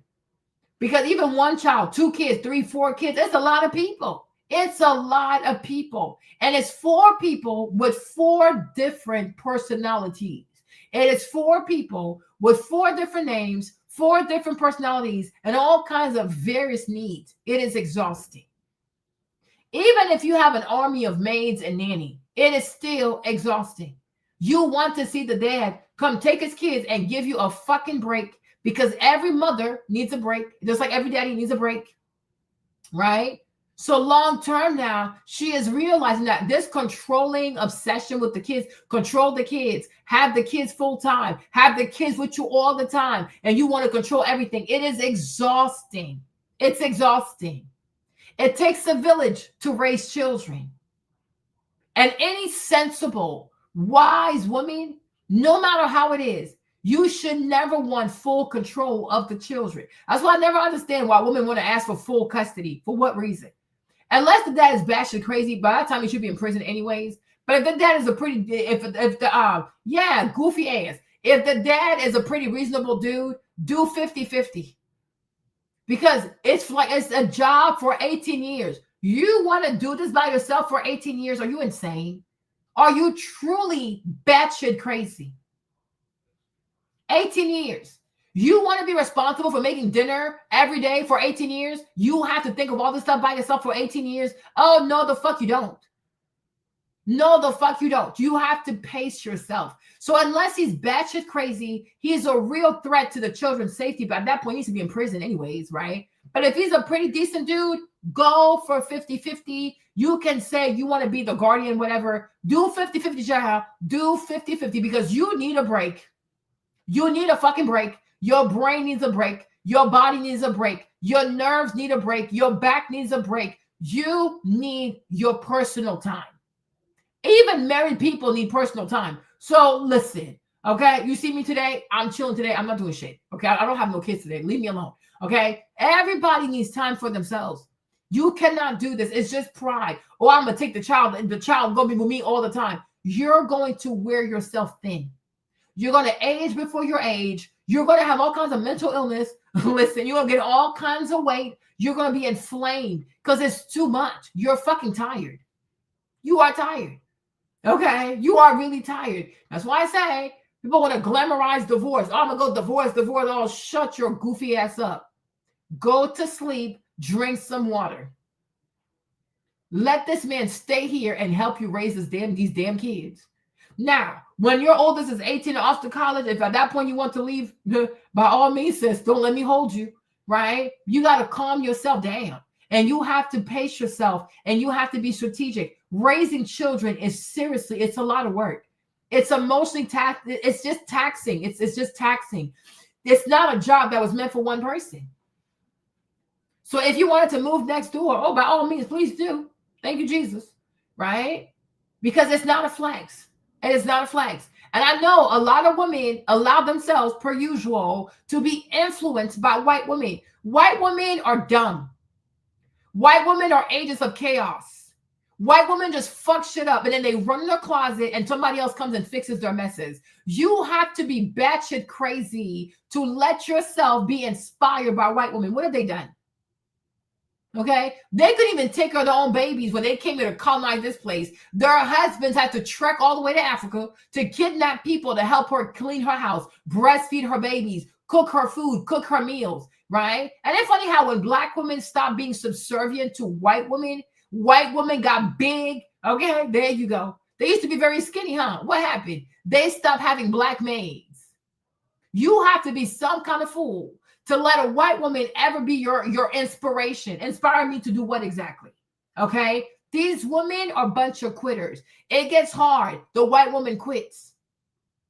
They want to fight so hard to become CEOs. They get these CEO positions, don't even know what to do. They become frantic. They cry. They're in the closet. They'll show up for meetings. They got to take personal days off, right? They're always barking at the wrong tree, trying to chew more than they can actually hold. Please stop. Don't let that goofy ass lady fuck up your life now, okay? They're batshit crazy. All they've ever done throughout human history is cause chaos. They don't make things better. They make things worse because they're fucking neurotic. They are truly neurotic. Exactly. But when I'm like, white women, when they used to have black maids, black slaves, they were always very skinny because they had no cares in the world. Okay, you push the baby out. A black woman gonna breastfeed the baby. The whole family, a black woman gonna make all the meals, clean her house, make her bed, clean her clothes, do her laundry, right? Ever since like the 70s or 80s, where they can no longer afford to have black maids, right? Look at her life. Look at her waist. Look at her dress size. It's in the up 20s, the 24s. They're all blowing up, right? Because they're not good at managing stress. White women don't know how to suffer. White women don't know how to manage stress. They are horrible when it comes to managing stress. They're a bunch of quitters. It's their nature. It gets hard. They cry. They quit. They cry, they quit. Cry, deflect, quit. Cry, deflect, quit. That's what they do, right? The first few months, they're going to do a good job of showing a little tough face. Give it 2 or 3 years, you'll see she'll quit. You know, one time, Nick Bayer, y'all know I love Nick, right? Nick had this dumbass idea because it was all like the woke shit, like, you know, like woke 20s era. Nick had the bright idea of letting a white woman be the CEO of his company. And I remember leaving a comment like, Nick, what the fuck are you doing? She's not going to make it. White women are in love with the idea of competing with men. And mind you, they never want to compete with men where it really matters. They only want to compete with men for glamorous position, CEO position, and these 7-figure, 8-figure jobs, right? But when it comes to go be a firefighter, go be a longshoreman, they don't want to compete there, right? There you go, because they're greedy. So Nick decided to let this girl be the CEO. And I thought it was so weird. So like, even if you're going to let her be the CEO, at least you should have her start at the bottom. Like she needs to come to the warehouse. She needs to pack boxes. She needs to do some kind of customer service. Like she needs to really bathe herself in the culture of BPN before you give her the CEO position. And not just that, you want the team to respect her. If she comes out of nowhere to be the CEO, where's the respect? What did she earn? Then you go on her social media, because I went on her social media. She only had 1,000 followers. So I'm like, she don't even know how to grow a social media following. And at that time, like BPN is a big ass brand. This girl only has 1,000 followers, right? Yeah. So like he let her, you know what I'm saying? They can't. So then he let her run the business. I'm sure she fucked it up because he had moved. He left Texas. He moved somewhere, whatever. He had to come back and save the business because she was driving his shit to the fucking ground. I'm like, whatever possessed you? What in God, whatever possessed you to say, yeah, I'm going to trust BPN with a woman? Are you, especially a white woman? They're a bunch of quitters. They cry, deflect, blame, and quit. That's all they do. They're a bunch of quitters. Don't take their vows seriously. White woman gets married today. Her feelings are hurt tomorrow. She files for divorce, right? White woman gets married today. Her husband does not give her some kind of attention. She'll sleep with his best friend by next week, okay? These are not honorable. These are not honorable people. These are not honorable women. They're always making excuses. They're always making excuses. They always have some reason. Oh, I'm tired. Oh, my mental health. Oh, I need personal health days. Oh, it's so hard. Oh, I just don't know how. Oh, I'm trying to be kind to myself. Kind to yourself for what, bitch? You haven't done shit. You haven't done shit. Like, they are so unproductive. You haven't done shit in months. Oh, I'm trying to be kind to myself. Kind to what? If you don't get your goofy ass out of my face, right? Go somewhere. They give bad examples. And I can see so many Black women have allowed themselves to be seduced by these sorceresses of failure, these sorceresses of quitting, the quitting academy, right? And that's what Black women now want to do. Oh, my marriage is hard. Go file for divorce because you saw some goofy ass white bitch do the same shit. Look at her goofy ass kids. So she divorced her husband. Where the fuck is she at now? Where are her kids? Where's her daughter? Giving blowjobs to the entire football team. Is that what you want for your kids? Right? Most white children are products of divorced families. Do you not see how fucking damaged they are? You want that for your Black children, right? I would love, please show me any movement that white women in America have created that have led to something beneficial for the greater good, for society at large. They're fucking agents of chaos. They are fucking agents of fucking chaos. They have a chaotic ass mind. They have horrible work ethic. They don't know how to commit. They don't honor their vows. They don't know how to suffer. They walk through life thinking everybody owes them because they think they're Aurora, they're Belle, they're Snow White, or they're some kind of goofy ass princess somewhere, right? These women are not sane. They are truly not sane. Do not model your life after these women. You will regret it. But the thing is, you're Black. See, a white woman, no matter how much she fucks up her life, she's always going to be rescued. Because white society will never let her eat the cake of her fucking ass shame. She's always going to be rescued.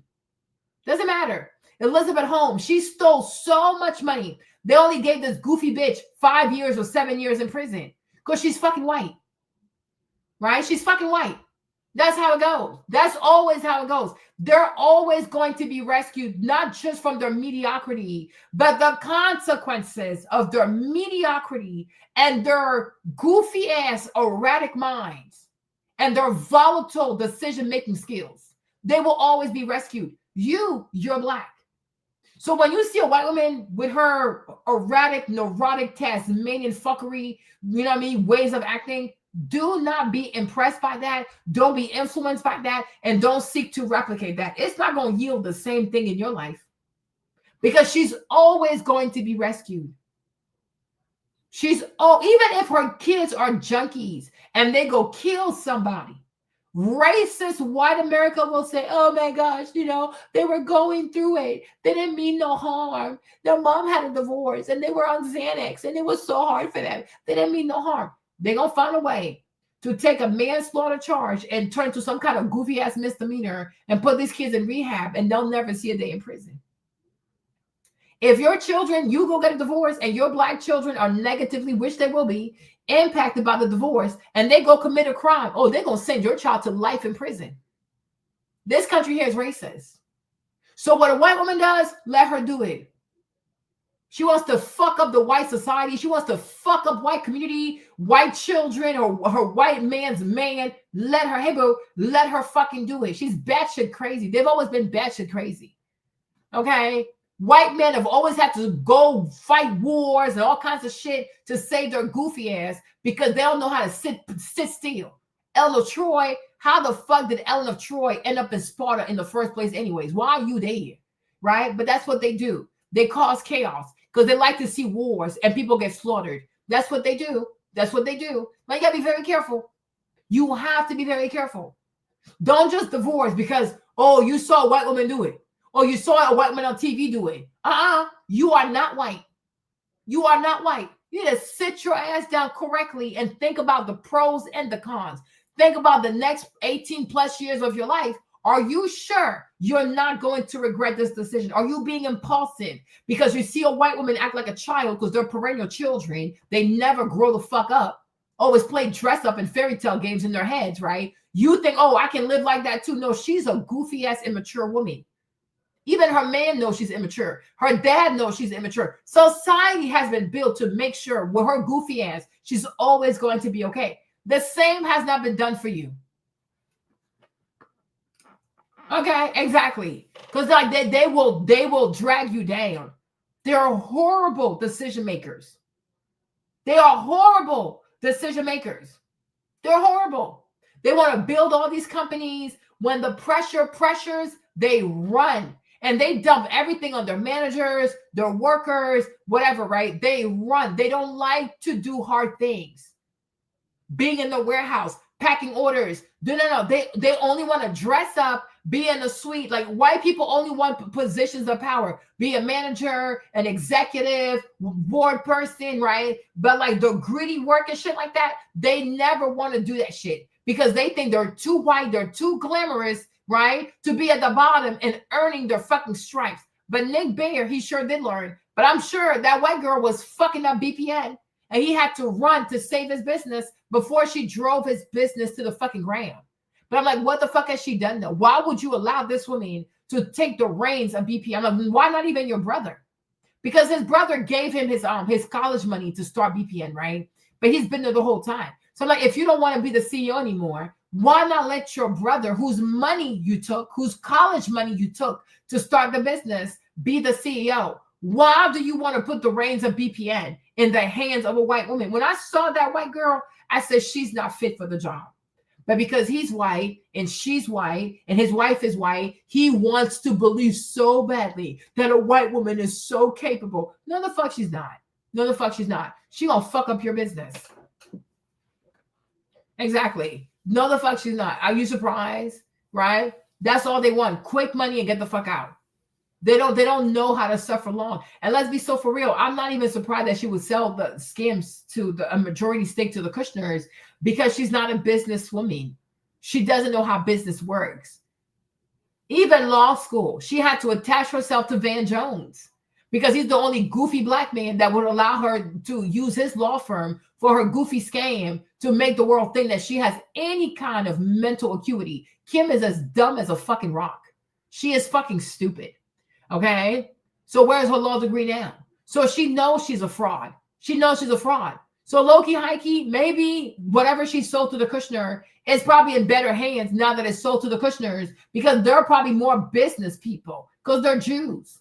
She's Armenian, right? I'm like, is she really good at business like that? I don't know.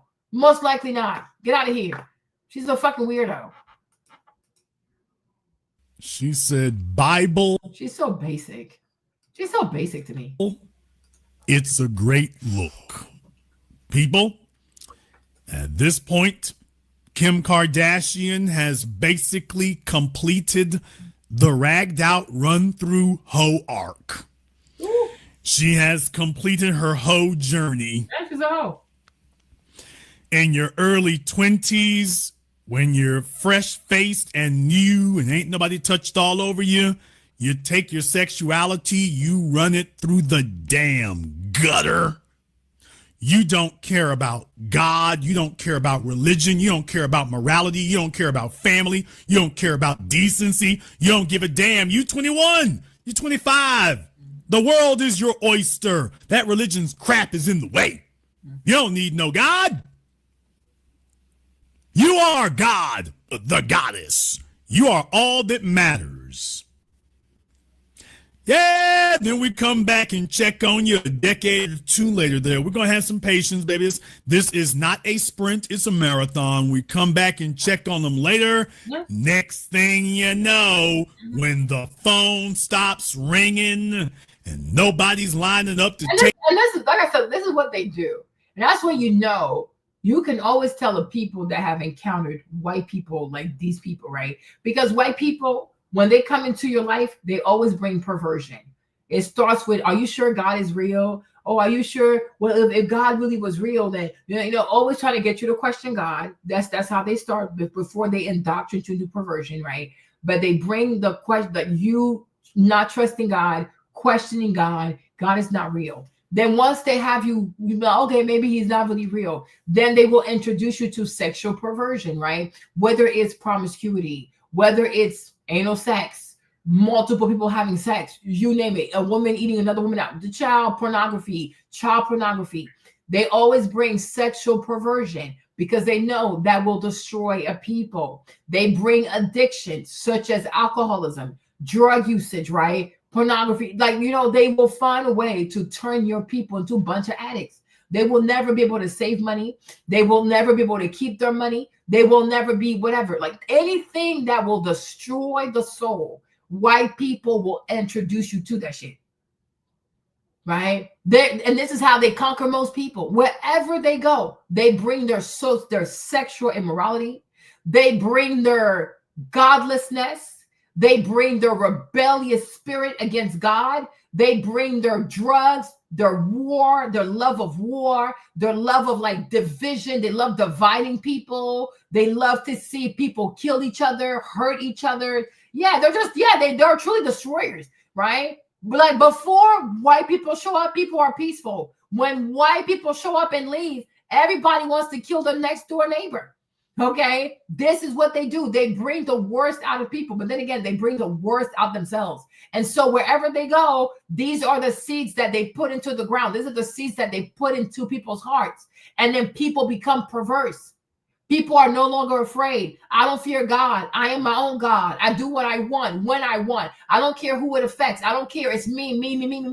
Money, money, money. They also bring the worship of money. White people worship money. They adore money, okay? They worship money. There's nothing they will not do for money. And they go around the world teaching people that it's okay to love money more than your family.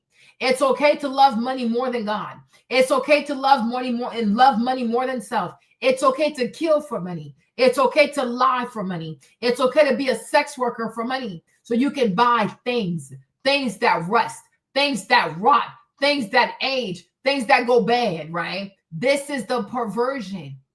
This is the perverse mindset of white people. And wherever they go, they bring that filth. Everywhere white people vacation, you will start to see people become more and more okay with sex work and sexual tourism, right? They go find poor countries where people are starving and they go there with their US dollars, their British pound, their Euro money, right? And then they start asking for the most despicable things out of people because people are desperate, right? They love that shit. They love to feel like gods. That's why they decide for the vast majority of the world. They decide what their interest rate is going to be, what their money is going to be worth, so that wherever they go, they always have more money than you. When they convert their money into your money, they are always millionaires. You see, because they're fucking cheaters.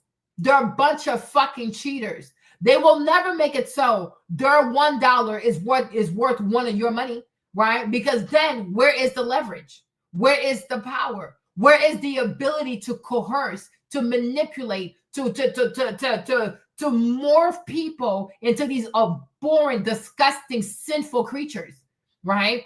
This is what they do. They bring filth wherever they go. They introduce filth to all kinds of people. You will find the people that know nothing about homosexuality. Let the white people go there. Within 2 weeks, you will start to see men crave another man's butt. This is what they do. This is what they do. They bring perversion wherever they go. You can find a place where a bunch of innocent young girls, they're just innocent. They mind their business. No, let white people go there. Within 2 weeks, every girl wants to now pose naked. Every girl now wants to put her titties on the internet, right? Because this is what people do. They corrode humanity. They pervert humanity, okay? They bring their filth wherever they go because they have filthy minds and they have filthy ideologies. That's what they do. They corrupt everyone. Even here, if you live here, right, they have done everything in their power, right, to make sure that even Black people who still want to remain Christians are not even really practicing Christianity. They practice something else, right? Because it bothers them. They get extremely triggered when you talk about God. You want a white person to start talking to you? Start talking about God. Start talking about the teachings of God, okay? They become extremely triggered. Like little demons, okay, who feel the temperature rising in hell. They become extremely agitated. But why do we have to talk about God? But why do you think God? Why do you think demon? Because they're possessed by legions. They are possessed by unclean spirits. What kind of person you know? There was this one white guy. He left a comment on Nick's video. And he was like, oh, I wonder how many subscribers you've lost ever since you started talking about this Jesus stuff. And I'm like, why are you here then? If talking about Jesus bothers you, why are you here? If you want him to lose followers because you talk about Jesus, why aren't you going? Be gone so he can lose one more follower, right? But I'm like, imagine this. A man is 35 years old. He makes like 50 million a year. He has a wife. He has children. He has lots of exposure.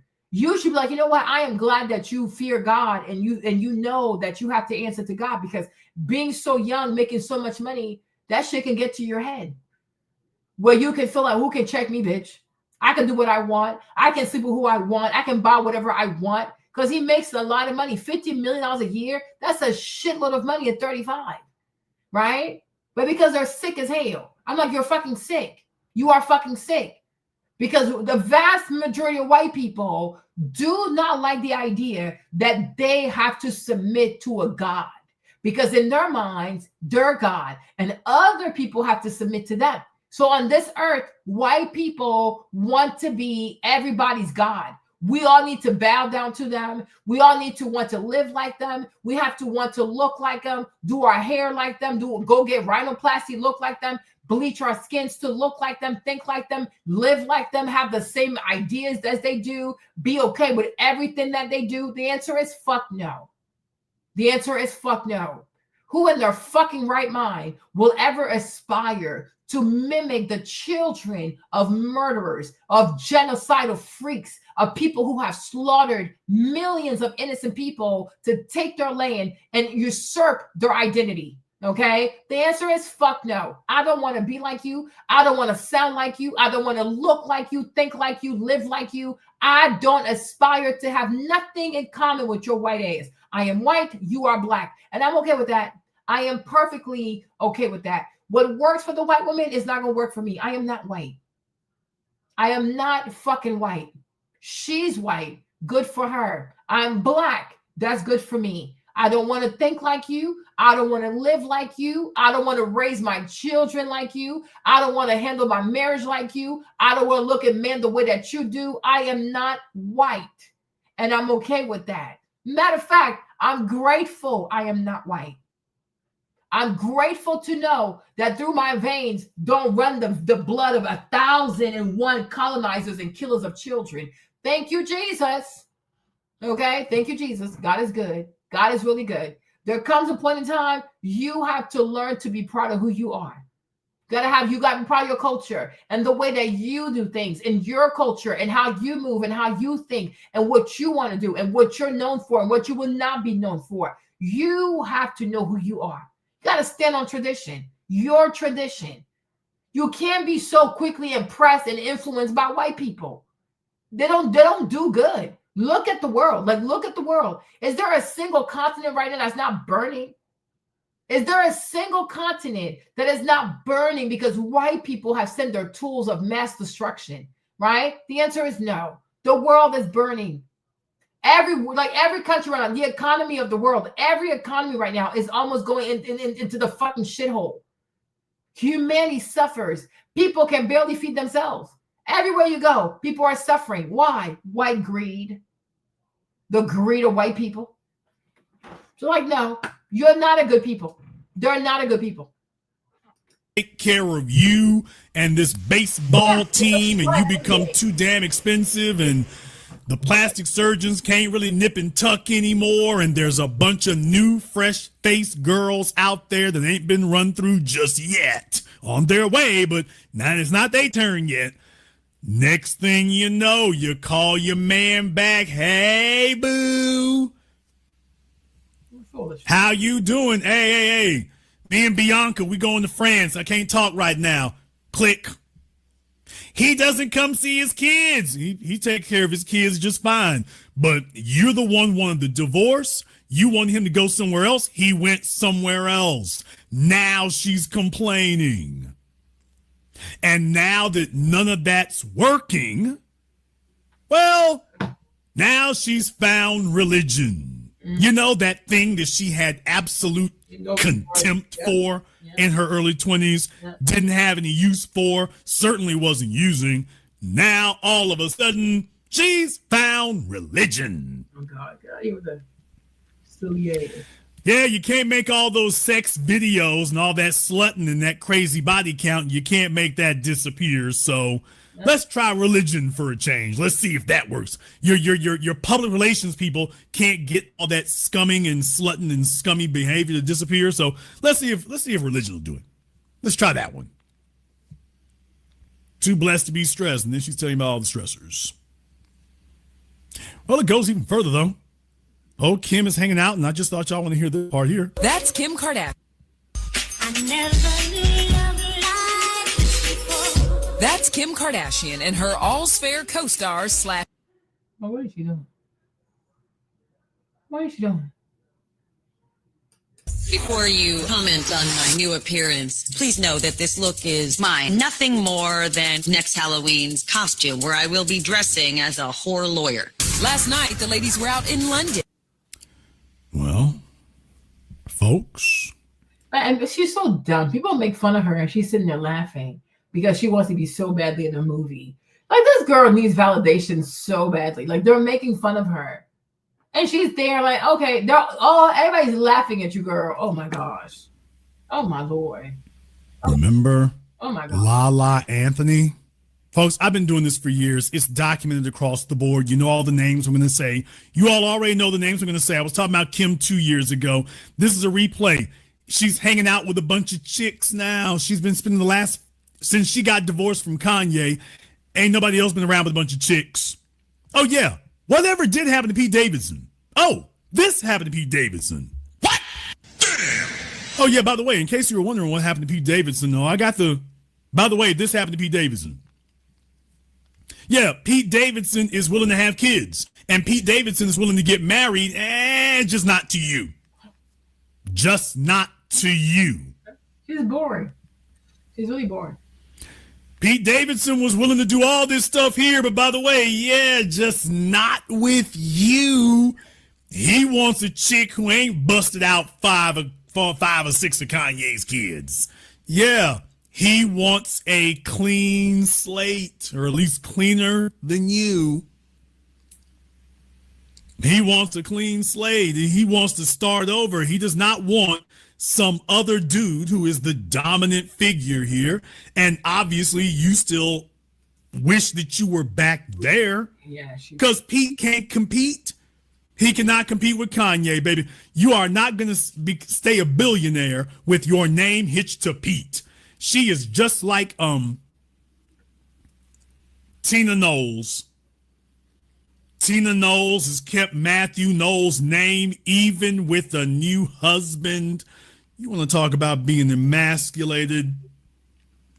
You want to talk about being emasculated?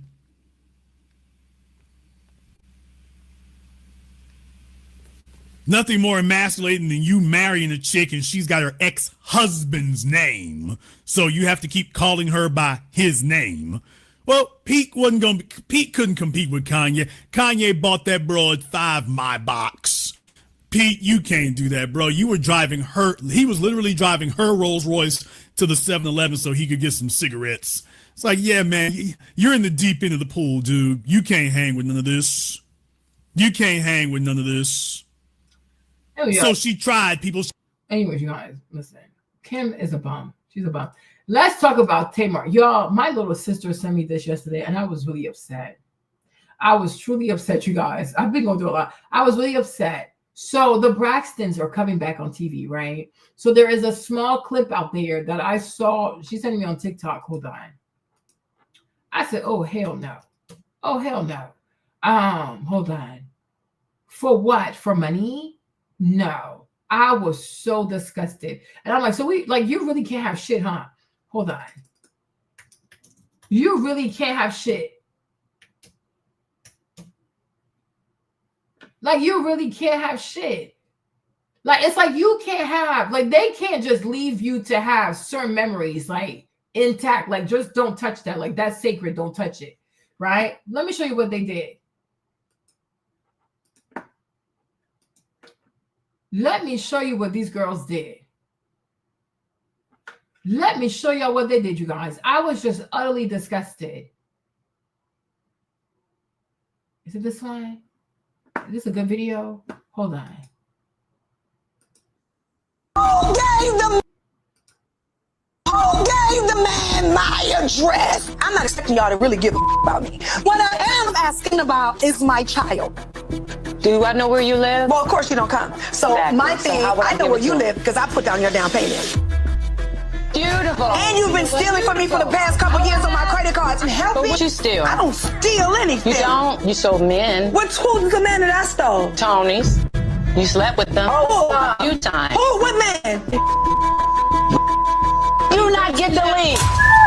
Oh, bitch. You didn't know down there, bitch. Oh, you're such a liar. Such a liar. Man, he said he one. No, that's a lie. I swear to God. No, that's a lie. Which part are you lying to?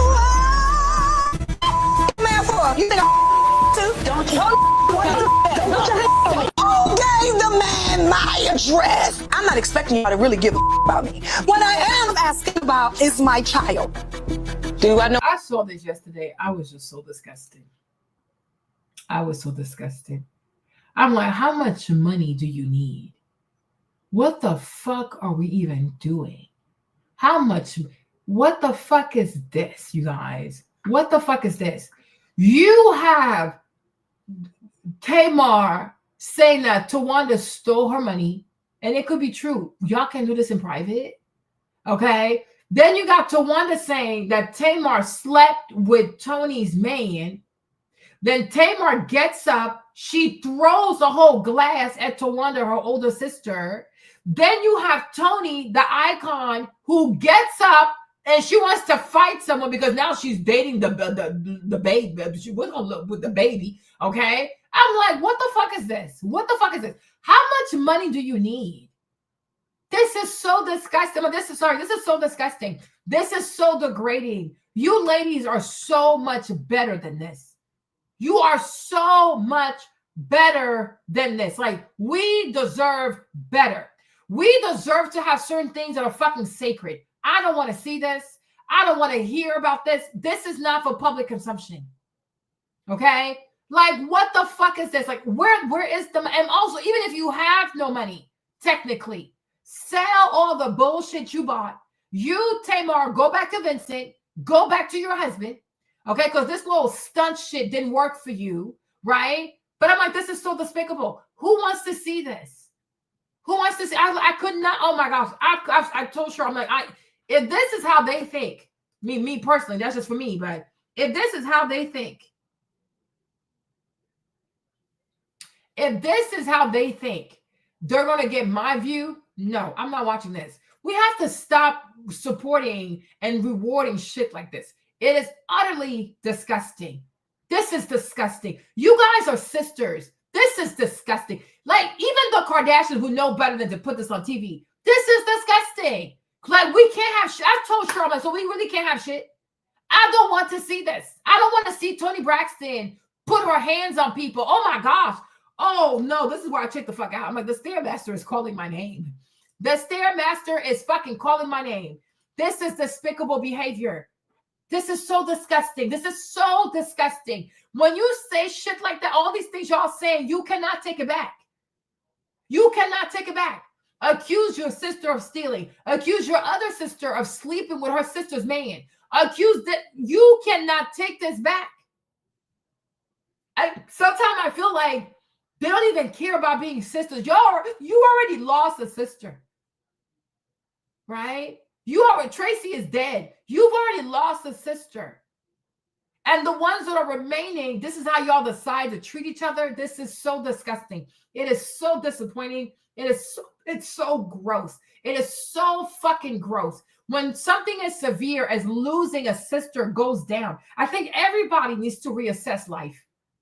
Because you could die at any moment. You can leave children behind at any moment. This is disgusting. How much money is We TV even offering y'all for y'all to do all this? It is disgusting. It's so disgusting. Y'all became slaves to this quick money from these goofy ass white people. And I'm sure if we look at We TV, we're gonna see that it's ran by small hat people. Bunch of bullshit. It's so fucking disgusting. Preview for tonight's episode of The Braxtons has been revealed, and we have Tawanda accusing Tamar Braxton of sleeping with Toni Braxton's ex-boyfriend.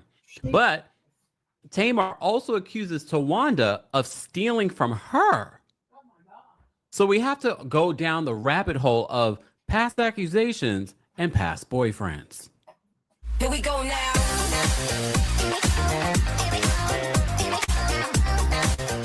Welcome back to the Kempire Channel, your number one source for pop culture news and music, entertainment, reality TV, and so much more. As always, be sure to like this video, subscribe to the channel, and hit that notification bell so you never miss out on breaking news when we go live or when we upload.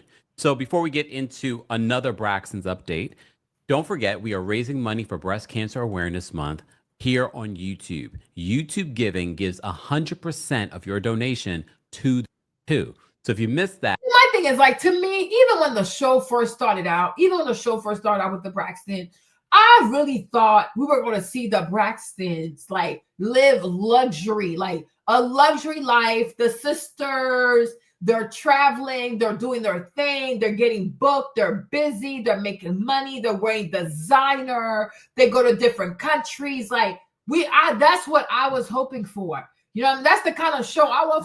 That's what I want to see from the Braxtons. Because just because something is called reality TV, it don't mean you actually get real. You sell a fantasy of realness. Okay? Now, the real shit, because, I mean, what family don't have issues? We don't have to see it. There's a way of being real without being for real. Okay? Figure that shit out. There's a way of being real without being for real, right? Because you still have to keep a certain mystique. Like, you still have to keep the brand. You still have to keep, you know what I mean? But when you start doing this, you bastardize the whole brand. And then it doesn't mean the same. Because then people not going to look at y'all the same. Like, what is this? Right? What is this? But I'm like, shit, we can't even have shit.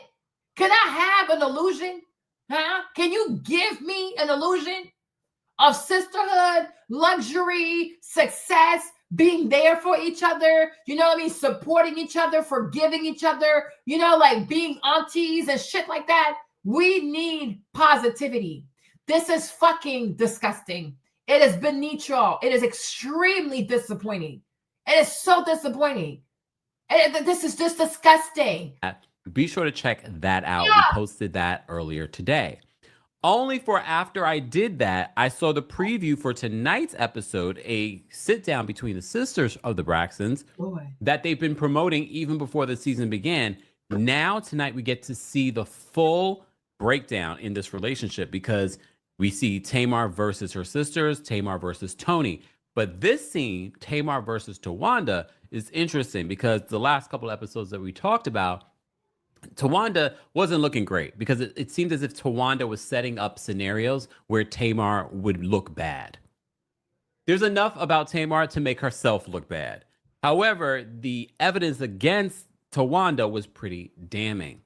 What we did not expect, because they kept on promoting this battle between Tony and Tamar, we did not expect a battle between Tawanda and Tamar in this conversation. So I'm going to play the clips for you, and then I have to go down the rabbit hole as to the people that they're bringing up. They don't mention the names. They blur out the names. They even blur out the mouth because they knew the lip readers would figure it out.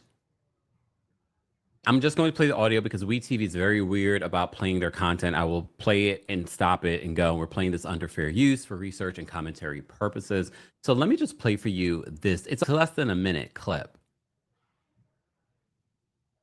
The man my address. I'm not. So Tamar is really upset because she received a cease and desist in regards to the interview that she did with her niece, Ashley Braxton, who's accusing the late Gabe, Trina's late husband or ex-husband, of being inappropriate with her via text when she was 16 years old. She took to social media, spoke about it. Tamar wanted to bring her on her podcast and on the reality show. She accused Tony of wanting to bring Ashley on the reality show.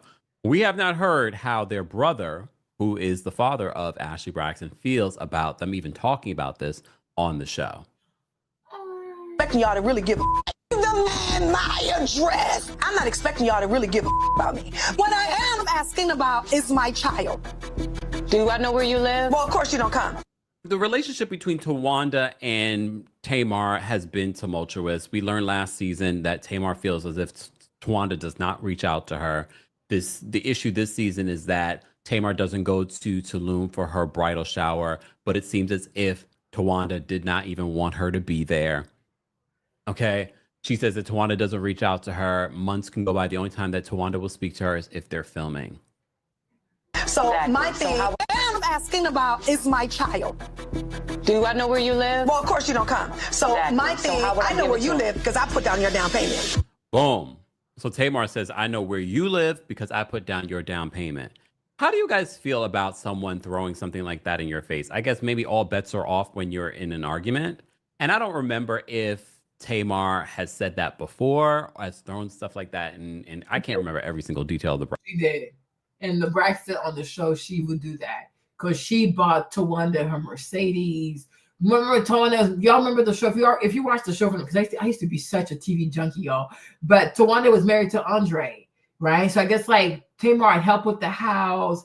Tamar had bought her, but even though I do believe it was Vincent's money, I think it was Vince's money. She had help with.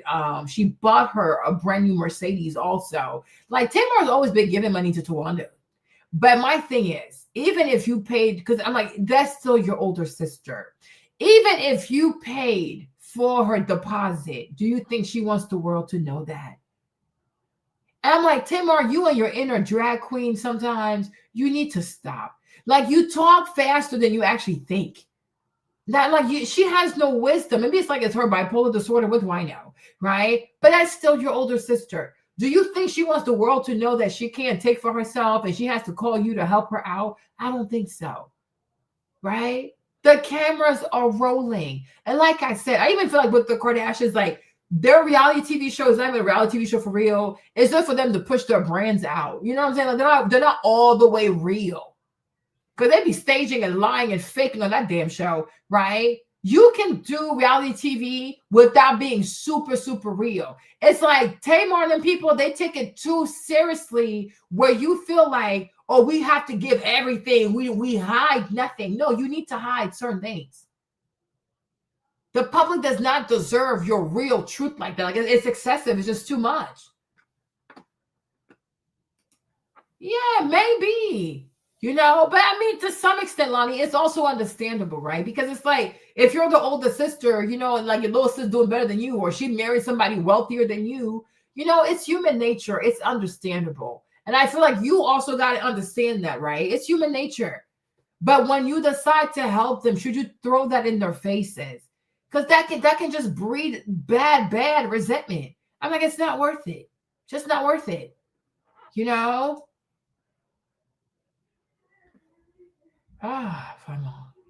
Miss Evelyn, I feel like Miss Evelyn, the way she didn't forgive that man for cheating, it really messed up her daughters. Braxton family. I cover so many different shows.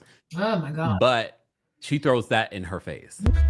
Of course you don't come. So my thing, I know where you live because I put down your down payment. Beautiful. And you've been stealing from me for And Trina's just sitting there like, just with the faces. the past couple years on my credit cards. Hold on. My thing, I know where you live because I put down your down payment. Beautiful. And you've been stealing from me for the past couple years on my credit cards. Boom. She says that you have been stealing from me for the past couple of years on my credit cards. Which at first I thought she was saying this happened in the past because don't forget, she has been accused, Tawanda Braxton has been accused before of doing similar things. So I went down a rabbit hole. You got it makes me sad. I just think there's a better way. It just makes me sad. This TV show, when the Braxton thing, when the reality TV show was announced, it was not supposed to be this. I don't like to see this. You know what I mean? Tawanda's gone to jail. Oh. But Andre was not a good man. He's very lazy. Because I'm like, Miss Evelyn, like the fact that she didn't forgive that man for cheating, Miss Evelyn is so bitter. She's so bitter. And I feel like that bitterness, not only it damaged her, it damaged her daughters, like their self-esteem and how they pursue men, the kind of men they go after, and it messed up their sisterhood. Miss Evelyn also, she plays favorite. If you don't have money, she ain't coming to your house. If you don't have money, she's not gonna watch your kids. If you don't have money, she ain't gonna come next to you. She only goes to Tony's and Tamar's house. Anytime you see her watching a grandbaby, it's the one who mama got money. If you don't have money, she's not watching your kids. Like what kind of mom is that? But I'm like, there has to be a better way. Me, honestly, I mean, this made me sad. It makes me sad. Y'all, I feel like I'm about to cry. I don't like to see this. There's a better way. But I'm like, if Tawanda has a stealing problem, then obviously she's not financially solvent. She's struggling financially, and that's why I say, like, there's another video that I saw, it also make me sad. And I'm like, the black sister she stole, the lady came in there to fix her phone. And when the lady was outside, she went into the lady's Cash App and she sent herself money. She sent herself $400. And I'm like, sis, your picture is on your Cash App. So she got arrested at her job. But I'm like, if you're stealing $400, I'm sure she has kids. She's not making it. You see, and that's why it really hurts me when these goofy ass women are out here. Oh, leave the man, leave this man, do it by yourself. Many of these women are not able to do it by themselves. They're not financially afloat. They are drowning in bills. They're overwhelmed. And then the devil gets into your head, you start stealing. Then you steal again. Then you steal again. And then you start getting arrested. No, she don't go. If you don't have money, she's not coming to your house. If you don't live in luxury, she's not coming to your house. Miss Evelyn does that. I've noticed that. I'm like, you are very divisive. Like, you pick and choose. But as a mother, as a grandmother, you should go see everybody. Right? But when you only go to your rich daughters, how do you make your poor daughters feel? That is fucking abuse.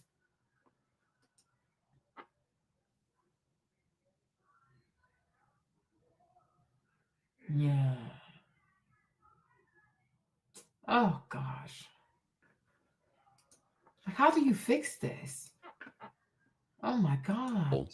I went down the rabbit hole. And again, I'm just going to say that these are allegations. I'm not saying that this is fact or fiction. I'm just saying to you, this is what she's been accused of before, Tawanda Braxton.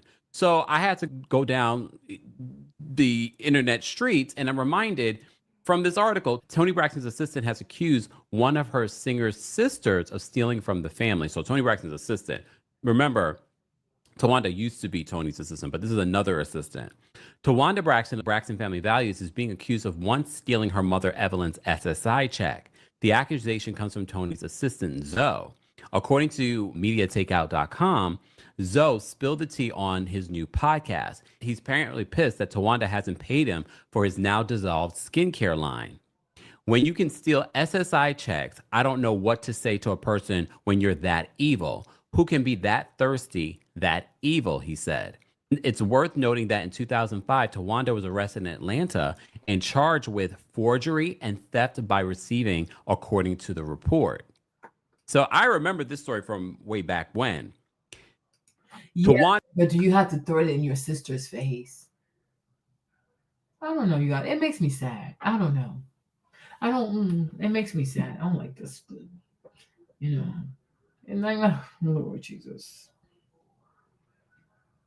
And the thing is also, like, with our sis, like, when they get on these reality TV shows, they don't think about the business side of things. Because usually when you have this much exposure, you start a brand, a product, a book, or something, right? Like these TV shows. That's why when you do reality TV, the goal is not for you to be real. Nobody wants to see that shit.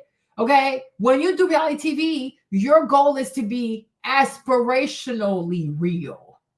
Okay, there you go. So that way the TV show and all these eyes that are on you is going to be a launching pad for you to start something.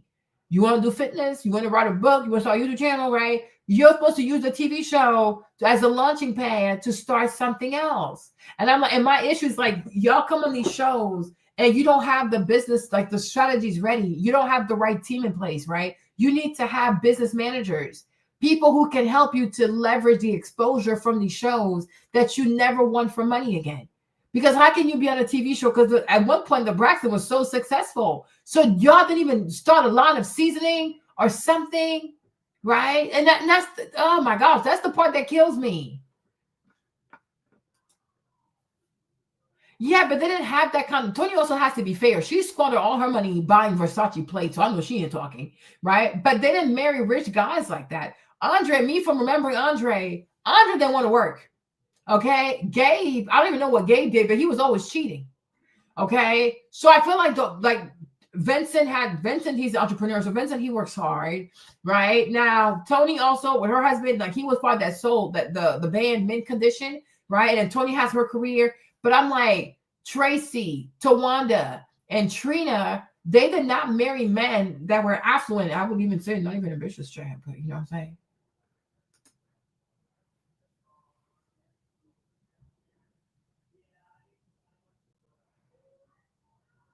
Yeah. Like, I'm like, this is just, oh my gosh. This is fucking awful. This ex-landlord, and this is back in 2019. Reality star Tawanda Braxton is financially broke, according to her recent bankruptcy filing, but her former landlord isn't buying it and doesn't want the court to dismiss the $76,000 she allegedly owes him.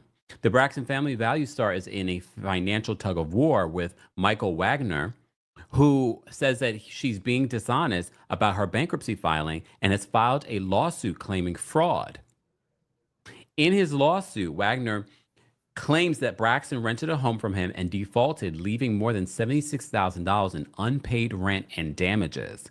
Braxton included the debt on her Chapter 7, and Wagner is asking the court not to wipe it out, what she owes him.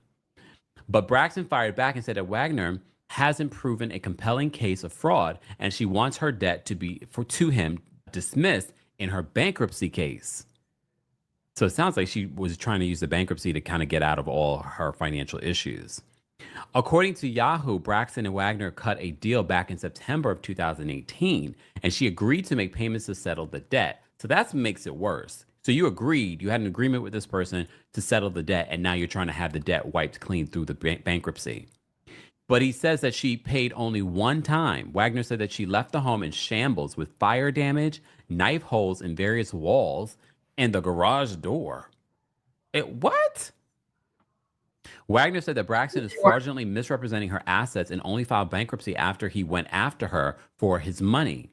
He's asking the court to award him punitive damages and not to discharge the debt.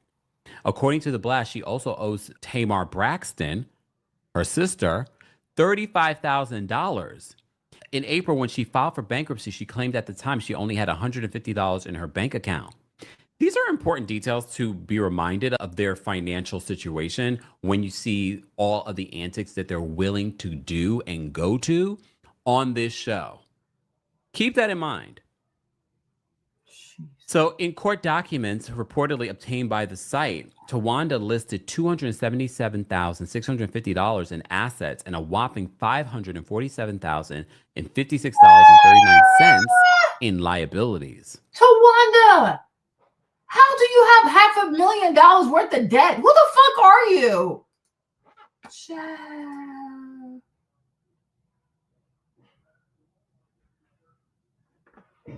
Oh my God. Financial literacy is becoming a problem. Okay. You only have your assets only worth $200,000, but you owe over $500,000. Tawanda, what the fuck do you do? I know it's not your hair because you're bald. How are you living life? What? Huh? $500,000 worth of debt. Tawanda, who the fuck are you? Oh my God. Oh my Lord. We got another Wendy Osenfo over here, y'all. This is crazy. Her assets allegedly include the $275,000 home that she just bought in Georgia, $1,500 in household goods, $1,000 in clothing, and $150 in her checking account. Her listed debts include $417,715 to a mortgage company, $76,000 to her former landlord, $982 to Comcast, over $1,000 to collections attorneys, $8,000 for. Put a $992 Comcast bill in your bankruptcy. Tawanda, this is embarrassing. Girl, big sis, this you just, ooh, I am trying to stand up for you, but this is some crazy shit. You could even pay $900 to Comcast. You don't have it. Of all the years you've been on TV, you don't have $900. Oh, Jesus Christ. What?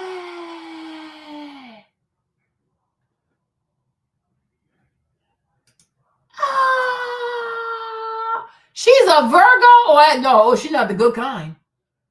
I'm going to send this to Lacey. She can send it to her mom. What? All these years of being on TV, Tawanda, you don't have $900 to pay your Comcast?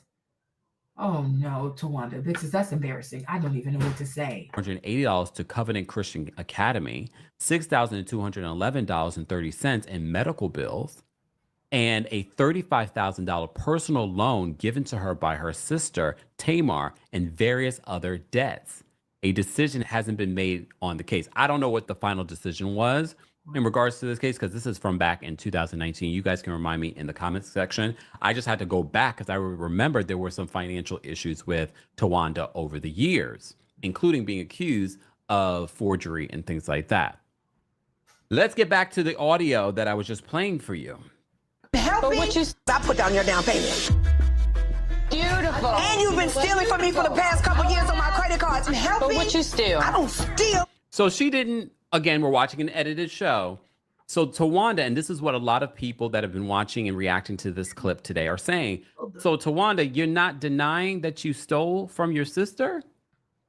And literally we see in this bankruptcy, you got a $35,000 loan from your sister, and you are also trying to have that wiped clean as well? You've been stealing from me for the past couple years on my credit cards. Help me. My thing is, Tamar is saying this in 2025, that you've been stealing from me for the past couple of years. So she's talking about recently. On top of the personal loan. What? And they haven't had a good relationship. Ooh. You steal? I don't steal your down payment. Beautiful. And you've been stealing from me for the past couple years on my credit cards. And help me. What you steal? I don't steal anything. You don't? You sold men. What's who She says, Tawanda says to her, you stole men. Let me look at Trina's face during this. steal anything? You don't? You sold men. Trina's face is sitting back like this with her hand on her chin and looking very viciously at Tamar. We have to keep in mind, Trina's not happy with Tamar because she decided to put Ashley on this podcast. And you already saw what Trina has said in regards to Ashley being on the show and coming out and talking about this. She did not come to protect her niece. She's still protecting this dead man. So if you haven't seen the clip, you can see it all over social media so you can see Trina's face. Matter of fact, I'll take a picture and I'll post it up here. Credit cards and help me. What you steal? I don't steal anything. You don't? You sold men. Who's the man that I stole? Tony's. And Tony goes like, huh? What? He stole my man. You slept with them. Oh, Slept with one of Tony Braxton's ex-boyfriends? A few times. what man? She says a few times, and then she says the name, and they blur it out, and they beep it out. You not get the lead. I have to look at Tony's reaction because You not get the lead. Oh, and this is Trina's face. Trina's just smirking and smiling. I think she's just reveling in mentioning all of this because she is not happy with Tamar talking to Ashley and bringing Ashley on the show. She does that to deflect because she should apologize. Because you stole from Tamar's credit card, only God knows how much that is. Then on top of that, Tamar gave you $35,000, and instead of saying, "Big sis, little sis, thank you, I don't have it, forgive my debt," you want to go through the bankruptcy court so you don't have to pay your own sister back. Tawanda, big sis, that's some shameful behavior. You need to be ashamed. Because we can say a lot of things about Tamar. But if she gave you $35,000, she obviously loves you, right? So how are you paying it back? That ain't right. Like Lonnie said, what kind of Virgo are you? Like, we're so confused. Like, what is this? What kind of Virgo is she? Is she September Virgo or August Virgo? I don't know. This is concerning. down there. I'm so glad they stopped calling the show Braxton Family Values because they have none. Yeah.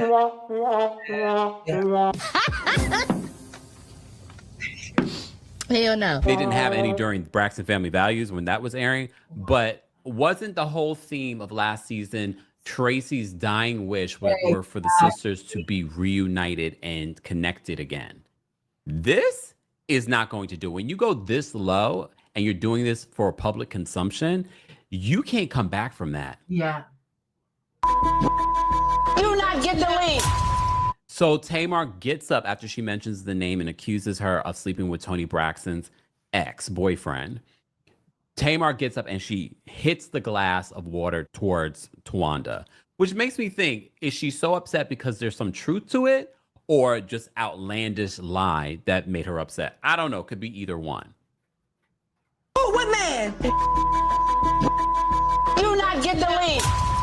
Oh, dirty low down ass bitch. Oh, you're such a liar. Such a liar. Man, he said he Tawanda. You know that's a lie. And now Tamar is saying that he said, I'm guessing the ex-boyfriend said that he effed Tawanda? What is going on? Liar. Such a liar. Man, he said he Tawanda. You know that's a lie. I swear to God. That's a lie. Which God are you trying to? Your man for? You think I'm too? Don't you? Don't put your hands on me. It's going left tonight on the latest episode of the Braxtons. So I had to go down a rabbit hole. Who exactly has Tony Braxton dated over the years? And she said ex-boyfriend. So I don't think it's anyone that she's been married to. So as you know, she's married to Birdman, and she was dating him for a very long time. And these are just allegedly, because Tony has never really confirmed a lot of relationships besides the people that she's married.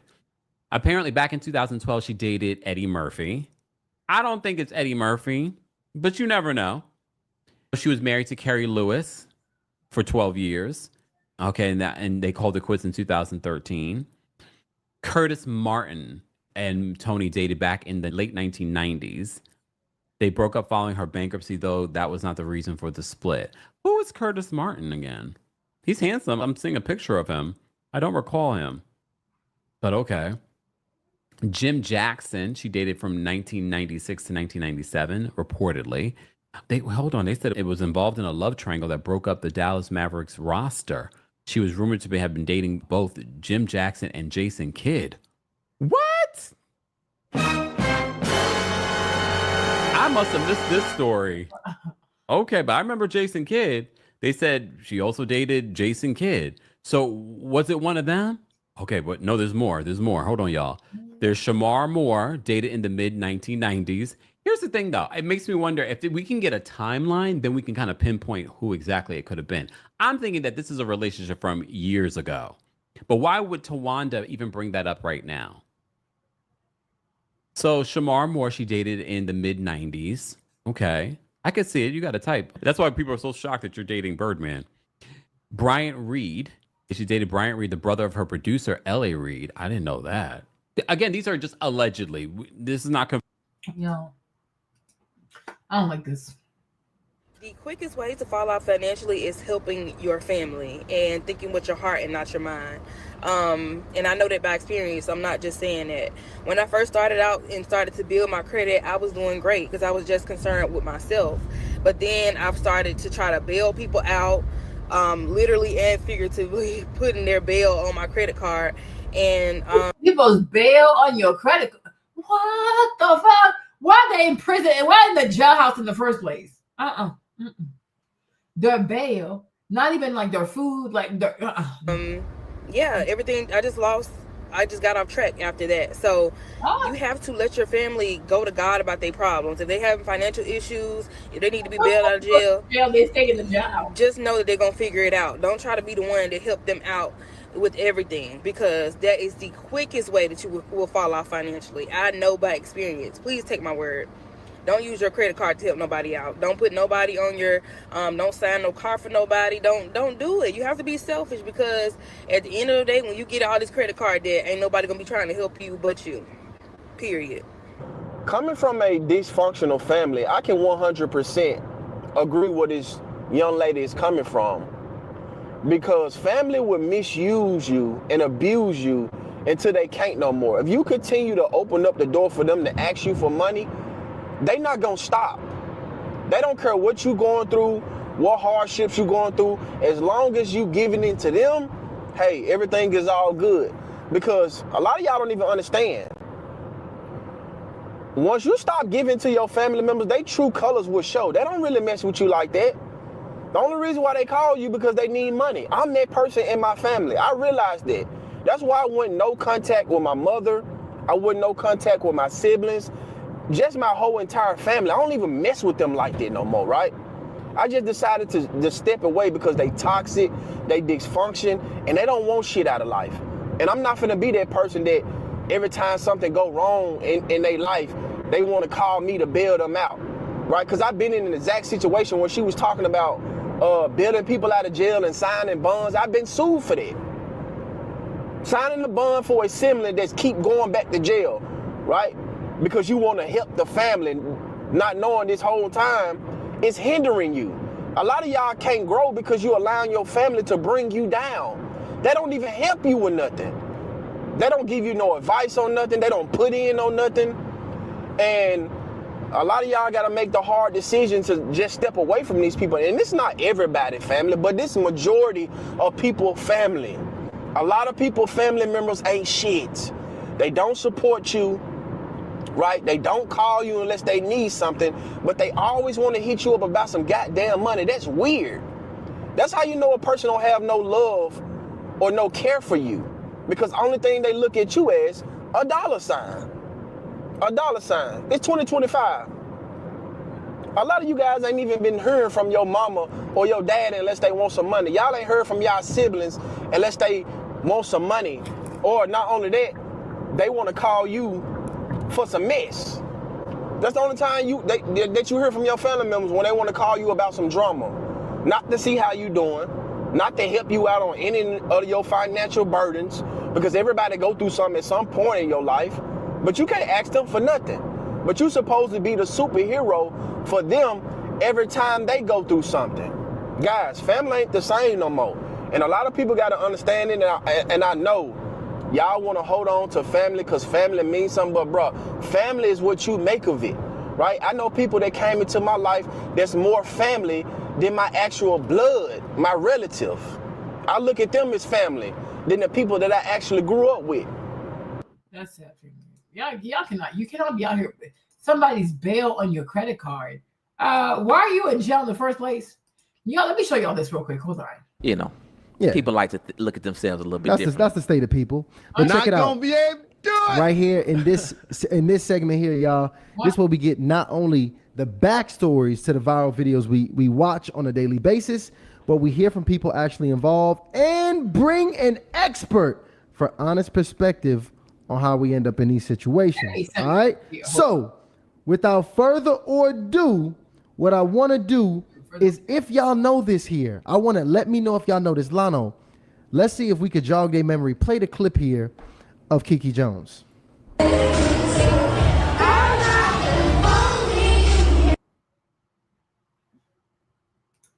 This video's been going viral on TikTok. Sorry, it's playing music. So the day I realized my husband doesn't want me, I kept trying to get his attention. He looked at the other girls like he was embarrassed of me. Kiki Jones.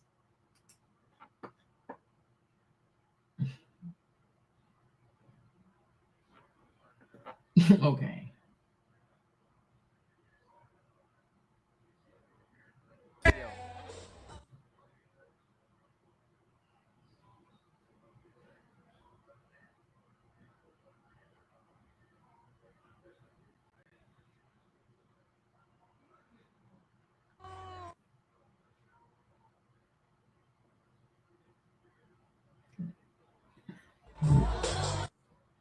Yeah, all this music.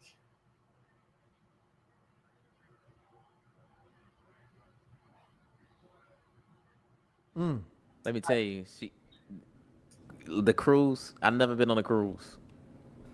You know, she was having a good time on this cruise. Mm-hmm. But then you read this caption. The day I realized husband doesn't want me, I kept trying to get his attention. He looked at other girls like he was embarrassed of me. And let me tell you something, y'all. This has been on, many popular outlets at this point, reposted. And when I look at the comments, I see ladies triggered by this. Yeah. They triggered by this. So I could tell a lot of people have had some experience with this here in the past. But what I want to do now is I actually want to stop assuming like everybody else is doing and have a real conversation. Everybody, do me a favor, and let's go ahead and invite Kiki Jones to the stage here, y'all. Kiki, what up with you, sis? You made me cry with that video. I'm a crybaby now. Wow. Is it still pretty emotional watching that video? It's more than emotional. I'm counting the days as it go, and it's supposed to get better, but I have yet to feel the better. Okay. Well, see, what I want to do here in this conversation, by the way, Kiki, because everybody, you've been all over the internet. So let's actually get the backstory as chronologically sound as you possibly can, so we can just get some context to what's happening. And first, if you don't mind, Kiki, and let me know if this is cool, Tyshawn, but I want to get context to that video as well. So before you start anything, give us the backdrop for that video. Where were y'all at? What was the celebration? What was going on? Okay. Yeah. Okay. So that video, I don't know if anybody ever noticed, but my eyes were puffy that video. I actually was crying to him all morning in the room, wondering why he just won't hug me, touch me. We're on vacation, and I said, well, how about we go outside and have a drink and maybe you'll be in, maybe, we'll be good, right? He said, all right. You could tell. And we went outside. I said, let's go have a good time. I'm still trying to make the best situation out of it because I'm a cruiser. This is what I do by myself. So I finally got him to go with me, and it was some BBWs on the side. I guess that's what he liked, and I get that. But I already went through my weight loss journey for myself, you know. And he just kept staring at them and staring at them, and I'm just like, hey, come on, me, you know. And as y'all see, I don't think that he cared, you know. So I was trying to hold it in then. So I said, let me drink some more. I know that's not an answer. But I just wanted to make it feel better, you know.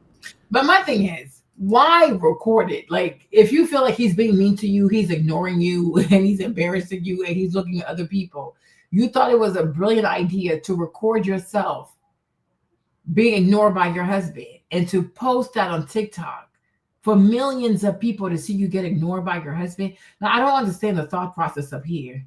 I don't get it.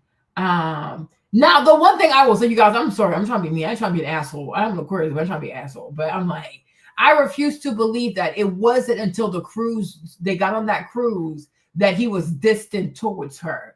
No, I don't believe the cruise magically brought that out of him. I really believe that if he hasn't been one to touch you, it was before the cruise. Right? It's not like, oh, he was all touchy, lovey-dovey, and once we stepped foot on the cruise, he was a brand new person. No, he has been unattracted to you for a hot minute. Now, maybe you thought the cruise was gonna bring some levity, but it didn't change shit. Because now being in an even smaller space with you, them small ass rooms they got on them cruise ships, he's like, okay, hell no. Like, yeah, you're too big, right? So I'm like, maybe that could have happened. What do you think? But I don't think he got on the cruise and then he started being different. I think he was different when y'all were not on the cruise anyways. And then maybe yeah, because why would you record yourself like that? Like, if you feel like this is embarrassing and he's being mean towards you, why even put the phone to your face to watch you get played and get disrespected like that? Like, why would you? I'm not recording that. And I'm definitely not posting it. Nobody has to know. How will they know? But then you posted the TikTok, and of course it's going to go viral because they love that kind of stuff, right? So it's like, oh, it hurt. So I recorded myself being abused and like being neglected. I posted on TikTok. It's kind of weird for me. You know, I'm like, that's kind of weird. I can tell. You can look at that video and tell it's a lot more than going on than what you can actually see on the video. Yeah. No, that's a really great assessment. Yeah.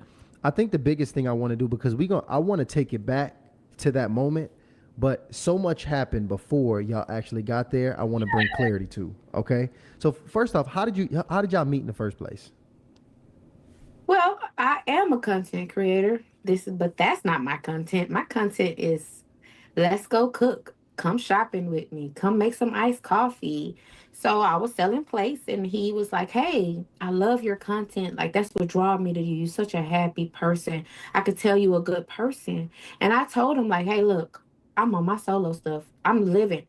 You know, if you want to buy the plate, that's fine. But I'm not into no man. I don't want to do that right now. I've been hurt. I told him everything I've been through. I told him. He said, you know what? I understand. Let me just buy the plate. So I sold him the plate.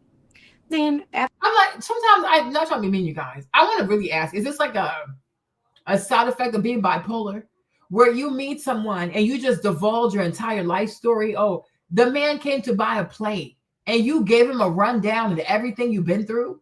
Girl, that's excessive. Do you not have any self-awareness? Like, protect yourself. He came to buy a plate. Like, so he's coming here to buy a plate and you tell him everything that's ever happened in your life. You know what? Exactly. This is just so weird. It's really weird. I'm like, girl, you sell the plate or you don't sell the plate. But I'm like, this has to be a downside. Like, this has to be a side effect of being bipolar, right? Because it's not normal to overexpose yourself like this to a brand new person. You don't know this person. What if he weaponizes everything you said to him and now he molds himself to be the answer to your prayer to fucking hurt you? I'm not telling that man shit. You want a plate, which plate you want, how much it costs, how he gonna pay. And if he wants to give you a few compliments, then so be it. But a brand new person, y'all listen, I'm not trying to be an ass. But sometimes when I hear these women talk, I'm scared. They need patriarchy. This is not safe. This is not safe. This is not you. First of all, and on top of that, he told you he discovered you through social media. So when you tell him all your business, what if he goes and make a TikTok about all your business to hurt your business?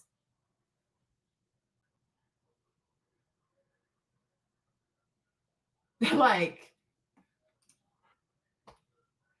that's fucking crazy. One plate. You don't know how to flirt and get your money and maybe a tip and then send him on his fucking way? Right? Why would you tell someone your whole life like that? Like, what the fuck? He doesn't deserve that. That is your privacy. You have the right to keep shit to yourself. It's personal information. I don't know this man. And even if you've known him for a year, he still doesn't have the right to know everything about you. Like, the trickle, like, you know what I'm saying? Like, you gotta be progressive. Like, calm down. This is just too fucking much. It's like, you gotta be bipolar. Like, I'm like, what is this? This is a mental disorder. After that, I had to move. It was time for me to move. And he's like, let me move you. I said, you want to move me? You sure? For free? Yeah, I got you. I'm going to move you. I let him move me. Why? While in the process of moving, he said, hey, you ever been to this restaurant? I said, no, I've never been to Fogo de Chao, you know? So he said, well, I'm just taking you on a date as a friend. And I said, okay, we can do that because you moved me. I tried to pay him. He didn't want to take no money. So I was like, that's the least I can do is get this man a date, right? As a friend. And from there, I had surgery because of my weight loss. I had a lot of loose skin. And he just instantly was doing for me. He was putting stuff together, cleaning, changing my dresses. He just seemed like it was just too good to be true. And I was like, well, God, is you telling me that maybe this is what I need to have? Was he homeless? Because he's changing your dress, so he was living with you? Girl, Kiki, something you ain't telling me. I need to call your number, sis. We need to talk. Something you see, she's something is missing here. Something is missing. Because you said, oh, he's changing her dressing. You know how when you have surgery, like you got to change her stuff? So I'm like, was he living in the house with you? Is that why he agreed to move you? Because he was a homosexual? We're going to get to the, you see, y'all, I'm not trying to be mean, y'all. I'm not trying to be mean. I'm not trying to cape for the fellas, right? But I've come to realize sometimes when these women complain about these men, it's always a certain kind of man. Yes. She's omitting certain things. How we go from a plate. From a plate, you tell him everything about you. Now he's asking to move you. Something is missing there, Kiki. Right? Takes you on a date. Because you say, okay, fine, since he moved my stuff, we're going to go on a date. Next thing we know, he's changing your surgery dressing and stuff like that. Kiki, something is, you're omitting certain things and you're confusing my brain. I don't like that. Yeah. She's omitting stuff. No. And so he moved in with you, huh? When you moved to that new place, he moved in. So he's a homosexual. Okay. It's going to start making sense. Is you telling me it's time? Because I told God when the time is right, I'll do it. But I wanted to heal. I've been through too much. It was time to heal. And 2 years later, this man came out the blue. They say he comes when you're not looking. So I said, maybe this is it for me, you know? Let me get this man a chance. And he wasn't my type. I no shade, no tea. He wasn't my type. But they told me, I don't know if you see all the time, they say, stop picking your type. Your type is what's hurting you. Stop choosing your type. So I said, let me not choose my type. Let me give him a shot. Let me help him dress. Let me help him smell good. Let me make him, you know, let me up him, you know? And it was good. It was good for a little while. In the dating phase, how long was that dating phase? It was a year and a half. 2023 in August. 2023 in August, he proposed in 2024 on my birthday. And he kind of ruined my birthday for me now, actually, now that I say that. But now I think there was also I think there was a pretty big surprise you found out while you were dating him. So what were those things that popped up that you found out or discovered through that dating period?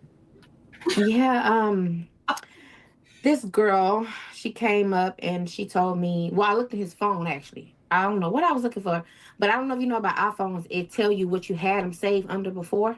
So it said, maybe wife. I said, maybe wife? And yeah, the Cancer in me, I'm a Cancer. I contacted her. He was asleep. He always snoring and sleep. That's when I do it. So I asked him, say, hey, what's going on? Are you the ex-wife? She said, the ex-wife? I'm the wife. I said, the wife? He's married? Wow. He said, he don't want to give me a divorce. And I had her on speaker. I said, I hit him. Wake up and listen to this. Like, what you mean you married? You know? You married.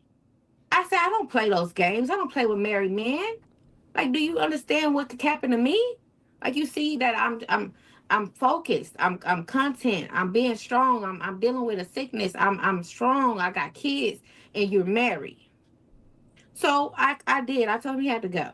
And that was the first time I was officially done.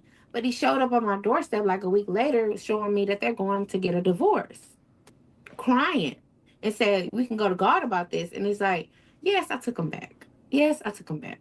You know, as long as that divorce was pending, you was going to do it. You did. He said they went to dinner. They talked about it. And he told me that she cheated on him. She had a baby on him. He just wanted to be loved. That's what, and I asked her. Do you see why? Do you see now why I said he's a homosexual? She's confirming it. He was homeless. He was homeless. There you go. That's why he agreed to move her. And this whole Fogo date, most likely she paid for it. Okay. But she wants us to believe he courted her. Come on, he was changing your dressing, so he's in the house. Because how can he change all your bandage and stuff like that? Like, how does that make sense? So he was living with her. And then you have kids.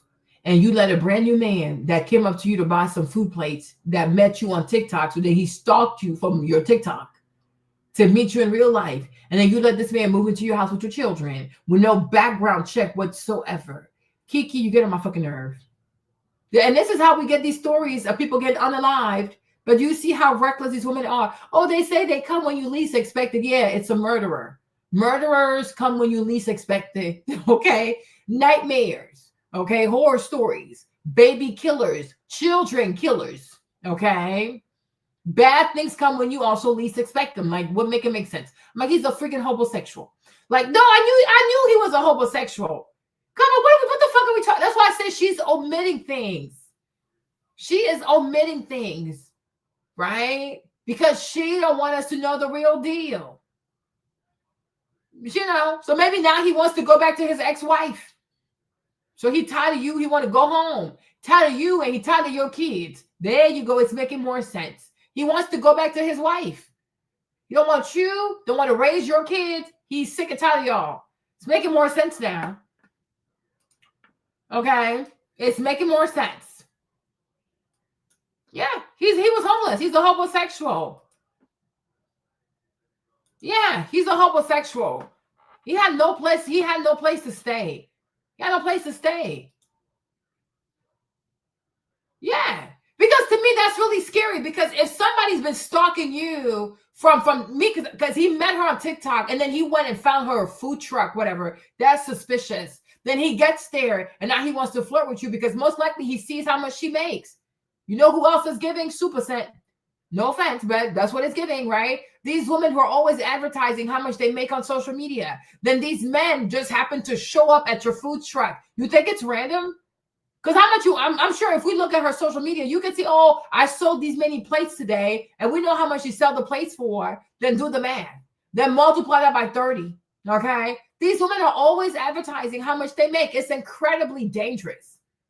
It is so dangerous, right? So you advertise you have a business. You advertise how much you sell your plates for. You advertise your lines. You advertise how much you make a day, how many days you're out there. And this man shows up and now he wants to help you move. He wants to help you raise your kids. He's a fucking homosexual. Right? There you go. And he has already other kids. He has a wife, but he don't want to raise his kids with his wife, but he will come help you raise kids that are not his. Yeah, of course. Of course. Of course. I always found that so suspicious. You can help this woman raise kids that are not yours, but you won't go and try to fix it with the woman that has your kids. The math never maths for me. It's giving a financial scam. That's it. He's a homosexual. You know, there you go. This is a financial scam. He's a homosexual. Yes, because that's all she does. Advertise how much she makes. Advertise this, advertise that. She advertised how much she was making in a day, in a minute, whatever, if you believe those numbers. Then she advertised. I remember one time she's oh, I made 16 million. I'm like, yeah, sure. Show us your taxes, girl. Whatever. But that's super for you, right? She'll advertise that she has epilepsy. She will advertise that, when she has her seizures, she forgets. Fucking brilliant, huh? She is fucking brilliant, that one. Right? Oh, yeah, I make a lot of money, but once in a while, I have seizures, and then I forget everything. Right? And then this dude shows up. We all know damn well, at your natural, you're not his type. What a fucking idiot. I'm like, this girl's so fucking stupid. She is. I'm like, I resent the fact that we have the same birthday. Like, it's so damn, you're so fucking crazy. What kind of Aquarius moves like this? If I make a lot of money and I have like seizures where I forget everything, do you think I'm gonna let you fuckers know I have seizures? You have the fuck right. You have the fuck right. You have the fuck right. So you can come into my life and one day I have a seizure and you'll make me sign all this paperwork? Yeah, right. Or you gonna put, yeah, we have the same birthday. She's my birthday twin. Okay? Like, the fuck? What kind of Aquarius are you? Yeah? Like, it is so dangerous. One time she went on vacation with this man, the pretty boy she married to. She lost it. And I'm like, this is dangerous. This is so dangerous, right? And the other thing too as well is that you don't, the problem too that's very, very scary is that she doesn't have children. Y'all, let me tell you this, right? And I mean this from my heart. I'm not being an asshole. One thing that really scares me is when you meet a new person and y'all don't really, because you guys say, I love you. Oh, get the fuck out of here. It's brand new. And also, you guys have never been to a pregnancy together. You've never had to go through postpartum together. You've never had to raise your biological child together. Okay? You didn't have to build shit together. There is really nothing tying you people down. There's really no loyalty between y'all. It's easy to love somebody when everything is easy. Right? Okay, very easy. He's not your original baby daddy. You're not his original baby mama, right? So y'all can live your goofy ass fantasy all you want, right? But at least if you have children, even with the lady, what's our black woman, like the one that's like the black Martha Stewart, but even though Martha Stewart's like her, but whatever, right? What's Miss what's her name? And her black man went and married a white woman and he moved her inside the house because she was losing it, right? Do you remember? Even the daughter, it come to find out, it was not her daughter, Miss Bevy, right? It was her, B. Scott, there you go. It was her husband's daughter. So that's why when he moved a white woman into Miss B's house, the daughter had no problem because she gonna stand beside her daddy. Because that's not her mom. That's not her real mom. You think if that was her biological mother, even if her mom pooped herself, you think she would allow her dad to bring another woman in her mother's house? The fuck not. The fuck not. Right? But that's not her mom. But that's her dad. Right? So who cares? Oh, daddy needs this. Daddy needs support. Daddy. Right? There you go. You understand, right? So I'm like, yeah, it's very easy to love someone or to claim to love someone. Right? Exactly. It's very easy to claim to love someone when y'all don't have the things that really cause friction in the relationship. Right? It's very easy to deceive yourself. But like I said, to me, I wouldn't advertise how much money I make, plus the fact that I have epilepsy, I have seizures, and when I have seizures, I don't remember anything. And then you go and marry this man. What if something happens and then now because he's your husband, he assumes power of attorney over you and he puts your ass in a guardianship? What the fuck are you gonna do? What are you? Me, I fear people. I really fear people. Like I said, advertising how much money you make on social media, even if you do happen to lie sometimes, and then to let people know you have epilepsy, you have seizures, and you black out. Then this man wants to marry you. Is, oh yeah, let's elope, and I don't want your biological children to be at our wedding. You're not scared of his ass. You're not scared of his fucking ass. You find that normal? A man wants to marry your ass, but telling you to leave your kids at the house and go with him to a foreign country and get married. You don't find that suspicious? So God forbid something was to ever happen to you. If he can leave your children out of a wedding celebration, What do you think you're going to do with your money if something was to happen to you? Right? Me, Marlene, people scare me, y'all. People fucking scare me. People scare me. People scare me a whole lot.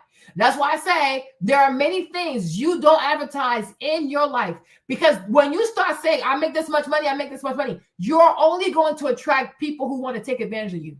And they will come like these little lamb. They'll come all soft. They'll come all meek. They're fucking dangerous. They are fucking dangerous. A man can tell you, I love you, I love you. Let that person have a chance to put your ass in some position and take over your money. He will do that shit. Ooh, this place right here called America, the way people love money out here, you need to be afraid. Yeah, you need to be very, very afraid. You gotta be very afraid.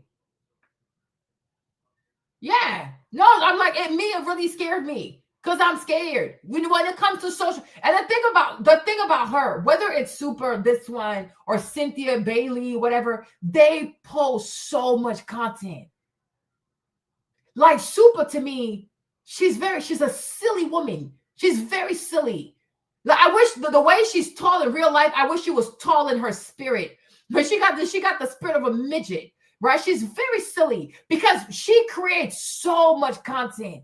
All you have to do is sit there and study her content. You can walk into her life and take advantage.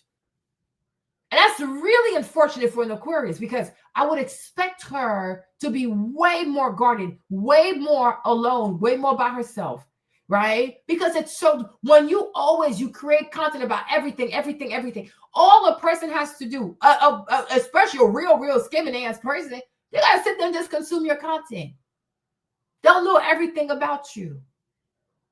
And when you meet that person, they're going to mirror you because you have given them the content to mirror your behavior. Oh my God, I like this person. Oh my God, I think I'm in love. No, they fucking studied you because you have 2,000 or 4, 5, 6, 8,000 videos of your ass. It's extremely dangerous. People don't realize with social media sometimes that they overexpose themselves. And by doing so, you are attracting dangerous wolves to come and just eat your flesh. These are some fucking cannibals. Okay. Yeah. You see what I'm saying? And I'm like, and the fact that he stayed, right? Even when she accused them and she took it back, she accused him on the shade room and he stayed.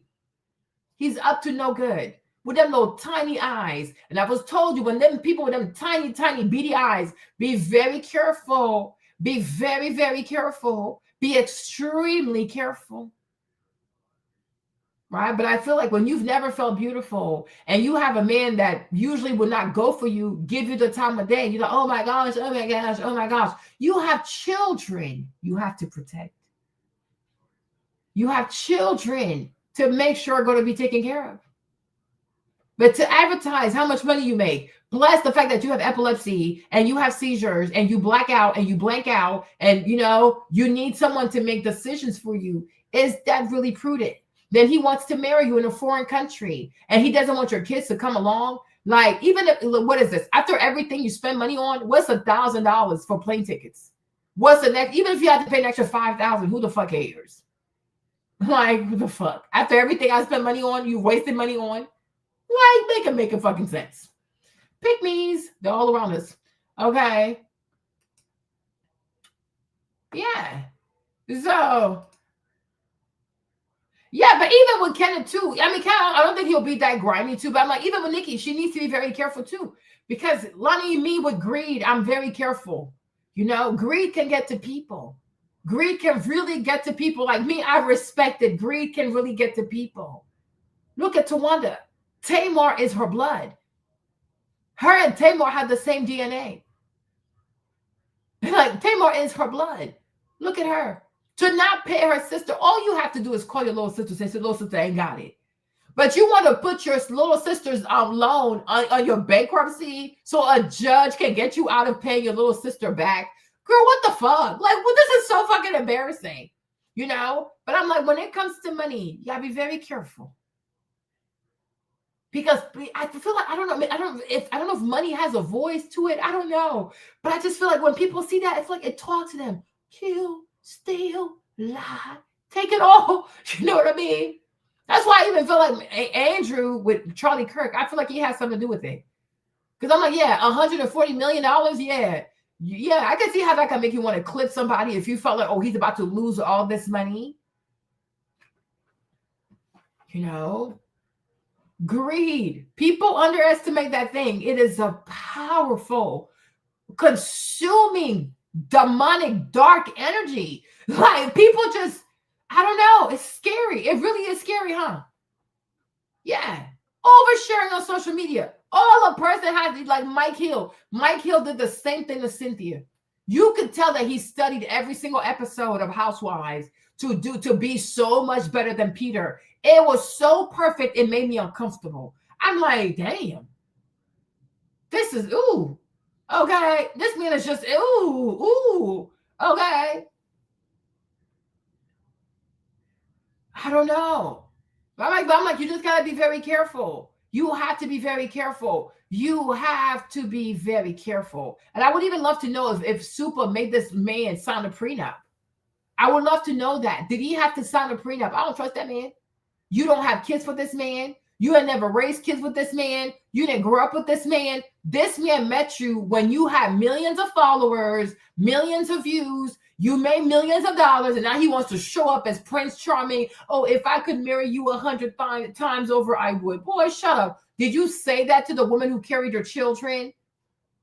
I find it so weird. A woman carried your kids. You didn't offer to marry her. But you meet some social media person with money. Now you want to marry her 1,000 times over. Get the fuck out of here. Get the fuck out of here. What has she done for you? The only thing she has is money and her followers, right? A woman who carried your children, that is the ultimate sacrifice. Your DNA lives on, you dumb twart. Okay? Right? She could have died for you. I find it very suspicious when a man doesn't want to marry the mother of his children, but he's drooling and desperate to marry a social media influencer. It is fucking suspicious. And I hope she signed a fucking prenup. If she hasn't, make this fucker sign a postnup.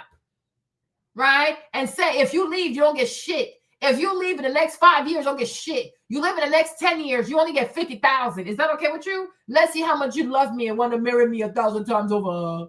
Right? Get the fuck out of here. And you only need to do, you need to do your paperwork where your mom or your dad is your guardian ad litem, no matter what happens. And no spouse can override what your mom and dad has to say. You got to have your paperwork in fucking order. I don't trust people. When there's a lot of money involved, trust no one. Even your lawyer. Look at him sideways. You might want to have a lawyer for your lawyer. Okay? I don't trust people. I do not. People are crazy. I said, so did this happen? She said, I sure did. But ask him how he did me. He did me, so I did him. So I'm like, you know what? Maybe he just deserved. Let me see the better in him. You know, let me just see the better. You see this? You see this? Ladies, when I tell you men are the prize, I know y'all hate it and you hate me, but it's okay. Do you see this?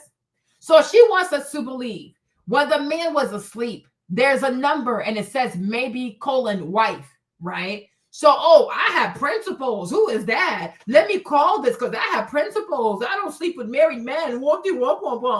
She calls the woman. Are you the ex-wife? The lady said, I'm the current wife and he don't want to give me a divorce. Oh, wake up right now. What is this? Oh, you gotta go. You gotta go. Okay, a week later. And that's even if it's a week later, maybe like a day or two, or maybe he never even left, right? He's right back in her house. He said, oh, she cheated on me. She had a baby on me. Oh, Sesame Street. Okay. So she's okay, let me talk to the lady. They said, yeah, I cheated, but he cheated too. So then instead of saying, oh, wow, so you a cheater, huh? Oh, you know, I just like to see the good in people. So I wanted to see if I can see the good in him. You see, and this is why, you guys, when you see certain videos, for as much as everything in you might want to fight for the woman, because, oh, I'm a woman, she's a woman, how dare, baby girl, fall back, sit back down, and let time do what time does, expose everything. Because then you'll quickly realize that this woman you were trying to put an armor for to fight for her, she is eating up her karma, right? So the wife told you he's a cheater. Okay. When you met this man, he was a homosexual. The wife told you he's a cheater. He has little children with this woman. He's abandoning his kids to come be in your bed and eat your food and live off of you. But now you surprised out on the cruise ship because now he's seen maybe I can go there and try my luck too, huh? Oh, he doesn't want me, girl. He never wanted you. He wanted a roof over his head. And an idiot to put money in his pocket. Right? That's it. Call a thing a thing. He wanted a fool, an idiot, to put a roof over his head and put some money in his pocket. The man is a homosexual. Okay? He's a homosexual. He was cheating over there. You said, oh, I want to see the good in him. Okay, well, this is it. He cheats. So now why are you on social media making a big scene for us to have sympathy for you? Me, I have none. I have none. Good luck, but this is kind of weird. You're married. And even if you tell me your wife cheated, why didn't you tell me about when you also cheated on her as well? Why are you withholding information? So you lack integrity. You lack integrity. You want to position yourself as a victim. So, oh, she's an evil woman. She cheated on me. Why didn't you tell me that you also cheated? Why do I have to call her and find all the things that you didn't say? As a man, you should say everything the way that it is. Why are you lying? Right? Because he has no integrity. He's a homosexual. He's a bum. He's a real bum. But you see, that's why I say most women cannot be alone. They have to stop lying. They want a man by their side, no matter if he's good, he's lazy, he's bored. Don't matter. They want a man no matter what. And these men know I could go over here, fuck up my life, fuck up my marriage, cheat on my wife. As long as I can lift some furniture, as long as I can eat some poom poom, as long as I can get hard, he's always going to find a place to stay. Because there are no real consequences. Right? A woman can know everything a man did that's evil in his previous relationship. She will turn a blind eye to it because she wants what she wants. Like recently when I was on the Stairmaster, I saw the story about the girl from the turkey leg hut, right? Then this guy from Baton Rouge, he sounds just like Kevin Gates, right? He went to his ex-house, y'all. The way he beat that woman, the way he beat her up, she's unrecognizable. You would think she has cancer. The way he beat her up. I'm like, what the heck? And then she was giving this man a place to stay at her house after he almost beat that woman near death. I mean, the way she was able to finesse him to drop her off at the hospital, I'm like, thank God he dropped her at the hospital. I guess he wouldn't go to jail for murder.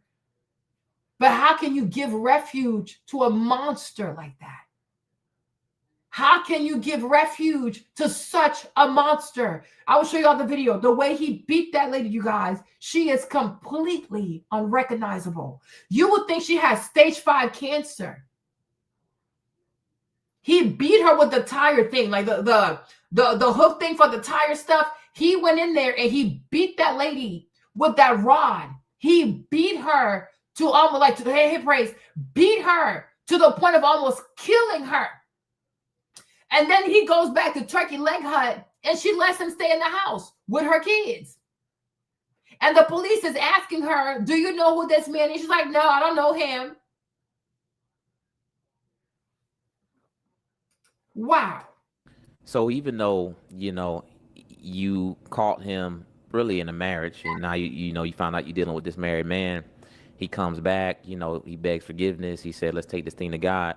I mean, at any point did you think, hey, this is probably going to end up the exact way that his last relationship ended?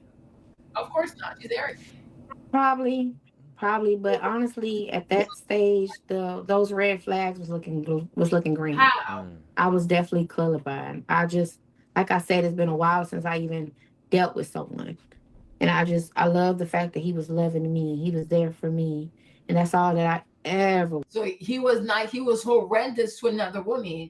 But as long as he's nice to you, fuck her, fuck what she has to say. This is how they think. Okay, this is it.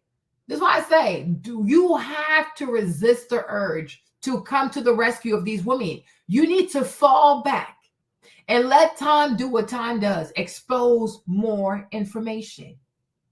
And you'll be like, oh, well, that's the man you chose. Right? That's the man you chose. That is the man that you chose. And you can't even sit here and say, God didn't try to save you. Right? You can't even say, God didn't try to save you. Of course he did. Right? He did. and you were warned, and you said, I don't care, I'll do what I want. Well, there you go. So, okay. Now you're on a cruise and he wants to go smash other people. That's what he does, sis. That's his culture. That's his culture, right? This arrogance thinking that, oh, what he does to her, he won't do to me. For now, because it's new. Eventually, he's going to get bored with your ass the way he got bored with the first lady. Right? That's how it goes. That's how it goes. Yeah, they don't listen. I'm like, it's right. They don't listen. They don't even learn. There is a pattern of behavior. And it's truly troubling. That's years ago. That's the same thing I said about Sierra and Future. Future has a pattern. It's extremely troubling. He impregnates people. He don't marry people. He impregnates people. He doesn't marry people. He impregnates people. He does not marry people. 3 different times.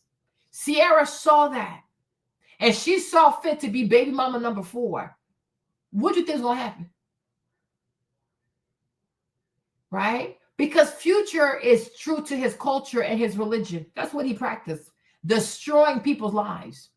Okay? That's what he practices. I don't raise my children. Right? What did you think was going to happen? There is a pattern of troubling behavior.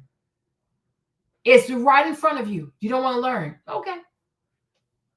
The book, even the cover art of the book, cheater, is right there on the cover art. Okay, no problem, right? But when this man acts a fool, me, Marlene, I will not feel sorry for you because the Lord, he told you, the Lord, he warned you, right? Where people come off thinking, oh, I'm a better woman and this is not going to happen to me. No, me, Marlene, I'm scared.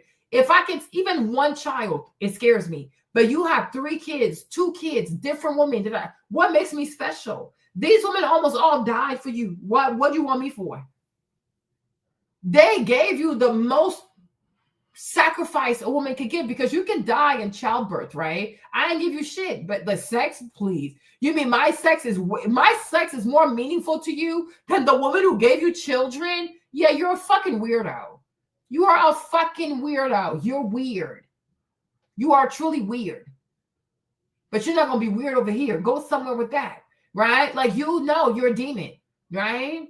You're up to no good. You are truly up to no good. Because why can't you commit to the woman who you got pregnant? I never get that. Right? Oh, I'm going to go somewhere over there with another woman that got kids by another man. But if you can raise her kids, why don't you go raise your own children? Don't they need you? No, you want to play stepdad in a whole different household when your children need their dad. That is fucking weird.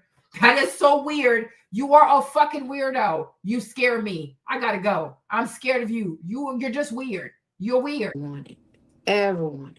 You're weird. I don't care about the money, nothing. The fact that you was loving me, I will do this with you. I will be with you. And I talked to her. She said she had a man and it was official.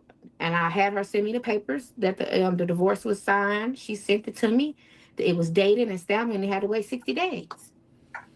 And in retrospect, when you think of you ain't even saying shit. Like, imagine saying like, oh, the divorce was final. It doesn't matter. Sign the divorce or not. Yeah, sure, do it for technicality purposes.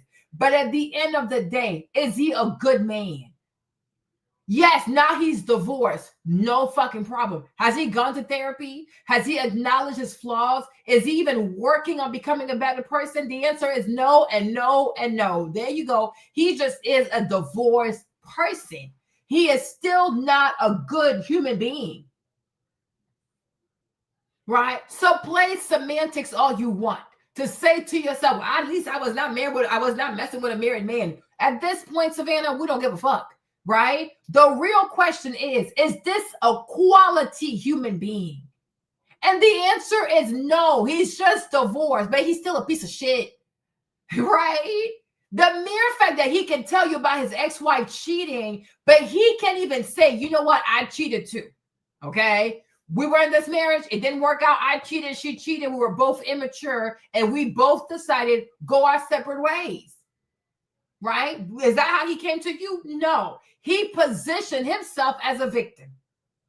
Oh, I'm a great husband. Oh, that's why I treat you right. Look at me. I take so good care of you, right? I was doing the same for her, and she just cheated on me out of nowhere. Okay, this right here. Okay, don't nobody have time for this bullshit, right? At your big ass age, if you're not capable of saying what you did and put that shit on the floor, but you want to come and smear another person that is not here to defend herself like this, it does nothing for me, right? That's why I say you gotta be very careful with people who come to you to smear their exes. It scares me. Even people who smear their ex-friends, it's just weird to me. Like, why don't you go say that to that person, right? But in that marriage, I know you were not perfect. So don't tell me about what she did. Tell me about what you did. And even when she cheated, what was your reaction? What was your reaction to her cheating, right? There you go. Because it's very easy to meet a new woman to go above and beyond, but then we're going to find out in your first marriage, you were barely trying, right? People love that shit. You are barely trying in your first marriage. You meet a new person. Now you want to be like person of the year. Why didn't you bring all that energy in your first marriage to make sure that your first marriage was going to last? Exactly. He's a fucking bum. He just happens to be a divorced bum. Sure. So we can say, oh, you're not married with a married man. Good for you. Good for you. Ultimately, are you messing with a man of quality? Does this man even deserve to be around your children? Because you're not by yourself. Your kids are going to look up to this man, right? He is not a good person. And then you say, mind you, this is a woman with children who decides to go in a relationship with a man who's going to live in her house with her kids. And then you say, oh, I don't even need you to have money. Ma'am, what? Ma'am, what? Oh, it's not even about the money. You don't need to have money as long as you love me. You goofy ass, selfish ass, dumbass little bitch. You have children. It's not enough for him to just love you. He needs to love your kids. And as a grown-ass man, right, he wants to come into your house where children reside and become a what? A what? A what? A +3? You want to claim his ass on your taxes as a dependent? Right? So once again, homosexual confirmed. He has no work ethic. He has no job. He has no money. His wife kicked him out because most likely everything is in her name. He don't have shit. And maybe the reason why he didn't even want to sign the divorce, because maybe they didn't have money for the divorce, okay? So he's a complete bum. And so you want to bring a man in your household that you have to take care of, and that's going to take food away from your children because you're going to have to give him money. You're going to have to feed him as well. You're going to have to clothe him as well. Because what? Because he's going to do what? Play with your vagina a little bit? This is ridiculous. This is why I see why so many men today are so mediocre. They are so mediocre because they barely have to try. All they need is some kind of heartbeat and a fucking erection and some kind of tongue action. And that's all that's required. Because how can you be a grown woman with children and this man don't got no money? And he has other kids he got to take care of. Right? So he's okay being in your household while you feed him, you clothe him, you provide a roof over his head, but he's not going to bring even $5 a month to his children to eat. And a man like that can be in your bed. A man with no money can be, no, yo, I can't do this. I mean, I cannot. A grown ass, because even if you're not with me, even if you're no longer married, you have children there, right? So you got to send at least like $300 or $400 a month. Hello? How they gonna eat? Because just because you're no longer there, you still have to make sure they're taken care of. Now, if she wants to waste the money, God's gonna deal with her ass. But you still got to bring something to your children. They still got to have something to eat. Okay? Even if you want, don't give her the money. You go to Walmart, you go to Costco, you buy the groceries, and you drop that in front of her house. So your kids will know daddy bought us groceries, right? You can do that as well. But to have children and to make no money, then you think you're going to stay in my house, sleep in my bed, where I take care of my kids? That's not possible, you guys. That woman, it don't exist. This is not me.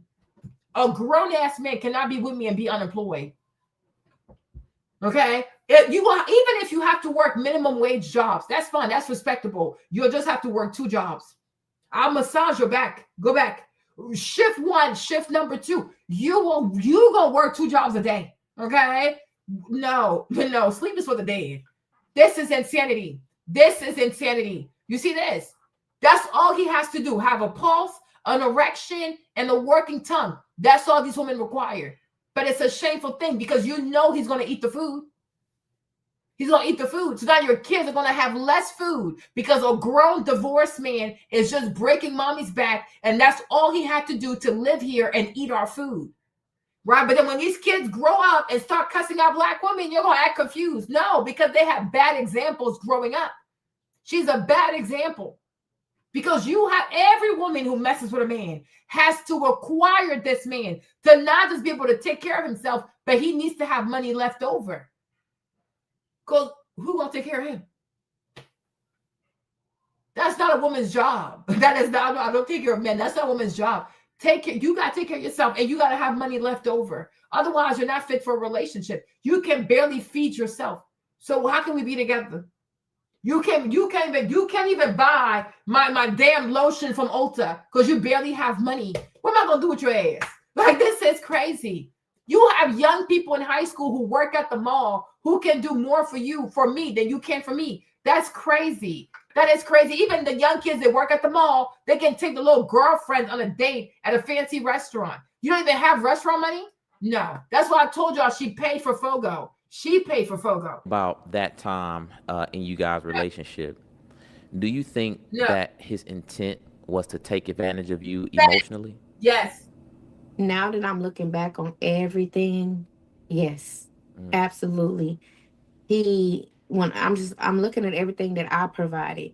I should have paid attention to the fact that he was with his mom and I had a nice cozy home.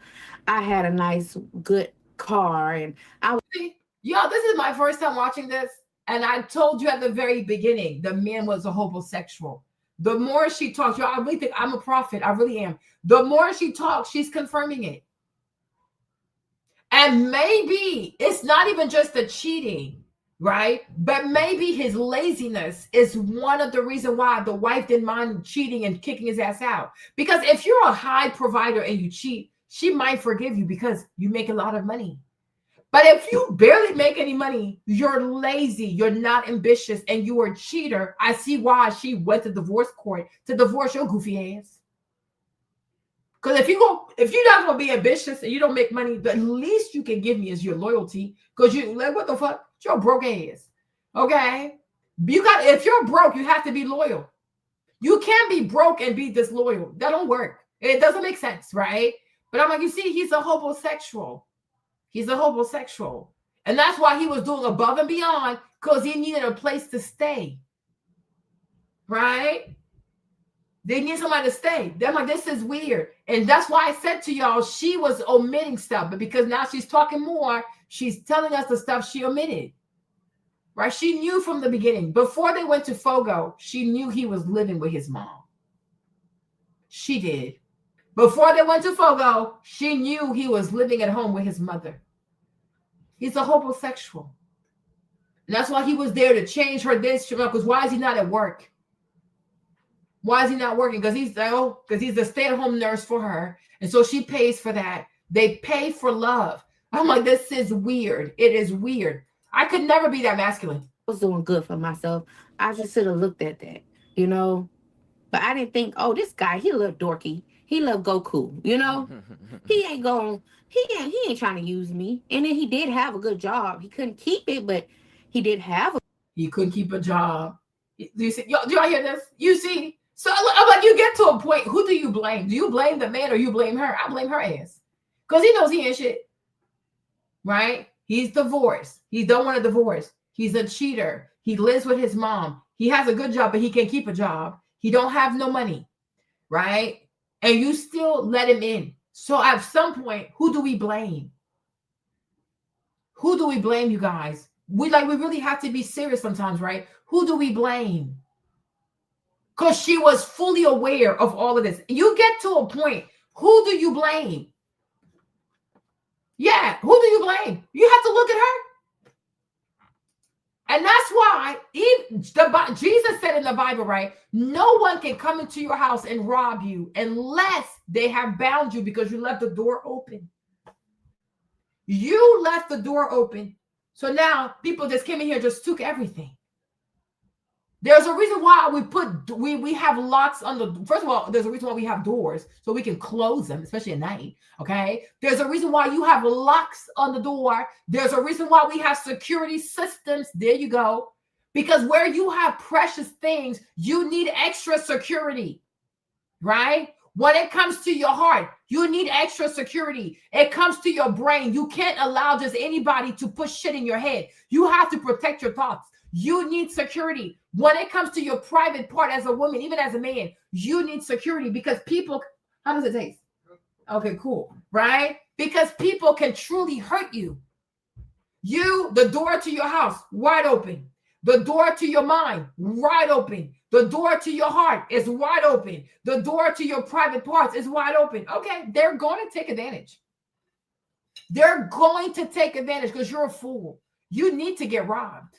Like that song, Annie up, rob that fool, kidnap that fool. You need to get robbed because you want to be robbed. You must want to be robbed. Imagine going around a bunch of poor people and just flashing money when you know they have not had money in 3 years. They're going to rob your ass because you must want to be robbed. You must want to be robbed. You want to be robbed, right? That's why you go in front of people and you dangle shit because you want to be robbed. Annie up. Kidnap that fool, rob that fool, beat up this fool because you want to be robbed. You want to be robbed. No, seriously, like that's that song, Annie. That's my jam, though. It's so violent, okay? But you must want to be robbed because you don't protect yourself. A little bit of affection. A man comes to buy a plate. You tell him all your life's business. What the fuck is wrong with you? Okay?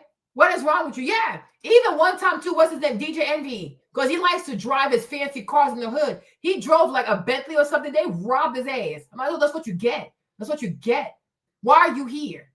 Why are you here? Why could you drive a regular car? Right? They robbed his ass. I'm like, oh, that's what you get. Y'all going to learn to stay around people that haven't had food in a very, very long time. They're going to rob your ass, and they need to rob your ass. Okay? Bunch of silly people like this. Bunch of silly people. You're very silly. Good job. You know, he had no record. I'm like, you know what? Coming from my background, I didn't been beat. And you know what? I don't know what I can say on here, but I done been through it. So that was actually decent for me. You know, I can say it was settling now that I'm thinking about it, but it was better than what I had. By the way, you can say whatever you need to say. So it's hardly initiated. Don't even worry about not being able to say what you want to say. But what I gotta ask you, what I want to ask here also, was that the only partner that you discovered that he was cheating with or dealing with during the dating phase? No, I wrote a list. I could tell you the date. We actually skipped to the wife. Before her, it was actually October 2023. It was a Saturday. I remember this stuff like it was yesterday. I just, you know, I'm calling his phone, and ladies, I'm not telling you, when she first started, she was intentionally omitting stuff. But because now she's talking more, she gonna let it out.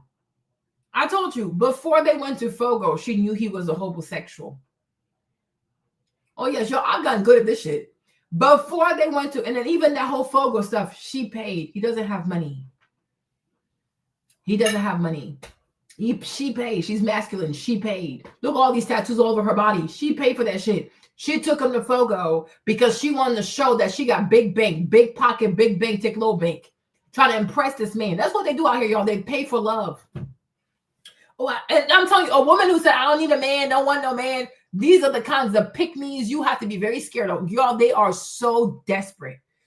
Like, when I tell you a girl who says to you, oh, yeah, I want to have a man and be in a relationship, she's not as desperate because she has self-awareness.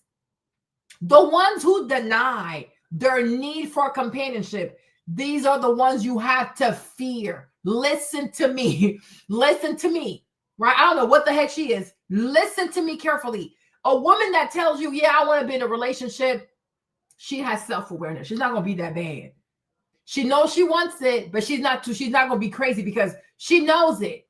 But the ones who deny what they want and they're very loud about, I don't want a man. I don't need a man. Woo!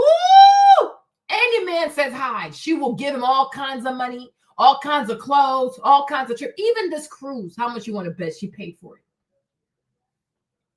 How much do you want to bet she paid for this cruise? Okay. Y'all, I'm getting good at this stuff. I'm just say this. When you feeling it, go with it. Because I felt it every time he was with another woman. I felt it. And did you? I didn't want to believe it. Oh. And he would make it seem like it's me. Oh, she's a Karen. He would say, you acting crazy. You're this, you know. And then when the girls come out, they're like, oh, he told me y'all weren't cool. He told me you was crazy. And actually, it's funny to say, when all this stuff started happening, these same women reached out to me in my messenger. I'm so sorry this is happening.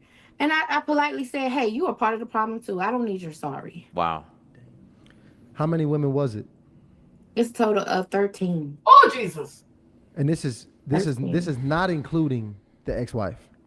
Not including the ex-wife. That's the one he really loved, if you ask me. His mama would tell me all the time. He loved her. He loved her. He don't love you. So it was 13. So just to be clear, 13 women plus the. Do you see why she keeps spending more money? You see this? You see why? Because he didn't love her. And the more the mom tells her he loved the other wife, the more she buys him shit. The cruise, the this, the that. She is paying for love. Like, this money belongs to your children. This money belongs to your children, their groceries, their clothes, their shoes, their college fund. This money that you're spending, this grown-ass man, belongs to your children. Right? But she is paying for love because she knew he didn't like her like that. I'm telling you, I said, this cruise, she paid for it. The Fogo, she paid for it. All the stuff, she is paying for that shit. She's paying for this man to love her. And it's still not enough, because you'll come to realize, right? Men like to be the providers. Men like to be the chasers. Men like to make the most money. Men like to be the one to take care of a woman. And how much you want to bet some of the money she was giving him, that's the money he took to take the other girls out on these dates. So he can play provider. He can play the man that got money. You see, that's how it goes. Like, that's why you don't give money to a man. You don't take care of a man. He will resent your ass. He's going to resent you. He is going to resent you because he knows he should be the one doing for you, not you doing for him.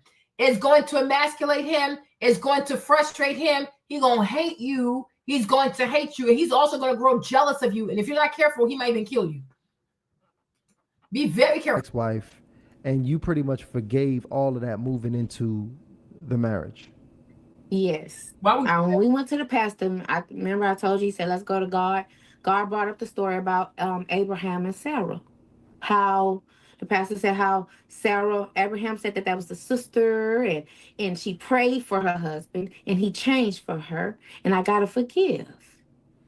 And, you know, if I can forgive my rapist, why can't I forgive this man? Wow. And I still have to see my rapist to today. For what? He's at family unit. He's in the family. You know? So I figure, why not forgive this man as long as you don't play with God? He promised me he ain't gonna play with God. First of all, very sorry to hear that. I don't like when. Sis, you sound hella stupid. You guys, I swear, I need to be a pastor. He told you he was not gonna play with God, but he didn't tell you he's not gonna play with your ass. Right? You're not God. Oh, he told me he's not going to play with God. Well, duh, you ain't God. So he played you and he didn't play with God. Did he go ahead and rip the Bible or pee on the Bible? No, he did not. But did he pee on you? Yes, he sure did. There you go. You're not God. He made a promise not to play with God. Is you God? You're not God. Oh, the Bible says Sarah prayed. Sarah was the first wife, you dumbass. Y'all don't even know how to read the Bible. Sarah was the first wife. Okay? Sarah is not Agar. Sarah is Abraham's first wife. Are you the first wife? The answer is no. So this would apply to his first wife. It don't apply to you. Sorry, I'm eating. Okay? You're not the first wife. So if the first wife says, I want to forgive my husband, sure. You're not. You're the second wife. So you can read a passage, like seriously, hey Jess, you cannot read a passage that applies to Sarah, wife numero uno, when your wife numero dos, and talk about, oh, if Sarah did it, you and Sarah, sis, and you're not in Sarah's rank. Sarah was wife number one. Sarah never left. Right? Okay. And the Bible's also clear. Abraham did not cheat on Sarah with 13 women. Okay. In the Bible, it was Sarah herself who went and chose Agar for Abraham. Abraham did not go after Agar. He did not pursue Agar. It was Sarah who brought him Agar. It was Sarah who said to her husband, sleep with her, and she gonna give us a baby. Do y'all read the Bible? Yes or no? Okay. But I'm starting to realize that you people do not read the Bible. Okay. And then now you want to bring your rapist. Oh, if I can forgive my rapist, you can forgive who you want to forgive. Nobody can tell you, okay, to not forgive. It's if you forgive people, that's amazing. But just because you forgive someone, does that mean you stay? That's completely different, right? Before you met the man, he was already a cheater. In his first marriage, he cheated. Somehow you decide to marry him knowing he's a cheater, knowing he doesn't work, he can't keep a job, he has no work ethic, right? What are we doing? Now he cheats again. Oh, I want to forgive. No, you want to be a moo-moo. That is your brand. You are a fucking idiot, right? What if somebody cheats on his first wife? Who are you for you not to get cheated on? Your wife number two. You don't think that he had the most love, the most experiences, the most first my first with his first wife? And after having all these firsts with the first wife, look at how he paid her in with his ungratitude. And you, the second wife, you're not bringing anything new. There's nothing you're going to introduce him to that he hasn't done before with his first wife. You're not going to have kids also. So if he can do that to her, who the fuck are you? You're nobody to him. Like, these people are crazy. These people are really, really crazy. They are truly, truly crazy, right? So I'm like, this is confusing. You can forgive your cousin, your family member who did that to you, but even when you go to a family event, if that person comes in, you have the right to recuse yourself. But I ain't gotta be here. This is crazy. But I'm like, what does forgiveness have to do with you staying for 13 affairs? Like, we are confused. What part of the Bible does that? What part of the Bible is that in? Because I've never read that part, right? Even if people cheat, it's like one time, but 13 different times. Yeah, at this point, he's a single man. You're not like, girl, what? No. You people try to use a Bible verse, right, to justify the BS. Mm-hmm. And I think as a pastor, you could really know, and men, period. I'm gonna just say men, because I'm sure it was a male pastor, right? Yeah. I'm pretty sure pastor, y'all. You could look. I'm not dissing your pastor, but what I do know is that if I know it's a brother that just came to me and was like, yeah, man, I just knocked off about 13 women and was dealing with my ex-wife, and this woman should I move forward and get married? Right. I'm like, bro, you're not ready. It's not that season, right? Right now, this is not that season. Right. I'm not gonna look you in your eyes as a woman that gotta potentially be thrown in this situation, pull a Bible verse where some ratchetry went down, and say, "See how they made it through? You can too." That just to me is disingenuous. But and that's not. I digress. Well, and this is a thing, because I guess everybody's appetite is a bit different, but.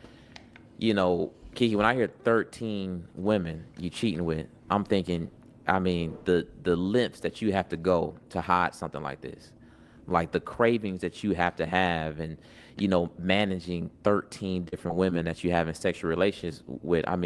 That's in my opinion, that's on the levels of being insatiable.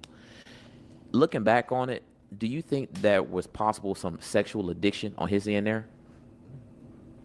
I don't know. Because some of the women say that he was just a trick, and I'm gonna be honest. I should have recognized that flag, because when I met him, I don't know if I mentioned he paid my car note. I didn't even know you that long.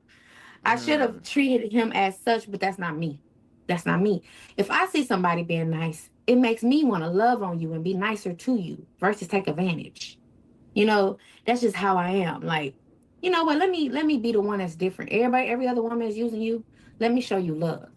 And he admitted like he never got love. His mama never told him that he loved her. And I believe her because she don't. She call them B's. She call them H's. She's such an aggressive creature. So I'm like, let me show you what love is. Let me try to give you this love. Because honestly, why I put up with it is because before him, I didn't put up with nothing. You do one little thing wrong to me and I'm done. And I was dating for so long. I was by myself. And every time I try to go on a date, dudes would tell me, you're going to be alone by yourself because how you tripping on the little stuff? And I said to tell myself that maybe I am being a little bitter. Maybe I need to give these men more chances. It shouldn't be one and done with me. I should give them a chance, you know? And that's just how I felt. Well, and she mentioned the packaging too was different. Because he was packaged a bit different. She thought, and you, let me know if I'm mistaken. It sounds like you thought, hey, he's not a threat to take you down this road. Nope. And let me tell you, first of all, we all can, you know, from the highlights, and that's why social media is highlights, y'all. But it definitely looks like some forgiving went down because a very popular video in the stories that you have been chronologically putting out, and I think this actually was your friend put out a wedding video. Matter of fact, let's all take a look at that because that was another video that gained a ton of popularity. Lana, play that clip for us so we can actually get a peek at that moment.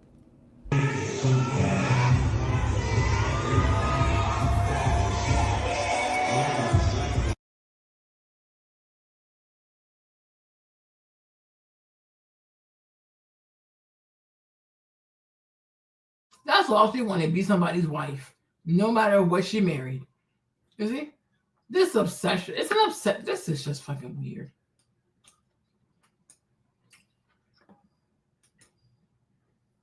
Kevin Samuels played that when his likes were low. We're gonna grab that sound too, practitioner. But Kiki is back. Okay, Kiki, listen. So Kiki, we thought for a second. Yeah, we thought that video set it off for you. People calling. Okay. You see? She wanted to be a wife. She just wanted to be a wife, no matter what. That's it. That's what was in her mind. Want to get married, have a white dress, have it happen for me also. That's it. That's why she didn't care about all the stuff. Right? Yeah, it makes sense now. And I'm like, even when if he really did pay her car note, I'm like, yeah, that's what most scammers do. Most scammers don't make one or two investments to get you hooked and to make you feel like, oh yeah, if you be with me, this is the life you're going to get. So paying your car note, it was an investment. It was a one-time investment. And I'm sure if we ask her what was her car note, it was probably not more than $300. Okay? So think about this, you guys. He made a minor investment, a one-time investment to make her think this is the kind of life he's going to give her. And once he gonna do it again. She got hooked like crack. She got hooked. Oh, he can't keep a job. Oh, he can't do this. Oh, he can't have this. So now what? Now she has to pay for stuff, right? This is how scammers work.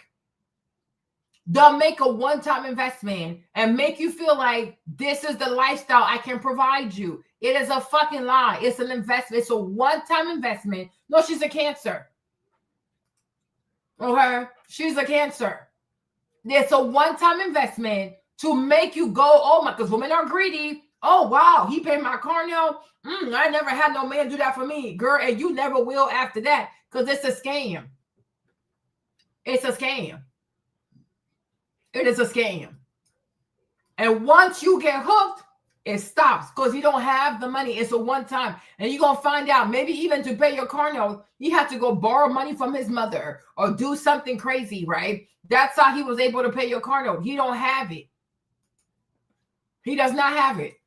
My phone is on D&D. I don't know how they getting through, but all they got to do is double call. Check this out. Oh, okay. So check this out. At that moment, just so we can get timelines right. 2.5 years dating, correct?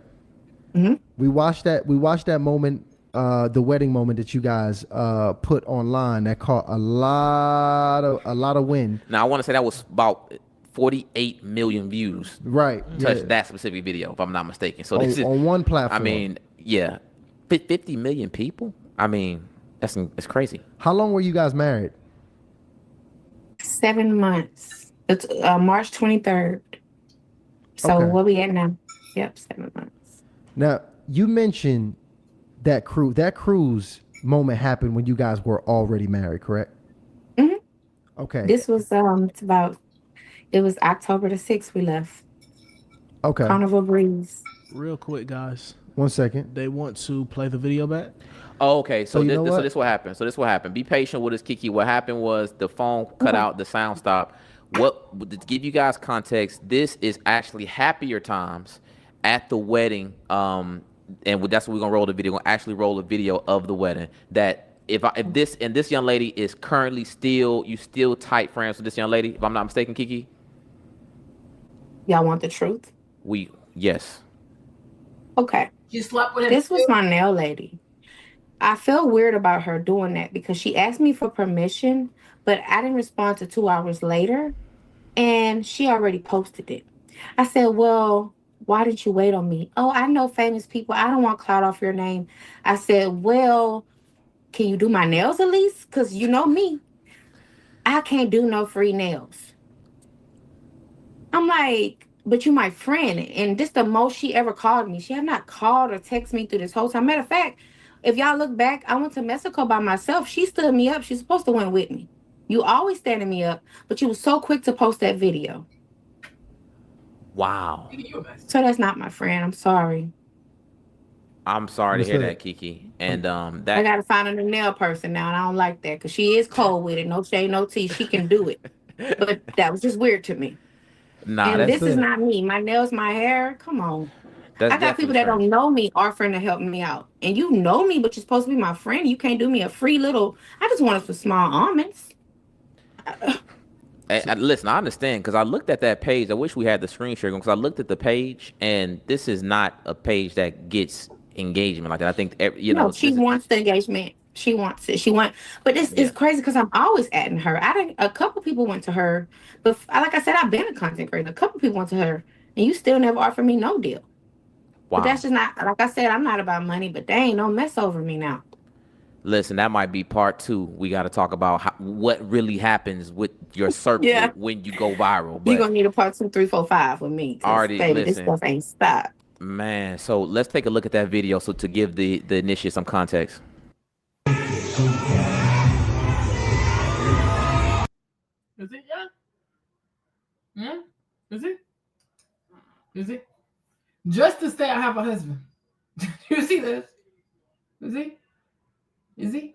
So after she talked to the wife told her he was a cheater. He lived with his mom.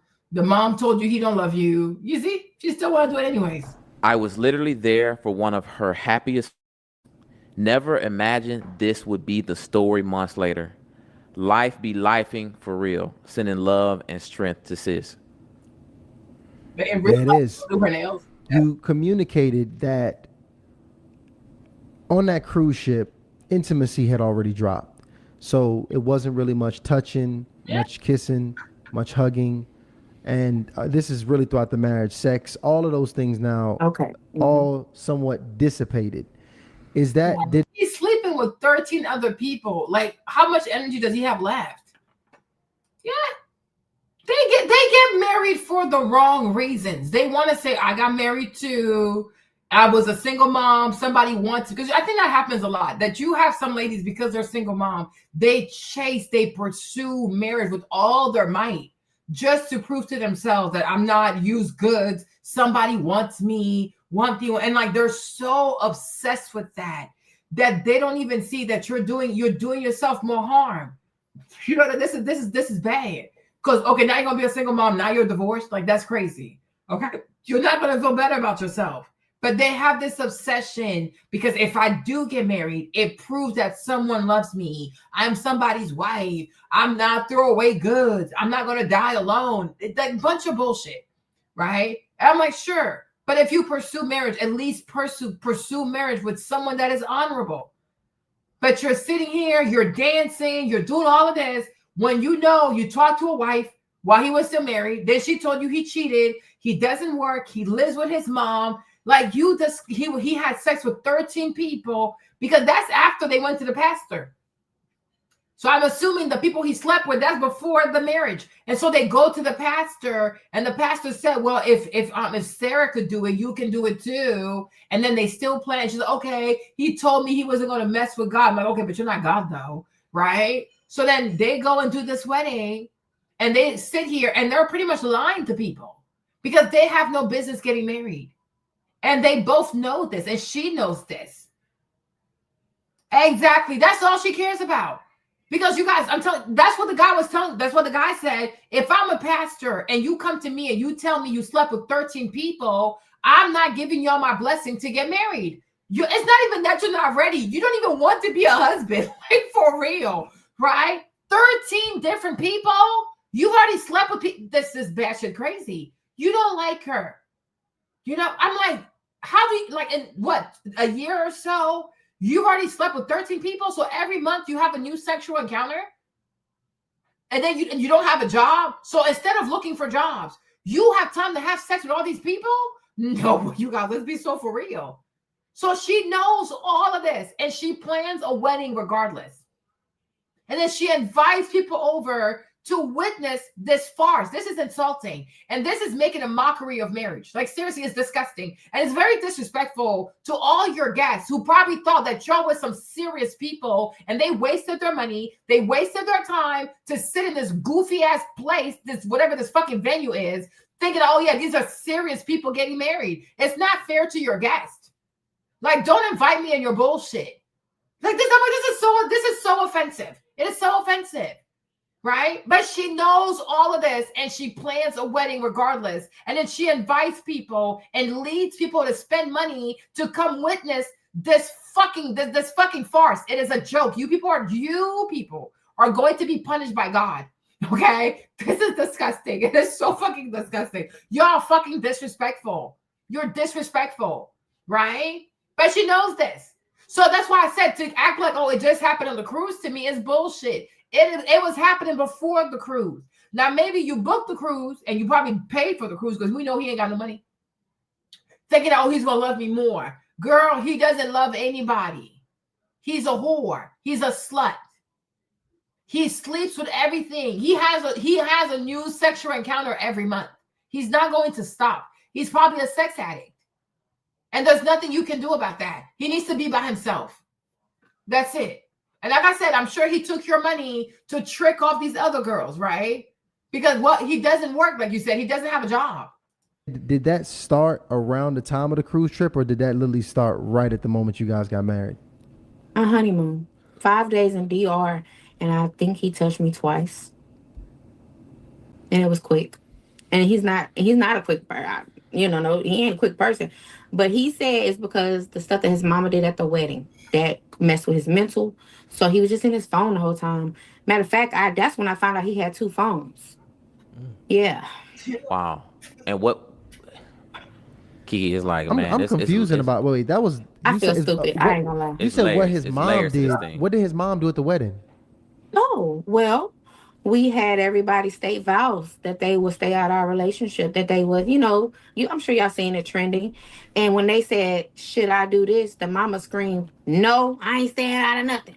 Then fast forward when it was time for people to, what's the word? I'm sorry. When, do anybody see any of these couples that don't want to be married? She tried to stand up, but her daughter pushed her down. And yeah, she had on all black at my wedding too, like it was a funeral.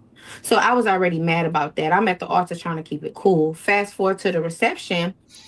She said she gonna hit me with the cane. So at this point, I had two lemon drops. I need to leave. I'm turned. Now I said, hit me with it, B. Hit me with it. And all she can hear, she called me a beach. She called me a beach. Girl, this is my wedding day. So the officers, because we had 2 officers, because my wedding was pretty big, they escorted her and the sister out. Because now my whole family trying to fight y'all. What y'all think this was? So the wedding essentially popped off. And did it? Now So the wedding itself was cursed. You see this? The wedding was cursed. The mama came in there dressed all black like the Omen. The wedding was cursed. It's like you people had no business getting married. It was never going to work. Never. On vacation, you in the DR. I mean, listen, I'm not married, but I would imagine after the wedding, the DR, every day is supposed to be. I was ready. I had a wax. I had lingerie. I even set up rose petals when he walked in the door. I had the wine. I had strawberries. He only stayed in the tub with me for like 2 minutes. I said, you know what? Let me drink. Is it a woman's job to set roses for a man? I don't know. This is weird.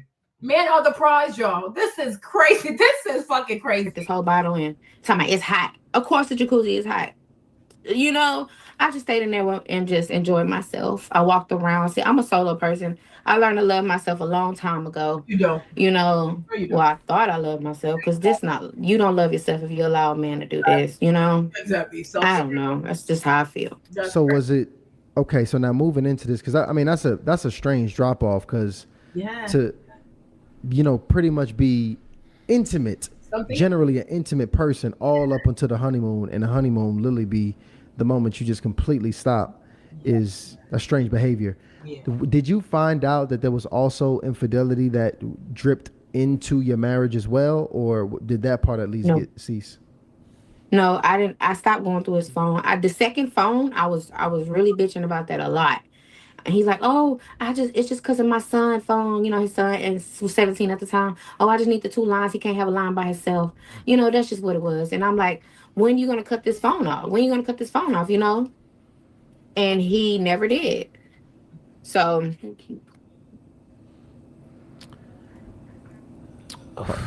There you go. You here with us, Kiki. Okay, so. Man, a lot being unloaded right now. This is like, we got to let that breathe a little bit. Excuse me. And this is why I even say going through people's phones is a waste of time. Because how do you even know that's the right phone? You see? I'm like going through people's phones. How do you even know it's the right phone? How do you know? That's why I always say it's a waste of time. Somebody could have a phone in their car. They could have a phone at the office. You will never know. You'll never know. You see, and once again, you're gonna be like, oh, Marlene is right. When I say you're gonna go through his phone, and then you're not gonna leave. So why even go through his phone in the first place? As you can see, she went through the phones and she stayed. There you go. So why even go through the phones anyways? Why even go? Because you're not going to leave. You're gonna go through his phone. You're not going to leave. Right? They're not ready to leave. You just want to start some drama and hopefully have some makeup sex, and maybe he'll buy you a fancy gift that you've been wanting for a very, very long time. That's about it. Because you're not going to leave. Right? I knew I was right. So you see, that's my point. She went through his phones. She saw what she saw. She even had conversations with the ladies, and she still stayed. And she walked down the aisle. Right? And then she went on her honeymoon, and she came back, and these phones were still ringing, and she still stayed. There you go. Then she even found out there was another phone.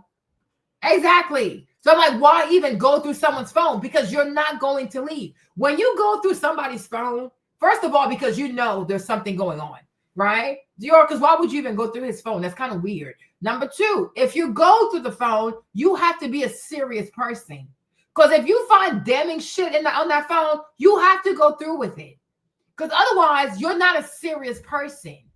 And so what's the problem? Like, why would he not do it again? She goes through my phone. She yells a little bit. We have makeup sex. I buy her bag, and she shuts the hell up. That's the neuroplasticity. He's going to do it again. So if you're not going to enforce any consequences, don't even waste your time. Because then you look like a fucking fool. Right? It's like the parent that promises, oh, if you don't do your homework, I'll take your computer, and then you never do. Yeah, the kids will know not to take you seriously because you don't enforce what you say. Right? You look like a damn fool. If you can't back it up, don't even try it. Don't even say it. Why are you going through people's phones when you know you're not going to leave? So don't go through the phone. Leave the phone alone because you're not ready to leave. The day you are ready to leave, a phone is not even going to do it. You're just going to walk away. You are just going to walk away, right? That's it. So if you all need to go through his phone, you're not ready to leave yet. Don't go through his phone. Let that shit be, okay? Let it be. I will never stop saying it. I'm just blown away. Kiki, at this point, I mean, all these things happen. I mean, and shout out to you, by the way. I don't even know how you coming up here and communicating all this and able to kind of to keep, emotionally steady. But at this point, you done with vacation, all these crazy things that happened. The guy got 2 phones. Are you thinking that you need to get out of this, or is it are you thinking that it's time for you to get out of this before it gets deeper than it already is? No, because I already got into church, and from my understanding, a divorce is a no-no. If there's no infidelity, a divorce is a no-no. I just wanted to do the right thing. Like I said, I've been through so much in life. I don't want to disappoint God no more than I ever did. I don't. And honestly, to me, I was okay with settling for the rest of my life. But God had other plans for me. But I was okay. I was actually making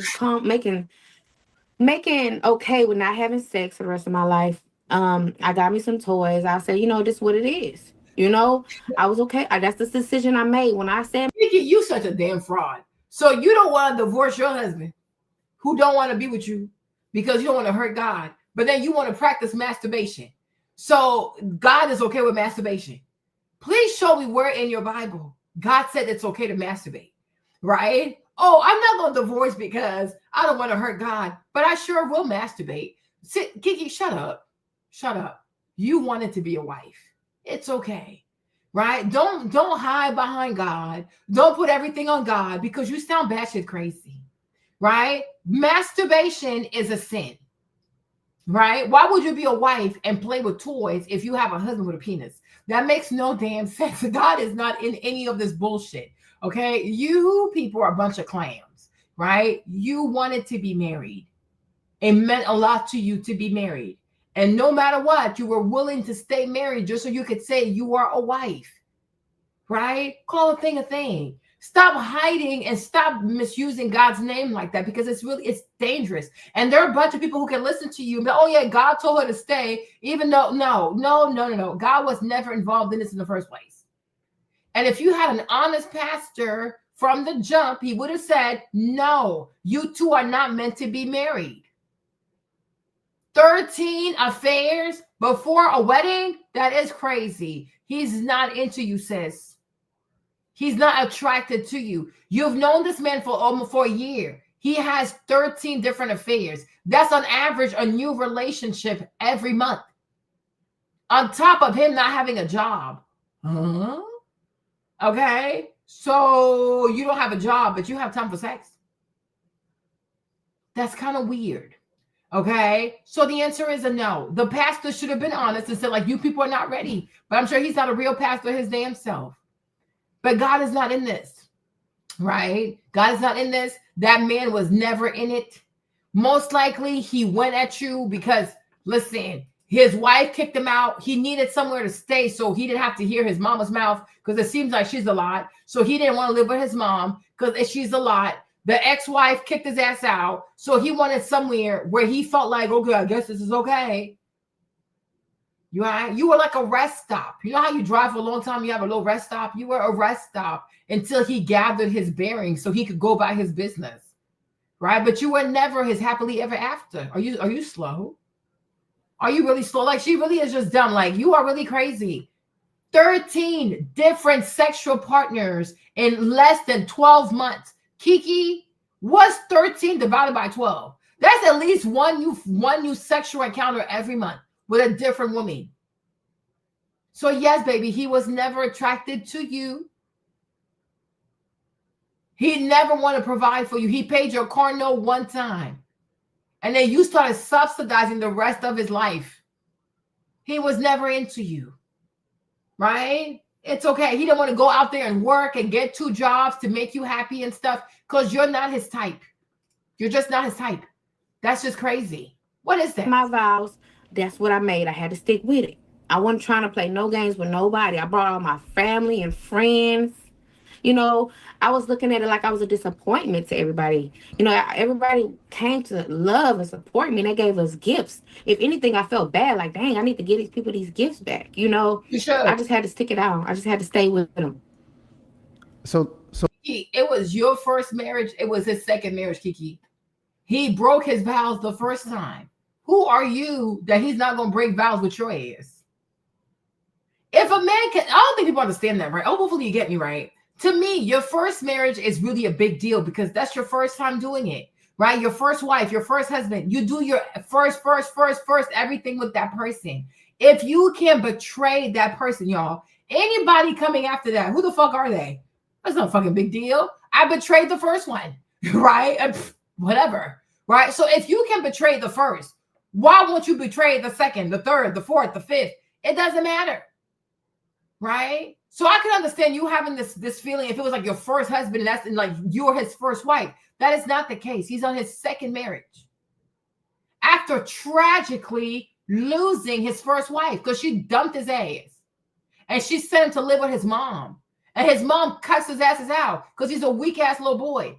Okay. Now he came to you. You're his second wife. He's your first husband, but you're his second wife. If he broke his vows once to the first wife, who are you that he won't break his vows to your ass? Because obviously he doesn't respect vows, right? So he's a very unserious human being. He's not an honorable person. You did not marry someone honorable. So to talk about vows and this and that when we are dealing with somebody who's not honorable to me, it's fucking crazy. He's not an honorable person. He's not honorable. I want to keep moving up until now. Because some people were actually even concerned about you today. And from what was communicated, I think even these past couple weeks have been extremely turbulent. Because correct me if I'm wrong, your babies, they're not even with you right now, right? No. Where are they? Okay, so we recently lost. Did you fully lose custody of the babies within the past few weeks? So I can talk about it now because it's done now. I had to give a full guardianship. That's the only way that I felt like I could beat CPS. Because like I said, it's not my first rodeo with someone calling CPS on me. So I officially signed a full guardianship. They're safe. They're with my father and my grandmother. I really call my grandma my mom. And I sent money. I sent everything they need. I gave all the insurance cards. It was just the only thing to do because I didn't know if I can trust him because this is still an open case. So I didn't know if I can trust him to have my back. So I had to think about my babies. No, I didn't want that. But how could you take something from me if I don't have them? How could you take my babies if they're in a safe place, they're in a better place? Because I know what they're going to do. They're going to bring up my mental. They're going to bring up me crashing out. They're going to bring up me being a content creator. So I had to think smart. So while that's happening, I was on my next move. And you know what? This is the thing, because I want to provide full context of this. Because, you know, we showed where you were excited about, you know, having this union and having family and friends at this wedding, but you went live a couple of times, and you know, correct me if I'm wrong, would you consider a couple of your lives as a crash out? All the time. People, matter of fact, do you know how many friends and family tell me to stay off of social media? And I have never done it. And I'm here to say I'm glad I did it. Because now I'm finna help every woman out there that's going through with this. I'm happy I didn't listen to y'all. I'm happy I put my business out there. Oh, well. I'm unapologetic about it. Okay, yeah. I thought you were bipolar. So that's what she does. She tells everybody her business. So her family told her don't do it. She's doing it anyways. And to the point that it puts your children and their custody at risk. So you're the reason why you don't have your kids. Because you won't stop running your mouth on social media. Wow. She has to be bipolar. Actually, if anything, this saved my life. Wow. And I wanna give the initiates context in just a moment. Shout out to Couture Leotard, says, sis, you can love yourself and love God. God wants you to follow him completely. We can't control other people's behavior. Couture, I completely agree with that. Shout out to Tally and Twine Watch Company, our preferred watch company. I'm embarrassed to show the watch I got on right now because I literally 99% of the time watch rock Tally and Twine, who just has the most creative watches in the game. Let's just be real. And it's black on. Shout out to my brothers over there. But and I also want to go back to the conversation because I want to show this video. And I'm gonna be honest with you, Kiki, I was let's just say extremely apprehensive about showing this video but I think it's important to capture the raw emotion here, especially because when things like this happen to you, you can absolutely get emotionally unraveled. You've been so courageous to share, you know, bits and pieces, really your entire testimony. So I do want to give the initiates context in what a situation like this can actually do to a person emotionally. So Delano, could you have us take a look at that video really quickly? I am a certified crash out. I talked to him today. I talked to him. He said, it's all my fault. I'm to blame. Girl, what? That's the music behind it. Never did that. It's my fault. Girl, y'all should have found a way to take the music out. Oh no, Kiki, your family has to do something about this. Yeah, you guys, she could be bipolar. Yeah, she's having an episode. And show them who you really is. This is who I really am, y'all. He said I should be celibate for years. Oh my God. Oh wow. Oh Jesus. During these moments here. So I don't even remember saying all that. Yeah, she's not okay. When I think about it, he always do this to me. He always hurt me, and then he tell me how it's my fault, and then I believe it. Like maybe if I didn't nag a little bit, maybe if I stopped posting so much on social media, maybe if I just stopped doing things, he would. Do you see why I really think it's concerning that we have normalized over posting and oversharing on social media? And sometimes that might be a red flag that someone could have mental health issues. Why do you post so much? Why do you post so much about yourself?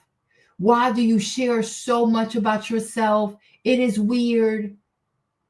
Like with social media, we are looking at behavior being glamorized. That's really behavior that kind of, you know, tall tale sign that, hey, mental illness might reside over there. You overshare. Like, oh, my subscribers, yeah, they know too much about you. Strangers know way too much about you. It is weird. You have to protect yourself. You got to keep certain things to yourself. Like, right? Overshare, always posting. They post everything. Everything that happens in their life, they're posting. If they're in bed with their man, they're posting. Give them a hug, they're posting. They take a shower, they're posting everything. Are you okay? They never take a break from social media. What's going on? And I'm like, people could low-key be bipolar. Why do you post so much? And don't you ever get tired of posting like that? That is a bit excessive. But she's like, yeah, my family told me to stop. I'm like, yes, Kiki, because your family knows you're not okay. And because you're not okay, you get on camera, people and your followers, they don't know that you have a mental health condition. So they're egging you on, not realizing that they're making it worse because people should actually be calming you down because you're having an episode. You're manic. You know, and I will also say this, you guys. I think sometimes, like, what doesn't get addressed. This is why I personally, I mean, I'm sure you could tell, I do not support, I don't encourage single motherhood because people don't talk about the mental health aspect of it. Because if a woman is by herself with a pregnancy, you guys, it's not easy, right? Even labor, you guys, labor is trauma. It fucking hurts. Like it is, it's the worst kind of pain. Even with the epidural, it still fucking hurts. You know what I'm saying? And you go through that for hours. This incessant pain, like somebody's crushing your bones. Oh, it is so painful. Then you have the baby. Because you have, when you're pregnant, your estrogen, like you have so much hormones. Once the baby comes out, all these hormones have to go back. You're like, oh, woo, what happened? What? How do I function? How do I function? Right? Then it's like it's the lack of sleep. because your sleep schedule is out of whack, because the babies, until they get to like 3 months or so, they wake up every few hours because they need food. Every 2 hours or so, got to change the diapers. If you have a boy and they do the circumcision, you got to put the little Vaseline on the pee-pee. Okay, girl, you barely sleep, and that does something to people. Y'all, lack of sleep, okay, can also cause you to have an episode.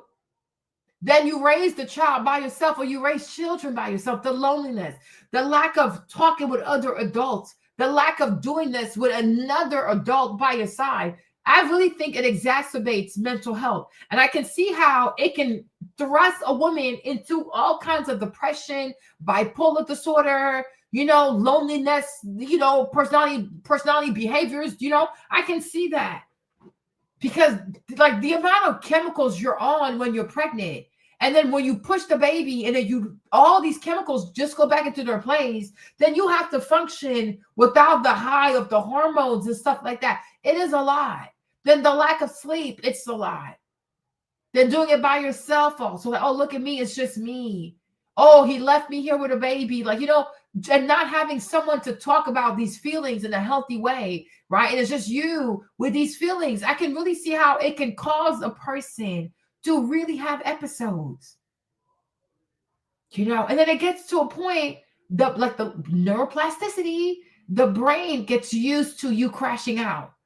The brain gets used to you talking, having negative self-talk and being harsh on yourself, because now that has become your safe place. Like, you talk bad about yourself, you're mean to yourself, you put yourself down, you question everything, you start having low self-worth. You start thinking it's normal to live like that because you're by yourself. And then the child or the children, they're not old enough to say, oh, mommy, don't say that. Oh, mommy, don't talk to yourself like that. They're babies themselves. They don't know. They're looking at you like, huh? Okay, they don't know. Yes, with the balloon thing. Ooh, when I read that line, there's a balloon that they put in there. Oh, I read from, I'm like, I was like, oh, no. What? No.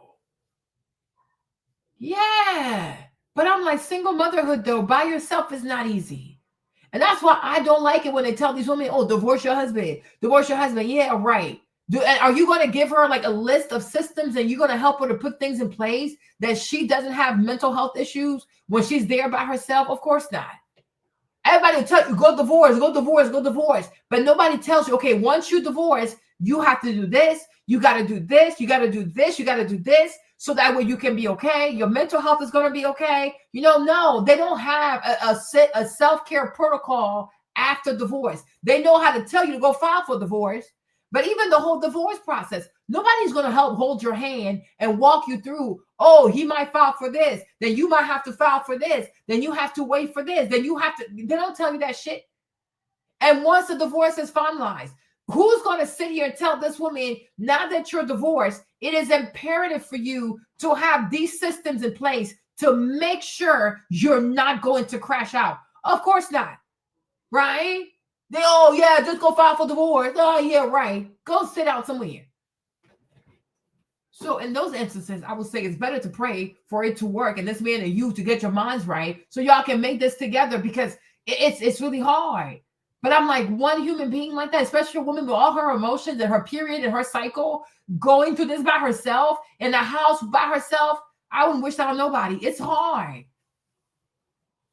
It's really hard. It's hard because, like, you need to, even going to the gym, like, you need systems in place. Like, okay, I'm going to organize my house this way, organize my life this way, organize my schedule this way. Like, she's going to need certain things to make sure she is mentally sound. Because God forbid her brain takes a hit. Are you going to be there to help her out? Of course not. Of course not. Always recommending crazy shit to people without telling people exactly, hey, if you do this, here's what you have to look out for, the good and the bad. And for it to not get too worse, you're going to have this in place, that in place, this in place. And you have to know that there are days where you're going to be feeling like this. And when you feel like this is what you have to do. This is who you have to call, right? No, there's no direction. There's no guidance. There's no blueprint. There's no protocol. There's no book. There's nothing. They're going to leave you out there high and dry. Oh, I don't listen to these women. Okay. Yeah. You know, and they don't tell you how to be successful because you have to help her. Even if we have a sister that's like in an abusive marriage, okay, fine, file for divorce, and she does it. We still have to hold her hand because there's so much she doesn't know. You know, because even a woman that's got beat up, and let's say you have a sister that's got beat up in her marriage, even if she divorces the man, there are going to be days where she wants to go back. You have to mentally prepare her for that. And even you who is telling her to divorce this man, you're going to also have to mentally prepare yourself to forgive her, to be patient with her, to be kind with her when there are days where she wants to go back. Because even if the man was beating the shit out of her, every day was not a bad day. And she probably still loves him. It is not that easy. Just because you divorce someone doesn't mean that all your feelings for that person go away. It is a real thing. But they tell her, oh, divorce the man, he's abusive. So, okay, fine. Yeah, sure. She divorces him. But then when she has those feelings where she's missing him, when she wants to go back, there's nobody to hold her hand like, this is normal. And this might last for a whole year. It might even last for 2 years. But when those feelings do arise, this is what you have to do. Okay? And you also can't be mean to yourself because, yes, technically, if somebody's an abuser and you divorce the person, you should not miss them, right? That's how it should go in the perfect world. But we're not perfect. We're humans, right? So we can, and we very often do, miss the people who have abused us because you have neuroplasticity built around that person. You are accustomed to your abuser, even though they're toxic. Y'all, it's a real thing. The brain is very complex, y'all. It's a very archaic machine, you know, right? But she has to be ready for that. And you also have to be ready to forgive her when she is missing her abuser. She will probably go through it for like maybe 2 years. Because it's not, doesn't work like that. Life doesn't work like that. You know what I'm saying? It's real. Now, if it's not an abuser, it's like, oh, he wouldn't do the chores, so divorce your husband. That goofy ass advice Sean was given. Right? And then she realized, oh, you know what? Damn, we could have worked this out. Well. Right? It's a real thing. But I've come to realize that a lot of people love to tell people divorce. But people don't tell people this is what you have to be prepared for when you go through this divorce. Okay?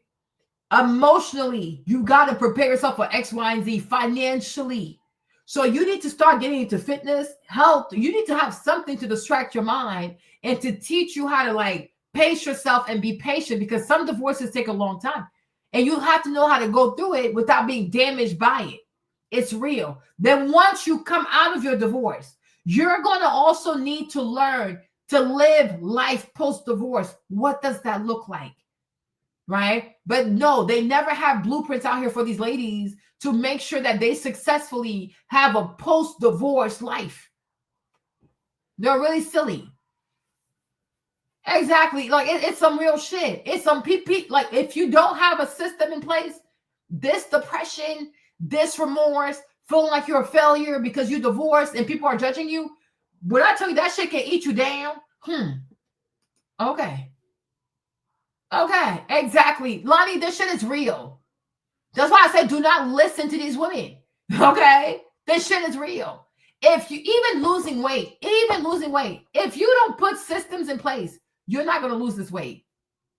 You can have all the best intentions in the world. Oh, I'm going to work out tomorrow. Oh, I'm going to do this. Oh, I'm going to do that. I'm going to do this. If you don't come up with a system of exactly how you're going to do it, where you're going to do it, how you're going to do it, for how long, it will not get done. You understand? It's not going to get done. Like you even have days, like I have days like that where I have to sleep in my gym clothes. So when I wake up, I'm already dressed to go. The stuff is real. You know, I have certain drinks. If I don't make them the night before, then I'm not going to drink them. Right? Because everything in like success requires systems in place because Otherwise, you just can't do it. You can have all the best intentions. This man abused me. I'm divorcing him. I'm going to reclaim my life. It sounds very good. It sounds very noble. It really does. But if you don't have the right systems, you don't have the right people in position to make sure you got the support for that shit. Yeah, it's not gonna happen. You're not gonna reclaim shit. You're gonna get bigger. You're gonna get more depressed. Your finances will be a hot mess. You might even have to file for bankruptcy. You might even end up homeless. Y'all, this stuff is real. This stuff is very real. It is very, very real. So I'm like, if you're not gonna really hold someone's hand, be very careful the advice you give to people. Sometimes it is, especially when they're children. It's not easy, but you have to have the mental resilience to like, I'm going to get through this. Because if you were in prison, what would you do? You would make it through. You don't have a choice. That's how prisoners make it. 20 years, 15 years, 50 years, 100 years. They have to say to themselves, I will get through this. And then you learn to live. You learn to be happy. You learn to occupy yourself. You just learn to make it. You don't have a choice. Like, don't give yourself a choice to not make it. And you will make it. It's like, it's life. We all have to grow up. You know what I'm saying? Like, because there's no perfect, like, there's no ideal. But I just feel like by yourself raising kids, I can see how that can be a catalyst that really pushes someone even faster into neuroticism, bipolar disorder, mental breakdowns, manic depression, manic episodes, because it's a lot for one person to bear. On top of the bills, on top of the stress of work, going to work, commute to work, deal with people at work, come home, take care of the house, make the meals, do this, laundry, fold the clothes, wash the clothes, put the clothes back in there. Listen. That's a lot. That's truly a lot. And then the whole conversation in your head. Oh, I never thought I would be divorced. I never thought this would be my life. It's overwhelming for the human brain. It's like your brain is being besieged. Okay, it's overwhelming. It's too much for the brain. It gives you mental fatigue. He'll be okay with me. Yeah, and that's just how I felt at that moment. I was serious about that apology. Like, I'm sorry for being me. I felt so sorry for being myself. I felt like it was the end of the world. And why did God make me who I am? Why couldn't I be somebody else? Like, a man can bring you all the way up, and then he can just tear you down, and you feel like nothing. It's not the man's fault, my love. It's you. Oh, you guys. And I'm talking to someone right now too, right? This little baby says, I'm like, I have to toughen you up.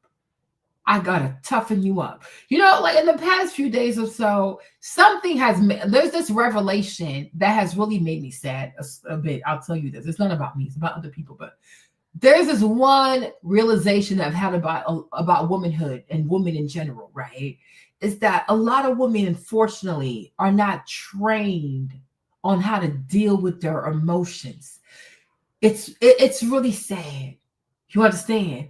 Hey, boo-boo. Hey, my love. So many women are not trained. You gotta know how to deal with your emotions. Like, it's like the reins on a horse. Don't let that shit go. I don't care how fast it's moving, how you gotta hold on to your fucking emotions, right? But a lot of women, they never learned, and they didn't see their moms deal well with their emotions. They didn't see anybody in the matriarchy deal well with their emotions. They saw these women allow themselves to be besieged by their emotions. So they grow up and they replicate what they've seen. You understand? It's like there is a lack of mastery. Yes, there's a lack of mastery when it comes to mental resilience. You have to control your nerves. You don't have a choice. You have to control your thoughts. You have to control your thoughts. Like, you don't have a choice. You do not have a choice. If you do not, I am telling you, you're going to lose this war. your brain will overtake you. Your brain, your own very brain, is going to ruin your life. You know what I'm saying? And the problem is you have too many women, so from the moment they were little girls, they were never trained to control their emotions. Instead, they were told, indulge in your emotions. Indulge in your emotions. Live for your emotions. Your emotions are valid. No, they are not valid. Just because you feel something does not make it valid. You're hurting. Fuck how you feel. You need to stick to what you know. What do you know? Is that emotions are not everlasting. You can feel this way today. Tomorrow, you might not feel this way. So fuck your feelings. There you go. Fuck your feelings. What the fuck do you know? You have to go for what you know. And what I know is trouble doesn't last always. Control your thoughts. Control the stuff that goes through your head. Hey, Diva, you have to analyze the thoughts that are going on in your fucking head and ask yourself, why are you here? Okay? I told the person today, it is your power. It is your birthright. It is within your, it's your birthright. It's your birthright. You are within your rights to evict depression out of your head. You have the right to say, get the fuck out of my brain. I will not be depressed. Matter of fact, I'm not depressed, bitch. You don't get to live here. I am not a depressed person. I don't have the thoughts of a depressed person. I rebuke depression. Forget my name. Forget my address. Forget my number. Forget my email. Get the fuck out of my life. Okay? You have the right to discriminate the thoughts that are in your head. You, why are you here? Get the fuck out. You, I like you. You can stay. You, why are you here? Get the fuck out. Afuera. When you have thoughts that are not conducive to your mental health, kick the fuck out of your fucking brain. It is your fucking brain. It is your brain. It is not somebody else's brain. It is your brain. You have to talk to yourself. You have to talk to your thoughts. You have to analyze the thoughts that are going on in your head and ask yourself, why the fuck are you here? Who told you you have the right to be in my brain? What the fuck? When did I let you in? Like, remind me, like, what door did I leave open? Why the fuck are you here? Why the fuck are you here? If you have thoughts, oh, I need to hurt myself, I need to give up, life is so hard, whoa, whoa, whoa, whoa, whoa, whoa, whoa. When did loser talk gain access to my fucking brain? Why the fuck are you here? Have you paid rent yet? Get the fuck out. Okay? Get the fuck out. Get the fuck out of my brain. Get the fuck out of my fucking brain. Okay? And that's the problem, is that too many women from the time they were little girls, oh, indulge in your feelings, indulge in your sadness. Get the fuck out of here. There are things that need to be done. There are things to be happy about. Why are you sad? Why the fuck are you sad? You even need to ask yourself, why the fuck am I sad for? Well, yeah, like, why are you sad? Like, I don't even know. Why am I sad? Because people told you, oh, you know, if you're sad, it's okay for you to connect with us. I am not fucking sad, bitch. I'm glad. Okay? God made a new day for me. Like, what the heck? I am not sad. Oh, you know, it's not okay. It is not okay to nurture these goofy ass thoughts in your head. Because they bring their brother, they bring their sister, they bring their mother, they bring their children, and before you know, you got a bunch of illegals in your fucking brain. Afuera, leave my brain. I'm calling ICE, okay? Leave my brain. I don't want you here. I don't want these thoughts in my head. You fucking weirdo. Leave me alone. Like, why the fuck are you here? Leave my damn brain, okay? You have to control your thoughts. Plain blank motherfucking period. Okay? You decide what thoughts you're going to carry. You decide what's in your brain. And you better make sure that the thoughts in your brain are the thoughts that are going to give you the life you want. Stop crying about the bullshit you can't fix. It fucking happened. It happened for a fucking reason. And we're here today. And for that, we say, thank you, God. Let's push forward. Fuck these weak ass feelings. Fuck these feelings of remorse. Fuck the feelings of negative self-talk. It's a bunch of bullshit. You cannot take this shit to the fucking bank. It serves you no purpose. Any thought that goes through your head that wants you to downplay yourself, downplay your life, talk about the past, you say, fuck you, bitch. Why the fuck are you here? Get the fuck out of my fucking brain. You don't belong here. You do not belong here. You can't even afford to be here with your weak ass self. You don't belong in my fucking brain. Hello, somebody. Hello, right? You have to control your thoughts.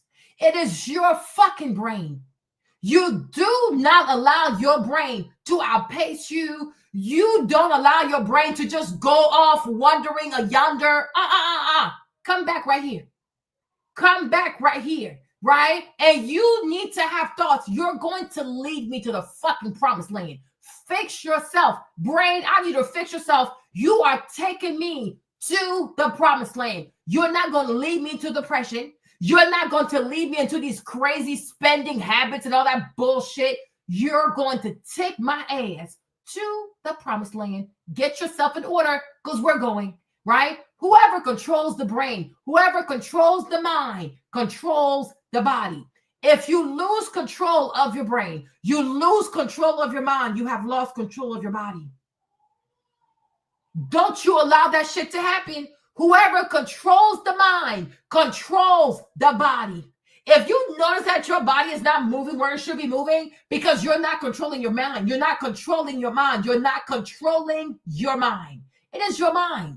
That's your brain. It belongs to you. You decide what goes into your head. You decide what thoughts go with you when you sleep. You decide what thoughts wake up with you when you wake up. You decide what thoughts are going to lead you through the day, right? Nobody has, even the devil, nobody has the right to just be putting all kinds of weird shit in your brain subconsciously, consciously, and you just operate on like robot mode. No, I am a conscious human being. I decide what goes in my brain. I decide what leaves my brain whenever I feel like it.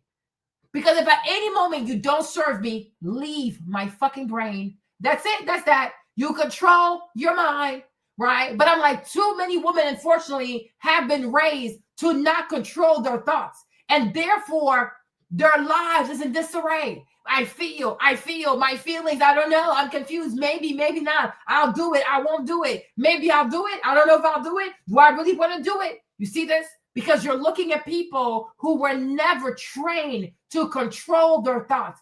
Who is your mind to even negotiate with you as to whether or not you'll do something that is good for you? I don't negotiate with terrorists. So if there's anything in my brain that causes me to go back and forth with the things I need to do, you gotta go. You gotta go. You don't belong here. You do not belong here. My brain is meant to take me to the promised land. You have to speak that over your life. Point blank, period. And a lot of women have to learn that because their emotions are ruining their lives. Everything is based on a feeling, an emotion, a this and that, as opposed to a fact. What do you know? What do you know? Right now, if you don't know anything, that's a little scary, but ultimately, you should know what you want. What do you know? Right? Or what would you like to know? Once you know what you need to know, your thoughts have to align with what you know. Your feelings are not always valid because you might be a person that suffers from cognitive distortion, right? Yeah, they're really, really bad. And too many women are being told, oh, trust your feelings, trust your heart. Your feelings are valid. Now, fuck that shit. Facts are valid. What you can actually prove is valid, right? You can't prove your emotions worth a damn. Oh, I feel. Okay, wake up tomorrow. You might be like, you know what? I no longer feel. Well, there you go. Right? And there are too many women who take they make these serious ass decisions when they feel. Be very careful, right? You don't make life-altering decisions on a whim. Once again, it shows that you don't control your mind. You're very impulsive, right? And we have too many women today that are so impulsive because they're being told, my feelings, your feelings matter, your feelings, you're going to destroy your life. You're going to destroy your life. You're going to destroy your brain. You're going to waste so much time because all you do is cater to your feelings as opposed to what is the plan. Like, and that's why I've come to realize, the older I've gotten, I've come to realize that's why it's so important for people to have a 5-year plan, a 10-year plan, a 15-year plan, because when you know what your big plan is, fuck your feelings. But when you don't know what your plans are and you're living day to day, you're not going to accomplish much. A year from now, 2 years from now, 5 years from now, you're going to be in the same position because you live day to day. And so because day to day you have different emotions, it's harder for you to have a singular focus and to really go down the path of success. Because some days you feel like doing it, other days you don't want to. So you keep doing that, this like that for 5 years, you end up nowhere. You never left. Because today you have 2 steps forward, but then tomorrow you're sad. You take 3 steps back. You keep doing this every day for 5 years, you are at the same position. Then they want to start blaming God. No. Blaming who? Blame yourself. And blame your lack of systems, right? If you say to yourself, oh, in 5 years from now, I want to be, let's say you want to be a millionaire. I want to at least have like $1 million in 5 years from now, right? Once you know that is your overarching goal, financial goal for the next 5 years, even whether you feel like it or not, like, no, I know I don't feel good today, but my goal is still to do X, Y, and Z. And therefore, you know where you're pushing towards. Like you are pushing towards that $1 million life, right? And you say, okay, it's going to take me 5 years to do it, right? And in 5 years, even if you don't get to $1 million, you might as well get to 700,000 because you set the goal. And a lot of women don't have goals. All they have is feelings. I feel. Nobody gives a fuck. What is your goal? Right? What is your goal? If you are married, not saying like the extreme stuff, but if you are married, right, and you're going through stuff, if your goal is to say, I will have a successful marriage, I'm going to stay married, I'm going to raise my kids, like that, and these are your goals, your emotions are not going to come in the way because you know what your goals are, right? Your goals is not to be a single mom or with it. No, you want to have a healthy marriage. So you're more likely to do stuff that leads to that because that is your goal. That is what you are striving for, not to nurture your feelings. So you will have days where you get frustrated, but then you remember, oh, my goal is X, Y, and Z, right? If you decide over the next 5 years, I want to just focus on my health and fitness, right? Even if you don't feel like working out certain days or you make mistakes on some days or you have a cheat day, whatever, but you know that over the next 5 years, this is what I am giving my heart to. I am giving my heart to health and fitness. How much you want to bet that even 5 years from now, you're going to see a version of you had never seen before because you were not moved by your feelings every single day. You were moved by your goals. And then you take it 1 year at a time. I want to do this. I want to do this. I want to do this. So even when you have days you don't feel like it, they don't really matter. Because your goal precedes how you feel, right? I might not feel good today, but I know damn well once I reach this goal, oh, my Lord, okay? The level of joy I'm going to feel, yes, right? When you don't cater to your feelings right then and there, you might feel like, oh, Marlene, but what about my happiness? Fuck your happiness. You're not a child. What I am talking about is if you commit to what you've decided to do, over the next 5 years and you achieve it, the joy, you're talking about happiness. I'm a grown-ass woman. I talk about joy. The joy you're going to feel for having achieved this goal after everything you faced, there's no feeling like it. And not just that too, it's going to prove to you that you are someone that you can trust. Like I can trust myself. Because when I say I'm going to do something, even if it takes me 5 years, I stick to it and I get it done. That's going to lead you to trust yourself. And the more trust you have in yourself, not your feelings, the more trust you have in yourself, the less and less afraid you're going to be to go after bigger things, right? You're going to be capable of going after bigger things because you have proven that you can commit to a goal. You can commit to a goal no matter how you feel. You feel good, it's easier to do. When you feel hard, when you feel bad, it's harder, but you do it anyways. And then you realize, I am that person that commits to her goal. Your goal, your purpose on this earth is not to have a garden where you wake up every day and you tend to your emotions like there's some goofy ass flowers. There's none of that, right? Your job every day is to wake up and say, how do I accomplish my goals? How do I accomplish my goals? How do I accomplish my goals? And when you start thinking like that, you start living like that, you will realize that your feelings are not going to be masters of you. You understand? You cannot let your feelings rule your life. You can't do that. You're going to waste so much time. I used to live a life. I wish I had somebody tell me, but I nobody, but I used to live a life like that, where I was just led by my feelings. How I felt, oh, I'm going to die today. Oh, I'm going to die. I never died. I'm here. Okay. I got to a point one day I got tired of saying it. Okay, man, you keep saying you're going to die, but you don't die. So I guess you're not going to die. Stop saying that bullshit because you want people to feel sorry for you. You want to feel sorry for yourself. Get the fuck out of here. Use your brain. Get yourself out of this mess. Where do you see yourself 5 years from now? Think about that. Where do you see yourself 5 years from now? Think about that. And let that be what drives you, not your emotions. Your emotions should never be at the steering wheel of your life. You're going to crash. You are truly going to crash. And it's not going to be pretty. And the sad thing is, if you do crash, it's not even going to be anybody that's going to stop and try to help you out. And that's why, once again, you have to protect your brain. If you go through depression, if you allow yourself to go into depression, many times, no one is going to check on you. And the thing about depression, it's like sinking sand. Once you fall into it, it's so hard to get out of it. It is really hard to get out of the state of depression. That's why you have to fight as hard as you can to not even be depressed in the first place.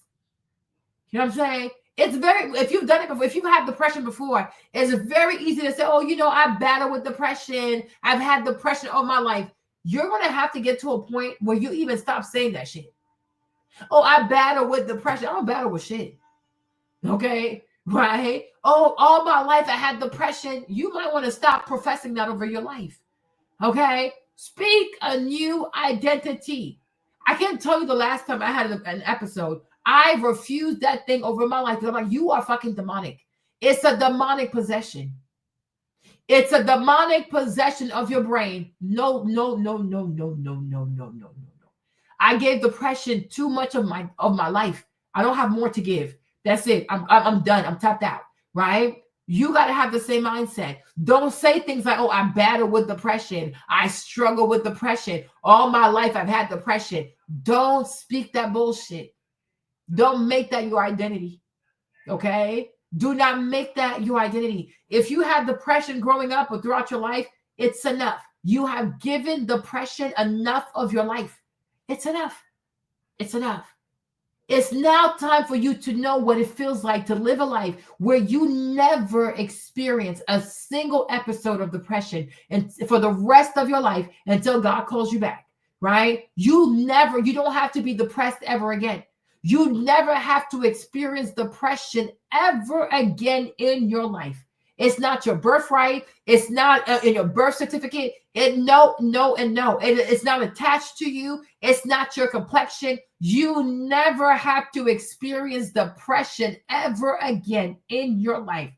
And the one thing I will also say, anybody who wants to avoid depression, you have to learn to stay the fuck out of that bed. Okay? When you sleep, try to go in there as late as possible and you sleep. When you wake up, get the fuck out. Get the fuck up. Go take a shower. Make your bed. You don't want to stay in that bed because it's a lot easier to be depressed when you stay in your bed longer than you're supposed to. The longer you stay in your bed, the easier it is for you to be, oh, I kind of like this. Oh, I think I want to stay here some more. Oh, I think I want to do this. No. Get dressed. Even if you have nowhere to go outside, get some sunlight. Get some vitamin D in your blood. It's going to help you. Sunlight is going to help you. Like, you know what? I do like life, huh? This is, oh, it's a pretty day. Oh, look at these pretty flowers. You do not want to stay in that bed. You do not want to stay in that bed. You sleep for 8-9 hours. You get up, you take a shower, you put some lotion on, perfume, do something, like act like you got places to go. Go outside. Go outside. Even if you have to walk out, just go get the mail and come back in. Do everything in your power to not be in that bed. Don't you be in that bed. 8 o'clock, 9 o'clock, 6 o'clock. You are not supposed to be in that bed. There is so much for you to do. If you want to go test drive a car, go to a fancy mall, go to a fancy department store. I don't know. Find something to do. There are plenty of things you can do that do not cost money. I don't want you to stay in that bed. I don't want to see you in that bed. Do not be inside that bed. Go out the house, clean your closet, organize your kitchen, organize your pantry. There is always something to do. And day after day, you will occupy yourself with something productive to do. One day, depression will know it no longer has access to you. It's going to stand outside of your body and look at you like, oh, wow, I guess she don't want me here no more, huh? I guess I have no place here. You no longer have a place. I've been trying to tell you that. You're not welcome here. You will never be welcome here. I don't want to see you here anymore. Bye-bye. Hit the road, Jack. Don't you come back no more, no more. Go. Afuera. You can go, right? And you'll see. You have to fight that spirit every day. But one day it's going to leave you alone. As Jesus said, resist the devil and he will flee from you. You have to resist depression. When it tries to take over your mind, it tries to make you feel sad. It tries to remind you of, oh, no, I'm not going to the past.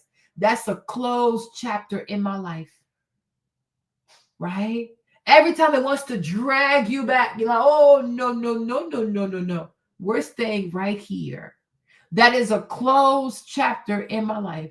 Oh, but so-and-so did that to you. Yes, and by doing that, they make me better. They made me stronger, right? Oh, but what about that day? Yeah, that day was awful, but I survived it. There you go. We are staying here. Today is October 25th. You're not taking me back to January 15, 2022 or some weird shit. No, let bygones be bygones. I don't live for the past. I live for the future. Okay? Today is October 25th.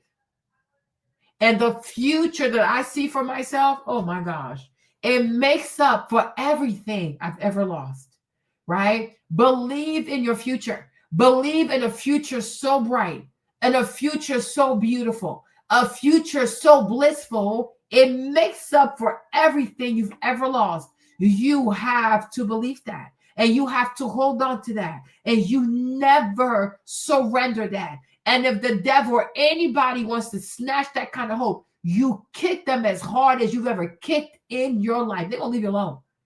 They are going to leave you alone. You never give your hope to no one.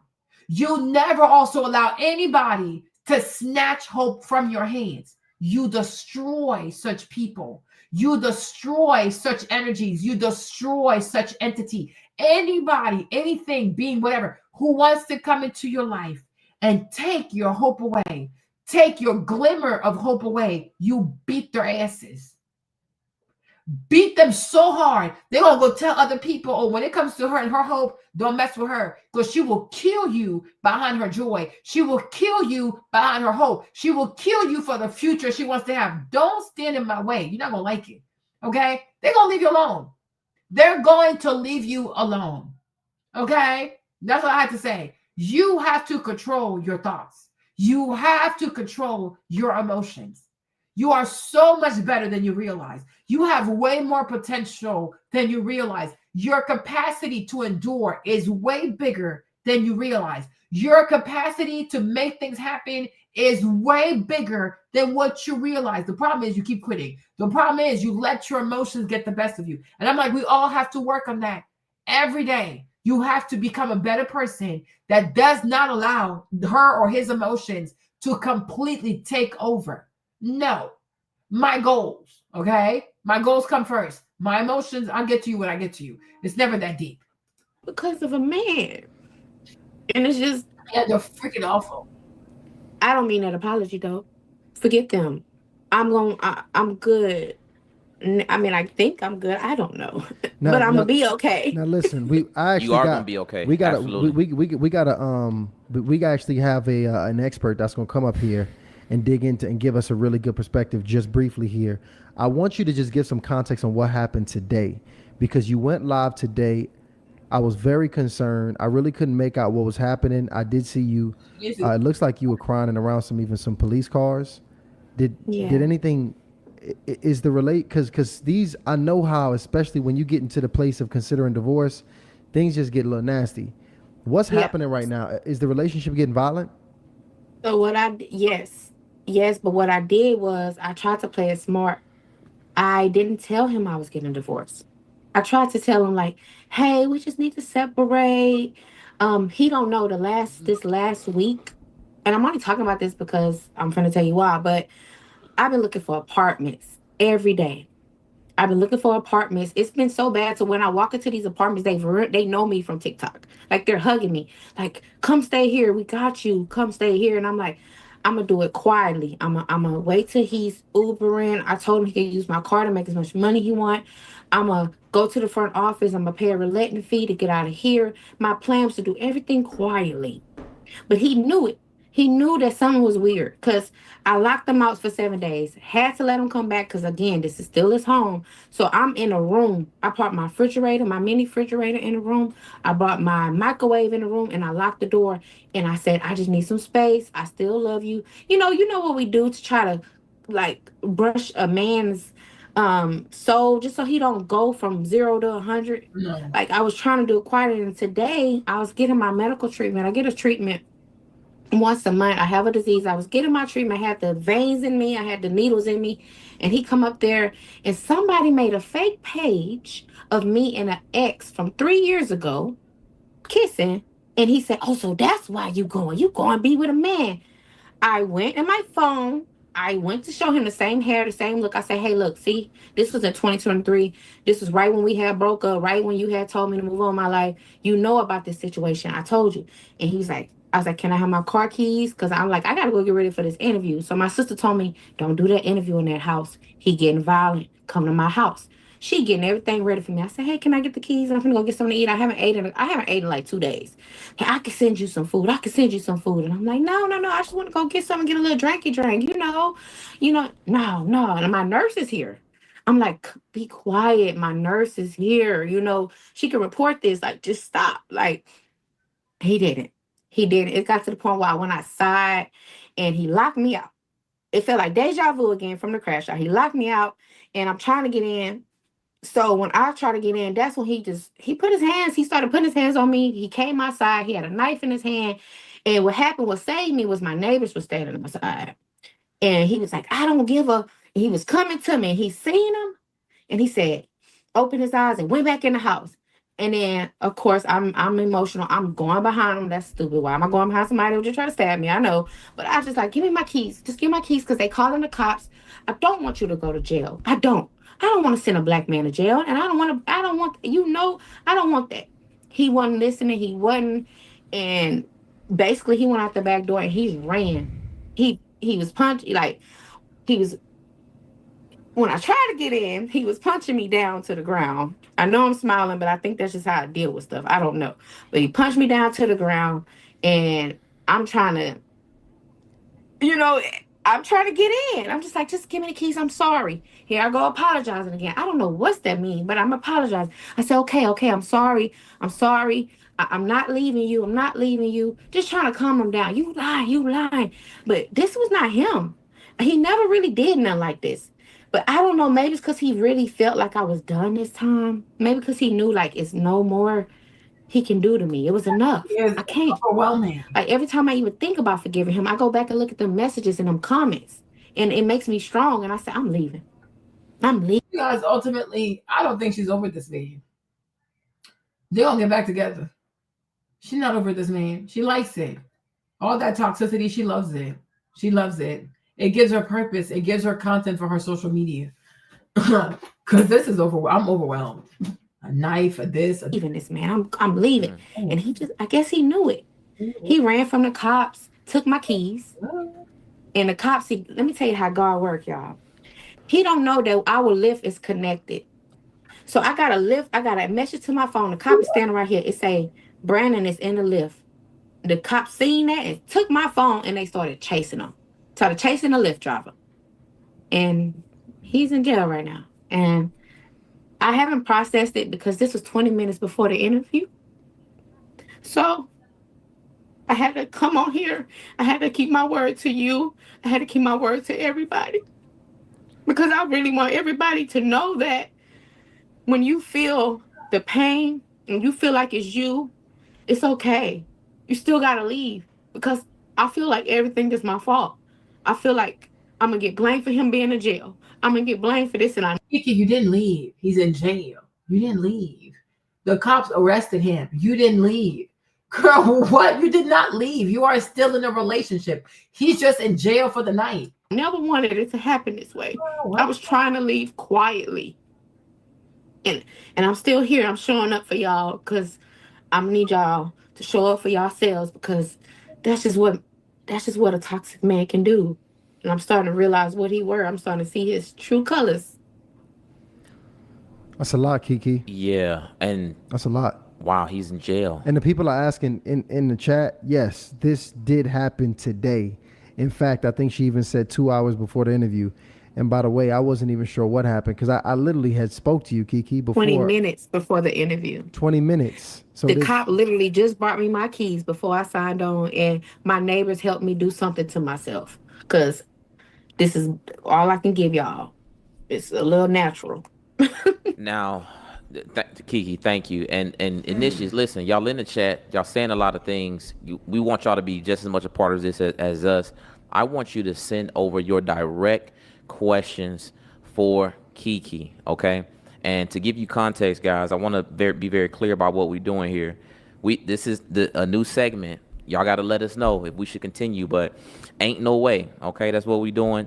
This is where we get the backstory behind some of the biggest viral testimonies. We hear from the people actually involved. This is Kiki, the cruise ship lady. This is the person. But my issue is like when you guys talk to these people too, like you should make sure that they're mentally fit. Like there has to be a test of mental fitness.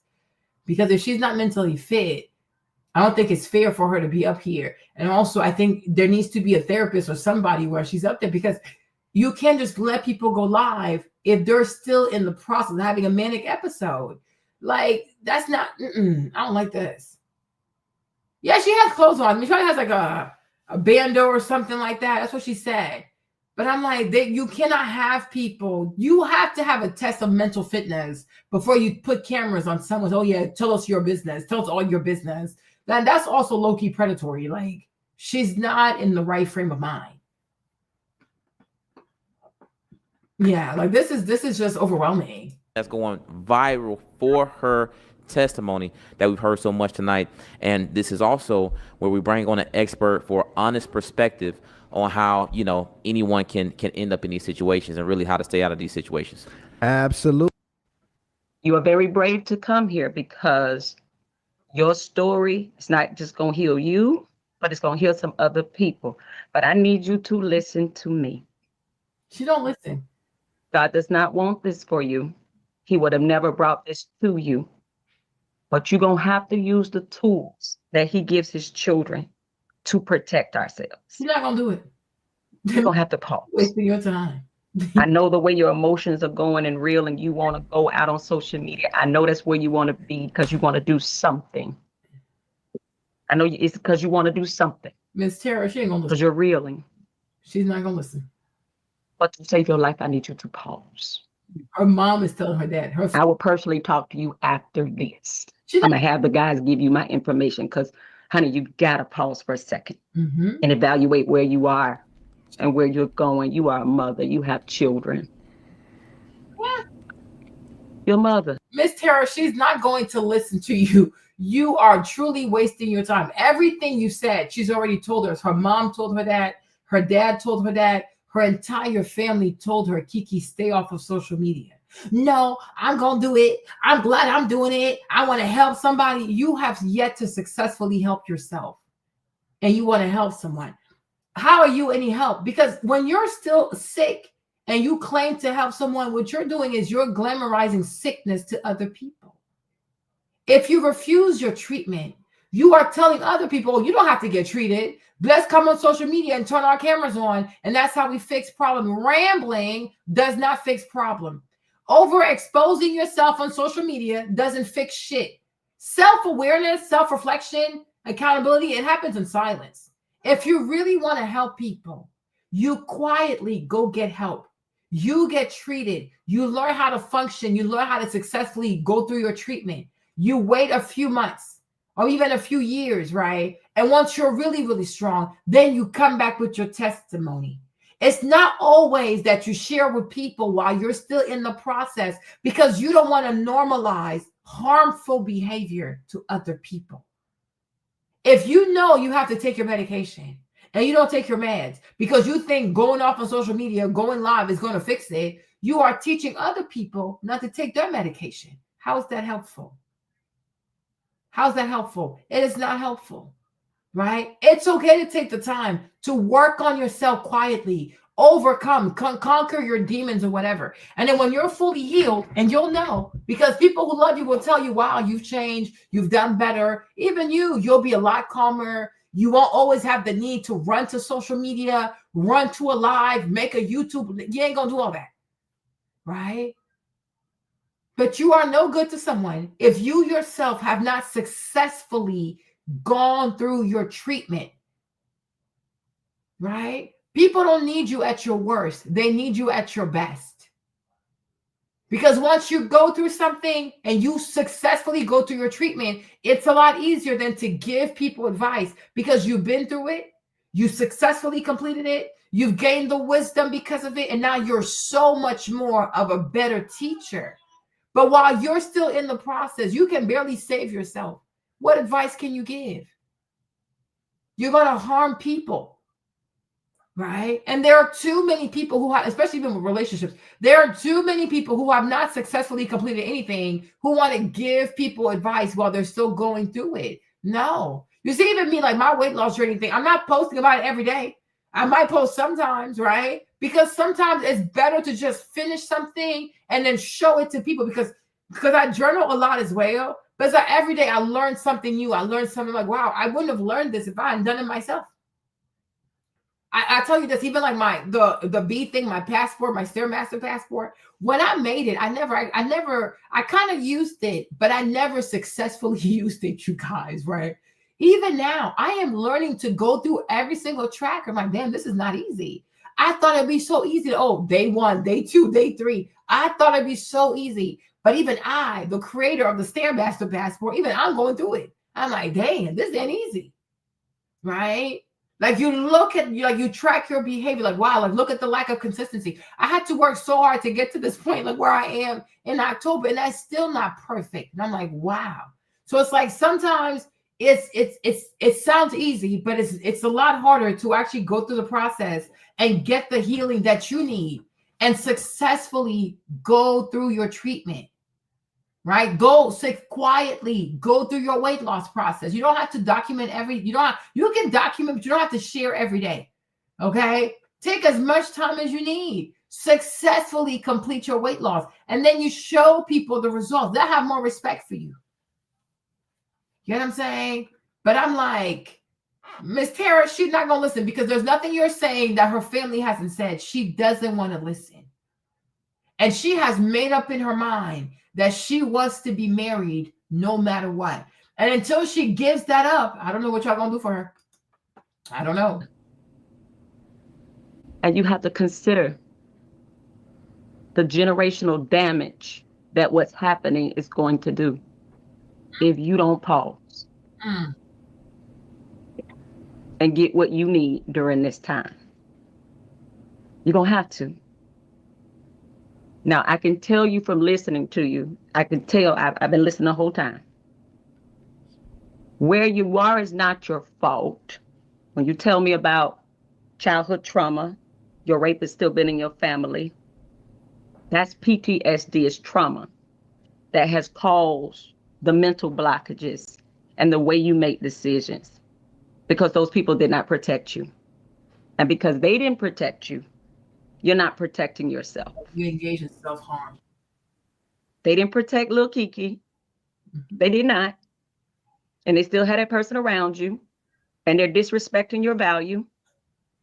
But now you are the adult that has to protect her.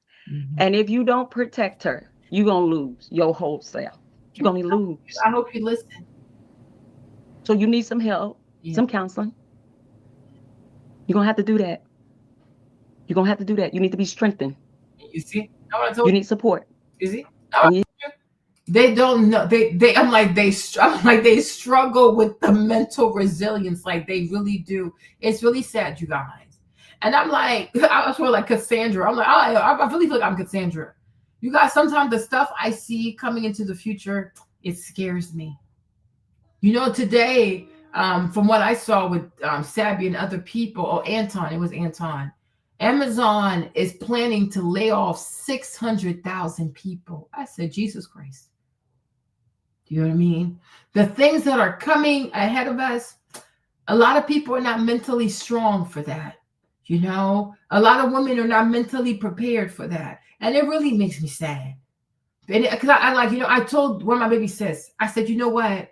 Because I've been talking to her because, you know, she's a sweetheart. I love her. But I didn't know her that well. And the more we text, because when people type, you start to see their mindset, right? It makes me sad. But I said to her, you know, what makes me sad is like, I feel like your mom never trained you on how to be mentally tough. She didn't train you on how to have faith. You know what I mean? You like, listen, this right here is a survival skill, y'all. You have to learn how to have faith. Even if everything goes dark, like super dark in your life, right? Even if everything goes super dark in your life, you have to learn to have faith. You have to. Even if you find yourself in a position where you're sleeping in your car, you got to have faith. It's not going to last forever, right? Even if you find yourself in a position where every day you wake up, your bank account is negative, you got to have faith. It's not always going to be this way. You understand, right? If you find yourself that you even have to ask people for food, you got to have faith. It is not always going to stay this way. It is not easy. It might be degrading. It might be humbling. You might say, oh God, I don't do this. I don't do that. There's so many bad things I have never done. Look at the Kardashians. They do all kinds of bad things. There are so many bad things I've never done, but look at how I'm living. But for as much as it hurts me, for as much as it confuses me, I'm going to trust you regardless. Because, you know, I heard you're a good God. A lot of people have good things to say about you. So I'm going to go ahead and trust the Yelp reviews. I mean, what choice do I have, right? You have to trust that. Even if you lose your job, you got to have faith. In this, in the unemployment phase, you don't even know. You might start cooking. You might start cleaning. You might start writing a book. And that's the very thing. That little thing, it sounds so stupid. It seems so trivial. But lo and behold, that might be the thing that changed your life. Because God does not forsake his children. You don't even know. You might be in your bathroom one day and you might start mixing lotions and mixing butters. You don't even know that you are building the next multi-million-dollar skincare company. You understand? Never curse your situation. Never curse God. It's uncomfortable. But just because something is uncomfortable doesn't mean that divinely this is not what's going to lead you to the greatest success of your life. You know what? I'll tell you this. When I was in Columbus, Georgia, right? Because James was being a bully, right? But when I was in Columbus, Georgia, I got the apartment. It was nice. I was on a golf course. I'm like, yeah, I'll be on a golf course, James. Okay. But I was in there. I had my little mattress. I was sleeping on the floor. And it didn't make me sad though. I was like, whatever, at least I'm here. Right. But then I read the book by Dennis Kimbrough, and then he talked about Kathy Hughes. I knew Radio 1 because if you live in DC, you know, like 95.5, 93.9, like WKYSW. These radio stations, the Steve Harvey Show. And there was also a show, like a lot of Black artists, they would always do like their biopics on TV One. So I definitely knew TV One.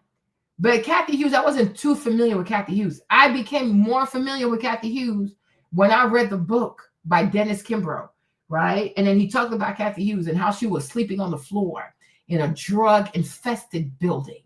I was like, oh, my Lord. I think she slept in that building for 2 years. I said, but damn, in D.C., girl, you crazy, right? I don't know about that kind of fate. I was like, girl, I'm doing way better than you, okay? Because my apartment was nice. It just didn't have any furniture like that, but it was really nice, right? And I was like, and then you fast forward, her son goes to Wharton, he gets his MBA, he comes out, he tells his mom, we're taking the company public.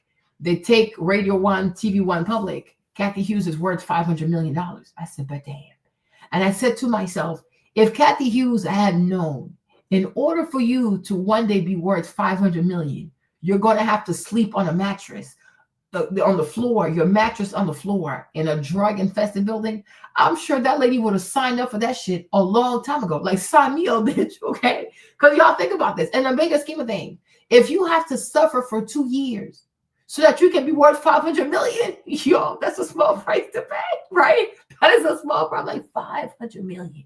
Jesus Christ. But she had no idea. And that little baby boy, like this little boy, gonna make me that kind of money? You what? Look at this baby. I'm sure she would have looked at her son all kinds of different, right? But it's like she was there for 2 years. Even her mom thought she was crazy. Her mom was like, "Why do you have my grandson sleeping in that building?" Like, because the radio, like that was the radio. The drug infested building, that was the radio station. I said, oh my God. So she would do the radio show there. She would sleep there. There was drugs, there was needles. There was the whole neighborhood was full of junkies and crackheads, right? And her mom was so furious. Like, how can you raise a child like that? Like, this is not fit for a child. But hey, then she went to all these banks, right? She went to all these banks. She asked for money. No. I think she went to like 39 banks. It was a woman banker. She's like, okay, I'll give you $1 million. She's like, oh my God. So after 39 banks, she finally got the $1 million. But even that, it wasn't enough money, right? So she was still suffering. But my point is, though, you got to suffer for 2 years with this baby in this goofy ass building for your dream.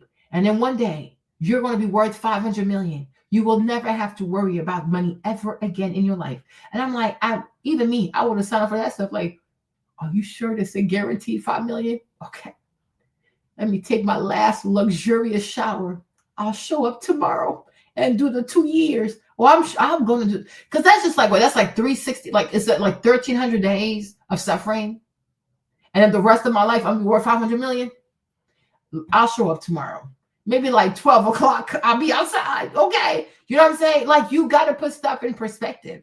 But I tell you this, though. And then I used to listen to Les Brown, Uncle Les. Oh, I love him. He's like, you got to be hungry. You got to be hungry, right? And I tell you that the way I make money with Legal Lashes, never. When I tell you, you will go through stuff, and what is meant to break you is going to reveal something about you didn't even know was in you. You have no idea who the fuck you are. Sometimes God has to let people out here trigger you, just like Trey. God has to, Trey got to be triggered to want to get an A. Because he's always very chill. Like, he needs to get a B or something. Then it does something to him. He's like, oh, hell no, I don't like that grade. Then it makes him feel away. You know, sometimes you need disrespect. Yes, y'all. Sometimes you need to be disrespected. That's a fact. Sometimes you need someone to take you for granted. You need someone to disrespect you, shame you, abuse you, neglect you. You need some kind of goofy shit. You know, hold up, wait a minute. Who the fuck you talking to? Okay. And then it does something to you. Like, hold up. Because now you have a choice to make. Are you going to take disrespect and just die? Or are you going to show these people they mess with the wrong motherfucker? Right? And I hope you go with that one. Right? Who the fuck are you talking to? Who the fuck are you talking to? Who the fuck are you talking to? Right? You need to let these people know you're not the one to be played with. Okay? Even in like unemployment, maybe you needed to get fired. Marlene, how can you say that? Yes. Because who knows what God has been telling you to do for a long time. Oh, I can't. I'm busy. Oh, I can't. I have to work. Okay, well, the job is gone. So now get to work. right? You have no idea. There's this one Black woman, right? Her daughter had moved in with her because she was going through some shit with her grandbaby, right? So she moved in, and the grandma was like, oh my gosh, like, I gotta pay for all of this.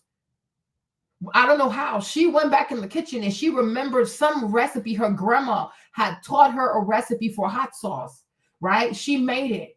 The grandma went from grocery store. I'm gonna find the story. She went from grocery store to grocery store, trying to see if any grocery store would carry the hot sauce recipe. Y'all, a recipe from her grandmother. Because if I remember correctly, her grandma did not teach it to her mom, but her grandma taught her the recipe for. You see, nothing is a mistake. Nothing is a coincidence, right? Eventually, she finds a grocery store. People go crazy for the hot sauce from that's the great grandma, right? Great grandma, right? The grandmother becomes a multimillionaire. The pressure of having to take care of her daughter, and her grandbaby, like, we're not gonna die. Like, the money must be made by tomorrow. Okay, kind of like the lady in the Bible where, like, prophet, what's his name? Prophet Elisha was like, okay, what do you have? She's like, empty vessels. He's like, okay, well, olive oil, maybe go sell that stuff, right? She's like, no, I'm gonna find something. And she went back to what she knew, that hot sauce. But the hot sauce made her a multimillionaire because the grocery store started, because grocery store, they order like crazy. They ordered so many pallets of this damn hot sauce. The grandma was making all kinds of money, right? You have no idea what God has decreed over your life. And that's why it really makes me sad when I see people cry, oh my gosh, my life is over. Oh my gosh, this person didn't want me. Oh my gosh, my life is over. Oh, I lost a job. Shut the fuck up. Shut up. You're so fucking weak, okay? You don't know who the fuck you are. You have no fucking clue, you dumbass. You're completely blinded to your future. That's why you're sitting here crying over bullshit, right? Crying about a job when you don't even know where you're going to be 5 years from now. You have no idea. You have no idea. And that's why every day I wake up, I am realizing more and more that a lot of people truly don't have faith. They don't have faith. They don't believe. And that's why when they lose an opportunity or they lose a relationship, they crumble. Oh my God, nobody's going to love me. Oh my gosh, I will never be loved again. Oh my goodness, my life is over. Oh, I lost a job. Oh, the job don't want me. Oh, people never want me. Oh, I always lose things. Like, what the fuck? That loser babble shit. I'm like, okay, are you done? Right? There are people who went through worse than this. Look at Colonel Sanders. Colonel Sanders at KFC, even though he stole the recipe, but you know what I'm saying? Right? He didn't make it until he was 60. But then he never had to want for money ever again. Okay? The man is dead. His face is still out there. Right? You don't know what God has in store for you. Stop feeling sorry for yourself. Stop crying about the past. Stop crying about people who left you. They did you a fucking favor because they showed you you can stand by yourself. Isn't that a beautiful thing? Why are you crying that you're not codependent? Oh, I'm sad. I can't lean on people. I am so sad. I can't be codependent. You're weird. You're really weird. Okay? This is fucking weird. People left and you're still standing. Wow, you have a fucking backbone. Look at that. Your spine fucking works. Okay? Let them go. They did you a favor. They need people to live. You don't. That's a beautiful thing. You're self-sufficient, right? You should be grateful. Like, look at me. I'm by myself and I'm thriving. I'm happy. I enjoy myself. I live my life. You always need to be part of a crowd. You always need people around you. You always need extra help with your weak ass. Like, you're weak. That's why you need an audience. That's why you need supporters. You need people to clap for you. Go with like bunch of fucking seals and you give them money, right? Because you're weird. You need a bunch of people in your court that lie to you, that flatter you because you're weak. You have low self-esteem. You're a weak ass person. People have done you a fucking favor. If they fire you, be like, oh Lord, thank you, Jesus. Thank you, Jesus. Because it's a new chapter in your life.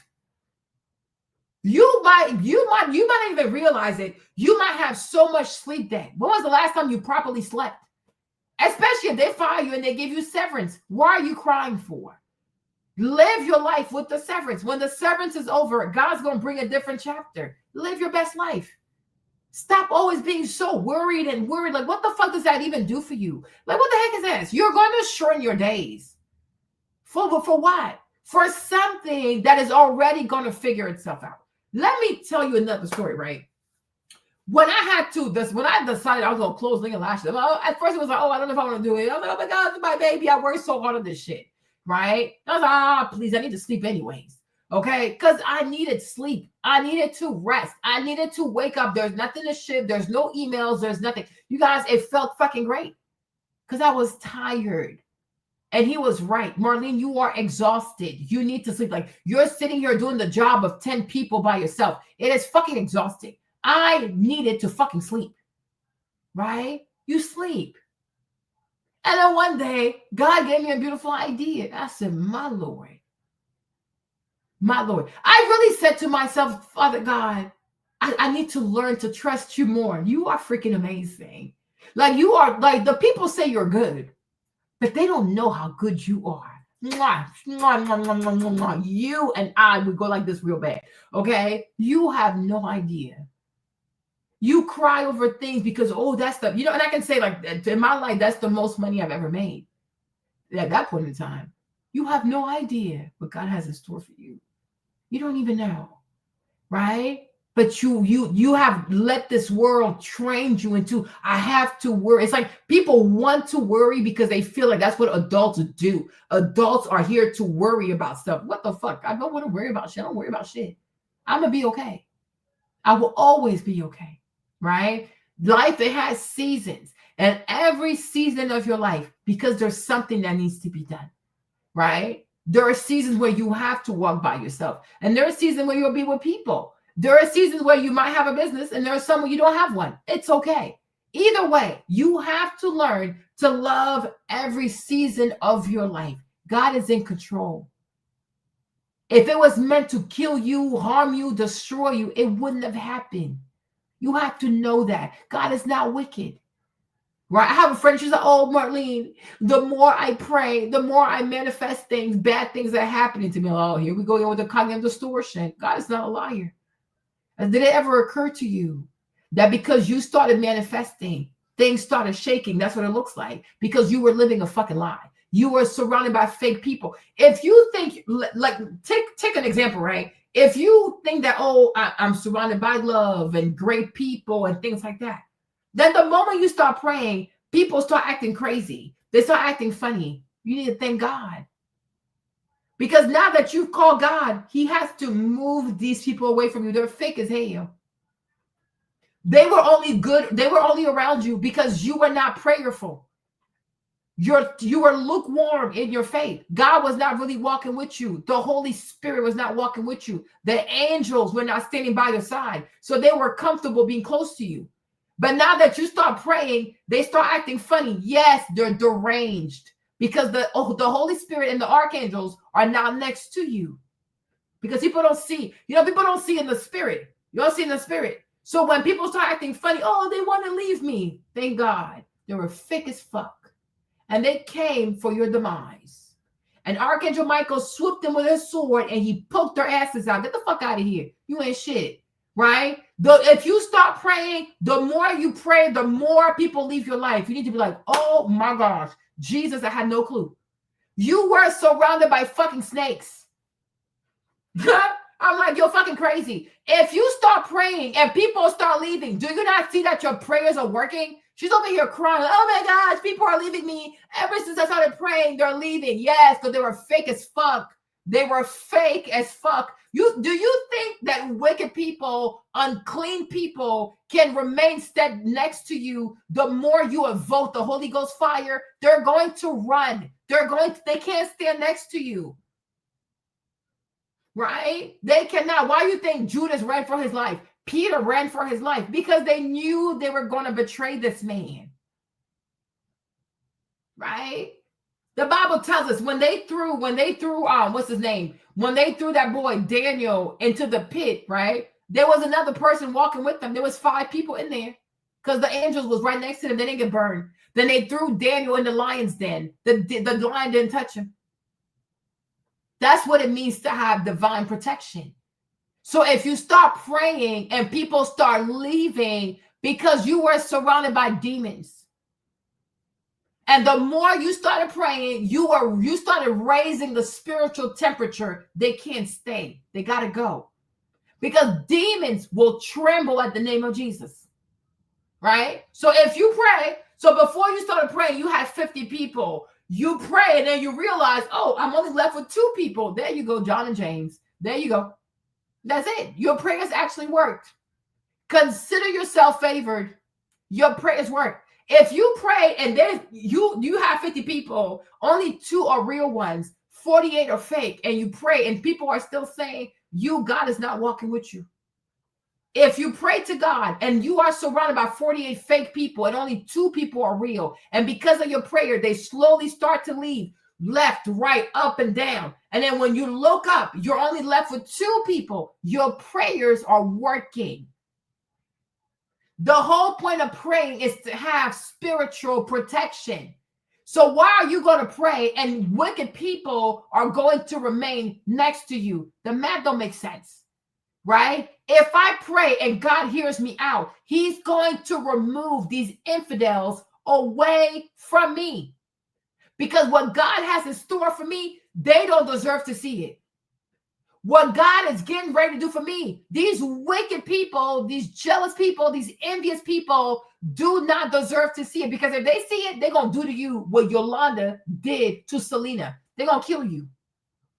And you have people out here who are begging to keep people that are jealous of you. You're begging God, oh, I want this person to stay. They hate your ass. They're jealous of you. They're envious of you. They don't want nothing good to happen. And you think when God blesses you, they're not going to try to kill you? Are you okay? Are you all the way there? Are you all the way there? You don't see what's in the heart of men. You don't know the conversations people have when you're not there. You don't know how they talk about you behind your back. Because somebody smiles in your face, you think that's a friend? Because somebody smiles in your face, you think you have a loyal, trusted, confident, you are crazy. Go ask Google who killed Julius Caesar.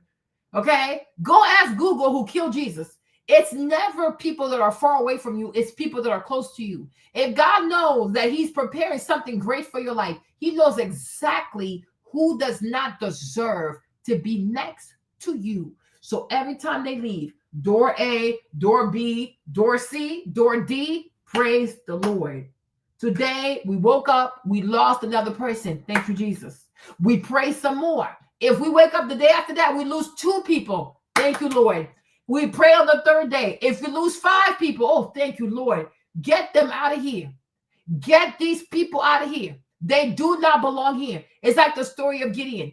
When God called Gideon, Gideon got scared because he doesn't fight. He's not a warrior. Gideon he forges the weapons. He don't use the weapons. But God said, you're going to war. He was really scared. He never fought before. He's like, what? Are you sure it's me? So God gave him 300 people because he was scared. But then God said, that's too many people. He's like, what? He's like, yeah, that's just too many people. He's like, they have a bigger army. They're more trained. Why do you want to take the people away from me? So Gideon got really scared. They went to this one river and the people started drinking. And the Lord said to Gideon, the people who drink water like dogs, sent them home because they got on their knees and they started licking the water. It was kind of weird.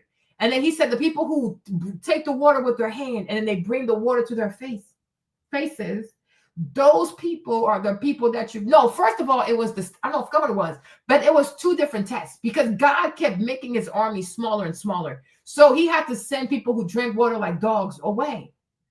It wasn't too many people that drank water like men. He said, oh shit, we're in trouble. Then God said, that's still too many people. He said, what? Okay. There was a thing with the stick. So like people had to pick different sticks. And I guess like if you had a long stick or a short stick, either way, you had to go home. So the army got even smaller. Gideon said, oh my Lord, how am I going to fight with such a small group of people? Right? That's why I say people got to read the Bible. Right? But sometimes you realize that the strength is not in numbers. The strength is in the God that walks with you. Greater is he that's in me than he that's in the world. When you live your life and you want to find safety in numbers, right? You're struggling with your faith, right? Yeah. This is like at this rate, right? They're, like people think, oh no, they're safety in number. Hold on, how God kept reducing. I'll show you. Hold on. Gideon's army. The man was like, this is crazy. I'm about to die today. Okay. You see? God kept reducing, because I'm like, this dude's like, you're about to kill me. He was so afraid, even because when the Spirit of God first showed up, he wasn't sure. He said, okay, let me make an offering. If it's really you, if you're still here when I come back, I guess it's you. So he went, he's like, oh crap, you're still here. Oh damn, they really chose me, right? But he was so scared. God said, okay, take 300 people. But along the way, God kept making the army smaller and smaller. Gideon said, oh my Lord. Like Lonnie said, at this rate, it might just be me fighting all these people. He's like, I want to go home. I need to get the fuck up out of here. I need to go home. God reduced Gideon's army in 2 stages. First, by sending home those who were afraid. Okay. Second, by having Gideon only select 300 men who laid water in their hands while kneeling, not those who knelt and drank.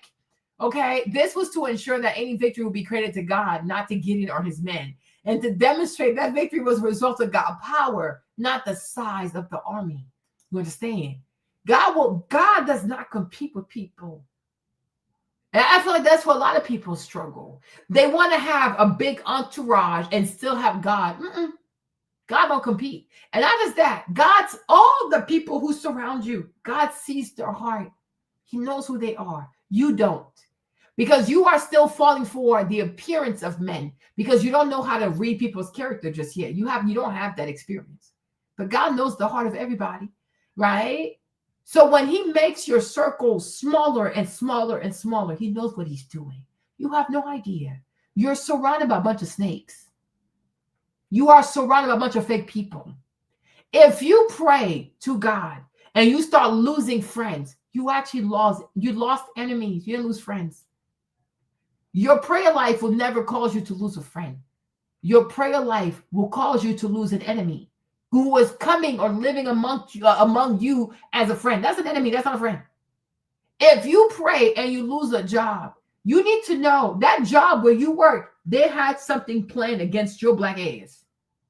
You don't know what it is. They have planned the way they're going to take your ass to human resource and fuck up your life. You have no idea. You didn't see it. So God took his big foot and he kicked you the fuck out the door. He saved you. You have no idea. People are so foolish. You're so silly. People out here sending emails behind your back. People are plotting to write things on your performance review. You're so fucking clueless. Oh, Marlene, the more I pray, the worse it gets. Please. It was already bad. You were just oblivious. God just had to shake you like, look, these are all kinds of fake people. Look, the more you pray, the quicker they leave. They're not good people. Because if they were real people, the more you pray, the more they will love you. They're not of God. The devil sent these people. They're fake. Right? They're fake. It's okay. Jesus had 12 apostles. When shit got real, he was left with 2, John and James. People should know this. 2 people out of 12. He walked with 12 people for 3 years. He took care of all their needs. When shit got real, he was only left with 2 people. John and James. It's okay. Everybody else he forgave. It's okay. It's not a problem. Right? And he still came back. Hey, it's me with your bitch ass. Right? And Thomas said, oh, I'm not going to believe it. So he opened his hands and Thomas saw the holes. He's like, oh shit, it's you. He's like, yeah, it's me, bitch. Dumbass. Right? Okay. It's okay. Right? But if prayer makes people leave your life, they were not good people. So why are you saying? Rejoice in the Lord. Because he did a spring cleaning that was long overdue. God is good. You lose a job. I'm telling you, these people here, they had a plan for your ass. They're going to cook your ass and ruin your life. He got you out of there just in time. You don't see it yet, but one day you will. You're like, wow.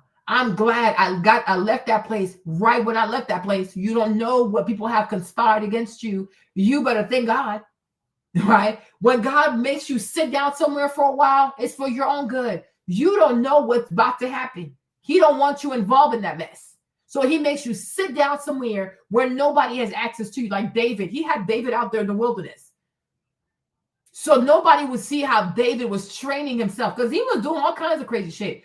But if you're away from them, they can't see how you are. They can't see how fast you run. They can't see how you can fight. So they never saw it for David because they didn't have access to him because he was in the wilderness.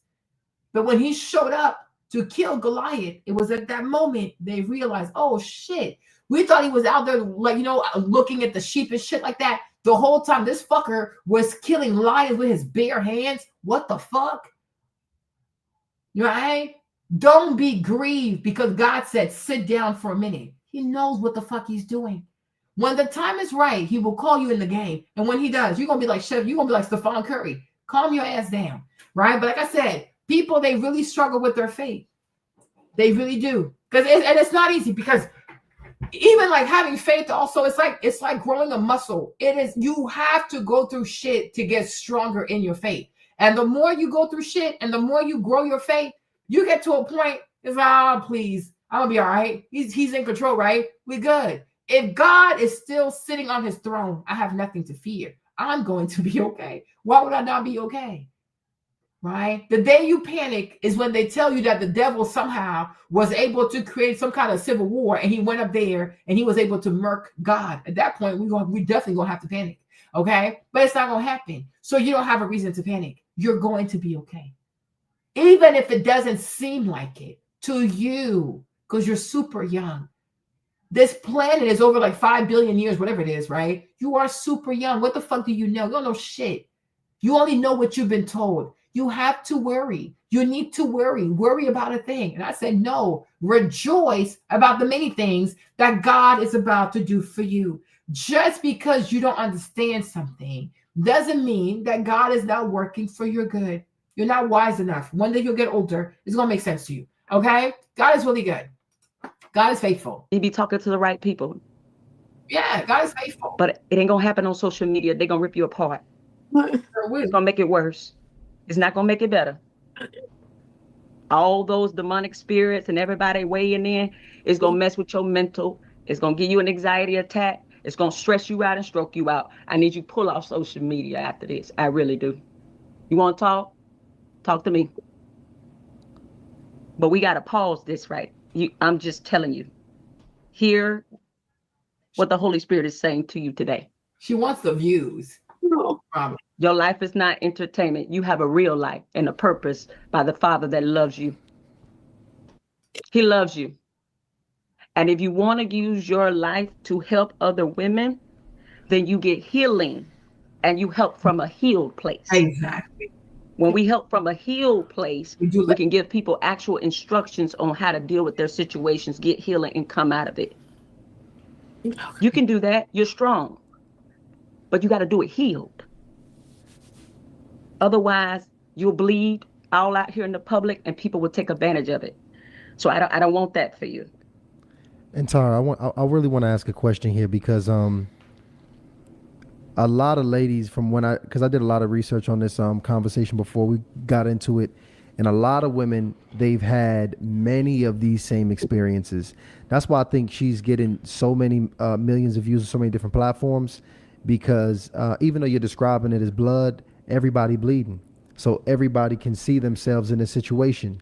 I want to talk to this part here because this is not the first time we've talked about this on Hardly Initiated.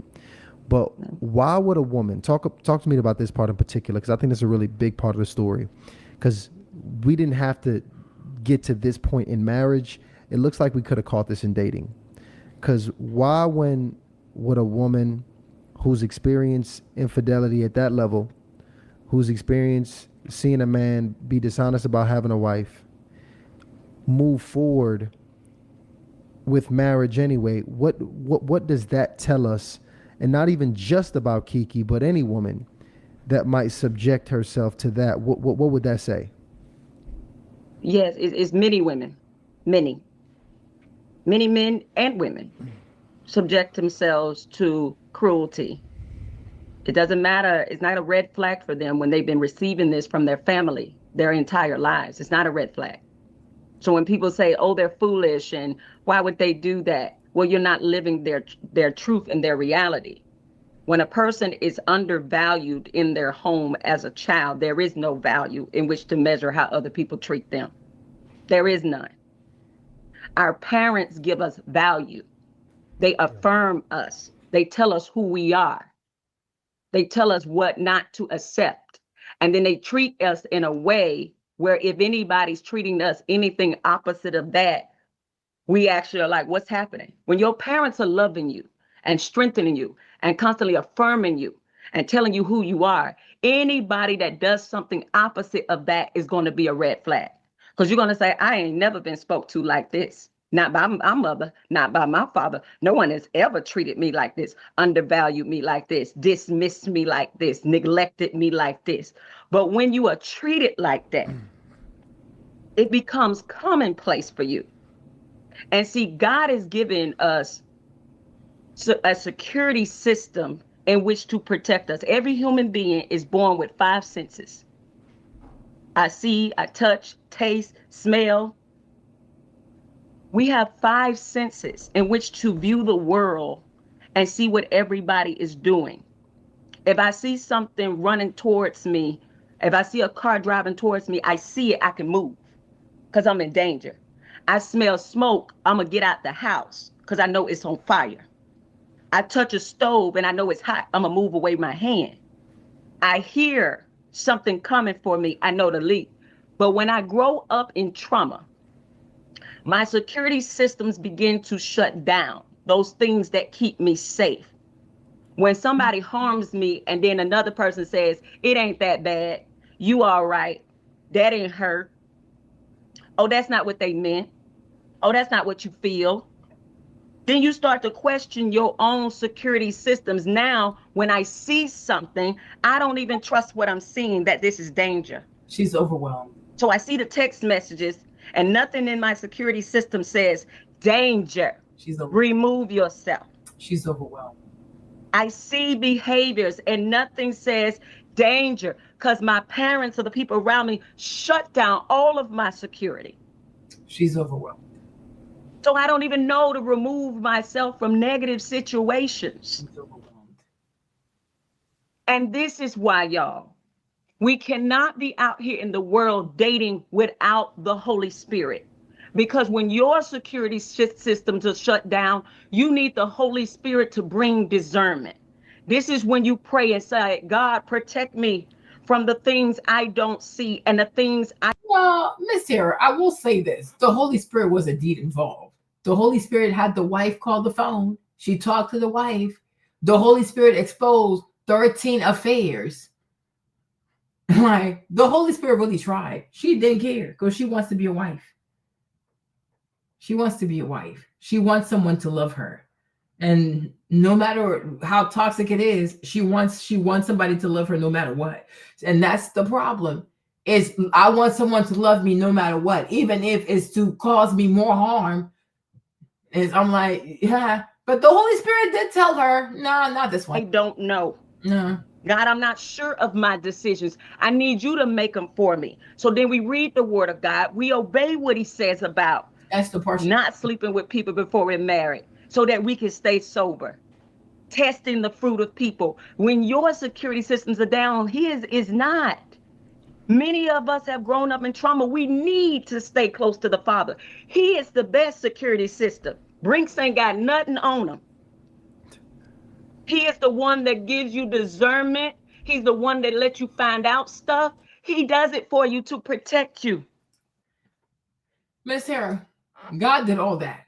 She didn't have the courage to follow through. Like you can pray, you can have discernment, but if you don't apply it, if you don't have the courage to walk away, you don't have the courage to do it, what can the Holy Spirit do at that point? Because you have free will. It can't override your free will. She wants the husband. She wants someone to love her no matter what. And I'm like, that's the part where you need to tell her, like, Kiki is not worth it. He says, baby, I'm going to make sure you find out. Now, when you find out, what you going to do, baby? Because I made sure you found out today because you weren't looking. And you couldn't see it. And then he'll bring other people to tell you. He'll say, okay, you're not hearing me. Let me bring somebody to actually voice it to you. So we have to have community. She don't want to listen. Miss Sarah, love you. Okay, you guys, this other video came from this video came from Ashley. Yo, when I saw this video, I screamed. I said, Ashley needs money. Ashley needs some money, yo. She needs some money. Okay. She got to go out to the restaurant and buy more steak and lobster. Yo, the video was funny. Ashley is hilarious. Hold on. Welcome in. Happy Sunday fun day. Request to join the live. Come on in. Okay. I want to just put a few ground rules down. Okay. Here's a few new ground rules. If you've been up here more than twice, you cannot come back unless you're coming up here for an update. So let me say that again. If you've been up here between here and YouTube more than twice, you're only coming back to update us. You're not coming back to ask me any questions. You need to book a one-on-one call. Why? That is the rule. You're not getting your full coaching session. Those days are long gone through lives. That's not happening anymore, okay?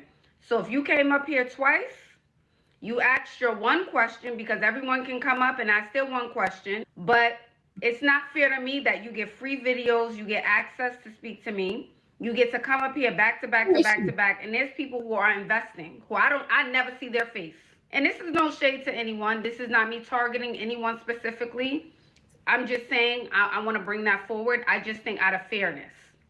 If you came up here more than twice, then that means it's time to book a session because you like what you heard, you like what you want to make more money because you're spending more money. Your life is costing you. She's like, hold up.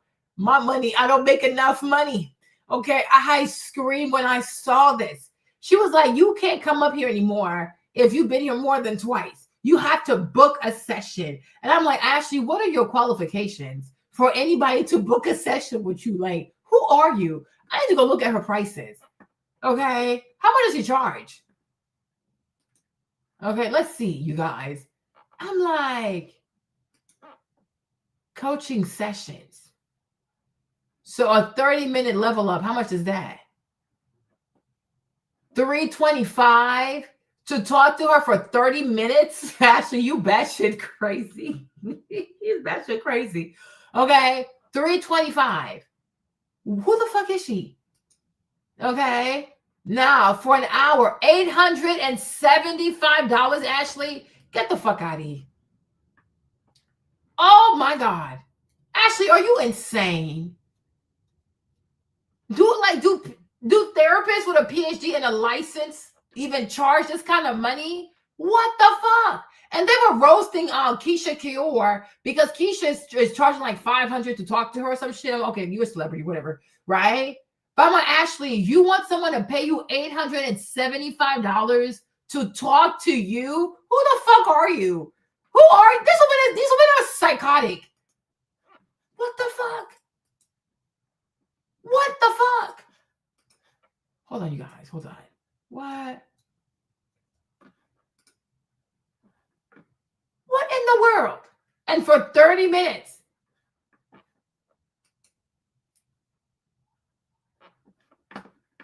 Hold on.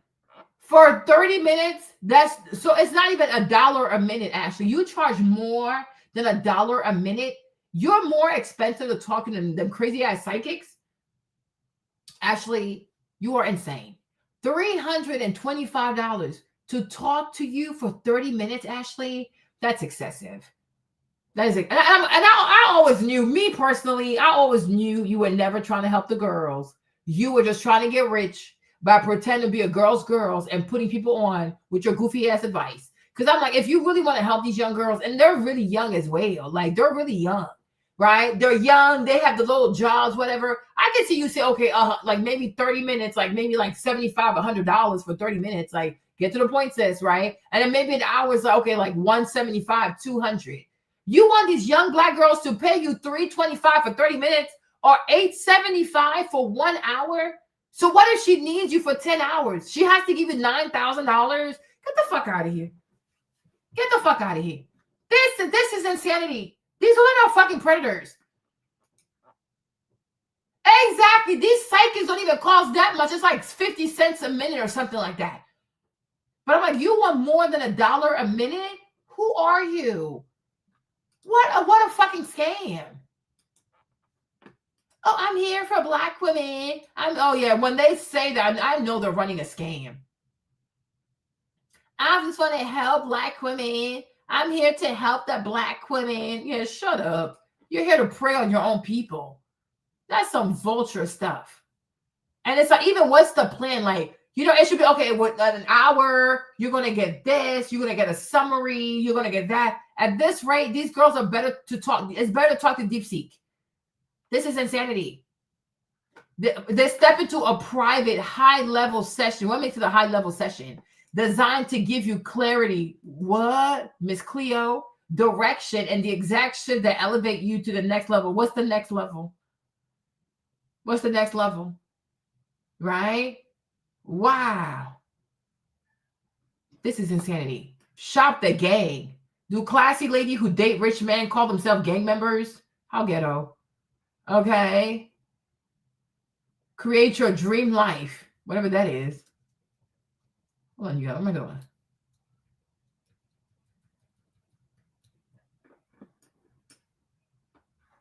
What? I don't even know if I'm doing it at this point. Okay. Create your dream life. That's $30. A waist trainer, $97. Just preying on people. People are a bunch of predators. I mean, that is insanity. Yeah. No, that's excessive, y'all. $325 for 30 minutes? Even if you get knotless boho braids with human hair, like, at least that's gonna last you like 2 months or something. In this economy, that's how much you want to charge your own people to have advice to date? Oh, that's fucking cruel. This is me. So you're like, you know what? It's been working for me. It's time to book a session. I think that's fair. Unless you're coming back to say, hey, Ash, I have an update for you. Hey, Ash, this works for me, and I want to share about this with the girls. Okay, that doesn't mean you can't come back up, but you're coming back with an update. No, Ash, that's Thank you, Javon. If you are coming up, and you're asking one question. Any other questions you want to ask, you can always schedule a one-on-one call. Okay. Yeah, fuck now. You know, you guys, even me, I've noticed that too. Like this whole support Black women, Black luxury, Black designer, it's another ruse to overcharge Black people. Like these goofy ass Black capitalists, they're capitalists anyways, who can't eat off of white people's money, right? They overcharge Black women. The braids, the prices are crazy. Installs, the prices are fucking crazy. Oh, I'm gonna give you level up advice. It's gonna cost you an arm and a leg. Like anything these Black girls do, it's always usury and it's exorbitant. It's like, but damn, are you really here to help or to get rich? No, they're here to enrich themselves. All the things they couldn't buy growing up, all the things they can't afford, they want to use you on the guise of, I'm a Black woman trying to help another Black woman. My sister went to get her hair done, right? And the girl said to her, oh, you should come back every 2 weeks. I'm like, yeah, the fuck right. She wants you to pay her car note. Get the fuck out of here. Every 2 weeks. Girl, bye. That is insanity. My sister is not a fucking celebrity. Why would you come get her hair done every 2 weeks? Every 2 weeks. These women are treacherous. I'm like, this whole Black people thing, Black women support Black businesses, it has turned into a hive of fucking scammers. They weaponize their Black skin. They have access to Black people, and they overcharge the dog shit out of Black people. It is completely ridiculous. It is so ridiculous. Like, this is insanity. Exactly. Do something small. I don't mind you charging to talk to people because, you know, this is your ear. And she's like, oh, gosh, my ear hurts, right? But I'm like, damn, that's a lot of money. This is so predatory. Like, it's excessive. No, that's excessive. So is she gonna pay you $325 for 30? So she's not gonna eat for the whole month? $325 for a young lady living by herself? That's her monthly grocery bill. So she's not supposed to have food for the rest of the month to get advice from you? Wow. Wow. But but nowadays, Mark, that's expensive. In this economy, Amazon about to fire 600,000 people. I'm like, you can do, okay, 30-minute call, even $125, sure, whatever. So that way they get to the point quickly. Okay, girl, get to the point now, right? I don't know. No, she said she's from, maybe she could be, but she's from Harlem. But Harlem is also very diverse though. So baby, it's a lot of, it's the black diaspora lives in Harlem. Like this is insane. This is too much. It's excessive. It's really excessive, right? Low-key, high-key, honestly, even the first, that's me. If I was me, I would do it. If I had the time, I would do it. But it's like my first call would be like maybe like $50, $75, oh, whatever. Because I'm like, what do you need, sis? You gotta get your mind right. You know, you don't even know her. And she has to pay. She has no idea what she's walking into. She has no idea what, like, we don't even know who you've helped. We don't even know who got married listening to your advice. We have yet to see the weddings. Like, and we're gonna pay you $325 for what? For what? $325. Do you know how much meat I can buy at the Spanish market with $325? Like, who is Emma? Who the fuck is she? 300? She did not, you didn't go to school for this. You don't have a degree in this. You don't have a license in this. We don't see your success stories. You're not even married yourself to a rich man yourself. So instead of finding your rich man so you can afford to help the community for free as a hobby, as a philanthropist, right? You want to sit over here and charge your people like this. And you know these are a bunch of single girls who are desperate for love, and you want to tax them like that. That's just fucking sick.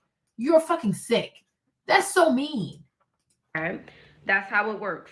Sometimes, depending on the vibe, depending on the energy, I'll go with things. I have done that. We'll see. We'll play it by ear.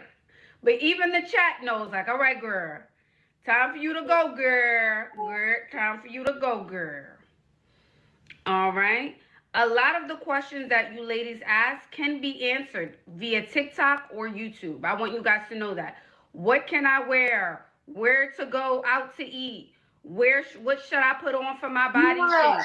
Where are the men? There are. Money said, young, naive black girls are her rich man. Yeah, she don't have one. Like 5 years ago, she was overweight her damn self. So when would you have had time to meet these rich people? Right? I clicked on her video so I could play it for y'all. I'm like, when would you have had time to meet these people your damn self? Like, what are we talking about?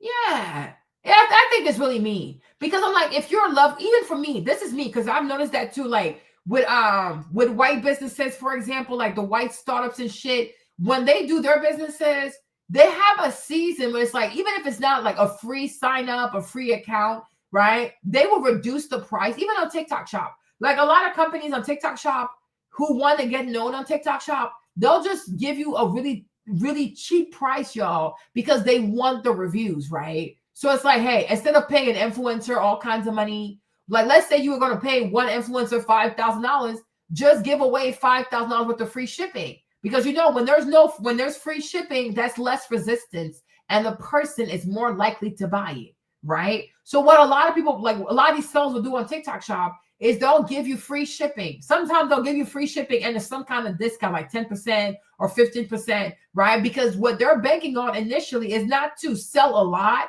but to make sure that a lot of people buy as cheaply as possible with free shipping so they can leave the reviews, right? And then once they have enough reviews, then they raise the price, and then the new people will make up all the money they lost. Does that make sense, you guys? So for me, it's like, because you didn't go to school for this, you're not married yourself, you're not married to a rich man, we don't know who ever got married off your advice, we don't see success stories. So what I would say is, for at least a year or 2 years, your job should be to have as many positive reviews as possible. So you should do a 30-minute call for $75, you know, like $75, $50, and let the girls know, oh yes, Ashley advice helped me like this. It helped me this way. It helped, you know, like you want to get as many reviews as possible, right? So for the first year or so, you do a lot of free shit, right? Or a lot of very, very discounted stuff so you can build your review stuff. You know what I'm saying? So I'm like, what are they gonna get? Like, this is just crazy. Yeah. I'm like, they do it all the time. But your main goal is you got to show to us, at least to me, I need to see whoever worked with Ashley and successfully not just leveled up, but you found a rich man, you married a rich man, and now you guys are having a pretty decent marriage. I need to see that first. I have yet to see that. So who is she to charge $325 for 30 minutes? That is fucking insane. And you're not even a fucking celebrity. You're not even a celebrity dating coach, right? You are on TikTok, right?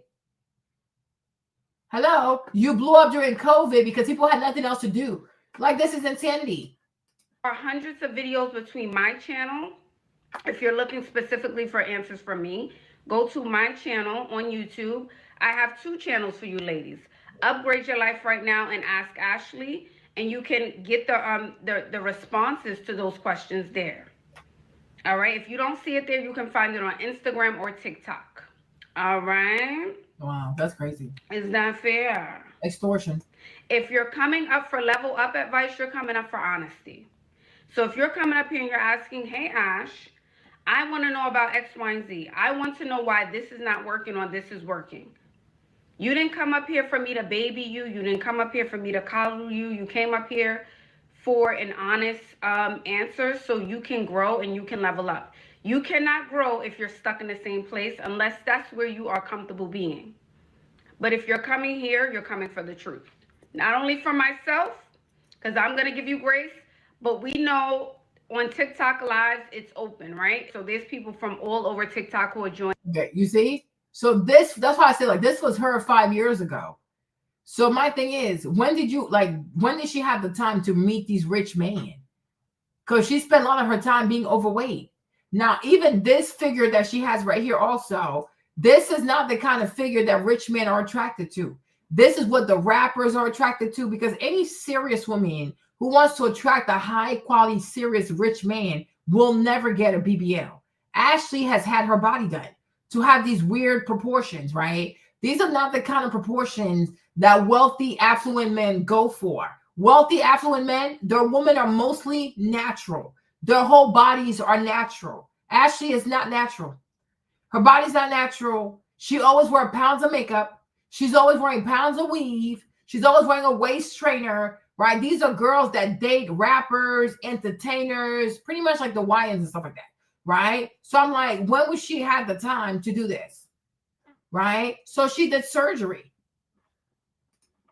So I'm like, so when would you have met these rich men? Okay. When did you meet these rich men? When did you yourself even date these rich men to know their culture, to know this, to know that? Oh yeah, you know what? That she was a makeup artist. Like, what rich men do you know dates a makeup artist? Okay. So I'm like, when were you ever that girl yourself? This is her 7 years ago. Look at this. Like, what kind of scam? Thank you guys so much for coming back to Interact. I'm here with my first special guest of the evening, Ashley Dalton, who's a beauty consultant. And before we get into the trends and the tips and the things that I was talking about earlier, she's actually going to give us just a little bit more background on who she is as a professional and how this all started for her. How are you, Ashley? I'm good. How are you? I'm good. I'm good. I'm good. Can you give the audience, those individuals who, whether they be men or women, who are aspiring beauticians, or rather be aspiring to be in the beauty industry, whether it be consulting or doing makeup, how did this start for you? Well, I started at Macy's at the Bobby Brown counter. I was just cleaning the counter, cleaning. Okay, you see? So she used to work at Macy's. She used to clean counters. She used to clean brushes. So she never was around rich men. You don't have the culture of rich men. I swear, sometimes it breaks my heart the way people can be so gullible. From Shira 7 to Ashley, the way people don't do their background, like research this stuff. When would she have had, even with this hair? Look at this hair. That was just 8 years ago. Like, listen, if it wasn't for COVID, where would she be today? Right? She doesn't even know the rich man she claims to know. She's never dated those people. She has never been around these people. She's always been a single woman, working hard, working regular job, making money for working over the counters, cleaning brushes and things of the sorts. She is not from that world. So how dare you come out here and then tell people you want $300 for someone to talk to you? Ashley, what the fuck are you doing? This is just highway thievery. Right? That's why I even said, when it comes to like giving dating advice, she has no business giving anybody dating advice. The most she needs to do is probably give like be like a stylist, like an image consultant. But even that, she barely has her image together. She recently somewhat learned how to dress and get herself together. What the fuck is on her head? That's like 2025, 5 years, 3 years, or like 2017 or something like that. This was her hair in 2017. For what reason? Right? So when did she have time to meet these men? The answer is none. She doesn't know these men. And I've told y'all this. When you listen to her advice, it clearly demonstrates that she has no idea how you meet these men. Oh, go to a restaurant. Go to a bar. Rich people don't go to restaurants and bars. And when they go to restaurants, it's the kind of restaurants that you have to book 6 months in advance to get a reservation. Okay? What are we talking about? Yes. This is insanity. Helping other artists, and it kind of evolved into something bigger that I didn't see coming. So, no, go ahead. Yeah. So, I started by doing like I started by doing makeup on a few of the clients that would come in, just lipstick, blush, mascara, simple things. And then it started to grow and grow, and I started to love it. You're so like, I'm whoa. Right. So I'm like, okay, I think I can do this. So the other artists around me, they started to help me. I remember moving from the Bobbi Brown counter to the Impulse counter, where I was working with brands like Anastasia, Inglot, Urban Decay, and all those artists together helped kind of build me and molded me into being like into into the artist I am today. So that was just kind of like my start. Okay. And at what point were you like, okay, so you're telling me that in the beginning it was you working for the Bobbi Brown counter, you went Impulse, and you're working with all these brands and kind of getting a feel for the industry in those lanes. Right. When was there a shift that you said to yourself, all right, this is for me. I'm actually going to take this serious and like go a step further? I guess the shift was when I was hired for Black Girls Rock. Whoa. Right. So I got a call from a friend. Crazy. Yes, I got a call from a friend, and I believe like her cousin worked. She was like one of the producers for BET, and she was like, "Hey Ash, there's an opening spot for Black Girls Rock. You can go in. You know, they'll pay you. You'll do like celebrity makeup." And I was like, "Okay, I'm down." I was really nervous. Had you been like working like on your own at that point? No, I was still at Macy's. Okay. So at that point, I was kind of considering it. I wasn't sure. I was like, okay, maybe I'll leave, maybe not. And then once I was in that environment with other artists who have like done so many great things, it kind of inspired me to like leave my job. So. And I know that's a tough decision for a lot of people in this industry, whether you be in beauty, whether just entertainment period, always trying to like find out or figure out rather when is the moment to leave the 9 to 5 and to really commit yourself fully to what the passion is. Right. Were you, what was the moment for you trying to figure out, how can I survive off of this? Like, were you struggling with that? I was struggling a little bit, but at the time I did that first show, and then I was working with Angela Yee. Okay. So yes. I was Shout out to the Breakfast Club. Yes, I was working with her consistently. She would call me to her house. I would do her makeup for events. I was working on her podcast, Lip Service. So at that point, I was kind of generating a lot of income. So I was comfortable leaving. Okay. So I left. At first, I was scared. I was nervous. But I would say if you are going to make that decision to leave your job, make sure you have a plan, like a savings account. I'll say that much. Yeah, because at the time I didn't have one. Okay. Yeah. So you left, you started working with Black Girls Rock, Angela Yee, everything is moving, you start to build this brand as Ashley Dalton. Right. What was informing you to really like continue with this path? Like, what did you find within the beauty industry that kept you there? I guess it was my clients, the way they felt when I showed up, like, oh my God, Ashley's here. Like, they trusted me with their face. They trusted me with like really big events. Even when I worked with Angela for the Powerhouse concert, that was huge. She's in front of thousands of people. Yeah. And you're trusting me with your face, you know? And sometimes I think people don't realize how important a makeup artist is, you know? Listen, with this show, I've realized that if your makeup artists don't have you on point, it's a struggle. Right, your confidence, we make or break kind of your confidence before you step out. So that's what kind of like kept me going. I just loved the way women felt when I did their makeup, yeah.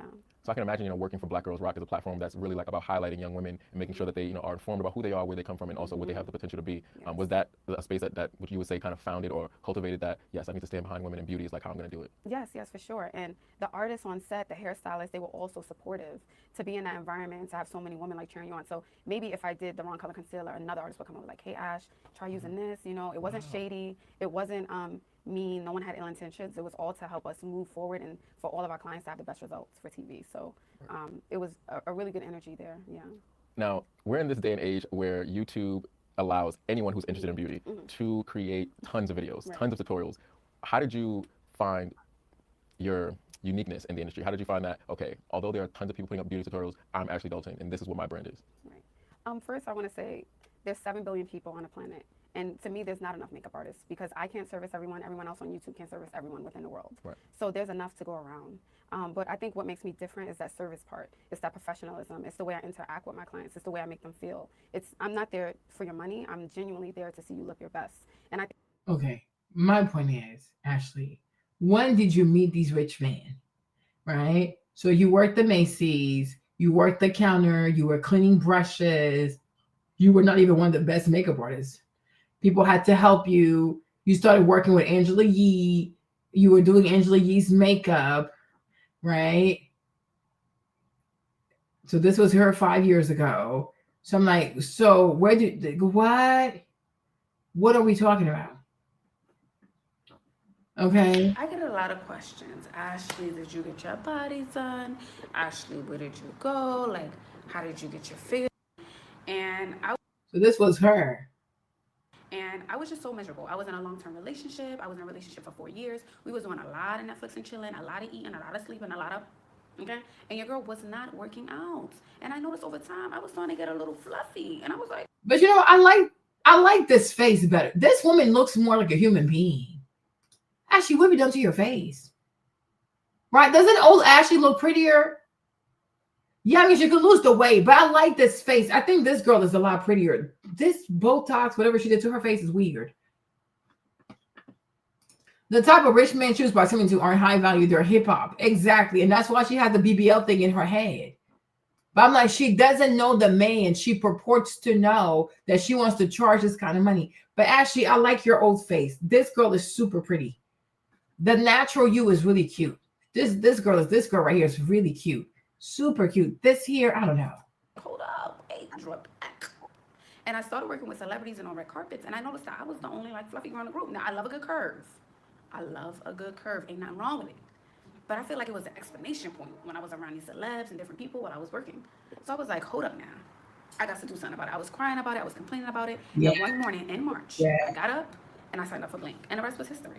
Now, initially, when I went into the gym, it was not to get that boom boom pow, that curve, that Kim K, that J Lo, that Beyonce. No, initially it was not about aesthetic. It was just basically to lose weight, and I did exactly that. I got so small, like I call it a runner's body, where you don't have any boob, you don't have any hips, you don't have any butt. Like I was on the treadmill running every day, and one day someone was like, "Sis, you're about to disappear. You might want to slow down." So I was like, "How can I build these curves?" And I started looking at workouts, and I realized, oh snap, I need to lift weights. Like lifting weights with a combination of eating, let's say, the same type of diet, lots of salmon, lots of avocados, like fat food, good fatty foods. Actually, you did. Lifting helps to create muscle, and muscle creates curves, like the good curves. There's no such thing as a back curve, but you know what I mean, like the boom boom pow.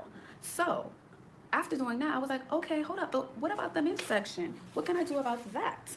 So I started looking up waist training, and I came across my first waist trainer ever. I'm gonna show you guys. Wait a second, hold on.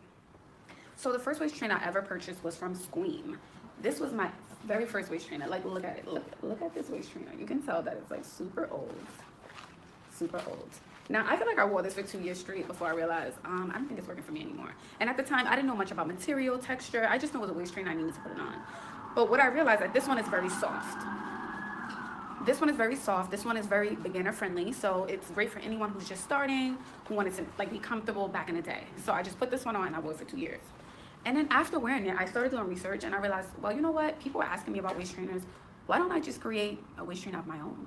And I started doing my research, and that's how I came up with Ashley's Base Game. What it do? What it do? So I'm going to show you that one. I'm going to show you the one that I have. So this is the Ashley Waist Game trainer. You can see how much thicker and how much firm it is. You can see that. You can see the two still bones back here. And this one is a lot thicker than your average. I'm going to pull up the Squeam. So you can already see the difference in material. This one is a lot tougher. This one is a little bit more flimsy, you know? So this is the one from my line, and this is the shorter torso. So all of this to deny the fact that she did surgery, right? Ashley, eating salmon did not get you to look like this, okay? You did something to your body. You had surgery. So, yeah, exactly. Waist trainers did this to you. Girl, shut up. You a fraud. You're shaping your body, but you will be perfectly fine. Everything in moderation. You can do 5 days a week, you can do 4 days a week, but over time you will see some results. And I'll show you guys some pictures of some befores and afters here. So I keep mine on. I'm all about maintaining. And I want to just, keep it right, keep it tight. Why can't you admit? And I'll show you. Like, This is what I hate. Oh, I want to be a level up coach. Oh, I want to tell girls how to level up, but I want to gatekeep how I did my shit. Ashley, you got surgery. It's very obvious. You got surgery, right? You had surgery, and they put stuff back in.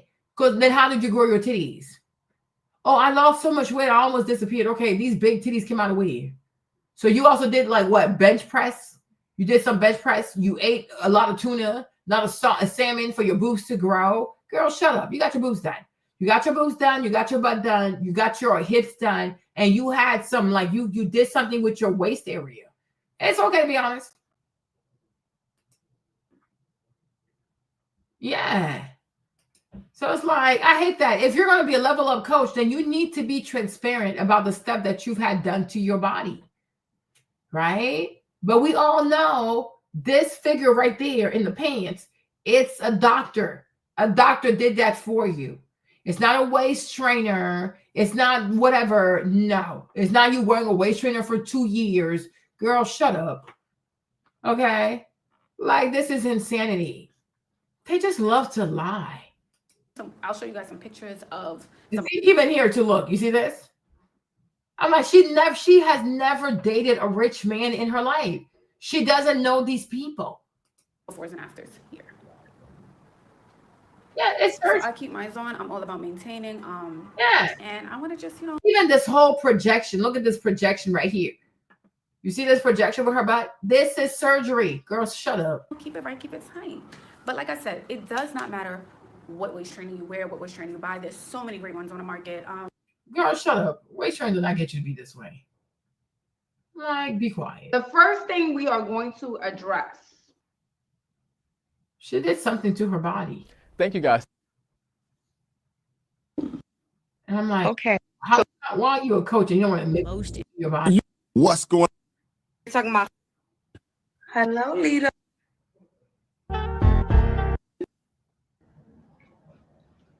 Good morning, beautiful. Look at this. Good morning, beautiful. Rise and shine. Get up. So the gym did that for her? The gym made her, girl, bye. This is the gym? Girl, please stop. You don't even know how to lie.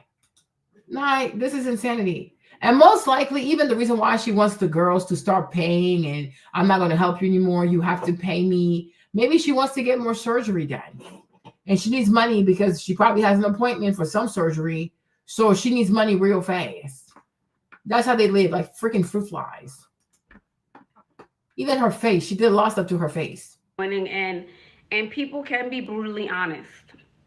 Thank you, Let. If you're coming up here and you're saying you want to date a rich man, if that's what you want, we're going to get into it, okay? We're going to say this is what you need to do. This is not what you need to do. So we are going to be honest with you. If you want to grow, then there's a lot of work that needs to be done. And since I'm out, I also want to add this piece here. I'm out a lot. I'm out in the world and not on the internet. And sometimes some of the girls are looking good, but a lot of the girls I see outside in real life, some of my girls I see, and these are not girls that follow me or I don't know if they do, but I'm like, sometimes I feel like these group of ladies are probably the type of ladies who join my live. So when I see you guys out, I'm like, there's a lot of work that needs to be done. There's a lot of work that needs to be done, and that has nothing to do with finding a man. That has nothing to do with finding a man. It has nothing to do with finding a man. Everything I'm about to say has nothing to do with finding a man. But there's a lot of work that needs to be done, ladies. And some of you are young and have a lot of weight on you. Some of you are young and you live in sweatpants. Some of you are young and occasionally you may see a bonnet. We have to get it together. We have to get it together. We really have to work on ourselves. Again, this has nothing to do with a man. We have to work on ourselves. We have to have our hair done. We have to put on lip gloss, even if you don't want to put on a full face. This goes for the Caucasian girls, the black girls, the Hispanic girls, the Asian girls. I'm speaking to all of them. It doesn't make sense. It doesn't make sense. Okay, because I'm in diverse spaces. Because me, I said this, Yanni. I'm being so for real. Believe me or not, but you should know this is America. America is a capitalist country. Nobody does nothing for nothing, right? If you know how to get rich man with money, why would I give you advice for free on YouTube? Like, and that's nothing too. I'm gonna be so for real, right? If she really knew, remember Patty back in the day that had the millionaire matchmaker on Bravo, right? If she really knew how to get rich men, or she had access to rich men or looking for wives and stuff like that, she would have a serious business. Okay, her rates would be like monthly. It would be like a membership. It wouldn't even like some crazy, oh, you pay like $5,000 a month or something crazy like that. And she would not be putting all this content on YouTube because it's very hush hush. It's a very like, even like millionaire people who use like dating services like matchmakers like that. It's very hush hush. It's very private. It's very discreet. You like, there's even like, there's a website, I forgot what it's called. Y'all should know. It's some kind of app where you only date rich people. The waiting list is outrageous, right? And because it's hard to get on, right? Like there's a system for that. Even like, I'm telling you, like if she was really serious, because she'll know how to do it. Even if she was serious about being a dating coach, a level up coach, right? She would even charge for the first call. She would have people do an application. Y'all. You would do a whole application. You will send in a video with your application and you will book a screening call. You would have to get screened first. Like she would have her assistants go through all of that. The assistants would read your application. They would do your screening call. And then you would have to wait maybe 2 weeks or so. If you are approved, then they will say, okay, what kind of membership package do you want to sign up for? These girls don't even know how to scam right. They don't even know how to scam like a good old white stank woman. Okay? They don't know how to scam right. Like the real scammers, oh, they make you suffer to join their membership because they make it extremely exclusive. Because then you feel like, oh wow, it's so hard to get in. Right? But oh, just book whenever you want and you just pay me $300. Ooh, it gives me the ick. Okay? Lonnie, you need to dress up a little bit now. What kind of sweats are we talking about? Are they like the fancy ones? Because there are some fancy there are some fancy sweatsuits. I've seen some at Dick's Sporting Goods. They have this one brand. Their stuff is really cute. And then there's like oh Lord Jesus. They should just get out of bed. Okay? Exactly. So I'm like, yes. Like they make it so damn exclusive. Like there'll be a whole screening process. You would have a whole application. You would have to submit a video. Girl. Then you would have to go through a screening call. Okay, so what are your goals? What is your schedule? How often do you How often do you work out? Send us your body measure. Like, girl, they make that shit so damn hard. I'm like, well, unfortunately, Ashley would not be ready to take you in this cohort for this winter ARC season. But we would love for you to reapply. Look, Cassie, my sweats are expensive. It depends what kind of sweat you guys are talking about. Because there are some really classy, dressy sweatpants, like sweatsuits and stuff. But if y'all talk about some, we'll have to see. All sweatpants and sweatsuits are not created equal. So I will reserve my judgment until I see them. But I'm like, there's a proper way to scam. Right? Oh, unfortunately. But we invite you to reapply in about 6 months. In the meantime, this is what you have to do to improve your chances of getting accepted. What are they? Let me see. What do they look like?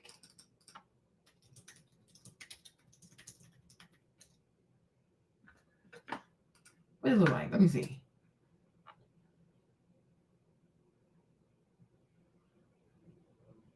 What, like their sweatsuits at Target? Hold on.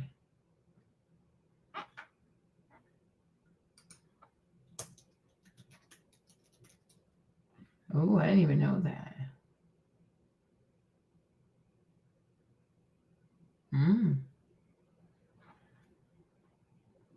Like if they're dressy and then you dress up, like you have like some clean shoes and like a cute little crossbody. I don't know. It depends how you do it. Because all sweatsuits, and they're not created equal. So it depends how you wear them.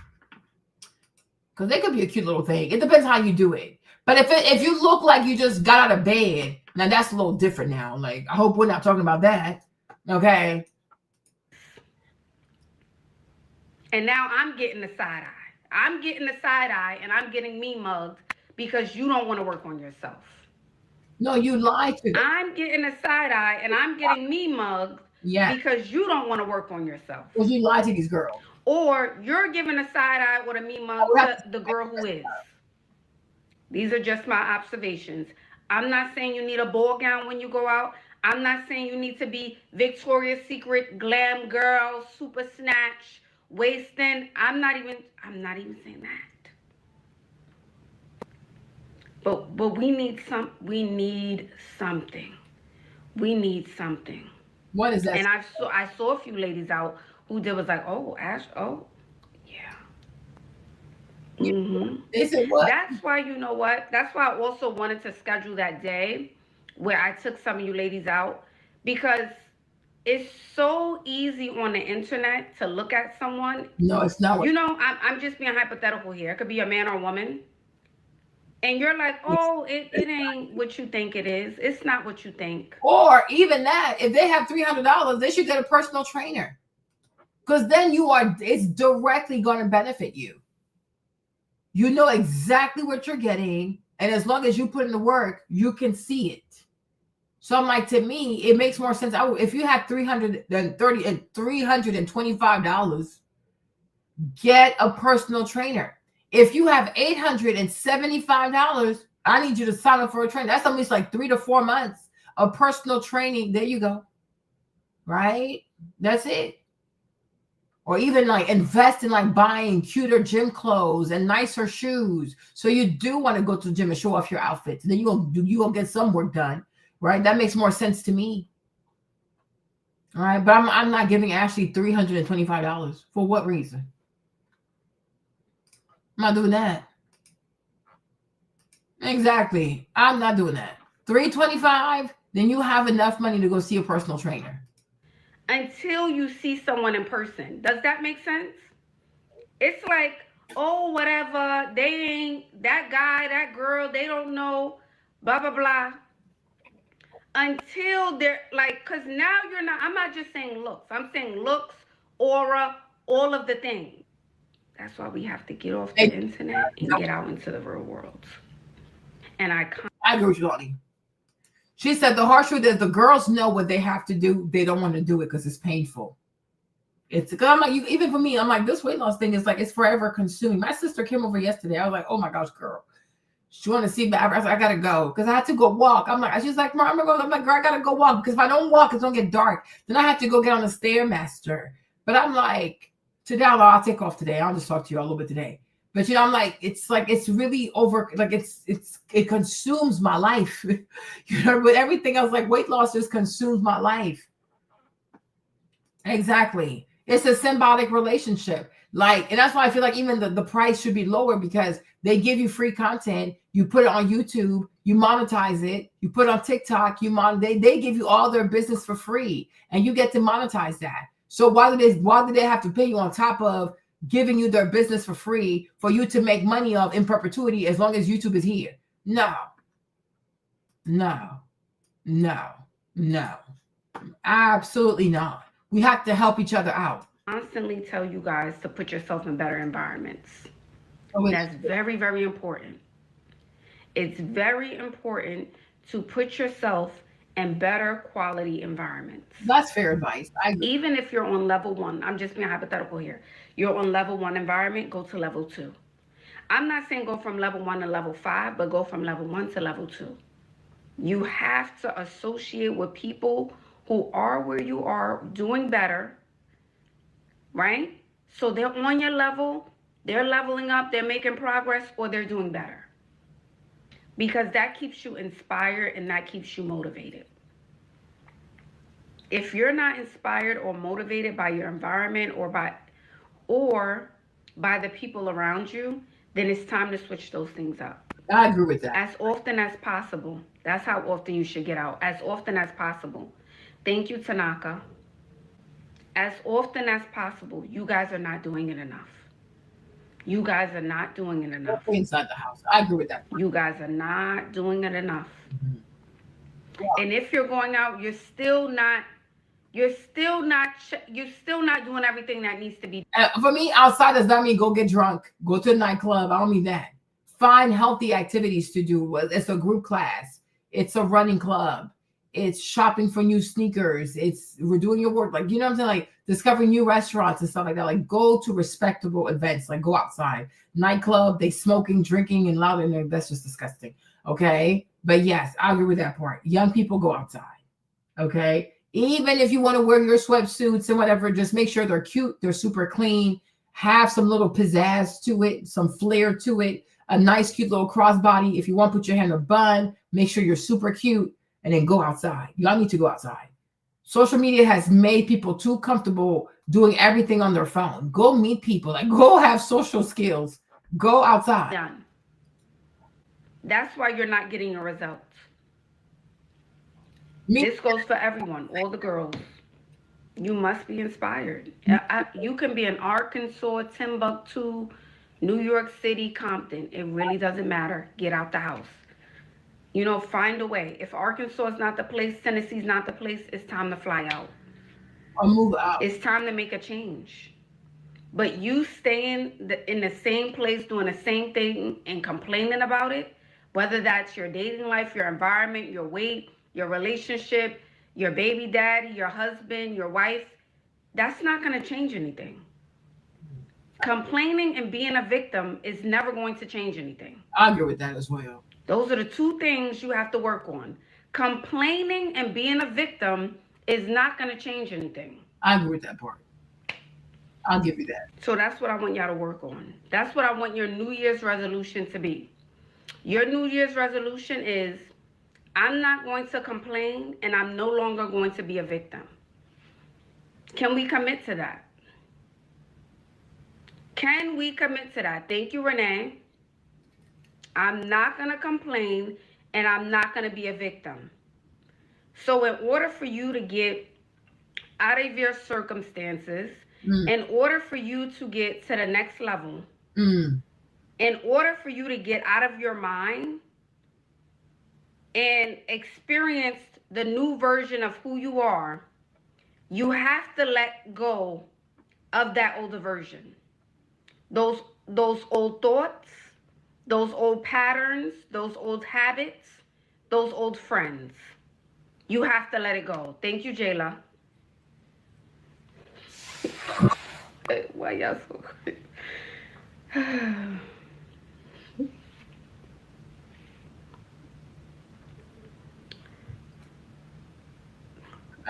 What is going on tonight? Is it the hair? Is it the energy? What's happening? What's going on tonight, you guys? Why y'all so cranky? Why is everyone so cranky in the comments tonight? Oh, seasonal depression. We'll go with that. Yeah, it's getting colder. There's no sunlight in certain places. Okay, but we'll go with that. We'll go with that, okay? We'll go with that. Thank you, Jenna. Thank you. All right, so we're going to start the live. Come on up. Request to join the live. Come on up. Come on up. If I'm not for you, okay, for the sake of your mental health, if I am not for you for the sake of your mental health, please block me. For the sake of your mental health. But I'm going to tell you this. If you're watching me and you despise me, you don't like me, whatever it is that you believe and you still watch me, that's a mental illness, okay? That's not me even being shady. That's a mental illness. To watch someone you despise, you don't like, you cannot stand, and you're behind the screen eating Cheetos with a bonnet on, running off at the lips. There's something wrong here. Okay, so we have bigger fish to fry. That's all I'm going to say. Okay? All right, request to join the live. I was going to say happy Monday, happy Sunday.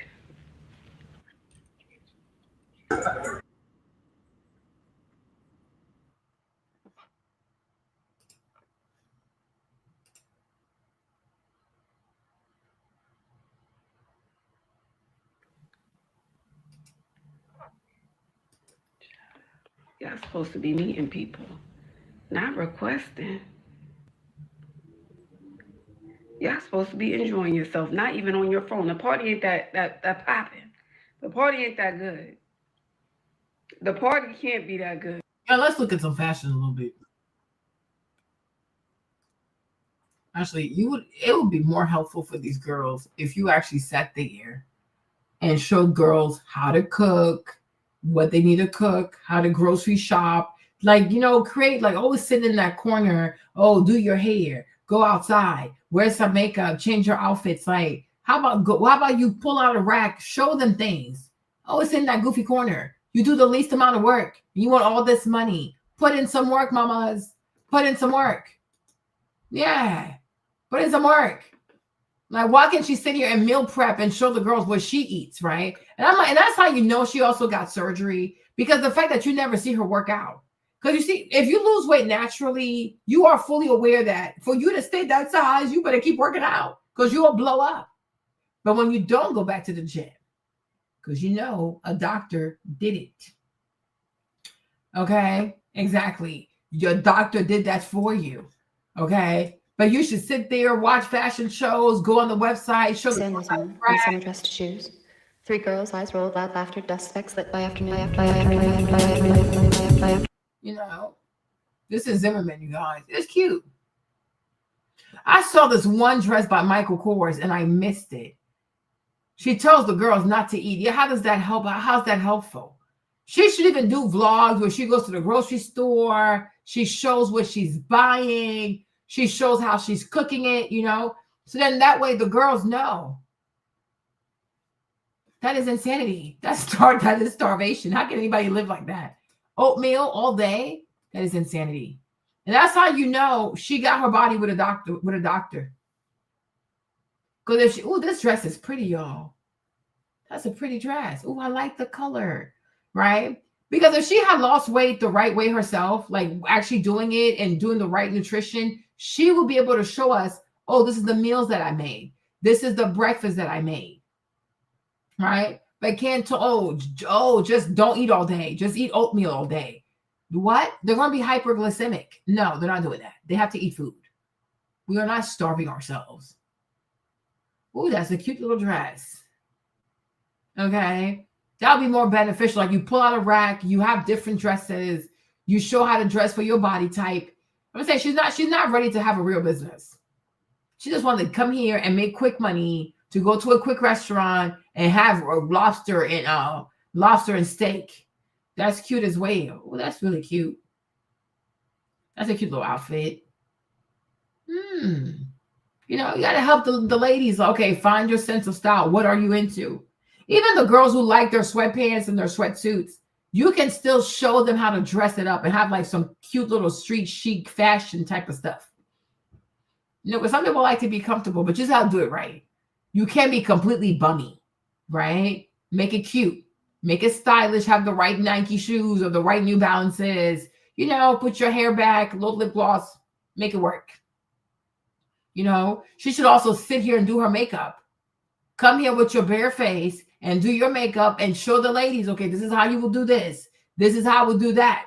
This is how we'll do this to go on this date and that date. Like, do stuff that's like, oh, okay, because I didn't know. Right? But she just gives generic ass advice, and then she wants $325 for 30 minutes. Yeah, the fuck right. Yeah, right.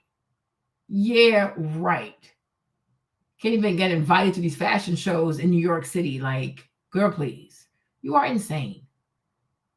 These dresses are cute. No, how adorable. Zimmerman, that brand used to be so high. And then Jacques Mus came around and just took all the shine. Right? Yeah, she really is. She's not really being helpful, Mark. She's not really being helpful. Oh, these are my top 5 salads of the week. Here's how I make my salads. This is what I put in there. And then you tell them the macros and things like how to make it. Or here are my 5 favorite smoothies. And then you show them how to make it. Right? They need to see tangible things. Like, they got to see stuff and give them actual recipes. You can't tell a person to eat oatmeal all day. These girls have to work. You don't work. You sit in your house, you turn on your phone, and you make money, right? But what about the girl who actually has to wake up, get dressed, go through her commute, go to work, sit at the computer? She needs energy. She cannot just eat oatmeal all day. She's not going to make it.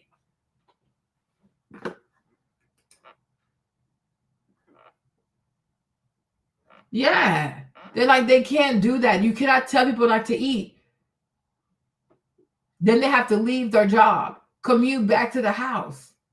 They need energy. Nobody can live on oatmeal all day. That's disgusting. And then they're not going to make it because, listen, I can't live on oatmeal. That's nasty. Maybe oatmeal can be their breakfast, but even that, they need to change it up though. So maybe like Monday, Wednesday, Friday, you do oatmeal. And then Tuesday, Thursday, you have like an omelet or something. You know what I'm saying? So you don't get bored of your food, right? But you got to help them out. But you can't tell somebody, oh, just eat oatmeal all day. Like, what is this? That's not how you do it. That's why I said her body was given to her by a doctor. Okay. Your body was given to you by a doctor, and we can tell. Because what is going on? Even here also, you can recommend like who they can watch also. What is this? Who, like, do you have lots of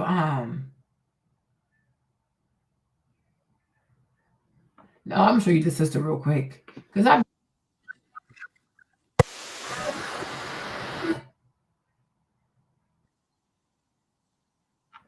what is her channel?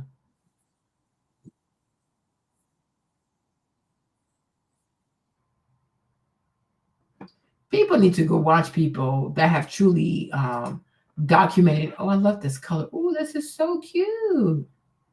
Oh, I need to lose weight, y'all. I need to take my weight loss seriously. This sister right here, right? I think she lost like 80 pounds, right? And you could actually see it. Unlike Ashley, okay, she actually, she really doesn't seem happy with her life. She really doesn't. And I'm like, there are some really cute places in New York City also. Like, New York has some cute places, like even the Village and stuff like that. She could go outside and do some vlogs and show people like aspirational places. Like, no, she's always stuck in a little corner of her house.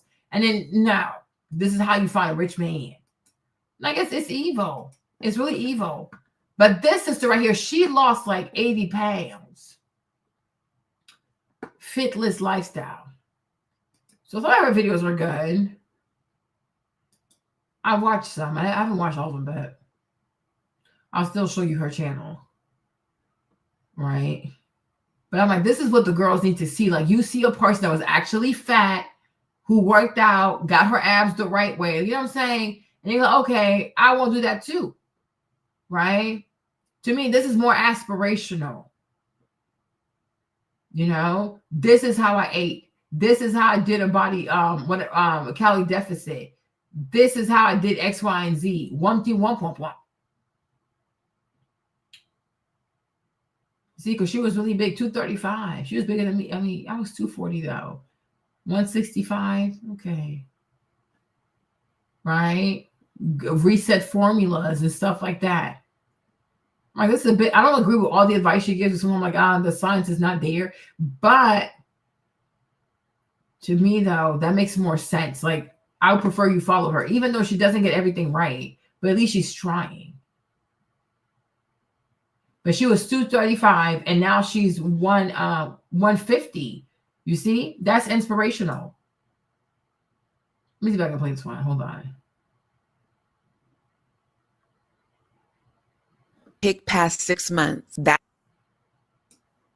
Let's watch it. Let's keep it real. You've been quitting every single diet that you have ever started. And don't sit here and act like you haven't. You know it's true. You get hyped. You say things like, this time I am serious. But then 3 weeks later, you are back at square one, frustrated, confused, and blaming yourself. Here's the hard truth. It's not that you can't lose weight. It's that you have been thinking about fat loss all wrong. You have been trying to vibe your way into results. No plan, No structure and no real strategy. Just hoping that if you are good, somehow the fat is just going to melt off your body. It doesn't work like that. Fat loss isn't magic. It's not motivation, and it's not about having more willpower than the next girl. Fat loss is a skill. It's structure. It's understanding phases, the timeline, and the rules of the game. And the reason that you keep quitting, nobody's ever taught you the game. They handed you quick fixes, detox teas, 30-day starvation plans, and you thought that you were the problem when you couldn't stick to them. The truth is, you weren't set up to win. I lost over 80 pounds naturally because I stopped winging it. I stopped starting over every single Monday. I learned how to do a calorie deficit the right way, structured, intentional, and with a finish line. And now I'm about to show you how to do the same thing. Because fat loss is not about being perfect forever. It's about committing to a season, doing it right, and actually seeing the glow up that you have been chasing. Let's get into the very first lesson. If you're new here, welcome. I am Alyssa, and I have been on YouTube for 2 years now, and I have grown expeditiously. I'm growing all the time. At the time that I'm recording this video, I am currently at 22K. I have a suspected feeling by the time this video goes live, I'll be at 23K. And if this is your very first video with me, welcome. I promise you, you're going to get a lot of value, a lot of insight. And if you have been with me since I started my YouTube 2 years ago, welcome back. Now, let's get into the very first lesson. Lesson 1 is the quitter's contract. I need you guys to really settle in, get comfortable, because this is where the real work begins. And I do mean real work, not that I will try to eat a salad today kind of work. I'm talking about the structured, intentional, that gets the glow up that you have been chasing, that matches the energy of all your saved Pinterest boards. So get out a piece of paper, a notebook, your phone, the back of the receipt of the grocery store. I don't care. We are about to sign what I like to call the quitter's contract. And yes, the irony, it's intentional. You're about to sign a contract to stop quitting. Write this down at the top of the page. My fat loss season, not my forever diet, not my new lifestyle, not my journey to skinny, my fat loss season. Why? Because what you have been doing is treating fat loss like a bad marriage that you feel stuck in forever. You go in with miserable, dreadful energy of, oh, I have to do this for the rest of my life. Of course you quit with that mindset. Who wants to sign up for a lifetime of misery and restriction? We're not doing that. We are going to treat this like a Netflix series. It has a beginning, a middle, and an end. You binge it, you get obsessed with it, you see the finale, and then you move on. This is your fat loss season. It's a temporary, focused block of time where you are all in. Step 2. Underneath that, I want you guys to write 2 options, 8 weeks or 12 weeks. That's it. Those are your 2 choices. You don't get to pick 4 weeks. That's a crash diet. And we are not doing that. And you don't get to pick past 6 months. That's a recipe for burnout and quitting. Your brain can't handle a goal that is that far away. It needs to see the finish line. Think of it like this. You can handle a toxic situationship for a couple of months if you know that there's an end date, right? You can put up with the chaos because you know you're not marrying this person. It's the same principle. We are committing to a short-term, intense, and slightly uncomfortable period for a massive. My thing is acting out. Hold on, you guys. Hold on. You know the thing about Alyssa, though, what I would tell her, she needs to, now that she lost the weight, she needs to do a glow up session. So that way she can get more views. Because she's too casual. Like, she needs to do what Ashley has done. Like a bit more va-va-voom. Because then the girlies will listen to her. Like, fix your background, get rid of all these books. Find a cute space in the house, like dedicate an actual space to make your content and make it super pretty. Okay? Make it super pretty, make it super inviting, and the girls will listen to you. Because you also got to know how to sell yourself. YouTube is a business, y'all. Pick past 6 months. That's a recipe for burnout and quitting. Your brain can't handle a goal that is that far away. It needs to see the finish line. Think of it like this. You can handle like with YouTube, you also need to have some kind of like, yes. Even though like she's hot, I think she made herself super hot, but she hasn't like, she now needs to go buy the clothes. Like you got to buy the outfits, you got to buy the clothes, you got to do the makeup. Then they'll be like, oh, Alyssa. Because right now you're just Alyssa. You want to be, oh, you mean Alyssa? You have to be a brand, Alyssa. But all the books in the background, all that kind of stuff, it's not going to work. Okay? You need to have a whole dedicated space that you make super pretty. And then that's where you talk about this whole weight loss thing. Because even with Ashley, I think it would make more sense. Before we even start talking about the man, how to get it man, there needs to be level 1, get right with your mindset. Then once you do a lot of content about level 1, then there's level 2, fix your body. right? Number 3, fix your finances. And then the next level is how to get a man.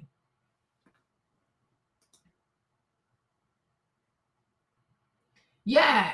You like that's how you want to do it. Because I'm like, what, like it has to be levels before you start saying, oh, how do I get a man? You're not even there yet. Like you're a mess. You're a fucking mess. Like you're a hot mess. Nobody's gonna stay. First thing, work on the mindset.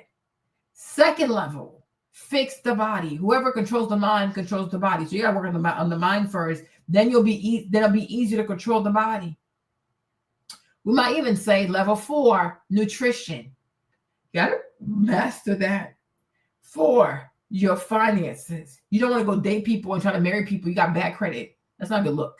Okay, your finances. Number 5. Then you can start asking, how do I meet a man? Because by the time when you meet that person, your mindset is right, your body is right, your nutrition is right, your finances are right. So you are a better package. You're a better package, right? You're more mature, you're more stable, you know how to take care of yourself, you know how to deal with rejection, your workout routine is part of your lifestyle now. So it's not going to take you off your rocks like that, right? I feel like that's how it should be done. And then the last tier is okay, like the last level is okay, how to get a man. Then once you have a man, we can talk, okay, like how do I get to an engagement, right? I'm like, Ashley needs to structure her shit a lot better. And Alyssa, you as well. You need to, like, you got to juice up your background a bit. Make it more sexy, make it more fun, put some makeup on, find a way to dress in a way that highlights the weight loss, but that makes you look like a boss chick, okay? That's what the girlies respond to. Toxic situationship for a couple of months. If you know that there's an end date, right? You can put up with the chaos because you know you're not marrying this person. It's the same principle. We are committing to a short-term, intense, and slightly uncomfortable period for a massive amount of payoff. 8 weeks is for you if you are new to this. If the idea of 12-week makes you want to crawl in a hole, or if you have around 10 to 20 pounds to lose. 12 weeks is a sweet spot. It's for those who are really ready to lock in and create a significant transformation. My magic number that led me to lose over 80 pounds was 8 weeks. For me, it felt more sustainable. It took a little bit longer. It took me around 14 to 15 months to lose 80 pounds. But I was able to do 8-week cuts over and over and over again. Make your choice. Step 3 is circle 1, 8 weeks or 12 weeks. Don't overcomplicate it. You did it, good. Your gut knows what it wants to do. Whatever you circled, it's your commitment. There are no takebacks. We are not dating our goals. We are committing to them. Now, here's why this is so critical. By picking a timeline, you are telling your brain this is temporary. You immediately flip the psychological switch from deprivation to dedication. You can do anything for 8 to 12 weeks. You can skip the extra glass of wine. You can get your workouts in. You can say no to the office donuts. Why? Because it's not forever. It's just for a season. This is an antidote for the all or nothing mindset that has continued to sabotage you. You know, the one where you eat one cookie and suddenly you're like, well, I already messed up. Might as well have another. Might as well order the pizza. I'll start over Monday. No. In a defined season, a small slip up is just one scene in one episode. It doesn't derail the whole show. You just get right back on track with the next meal, the season finale. Your end date is coming. Step 4, you guys, is pull out a calendar. The one on your phone, your wall, whatever. I want you to look at today's date that you're watching this video. Now count forward 8 to 12 weeks, depending on what your choice was. I want you to put a big, fat, obnoxious star on the end date. Label it season finale or glow up day. Make it exciting. This isn't a deadline. This is your premiere date. It's the day you get to look into the mirror and say, I did that. You now have a start date and an end date. You have a container. This is your playground for the next 2 or 3 months. All your energy. It would have been nice if she added visuals here. You should have done visuals, Alyssa. You should have done the visuals. So that way the girls can see. All right. So what is this? What's 8 weeks from now? 8 weeks from now. For sure. Okay. Okay, so that would be December 19th, 2025. Now, I will say this, right? If you're still watching, if you're still up, or if you're a part of the replay crew, right? If you really want to lose weight or, you know, have some kind of glow up, because I said to myself in June that my Christmas gift to myself was going to be my weight loss journey.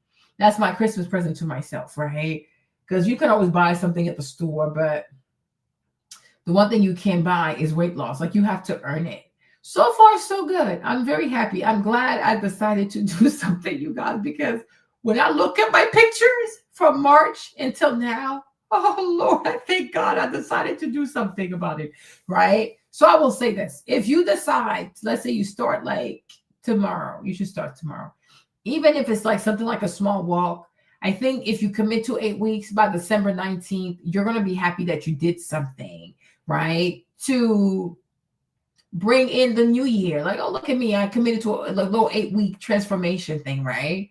And if you like it, you do it again and again and again and again, right? But you should definitely do something for your health, for your weight loss, to take better care of your body before the end of the year. It's going to make you feel really proud of yourself. Okay? Like, I know, remember, like, there was this one day I only worked out once in July. You guys, that thing still hurts me. I'm like, what the fuck? Like, January, I didn't work out at all. I feel like I could have tried. So I'm like, man, that's like 30 days wasted. February also, I did not work out at all. I'm like, I could have done something. Even in the house, I really could have done something. March, I only worked out 3 days.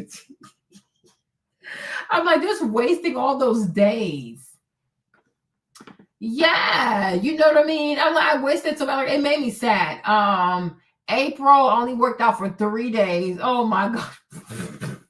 Y'all, tracking my behavior has embarrassed me to no end. So I'm like, Marlene, what the fuck is wrong with you? Okay. Then I just disappeared. May, I disappeared. I came back in June. Did like 13 sessions. And then July, I only worked out once. I was like, this is so embarrassing. What the fuck is wrong with me? So like low-key, high-key, I wasted like January and March. February, March. Well, that's like fully like 60 days. May, 90 days. Yeah, I really could. I probably wasted 100 days. I could have had like 100 days plus whatever I had. But low-key, high-key though, if I had the right mindset, you guys, I could have had 200 sessions of the Stairmaster. I think in December, if I do it right, I should be able to close out the year with 100 sessions on the Stairmaster, which is still a big deal because I think before I left New Orleans, the most I ever did on the Stairmaster was like 67 days. Now and also I wasted so much time there because I used to be so afraid of that machine. I didn't do them straight though. I should have, but I was so scared of that machine. But the most I ever did, like back to back, somehow was like 67 sessions. But this time though, if I can do 100, that's the most I ever did back to back to back to back. Okay. But I'm like, sometimes you don't even realize like you're letting all these days just go by when you really could have walked outside for a little bit. Like, it's not that deep, right? You have to see the value in your days.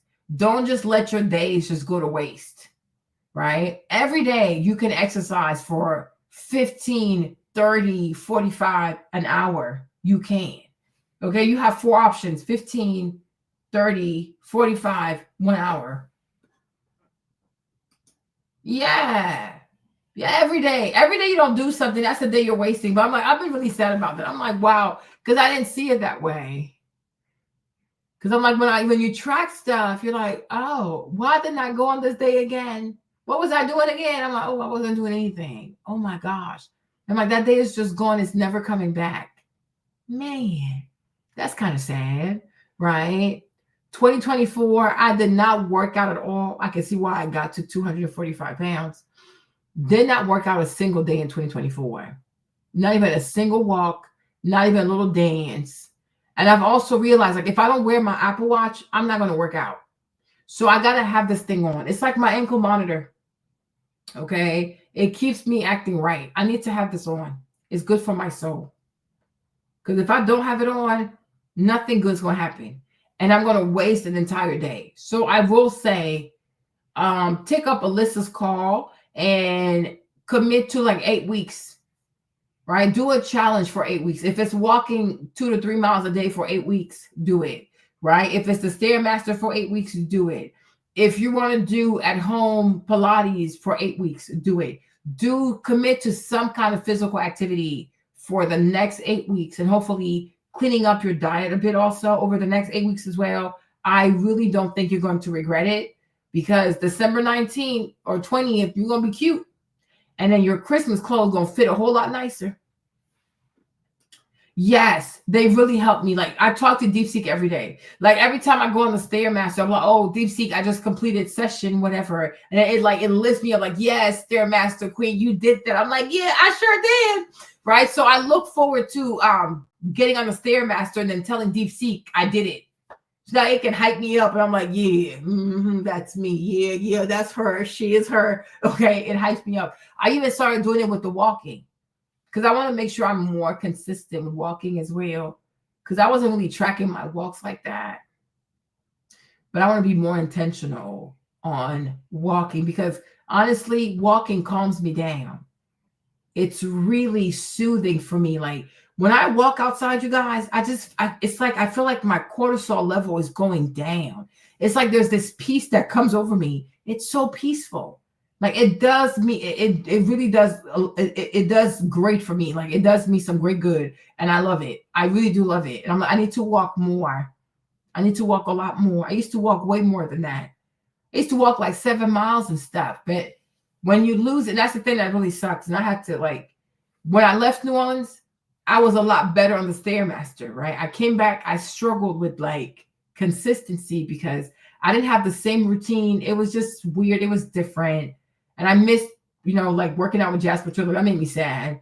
So I wasn't consistent. The weight started to go up. I wasn't going as much. Then you lose it. Because that's the thing about your endurance, your stamina. If you stop exercising altogether, when you decide to go back, you have to start from the bottom. Like at one point, level 5, level 6, level 7, level 8, level 9. I even got to a point level 10 on the Stairmaster. Like it was nothing for me. Like my heart could take it. Like now, oh hell no. So I'm relearning level 5. And I'm like, I used to do this for fun. Like level 5 was my warm-up, right? Now it's like I gotta get my heart stable. It's pretty stable now, like zone 2 at level 5. But I'm telling you, I had gotten to a point where I could do level 10, 15, 20 minutes, nonstop, not holding the bar. Right now, oh, it's a hell no. Yeah, but maybe you need to go outside more, Lonnie. You got to go outside a bit more. When you feel because it could be your melatonin. Like when you feel like there's a dip in your mood and stuff like that because of fall, right? You need lots of sunlight, play lots of good music, even jazz. Jazz has a way of waking you up, right? Play these motivational videos that I put up, the self-help motivational videos. Go walk outside and you will see it's going to come back up. Your mood's going to go back up, right? Don't let your brain your moods just dip in the fall. If you know the fall, cold season, it causes you that. Now that you know, you need to be more physically active and play some music, dance, get some cute outfits, play some jazz, go outside, get some sunlight, and also take your vitamins, right? And it's going to come right back up. You can also take some creatine. Creatine also really helps a lot, right? It really does. It makes a big difference. But I'm like, Alyssa, I would say take on her challenge and stuff like that and do what she's telling you to do. I agree. Energy, all your focus goes inside this container. It gives you permission to be selfish with your goals. It creates urgency. You can't put it off until tomorrow because the clock is already ticking. Listen to me very carefully. The reason why you keep failing is because you have been living vague, undefined someday. Someday I'll lose weight. Someday I'll feel confident. Someday is a fantasy. A hard deadline is a plan. Your assignment for lesson 1 is simple, but it's the most important thing that you'll do. You are going to finalize your quitter's contract, pick your season, 8 or 12 weeks, mark your start date and your end date on your calendar. Take a picture of it. Make it your phone's lock screen. Do whatever you have to do to remind yourself that the clock has started. Season is on. Before we get into lesson 2, if you guys are going to commit to this challenge, make sure you comment 60 days to lean. I think it's also the serotonin also. But you want to have a routine. Anytime you feel your brain is acting funny, oh, okay, now that I have self-awareness, I got to do something about that. Because you don't want to have these dips, because then you got to fight out the dip and come out the dip. It's too much. Don't even allow that to happen. When you feel that this serotonin is starting to go down, bring that shit back up. Play music, journal about something positive, walk outside. Physical exercise, it helps so much. If you want, you can do what's his name? What's my girl's name? Joe. Dance with Joe, whatever her channel is, right? Yeah. You want to move. When you move, the endorphins of physical activity, it really helps the brain to not go into a dip. Because when you dip, you got to get yourself out the dip. That cycle is just draining. It's just freaking draining, right? And if it's not too cold where you live, Go outside. Right? Make it your business to go outside. Walk a bit outside. Find videos that you like, topics that encourage you, that motivate you, and then just play them. Just walk. If you want to have a little drink in your hand, a little tea in your hand, just walk. Enjoy yourself, right? But just make sure, like in the fall, winter time, because of that, now that you know that that's what happens to you, you got to be more physically active in the fall and the winter season, because the weather, like the darkness and stuff, it gets dark pretty early and stuff like that. It affects your mood. It affects your serotonin. So you have to get some physical activity in. With your start date so you know that it's real. Let's get into lesson 2. All right, pencils up, phones out. It's time for lesson 2, the calorie target. This lesson is where we really get into the nitty gritty. Lesson 1, you sign the quitter's contract. You now have a start date and an end date. You have a container of focus, but a container is useless if you don't know what to put inside of it. In this lesson, we are talking about the single most important number in your fat loss season, your calorie target. Let me show you this, right? It's serotonin. Yeah, it's not melatonin. It's serotonin. I'm like, what the heck? Right? Look. A lack of sunlight during fall and winter can lead to lower serotonin levels, a chemical that regulates mood, which can cause feelings of depression and fatigue associated with seasonal affective disorder. This is because sunlight helps the brain produce serotonin, and the shorter days disrupt the process. To counteract this, exposure to natural light, regular exercise, I told you that, right? Managing sleep can help, while some benefit from light therapy and antidepressant. Okay? Get some exercise. Okay? Reduce sunlight, chemical imbalance. This drop in serotonin can lead to symptoms of depression, such as fatigue, sadness, and loss of interest in activities. So this might be a time where you actually want to sign for group classes, because if you pay, you'll show up. Like, not my money. Okay? Right? Other factors, lack of sunlight also increases melatonin. Oh, see, a hormone that causes sleepiness, which can lead to sluggishness and lethargy. Less sunlight can also lead to lower vitamin D levels, which are also linked to mood regulation. What can you do? Increase light exposure. Maintain a healthy lifestyle. Exercise regularly, preferably outdoors and in the daytime. Eat a balanced diet, including protein to help boost tryptophan, an amino acid that helps produce serotonin. I wonder if you can buy this. I wonder if you can't buy this one.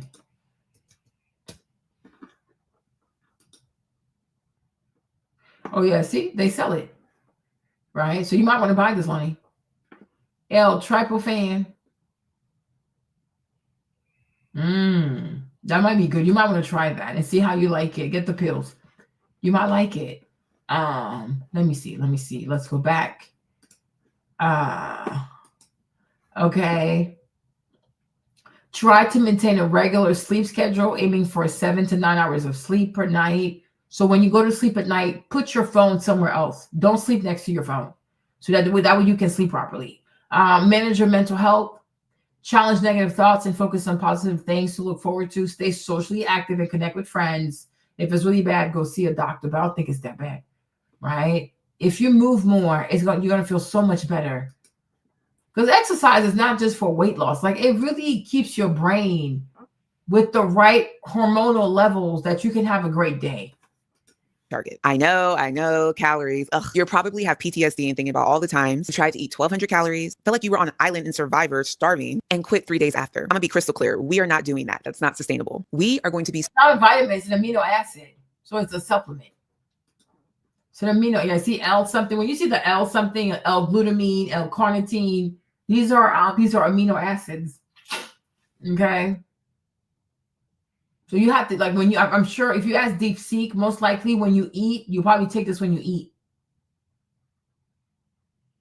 Right. There are some great stuff. There are, like, amino acids are like freaking amazing. Like, I love them. Like, if I could buy them all, I would. Okay.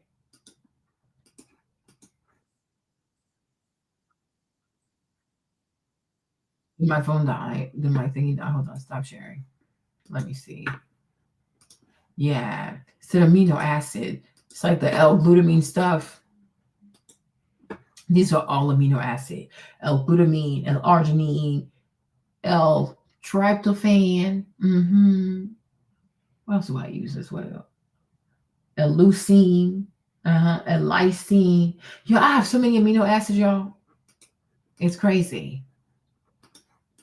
Laptop, we're going on a little field trip. Step 1 is find your maintenance calories. I need you to Google TDEE calculator. TDEE stands for total daily energy expenditure. In normal non-science language, it's the number of calories your body burns in a day just by existing, breathing, thinking, walking to the fridge, and yes, even scrolling on social media. It's basically your body's energy budget. I want you to click on any of the top links. They all do the same thing. You will see questions asking you for your age, gender, height, and your activity level. Be honest. Don't lie about your weight. Don't pretend that you work out 7 days a week if you currently are not moving your body at all. This isn't a dating profile. It's a diagnostic tool that's going to help you. Being honest about your activity level is key for this. Sedentary means that you have a desk job or a job that has little to no movement. Lightly active might mean 1 to 3 workouts per week. Be real with yourself. Then you're going to hit calculate. You'll see a number, probably somewhere between 1,800 to 2,500 calories for most of you. This is your maintenance number. Write that number down and circle it. This number is your baseline. It's the amount of calories that you can eat every single day without gaining or losing a pound. I want you to think about it as your financial break-even point. It's basically the salary you need to just cover the bills. To lose fat, which is like building up a savings account, we need to spend less than we earn. We need to be in a deficit. Step 2, you guys, calculate your deficit. This is where everybody, and I do mean everybody, messes up. They take their maintenance calories, the number that you just found out, and they slash it in half, thinking faster is better. That's not a fat loss plan. That's a one-way ticket to binge eating, metabolism, trashing, disaster. A huge deficit literally will send your body into panic mode. It literally will think that it's famine. So it slows everything down. Your energy, your mood, your metabolism, and it holds on to body fat for dear life. We are not going into starvation mode. We are creating a moderate, sustainable deficit. Pull out your phone's calculator. I want you to take your maintenance number, the one that you just circled earlier, and multiply it by 0.80. That's about a 20% deficit. Now take the same maintenance number and multiply it by 0.75. That's a 25% deficit. You should now have 2 new numbers. This is going to be your fat loss calorie range. For example, if your maintenance number was 2,000 calories, 2,000 times 0.80 equals 1,600. 2,000 times 0.75 equals 1,500. Your fat loss range would be between 1,500 to 1,600 calories per day. That would be your target for that example. Make sure you calculate this for you. If your maintenance number isn't 2,000, that doesn't apply to you.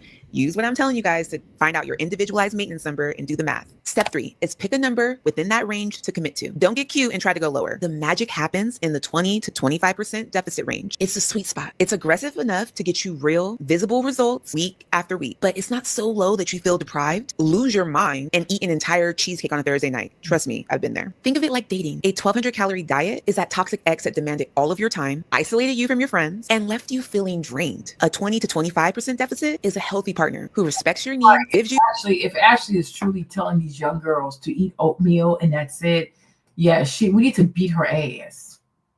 Okay? Did she eat oatmeal all day? Lying ass. You go see a doctor, you tell people to go into starvation mode. You don't want to preach that to people. People will damage their metabolism. And then people can start binge eating. They can start having eating disorders and stuff like that. Like, this is just way too what? To get a man? That's crazy. That is so damn toxic.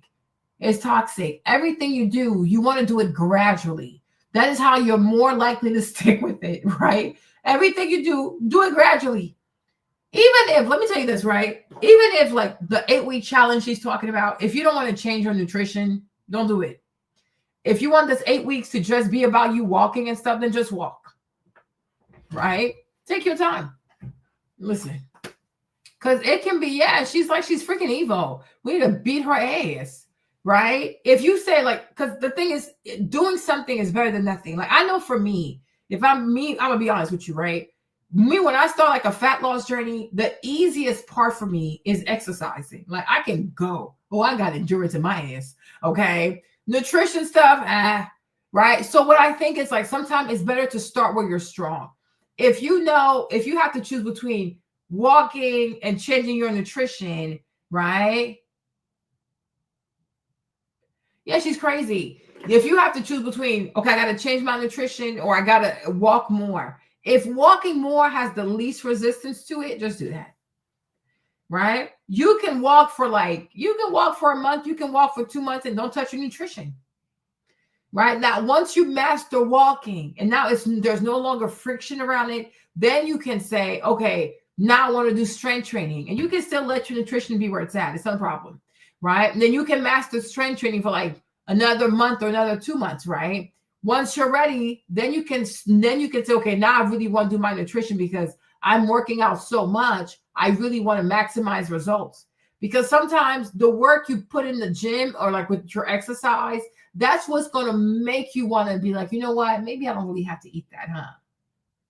Right? But sometimes if you start off with nutrition, even though it's the best thing to do, right? If you start off with nutrition initially, you might not feel like a stakeholder in your nutrition. You're like, what's the point of that? Why? Everything tastes good, right? So you might not want to, you might not be the best stakeholder at this point. Like, I don't know, you're not gonna do it, huh? But if you, let's say you walk a lot and you see all the miles that you're doing, you see all the calories that you're burning, but then the body's not moving as much, that's gonna trigger you. Like, you know what? Maybe I can do a little better. There has to be a stake in it for you to want to fix your nutrition. But I know for me, if I usually start with my exercise, like I stack all my exercises until like I master everything. And then I'm like, you know what? I want to see more results. So maybe I guess I could change my nutrition a little bit. But I usually don't start with nutrition off the bat. I make my meals though, but I'm not like counting this. I'm not counting how. What I count first and foremost is how much I exercise, because that comes easy for me. Nutrition is not as easy for me. So I do it last. After I conquered my workout stuff, right? Like this month, I'll be like this whole month, before I did better, but this month, like October so far, I have not had a single salad. So I said to myself, I'm going to start saving pictures of really pretty salads so I can motivate myself to make pretty salads. Because I want to, November, I'm like, yeah, I want to eat like carbs during the day because I do a little bit more during the day. I have like the strength training class. I have walking.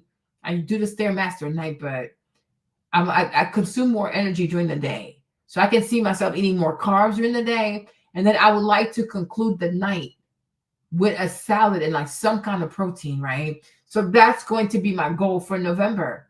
But I've been doing this since June. It's now November. I'm like, I took 4 months and I was like living my life. But I did try to be more mindful about candy though. I did. But I've had candy, but not as much. I think so far I've had 3 days where I had candy. Because I'm tracking that as well, right? So find like whatever comes easy to you, focus on that, master that. Once you have mastered that, then you add something else. It depends, Lonnie. You don't think if you did like Asian salads, like if you did a salad with some Asian dressing, you don't think that would move, like that would motivate you? Like if you had a salad with some kind of like tuna or some kind of something with some sesame seed and some like Asian dressing, you don't think that will make you feel like a bit warm? Because you can even do some kind of salad, like where you can put like a little bit of chili. I don't know if you like pepper or stuff like that, but you can put a little bit of like a chili and stuff in your dressing and make it a little bit like a little spicy Asian salad thingy. Right? Because you can do different salad. Like you know how like you'll have like Mediterranean salads. These are usually like really yummy, like during the summertime and shit like that. But you can come up with like some very spicy, winter-friendly, fuzzy salads. I'm gonna look at miso soup also, see what's in there. Yeah. Think of like Asian salads. A little spicy. You can put like some red chili flakes and things like that. A little bit of honey, a little bit of vinegar, a little bit of like red chili flakes, a little bit of spicy chicken. Even if you do like a small bowl, you don't have to do a major one, but you get like a little small bowl just to have the neuroplasticity of like, oh, I'm eating a salad, even if it's a small one. And then little by little, the salad can get bigger, right? It's okay if your salad like starts like this small, it's okay. And then eventually your salad can get this big. Right, even if you're solid, you can even start with something this small, just so that you get in the habit of like chewing on vegetables, right? Then you can start with something this small, then you go to this size, then you go to that size, right? Little by little. But then you'll get to a point when you actually eat salad, you really enjoy them because you didn't force yourself to eat it. It was like little chunks, right? Then you can have like a little salad on the side. But I think like the soup at night would be nice. Yeah. So maybe you should come up with a cookbook, Brittany. What about that? Do a whole YouTube page or a TikTok page about salads. Like make all kinds of salads and help people like find cute salads because people are always looking for cute ideas. There are people who make their salads and they put them in like mason jars, and then they flip the mason jar over and all the stuff comes out. Right. But if you love salads, you should have a page on TikTok. I love salads by Brittany. Okay. And just make a bunch of salads and help the rest of us. Because I need to go on Pinterest or something like that and kind of like save pictures of like pretty salads ideas so I can help myself to want to eat those salads, right? Even if I start with something small. Yeah, you should. It would help me. I definitely will follow your page. Because I'm like, what salad can I make? And I know for me, one thing I struggle with also is knowing the right kind of lettuce like to use with the salad, because like I would love to eat more kale, but kale sometimes, my Lord, it's very earthy. I use the box. There's one box of Walmart. It says like spring mixed greens, whatever. I use that one, but I would love to try different kind of lettuce, even cabbage and stuff. You know, but I said November, I want to try. I can be more intentional, right? I can try to do like 2 salads a week or something until I can do more.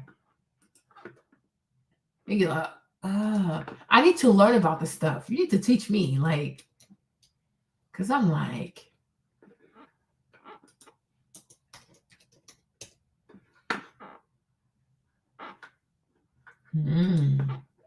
I'll see if they have it at Walmart. But this looks really pretty. This one is pretty. I would just probably see like some salmon or something. Yeah, I need to start saving pictures. So you can send me some of the stuff you made, like with almonds, okay, some cheese, avocado, okay. Cottage cheese. Yeah, I really would love to. Like even chickpeas. I feel like they're good also. I bought some hummus. I bought like Tab's hummus. Some peach. So like you would like toast the you would put the peach in the pan and kind of like stir that a little bit. Okay. I'm open to trying it. Like I really want to master, like I really want to master, I want to level up my salad game and make some really pretty salads. Like I'm going to challenge myself to do that in November. Yeah.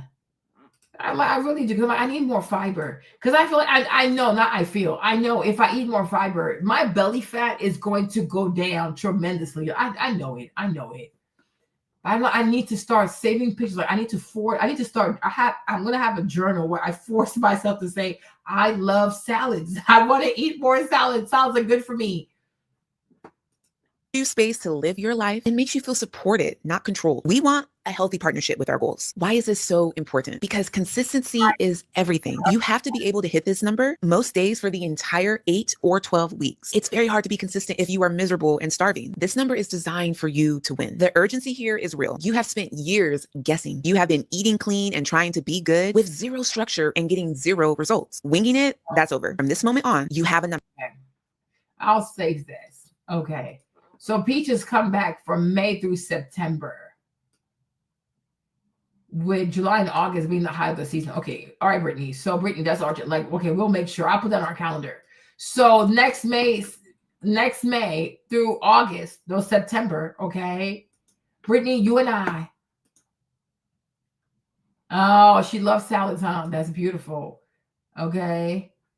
Wow. Yeah, how's your mom doing? Is she doing better?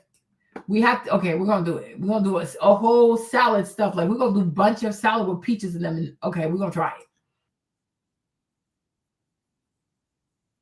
Find your maintenance calories using TDEE calculator. Calculate your 20 to 25% deficit. Pick your daily calorie target and write it down next to your start date and end dates from the first lesson. This number is the single most important piece of data for your fat loss season. Do not skip this. Your results depend on it. All right, let's pause this lesson for a sec because I need your full attention, especially if you are really committing to the 60-day plan. If you are really enjoying this video, then my new app that I just launched, 60 Days to Her, is literally made for you. This is your accountability BFF, your progress tracker, your hype squad, all for just $11.99. And let's be real, that's less than a takeout order. Here's how it works. Every single day, the app gives you crystal clear tasks to complete. 40-minute strength workout, doesn't matter what it is, walking, strength training, yoga, but you have to commit to 40 minutes of movement daily. 8,000 steps, no excuses. A daily progress photo. Watch your own glow up in real time so you can literally look back from your day 1 to day 60. Half a gallon of water. Sip, sip, slay, okay? Hydration's hot. And you have to eat whole foods only. You know, we are breaking up with fast food and junk food during the season. And then last thing, you have to do a daily check-in. You get to reflect, practice gratitude, and get to vibe with your wins right within the app. You'll check off your tasks, see your streak, and watch your... If you are coming off like straight up the couch, you can still do your fast food. Just do it once a week if you do all your workouts, right? So that's your treat. Instead of treating fast food like it's normal food, like it's a daily food, which you're crazy for doing that. I did that myself. I used to go to Popeyes every day. You guys, I used to be so fucking ignorant. My Lord, there was a Popeye right by the house. I used to stop there every day. Ask Jimmy, right? Then I had a Chick-fil-A kick. I used to go there every day. I was batshit crazy. I was depressed anyways. There was the place Big Easy. They used to sell like fried rice and gumbo and catfish, fried catfish. I was there almost every night. That's why my back was so huge. One day I saw my back. I said, Marlene, what the fuck? The food was so good, but there was no exercise. There was no follow through after that. When you eat like that, you need to walk. You need to do something to burn that off, right? But yeah, like you should treat your fast food as a reward for completing all your workouts and your salads for the week, right? And then if you want, you can give yourself like some Chick-fil-A, whatever. Just make sure you don't order soda. Right? Even if you want to eat a burger, like you want to eat McDonald's, want to eat Burger King, want to eat Popeyes, fine. Just don't add a soda. Yes. Okay. Okay. So like you do it. Okay. If let's say I want to walk every day, I walk 2 miles a day, right? If you do all of that, then you can give yourself the spicy sandwich deluxe, right? As a reward for having done that. So now you are attaching fast food to completing your workouts, right? And then one day I know you're going to outgrow. They're like, I don't want to do it anymore. Like, I'm making so many gains. It's okay, right? Makes sense. It's real. When I was pregnant with Maverick, I used to have Jimmy go to McDonald's and get me the steak sandwich, like the breakfast one with the steak bagel. Oh my gosh, you guys, I used to get 2. You guys, I have done some effery in my life. Consistency grow. What I think is the best part, you can instantly share your wins from the app via social. And I really hope you guys tag me because I want to see and be a part of your guys' transformations. This is a 60-day challenge. So if you're interested, I will have the link in the description, 60 days to her. Now, let's get into lesson 3. All right, you guys, get comfortable. We're ready for lesson 3. It's protein, baby. We have set our timeline with the Quitter's Contract. We found our calorie target with Calorie Clarity. You now have the container and the budget for your fat loss season. In this lesson, we are talking about the star of the show, the main character, if you will, the non-negotiable anchor every single meal you eat from here on out. We're talking about protein, baby. And I know what some of you may be thinking. Protein, isn't that for bodybuilders? No. Protein is for people who want to lose fat and look toned, like me. Good job. Give up the fries. You don't need to eat fries all the time. Fries are like, even with Chick-fil-A, fries are the problem. The chicken is not the problem. You can even have like 12 count chicken nuggets at Chick-fil-A. You're still at 450 calories because it's protein. Oh, right. I think it's like the regular fries. Hold on. Let me see. Calories from Chick-fil-A. Hold on. Right. If I'm not mistaken, like, oh my gosh. Yeah. So a chicken sandwich is 420. Spicy chicken sandwich is 450. Deluxe is 520. So the 8-piece nugget is 250. 12-piece nuggets is 380. 30-piece nuggets is 950. Now, waffle fries, small, 200. Medium, 310. The large, 420. So, you see, the fries cost you more than the actual chicken. That is freaking crazy. That's really crazy. So no. It's the absolute queen of your cut. Step 1 is calculate your protein goal. Just like with calories, we are not going to guess. We need a target. The formula is simple. So write this down. The goal is to eat around 1 gram of protein per pound of your ideal body weight. Let me say that again. Not your current weight, your ideal body weight, the weight you are aiming for at the end of your glow up. So if you currently weigh 180 pounds, but your goal is to be around 140 pounds, your daily protein target should be around 140 grams. If your goal is 130 pounds, you're aiming for around 130 grams. By this number, because this is the amount that you need to protect your precious muscles in a calorie deficit. When you lose weight without enough protein, your body doesn't just burn fat, it burns muscle too. This leaves you looking less toned and tight and more deflated. We want to lose fat, not shape. Protein is your muscle's insurance policy. Got your number? Good. Write down and put a big, sexy star near it. This is the second most important number after your calories. Step 2, divide your protein goal by the number of meals you eat. Most people are eating between 3 to 4 times a day, maybe 3 meals and a snack. So take your protein target and divide it by 3 or 4 or how many meals you eat. Let's use our. But do you think you can like measure how much of it you eat and like try to drink water and have, if you say, okay, like let's say this, if you're going to have your fries, can you have your fries with a salad? Right? So that way your belly's kind of full. You know, because I feel like it's okay to kind of give into your cravings. Just eat something healthy with it, right? So if I want to have the fries, I need to also have like some chicken or some steak, and then you need to also have a salad with that and drink a lot of water and try to count out, like, you know, instead of buying a big fry, do a small fry, salad, a piece of steak, and then like lots of water. What do you think? Or even a protein shake, right? So that way your stomach is full. You know what I mean? And then like you'll keep like, okay, like do I really want to eat these fries, right? Makes sense. But just don't eat the fries by themselves. Don't eat the fries by themselves, because then you want to eat all the fries. You want to eat other things so your belly is full. Then you say no to the fries.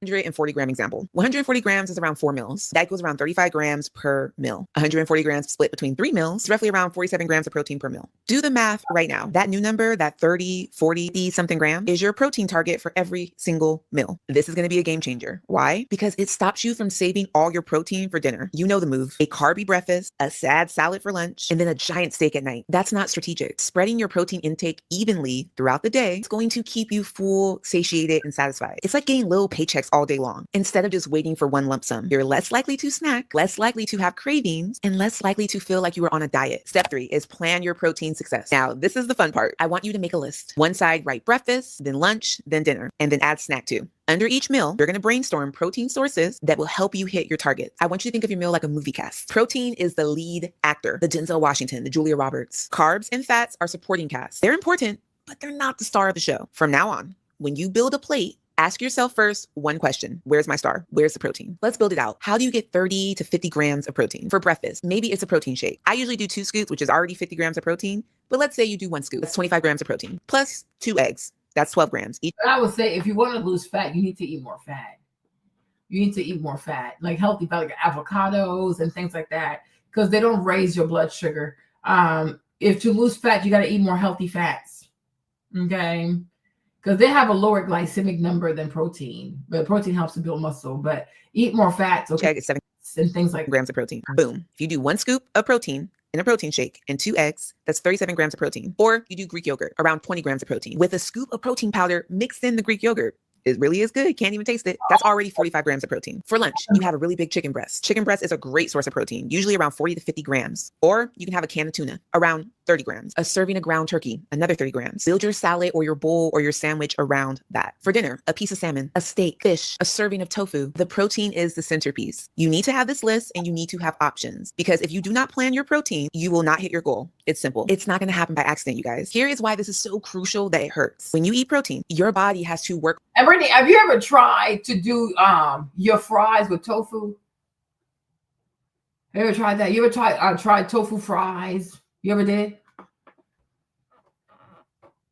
Because maybe sometimes you just miss the crunch. Do you actually miss the potato, or you just miss like seeing something skinny that's fried and that's crunchy, like okay, right? Because if you haven't, you should see how to make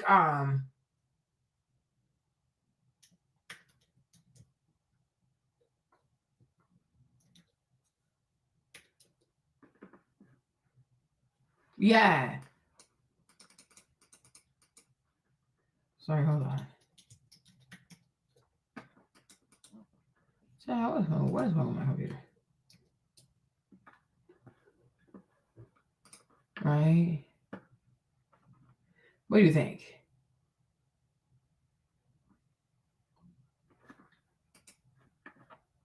You can try some tofu fries. So that way it's actually protein. Let's see what this one says. Hold on. Where's the sound? Panko tofu. Healthy and delicious, and turns out so perfectly crispy every time.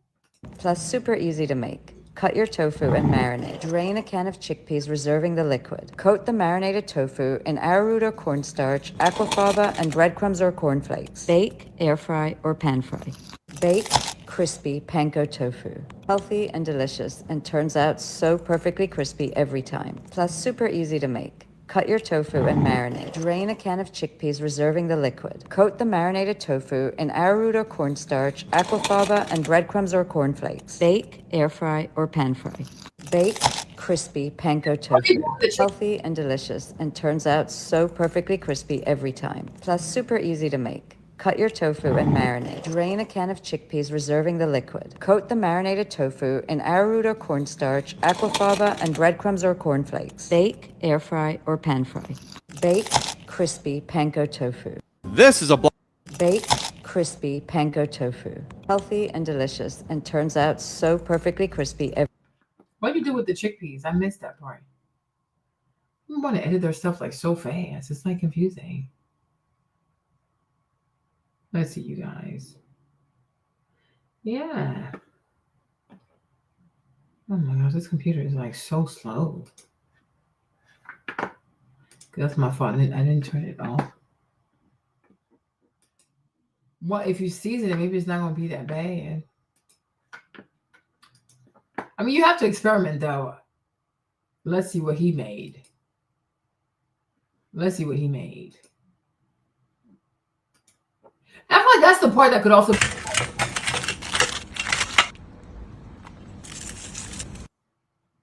My computer is set on like being super slow. What is this? This is the video I chose.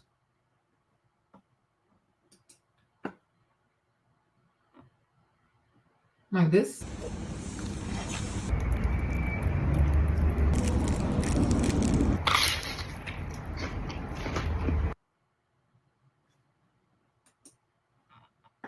I used to make tofu in New Orleans. The only thing about tofu sometimes with some people, it like really raises.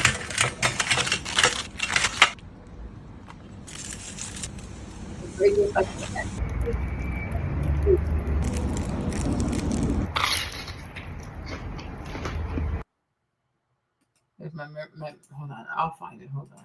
Harder to digest it. This is called TEF, the thermic effect of food. Your body literally burns more calories breaking down protein than it does. You season it, like you put it in soy and stuff, because sometimes you gotta let the tofu soak in all the seasoning before you actually cook it or like deal with it.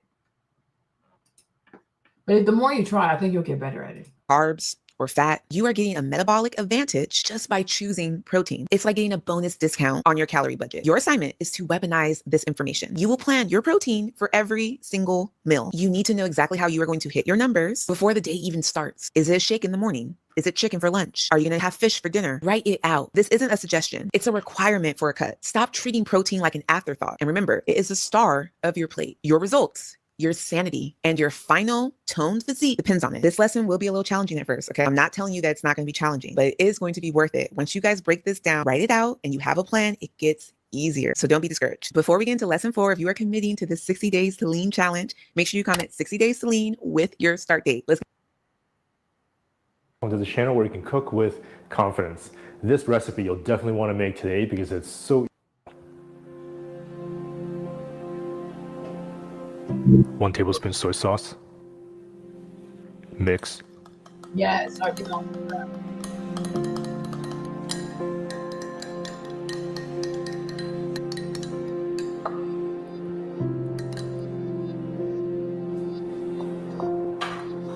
Place half a cup of all-purpose flour into a bowl.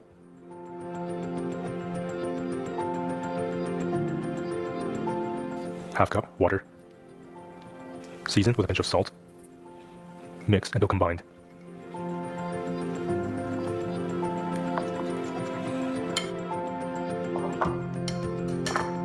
Pour about 3/4 cups of panko into another bowl. Season the panko with some salt.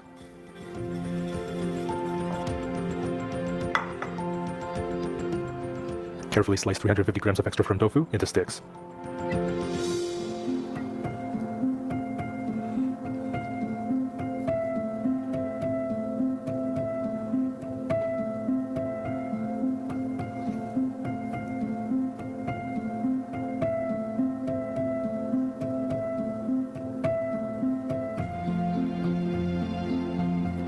Roll the tofu in the flour mixture.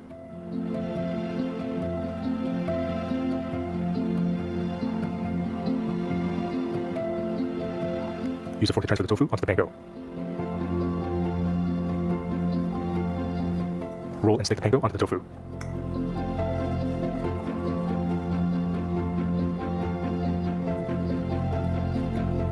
Set aside the prep tofu.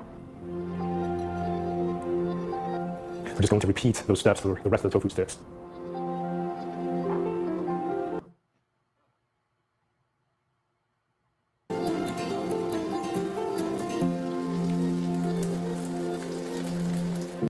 With some fresh chopped cabbage and tomato.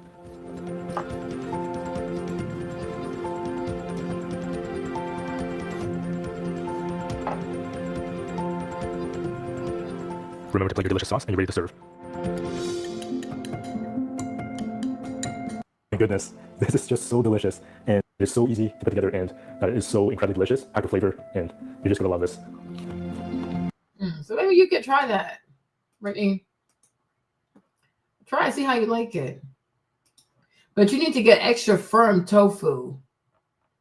And maybe you can, I think you can dip the tofu in like some soy sauce for a little bit so you can like have some flavor on the inside. Let's get into lesson 4. Lesson 4 is walk it out. We have our contract. We have our calorie target. And we know that protein is the queen of your plate. But now we need to talk about the silent secret weapon of fat loss. The thing that separates people who get absolutely incredible results from those who just spin their wheels. I'm talking about walking. And I can already hear some of you through the screen. Walking, seriously, listen to me. The way that you have been thinking about exercise is all wrong. A lot of us have been obsessed with this high intensity, soul crushing workouts that leave you exhausted, starving, and wanting to quit. And don't get me wrong, I love a good HIIT workout. But a lot of you think that 1 hour of absolute chaos in the gym is what makes the fat go away. It's not. It's what you do in the other 23 hours of the day that matter most. In this lesson, we are embracing the power of low effort, high impact movement. Step 1 is find your baseline. I need you to open the health app on your phone. A lot of it come with the phone. Apple Health, Google Fit, whatever you have. Already tracking your steps, whether you realize it or not. Scroll back over the last past week and find your daily step average. Or if you have a Fitbit or a watch like I do, take a look at the week and see how much steps you walked. Be honest. What's your number?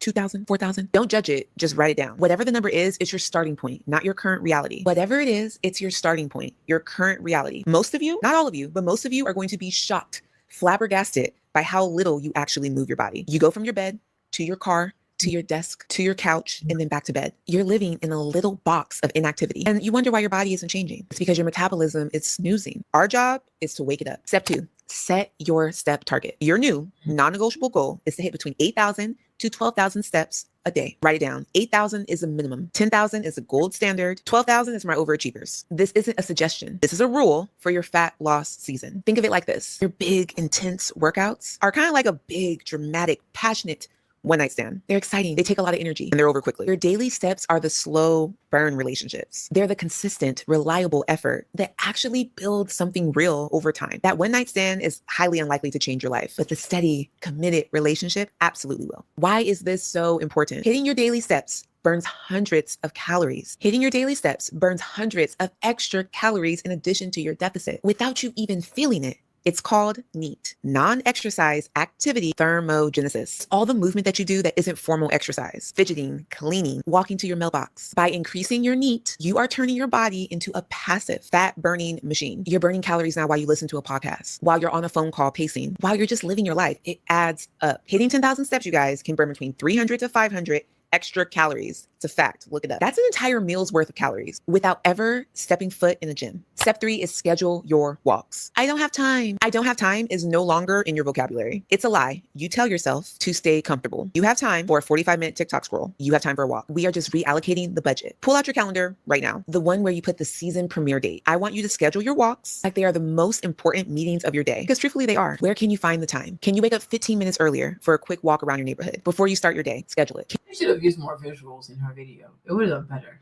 Way more better. Can you take a 20-minute walk during your lunch break instead of just eating at your desk? Schedule it. Can you walk for 30 minutes after dinner while you listen to music or catch up with a friend? Schedule it. Look for the pockets of time. I don't care if you break it into 15-minute walks. It all counts. The goal is to make it automatic. This is the new rule. A meeting ends, you walk. You finish a meal, you walk. You are feeling stressed or overwhelmed, you walk. This, you guys, is the ultimate mindset shift. You have to stop viewing your workouts as your only calorie burning opportunity. That 30-minute, 1-hour workout is just a drop in the bucket. Your daily steps are the entire ocean. The consistency of walking every single day will burn far more fat over an 8 or 12-week session than killing yourself at the gym 3 times a week. It creates a massive, you guys, massive calorie deficit without spiking your hunger or your stress hormone, cortisol. It's the ultimate, and I do mean ultimate, fat loss hack. Your assignment for this lesson, it's simple. Hit between 8,000 to 12,000 steps every single day. It's not optional. And what she's not saying, when you walk, you're usually in your zone 1, your zone 2. Your zone 2 for your heart rate, that's your fat burning zone.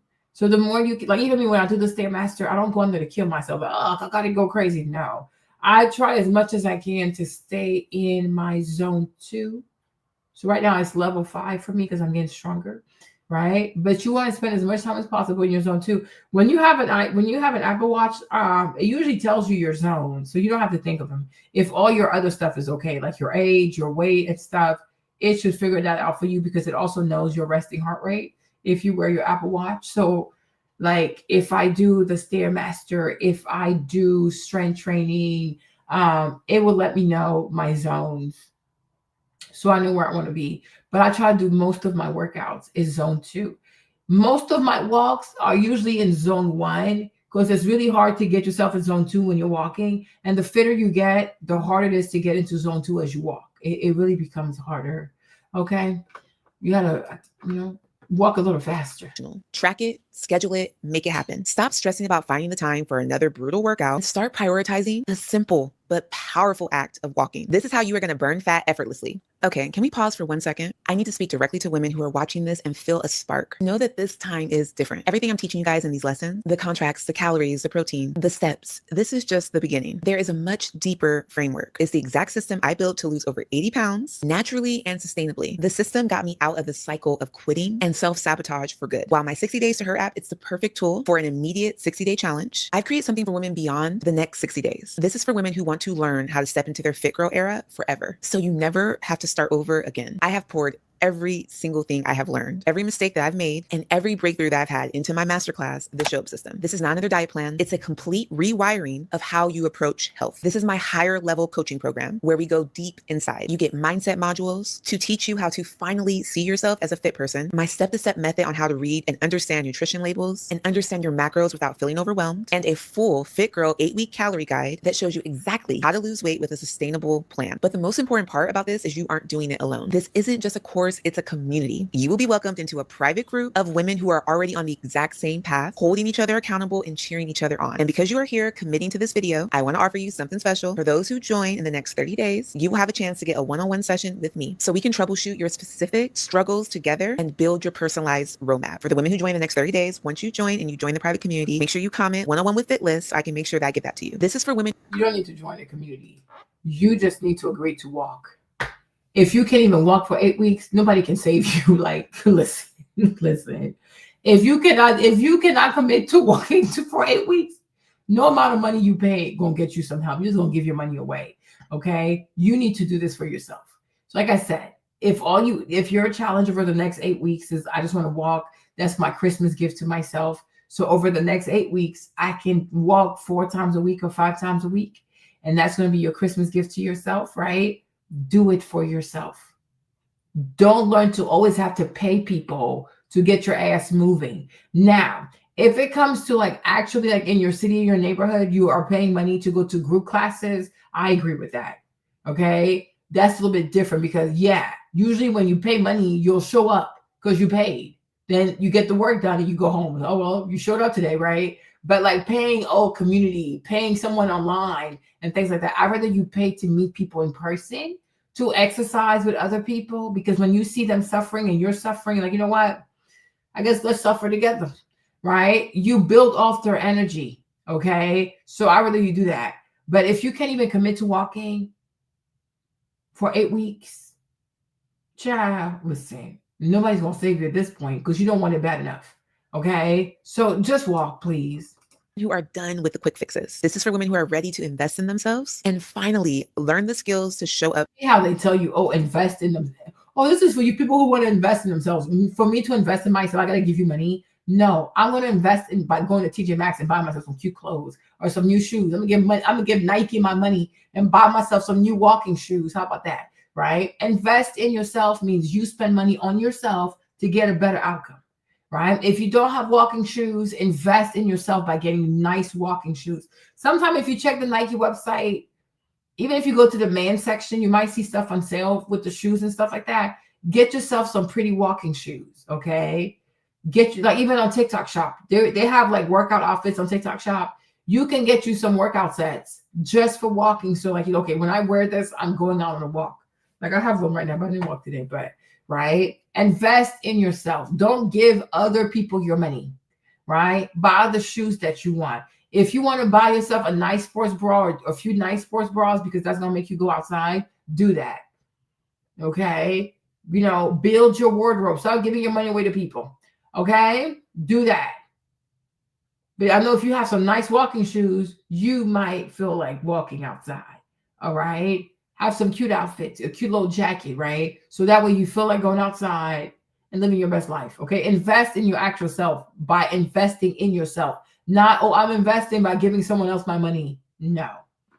That's investing in their business, not investing in yourself. For good. That is you. I want to invite you to join. I will include the link to the Show Up system in the description below. Let's get into the very last phase. We have made it. We did it. Welcome to the season finale, lesson 5, the quitters glow up. You've signed your contract. You've calculated your calories and your protein. You have made walking your non-negotiable. You have put in the work day in and day out for the entire 8 or 12 week season. And now you are standing at the finish line, looking in the mirror at a woman that you barely recognize in the best way possible. But this is where so many people get it wrong. They finish the diet, they hit their goal, and then they immediately go back to their old habits. They slam the door on the deficit and run head first into a celebratory pizza that turns into a pizza and ice cream weekend, which turns into, well, you know the rest. And within a few months, they are back where they started. Not us. We're quitters, remember? We are quitting the toxic cycle for good. The end of your fat loss season is not the end. It's a transition. And I'm going to be giving you guys a step-by-step plan for what comes next. So take out your notebook, take out your phone one last time. Step 1 is celebrate your wins the right way. Before we even talk about what's next, you need to acknowledge what you have accomplished. I want you to make a list of every single win, big or small. You lost weight. Great. Write it down. But that's just one data point. How are your clothes fitting? Do you feel more confident in your favorite pair of jeans? How's your energy levels, your skin, your sleep, your mood? Did you finally prove to yourself that you can keep a promise? Did you build discipline? And most importantly, guys, I hope you take a look at your progress photos. The scale is a liar sometimes. It doesn't show the muscle you've built, the inches you've lost, or the way you carry yourself now. Your progress photos and videos, it's the ultimate receipt. It's the undeniable proof of your glow up. This step is non-negotiable because you need to bank this feeling. You need to anchor yourself in the pride of this accomplishment. This is a feeling that will carry you forward. Step 2, reverse diet. Do not rebound. Your season finale date has arrived. Your first instinct may be to go celebrate with all the food that you have been missing. Don't do it. Think of your metabolism like a fire that you've been carefully tending to. For the last 8 or 12 weeks, you've been giving it slightly less fuel, calories, than it's used to. And it has adapted. If you suddenly throw a giant log of pizza and beer on that carefully managed fire, you're not going to get a roaring flame. You're going to smother it. Your body, it's in its adapted state. It's primed to store that sudden surplus of energy as fat. This is called metabolic adaptation, and it's the reason why rebounds happen. We have to be smarter. We are going to slowly and strategically increase your calories back up. This is called the reverse diet. It's like easing out of a toxic relationship. You don't immediately jump into another marriage. You take some time to date yourself and figure it out. Here's the plan. For the next 2 to 4 weeks, I want you to increase your daily calories by 100 to 200 calories. That's it. So if your fat loss target was 1,600 calories, you'll start eating 1,700 to 1,800 calories. Hold there for a week or 2. See how your body responds. Is your weight stable? Which it should be. Good. Then the next week, you add another 100 to 200 calories. You will slowly walk your calories back up until you find your new maintenance, the amount that you can eat without gaining weight. This process reteaches your metabolism that it's safe, that the famine is over, and it can afford to burn hotter again. Step 3 is decide what's next. After your reverse diet, you have 2 choices. Get your notebook, write this down. Option 1 is go into maintenance. You've gotten closer to your goal or you've reached it, or you're happy with your progress and you need a mental break. Amazing. You have found a new maintenance calories. Your job now is to live there. You get to enjoy more food, flexibility, more freedom. You get to maintain the results that you have. Option 2, run it back. You've hit your 8 weeks or 12 week finale, but maybe you're still 15 to 20 pounds away from your ultimate goal. Perfect. You can repeat the process. Take 2 to 4 weeks to reverse diet, back to your maintenance, give your body and your mind a break, and then you launch into another 8 or 12 week program. You just rinse and repeat the cycle. A focused cut followed by strategic reverse dieting until you reach your goal. This is exactly what I did. My start was over 235 pounds. I completed 75 hard, went on an initial cut, lost 22 pounds. And then I still needed more. I had more weight that I wanted to lose. So I was in maintenance mode for around 4 or 5 weeks to get my body acclimated. And then what did I do? I did another 8-week cut. I did this for over 14 to 15 months. Rinse and repeat. It was slow. It was sustainable. Each cut I lost between. I don't know how I feel about that one. You're gonna cut your calories for 8 weeks, then you're gonna go back again up and then come back down again. No, just stay at your low calorie. Just be done with that shit, okay? Don't take 15. You don't need to take 15 months to lose 80 pounds. That's crazy to me. Just be done with it, okay? Be done with it. You did 8 weeks, okay? Now instead of like if you 1,600, if you can cut a little bit more, then do. Don't go back up because you might never come back down. So I don't know if I agree with that advice. Okay, I mean, that seems a bit exhausting. Just be done with it. Use the 8 weeks to warm up. When you have the gains that you want, keep going. Don't look back. And hopefully the more you do it too, food doesn't take such a big part of your life. Oh, food. Hopefully you're like, man, fuck food. Okay, I love movement. Food is just a tool. Let your life be consumed by something else besides food all the time. Food is not going anywhere, right? But you've been delaying this for a hot minute, okay? So I'm like, yeah, just go. Don't go back up. Don't go back up. And the new body you want also is not going to need all these calories, okay? You're fine, okay? Go down. Keep going down, okay? Until you can be done with this. I would say maybe don't go past like 1,500, maybe 1,600. But if after 8 weeks you feel like, oh, this is okay now, I can do this, and stick to it. All right, stick to it. So yes, y'all. I hope you enjoyed this video. But yeah, we started off with Kim Kardashian, her crazy ass, but I couldn't keep doing it. She annoys me. But hopefully this video also inspires you to take care of your health. Okay, do something for yourself, health-wise, and that's going to be your gift to yourself for Christmas. It's easy. You can go to the store and buy yourself this, buy that. There's going to be so many deals because the economy is so bad. There are going to be so many deals this Christmas, right? So it's very easy to buy stuff. But I hope that you will give something to yourself that money cannot buy. And that's the gift of health. It's the gift of consistency. It's the gift of having better habits. It's the gift of like moving your body more, saying no to certain things that you really don't need to eat. You know what I'm saying? When you go grocery shopping, do you really want to bring this home? Probably not. Leave it there, right? Take better care of yourself. Okay. Go into 2026 with a better mindset, more health, more activity, a better heart rate. You want a really nice resting heart rate. Okay. You want to know how to love yourself, take care of yourself, prioritize taking care of yourself, exercising and stuff. You want to be that person. Okay. You want to become that person that at least exercises like 3 to 5 times a week. Right? Go into 2026 being that person. So use the next 8 weeks plus, whatever it is, right? To make that happen for yourself. Okay. So I hope you enjoyed today's live. Tomorrow I have to walk. I have to do the Stairmaster and I have to wash my hair. So I don't know if I'll be outside tomorrow, but Lord, don't worry, you guys. This is not going to last for long. Okay. It's for a season. Right now I'm at war with obesity. I am waging war against my own obesity, and I'm truly gaining ground. Oh yes, I'm actually winning this fight, and I intend on winning this fight the entire way. Okay. Next June. Oh Lord, I cannot wait for next June. And my goal is that by June, 6 months, right? By June, hopefully, I should have 3. I want to see it because I'm like, I told DeepSeek.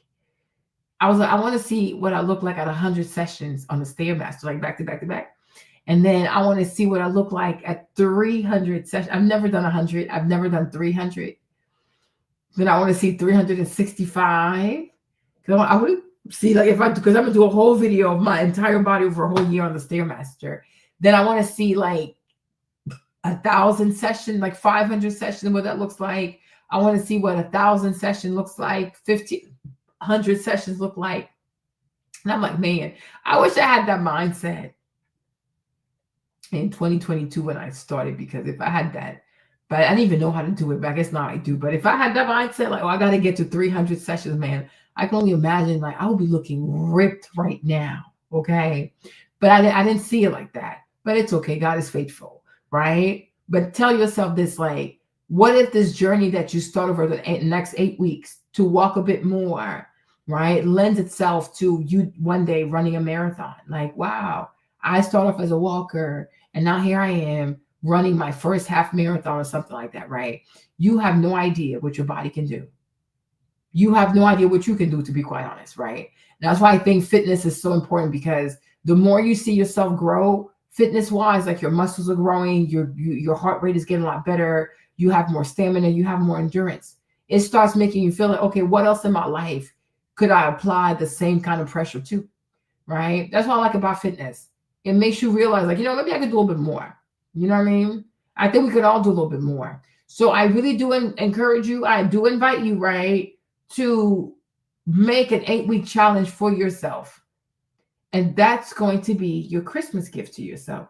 So you better make sure you apply yourself so that it can be a pretty awesome Christmas gift. You have a before picture and an after picture. Be like, wow, I did this for myself, right? And then hopefully next year, what we can do a start date in January, right? And you're still like, you're going to try to be consistent the entire year. And then that's also going to be your Christmas gift to yourself for 2026. How far can you take your body in 12 months? Right? But first, let's start with the 8 weeks. And then you'll see what you did for yourself in December, right? And then we can do another challenge.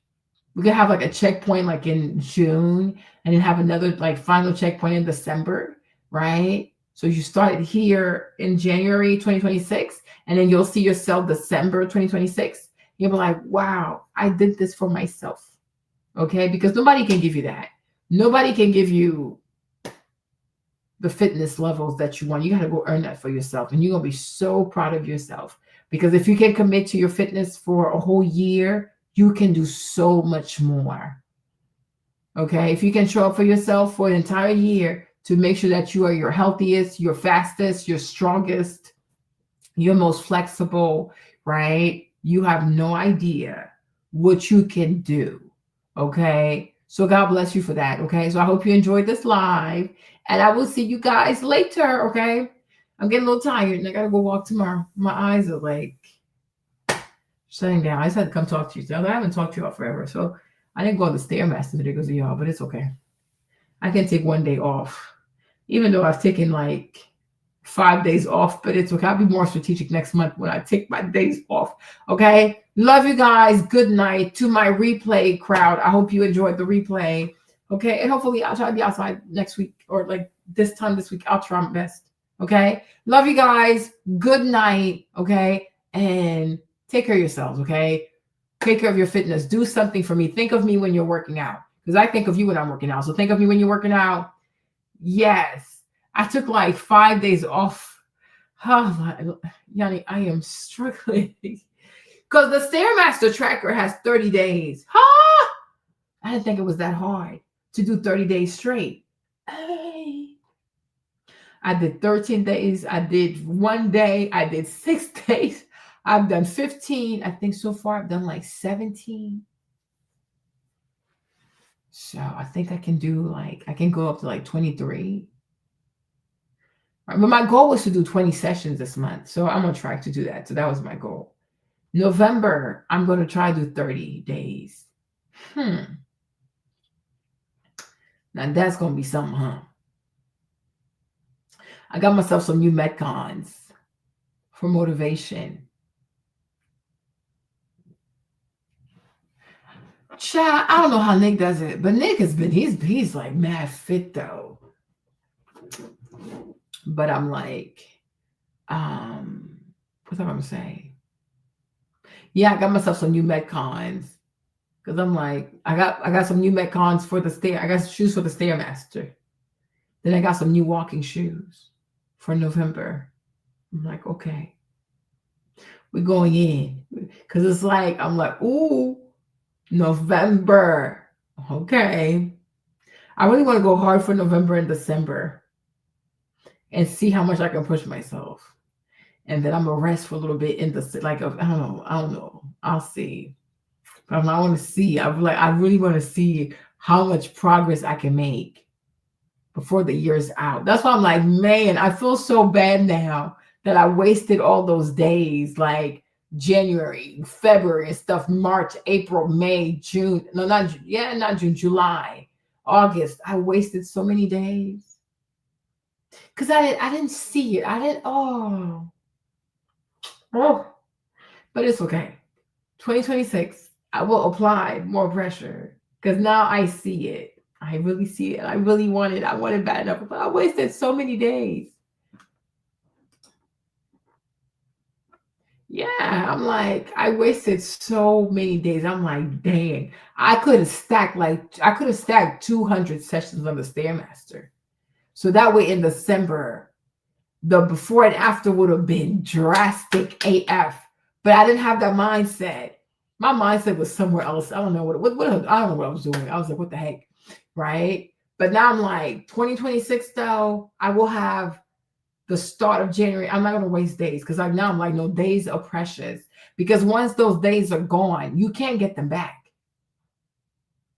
So don't just let the calendar just slide like this. Like, you know what I mean? You gotta try something. Like I did something every day. Like I'm like, even now I have a streak with my watch and stuff. I haven't broken my exercise stuff for like 33 days. I've worked out straight for 33 days. No, I'm not even close to that. I'm not even out the 200-pound club yet. I weighed myself yesterday. I was like 209 pounds from 245. So if I lose 4 more pounds, that's like I lost 40 pounds. I guess that makes it worth it because I know like April and stuff, like March and April, I know I was 245. I know I was 245.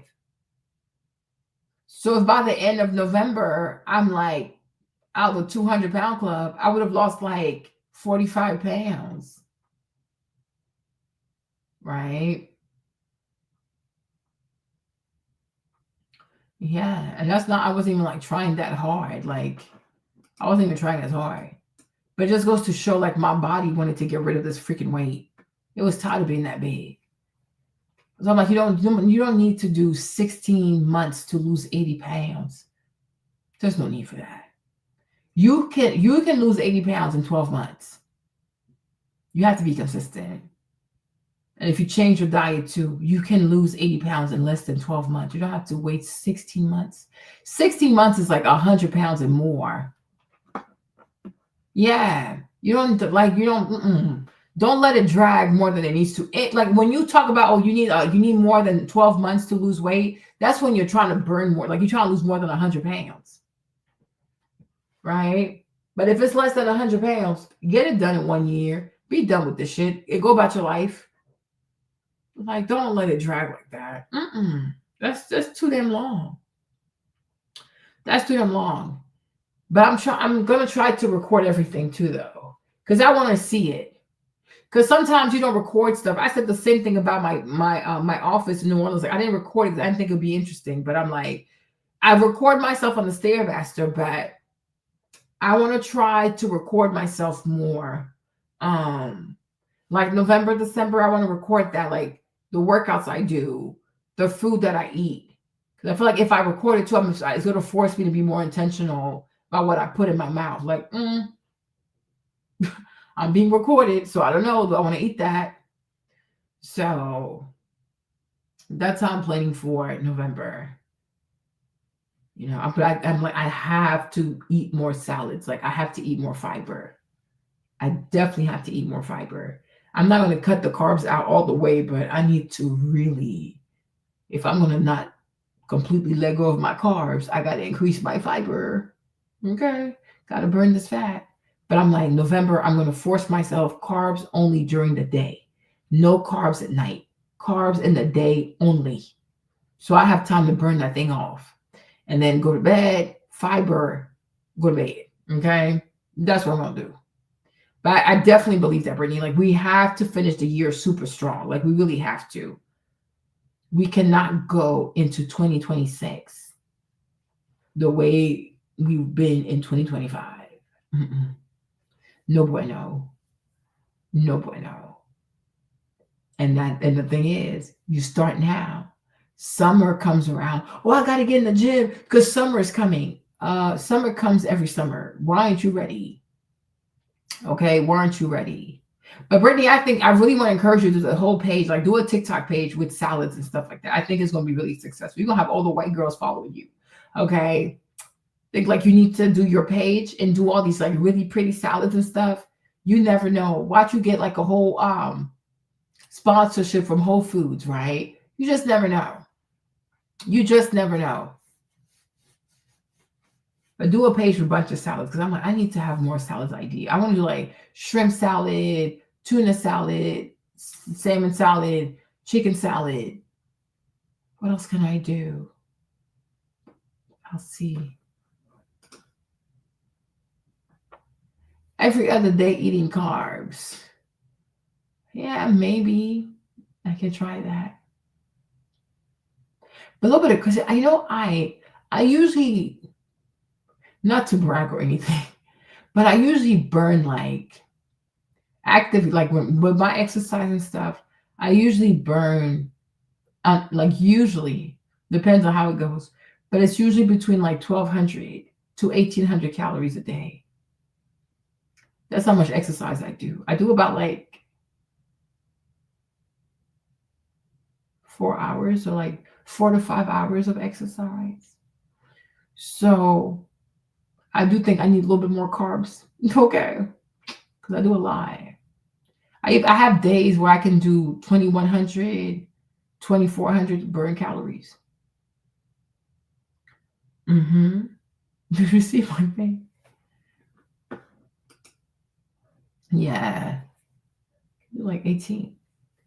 Like, because sometimes if I go do the Stairmaster at night, because I do 2 hours, I usually do 2 hours. By the time I'm done with those 2 hours, I'm already at like 1,200 calories burned. Then I go to the strength training class. By the time I'm done with that, it's like 1,800. Yeah, it's like 50. Yeah, it could be like 1,600, 1,800.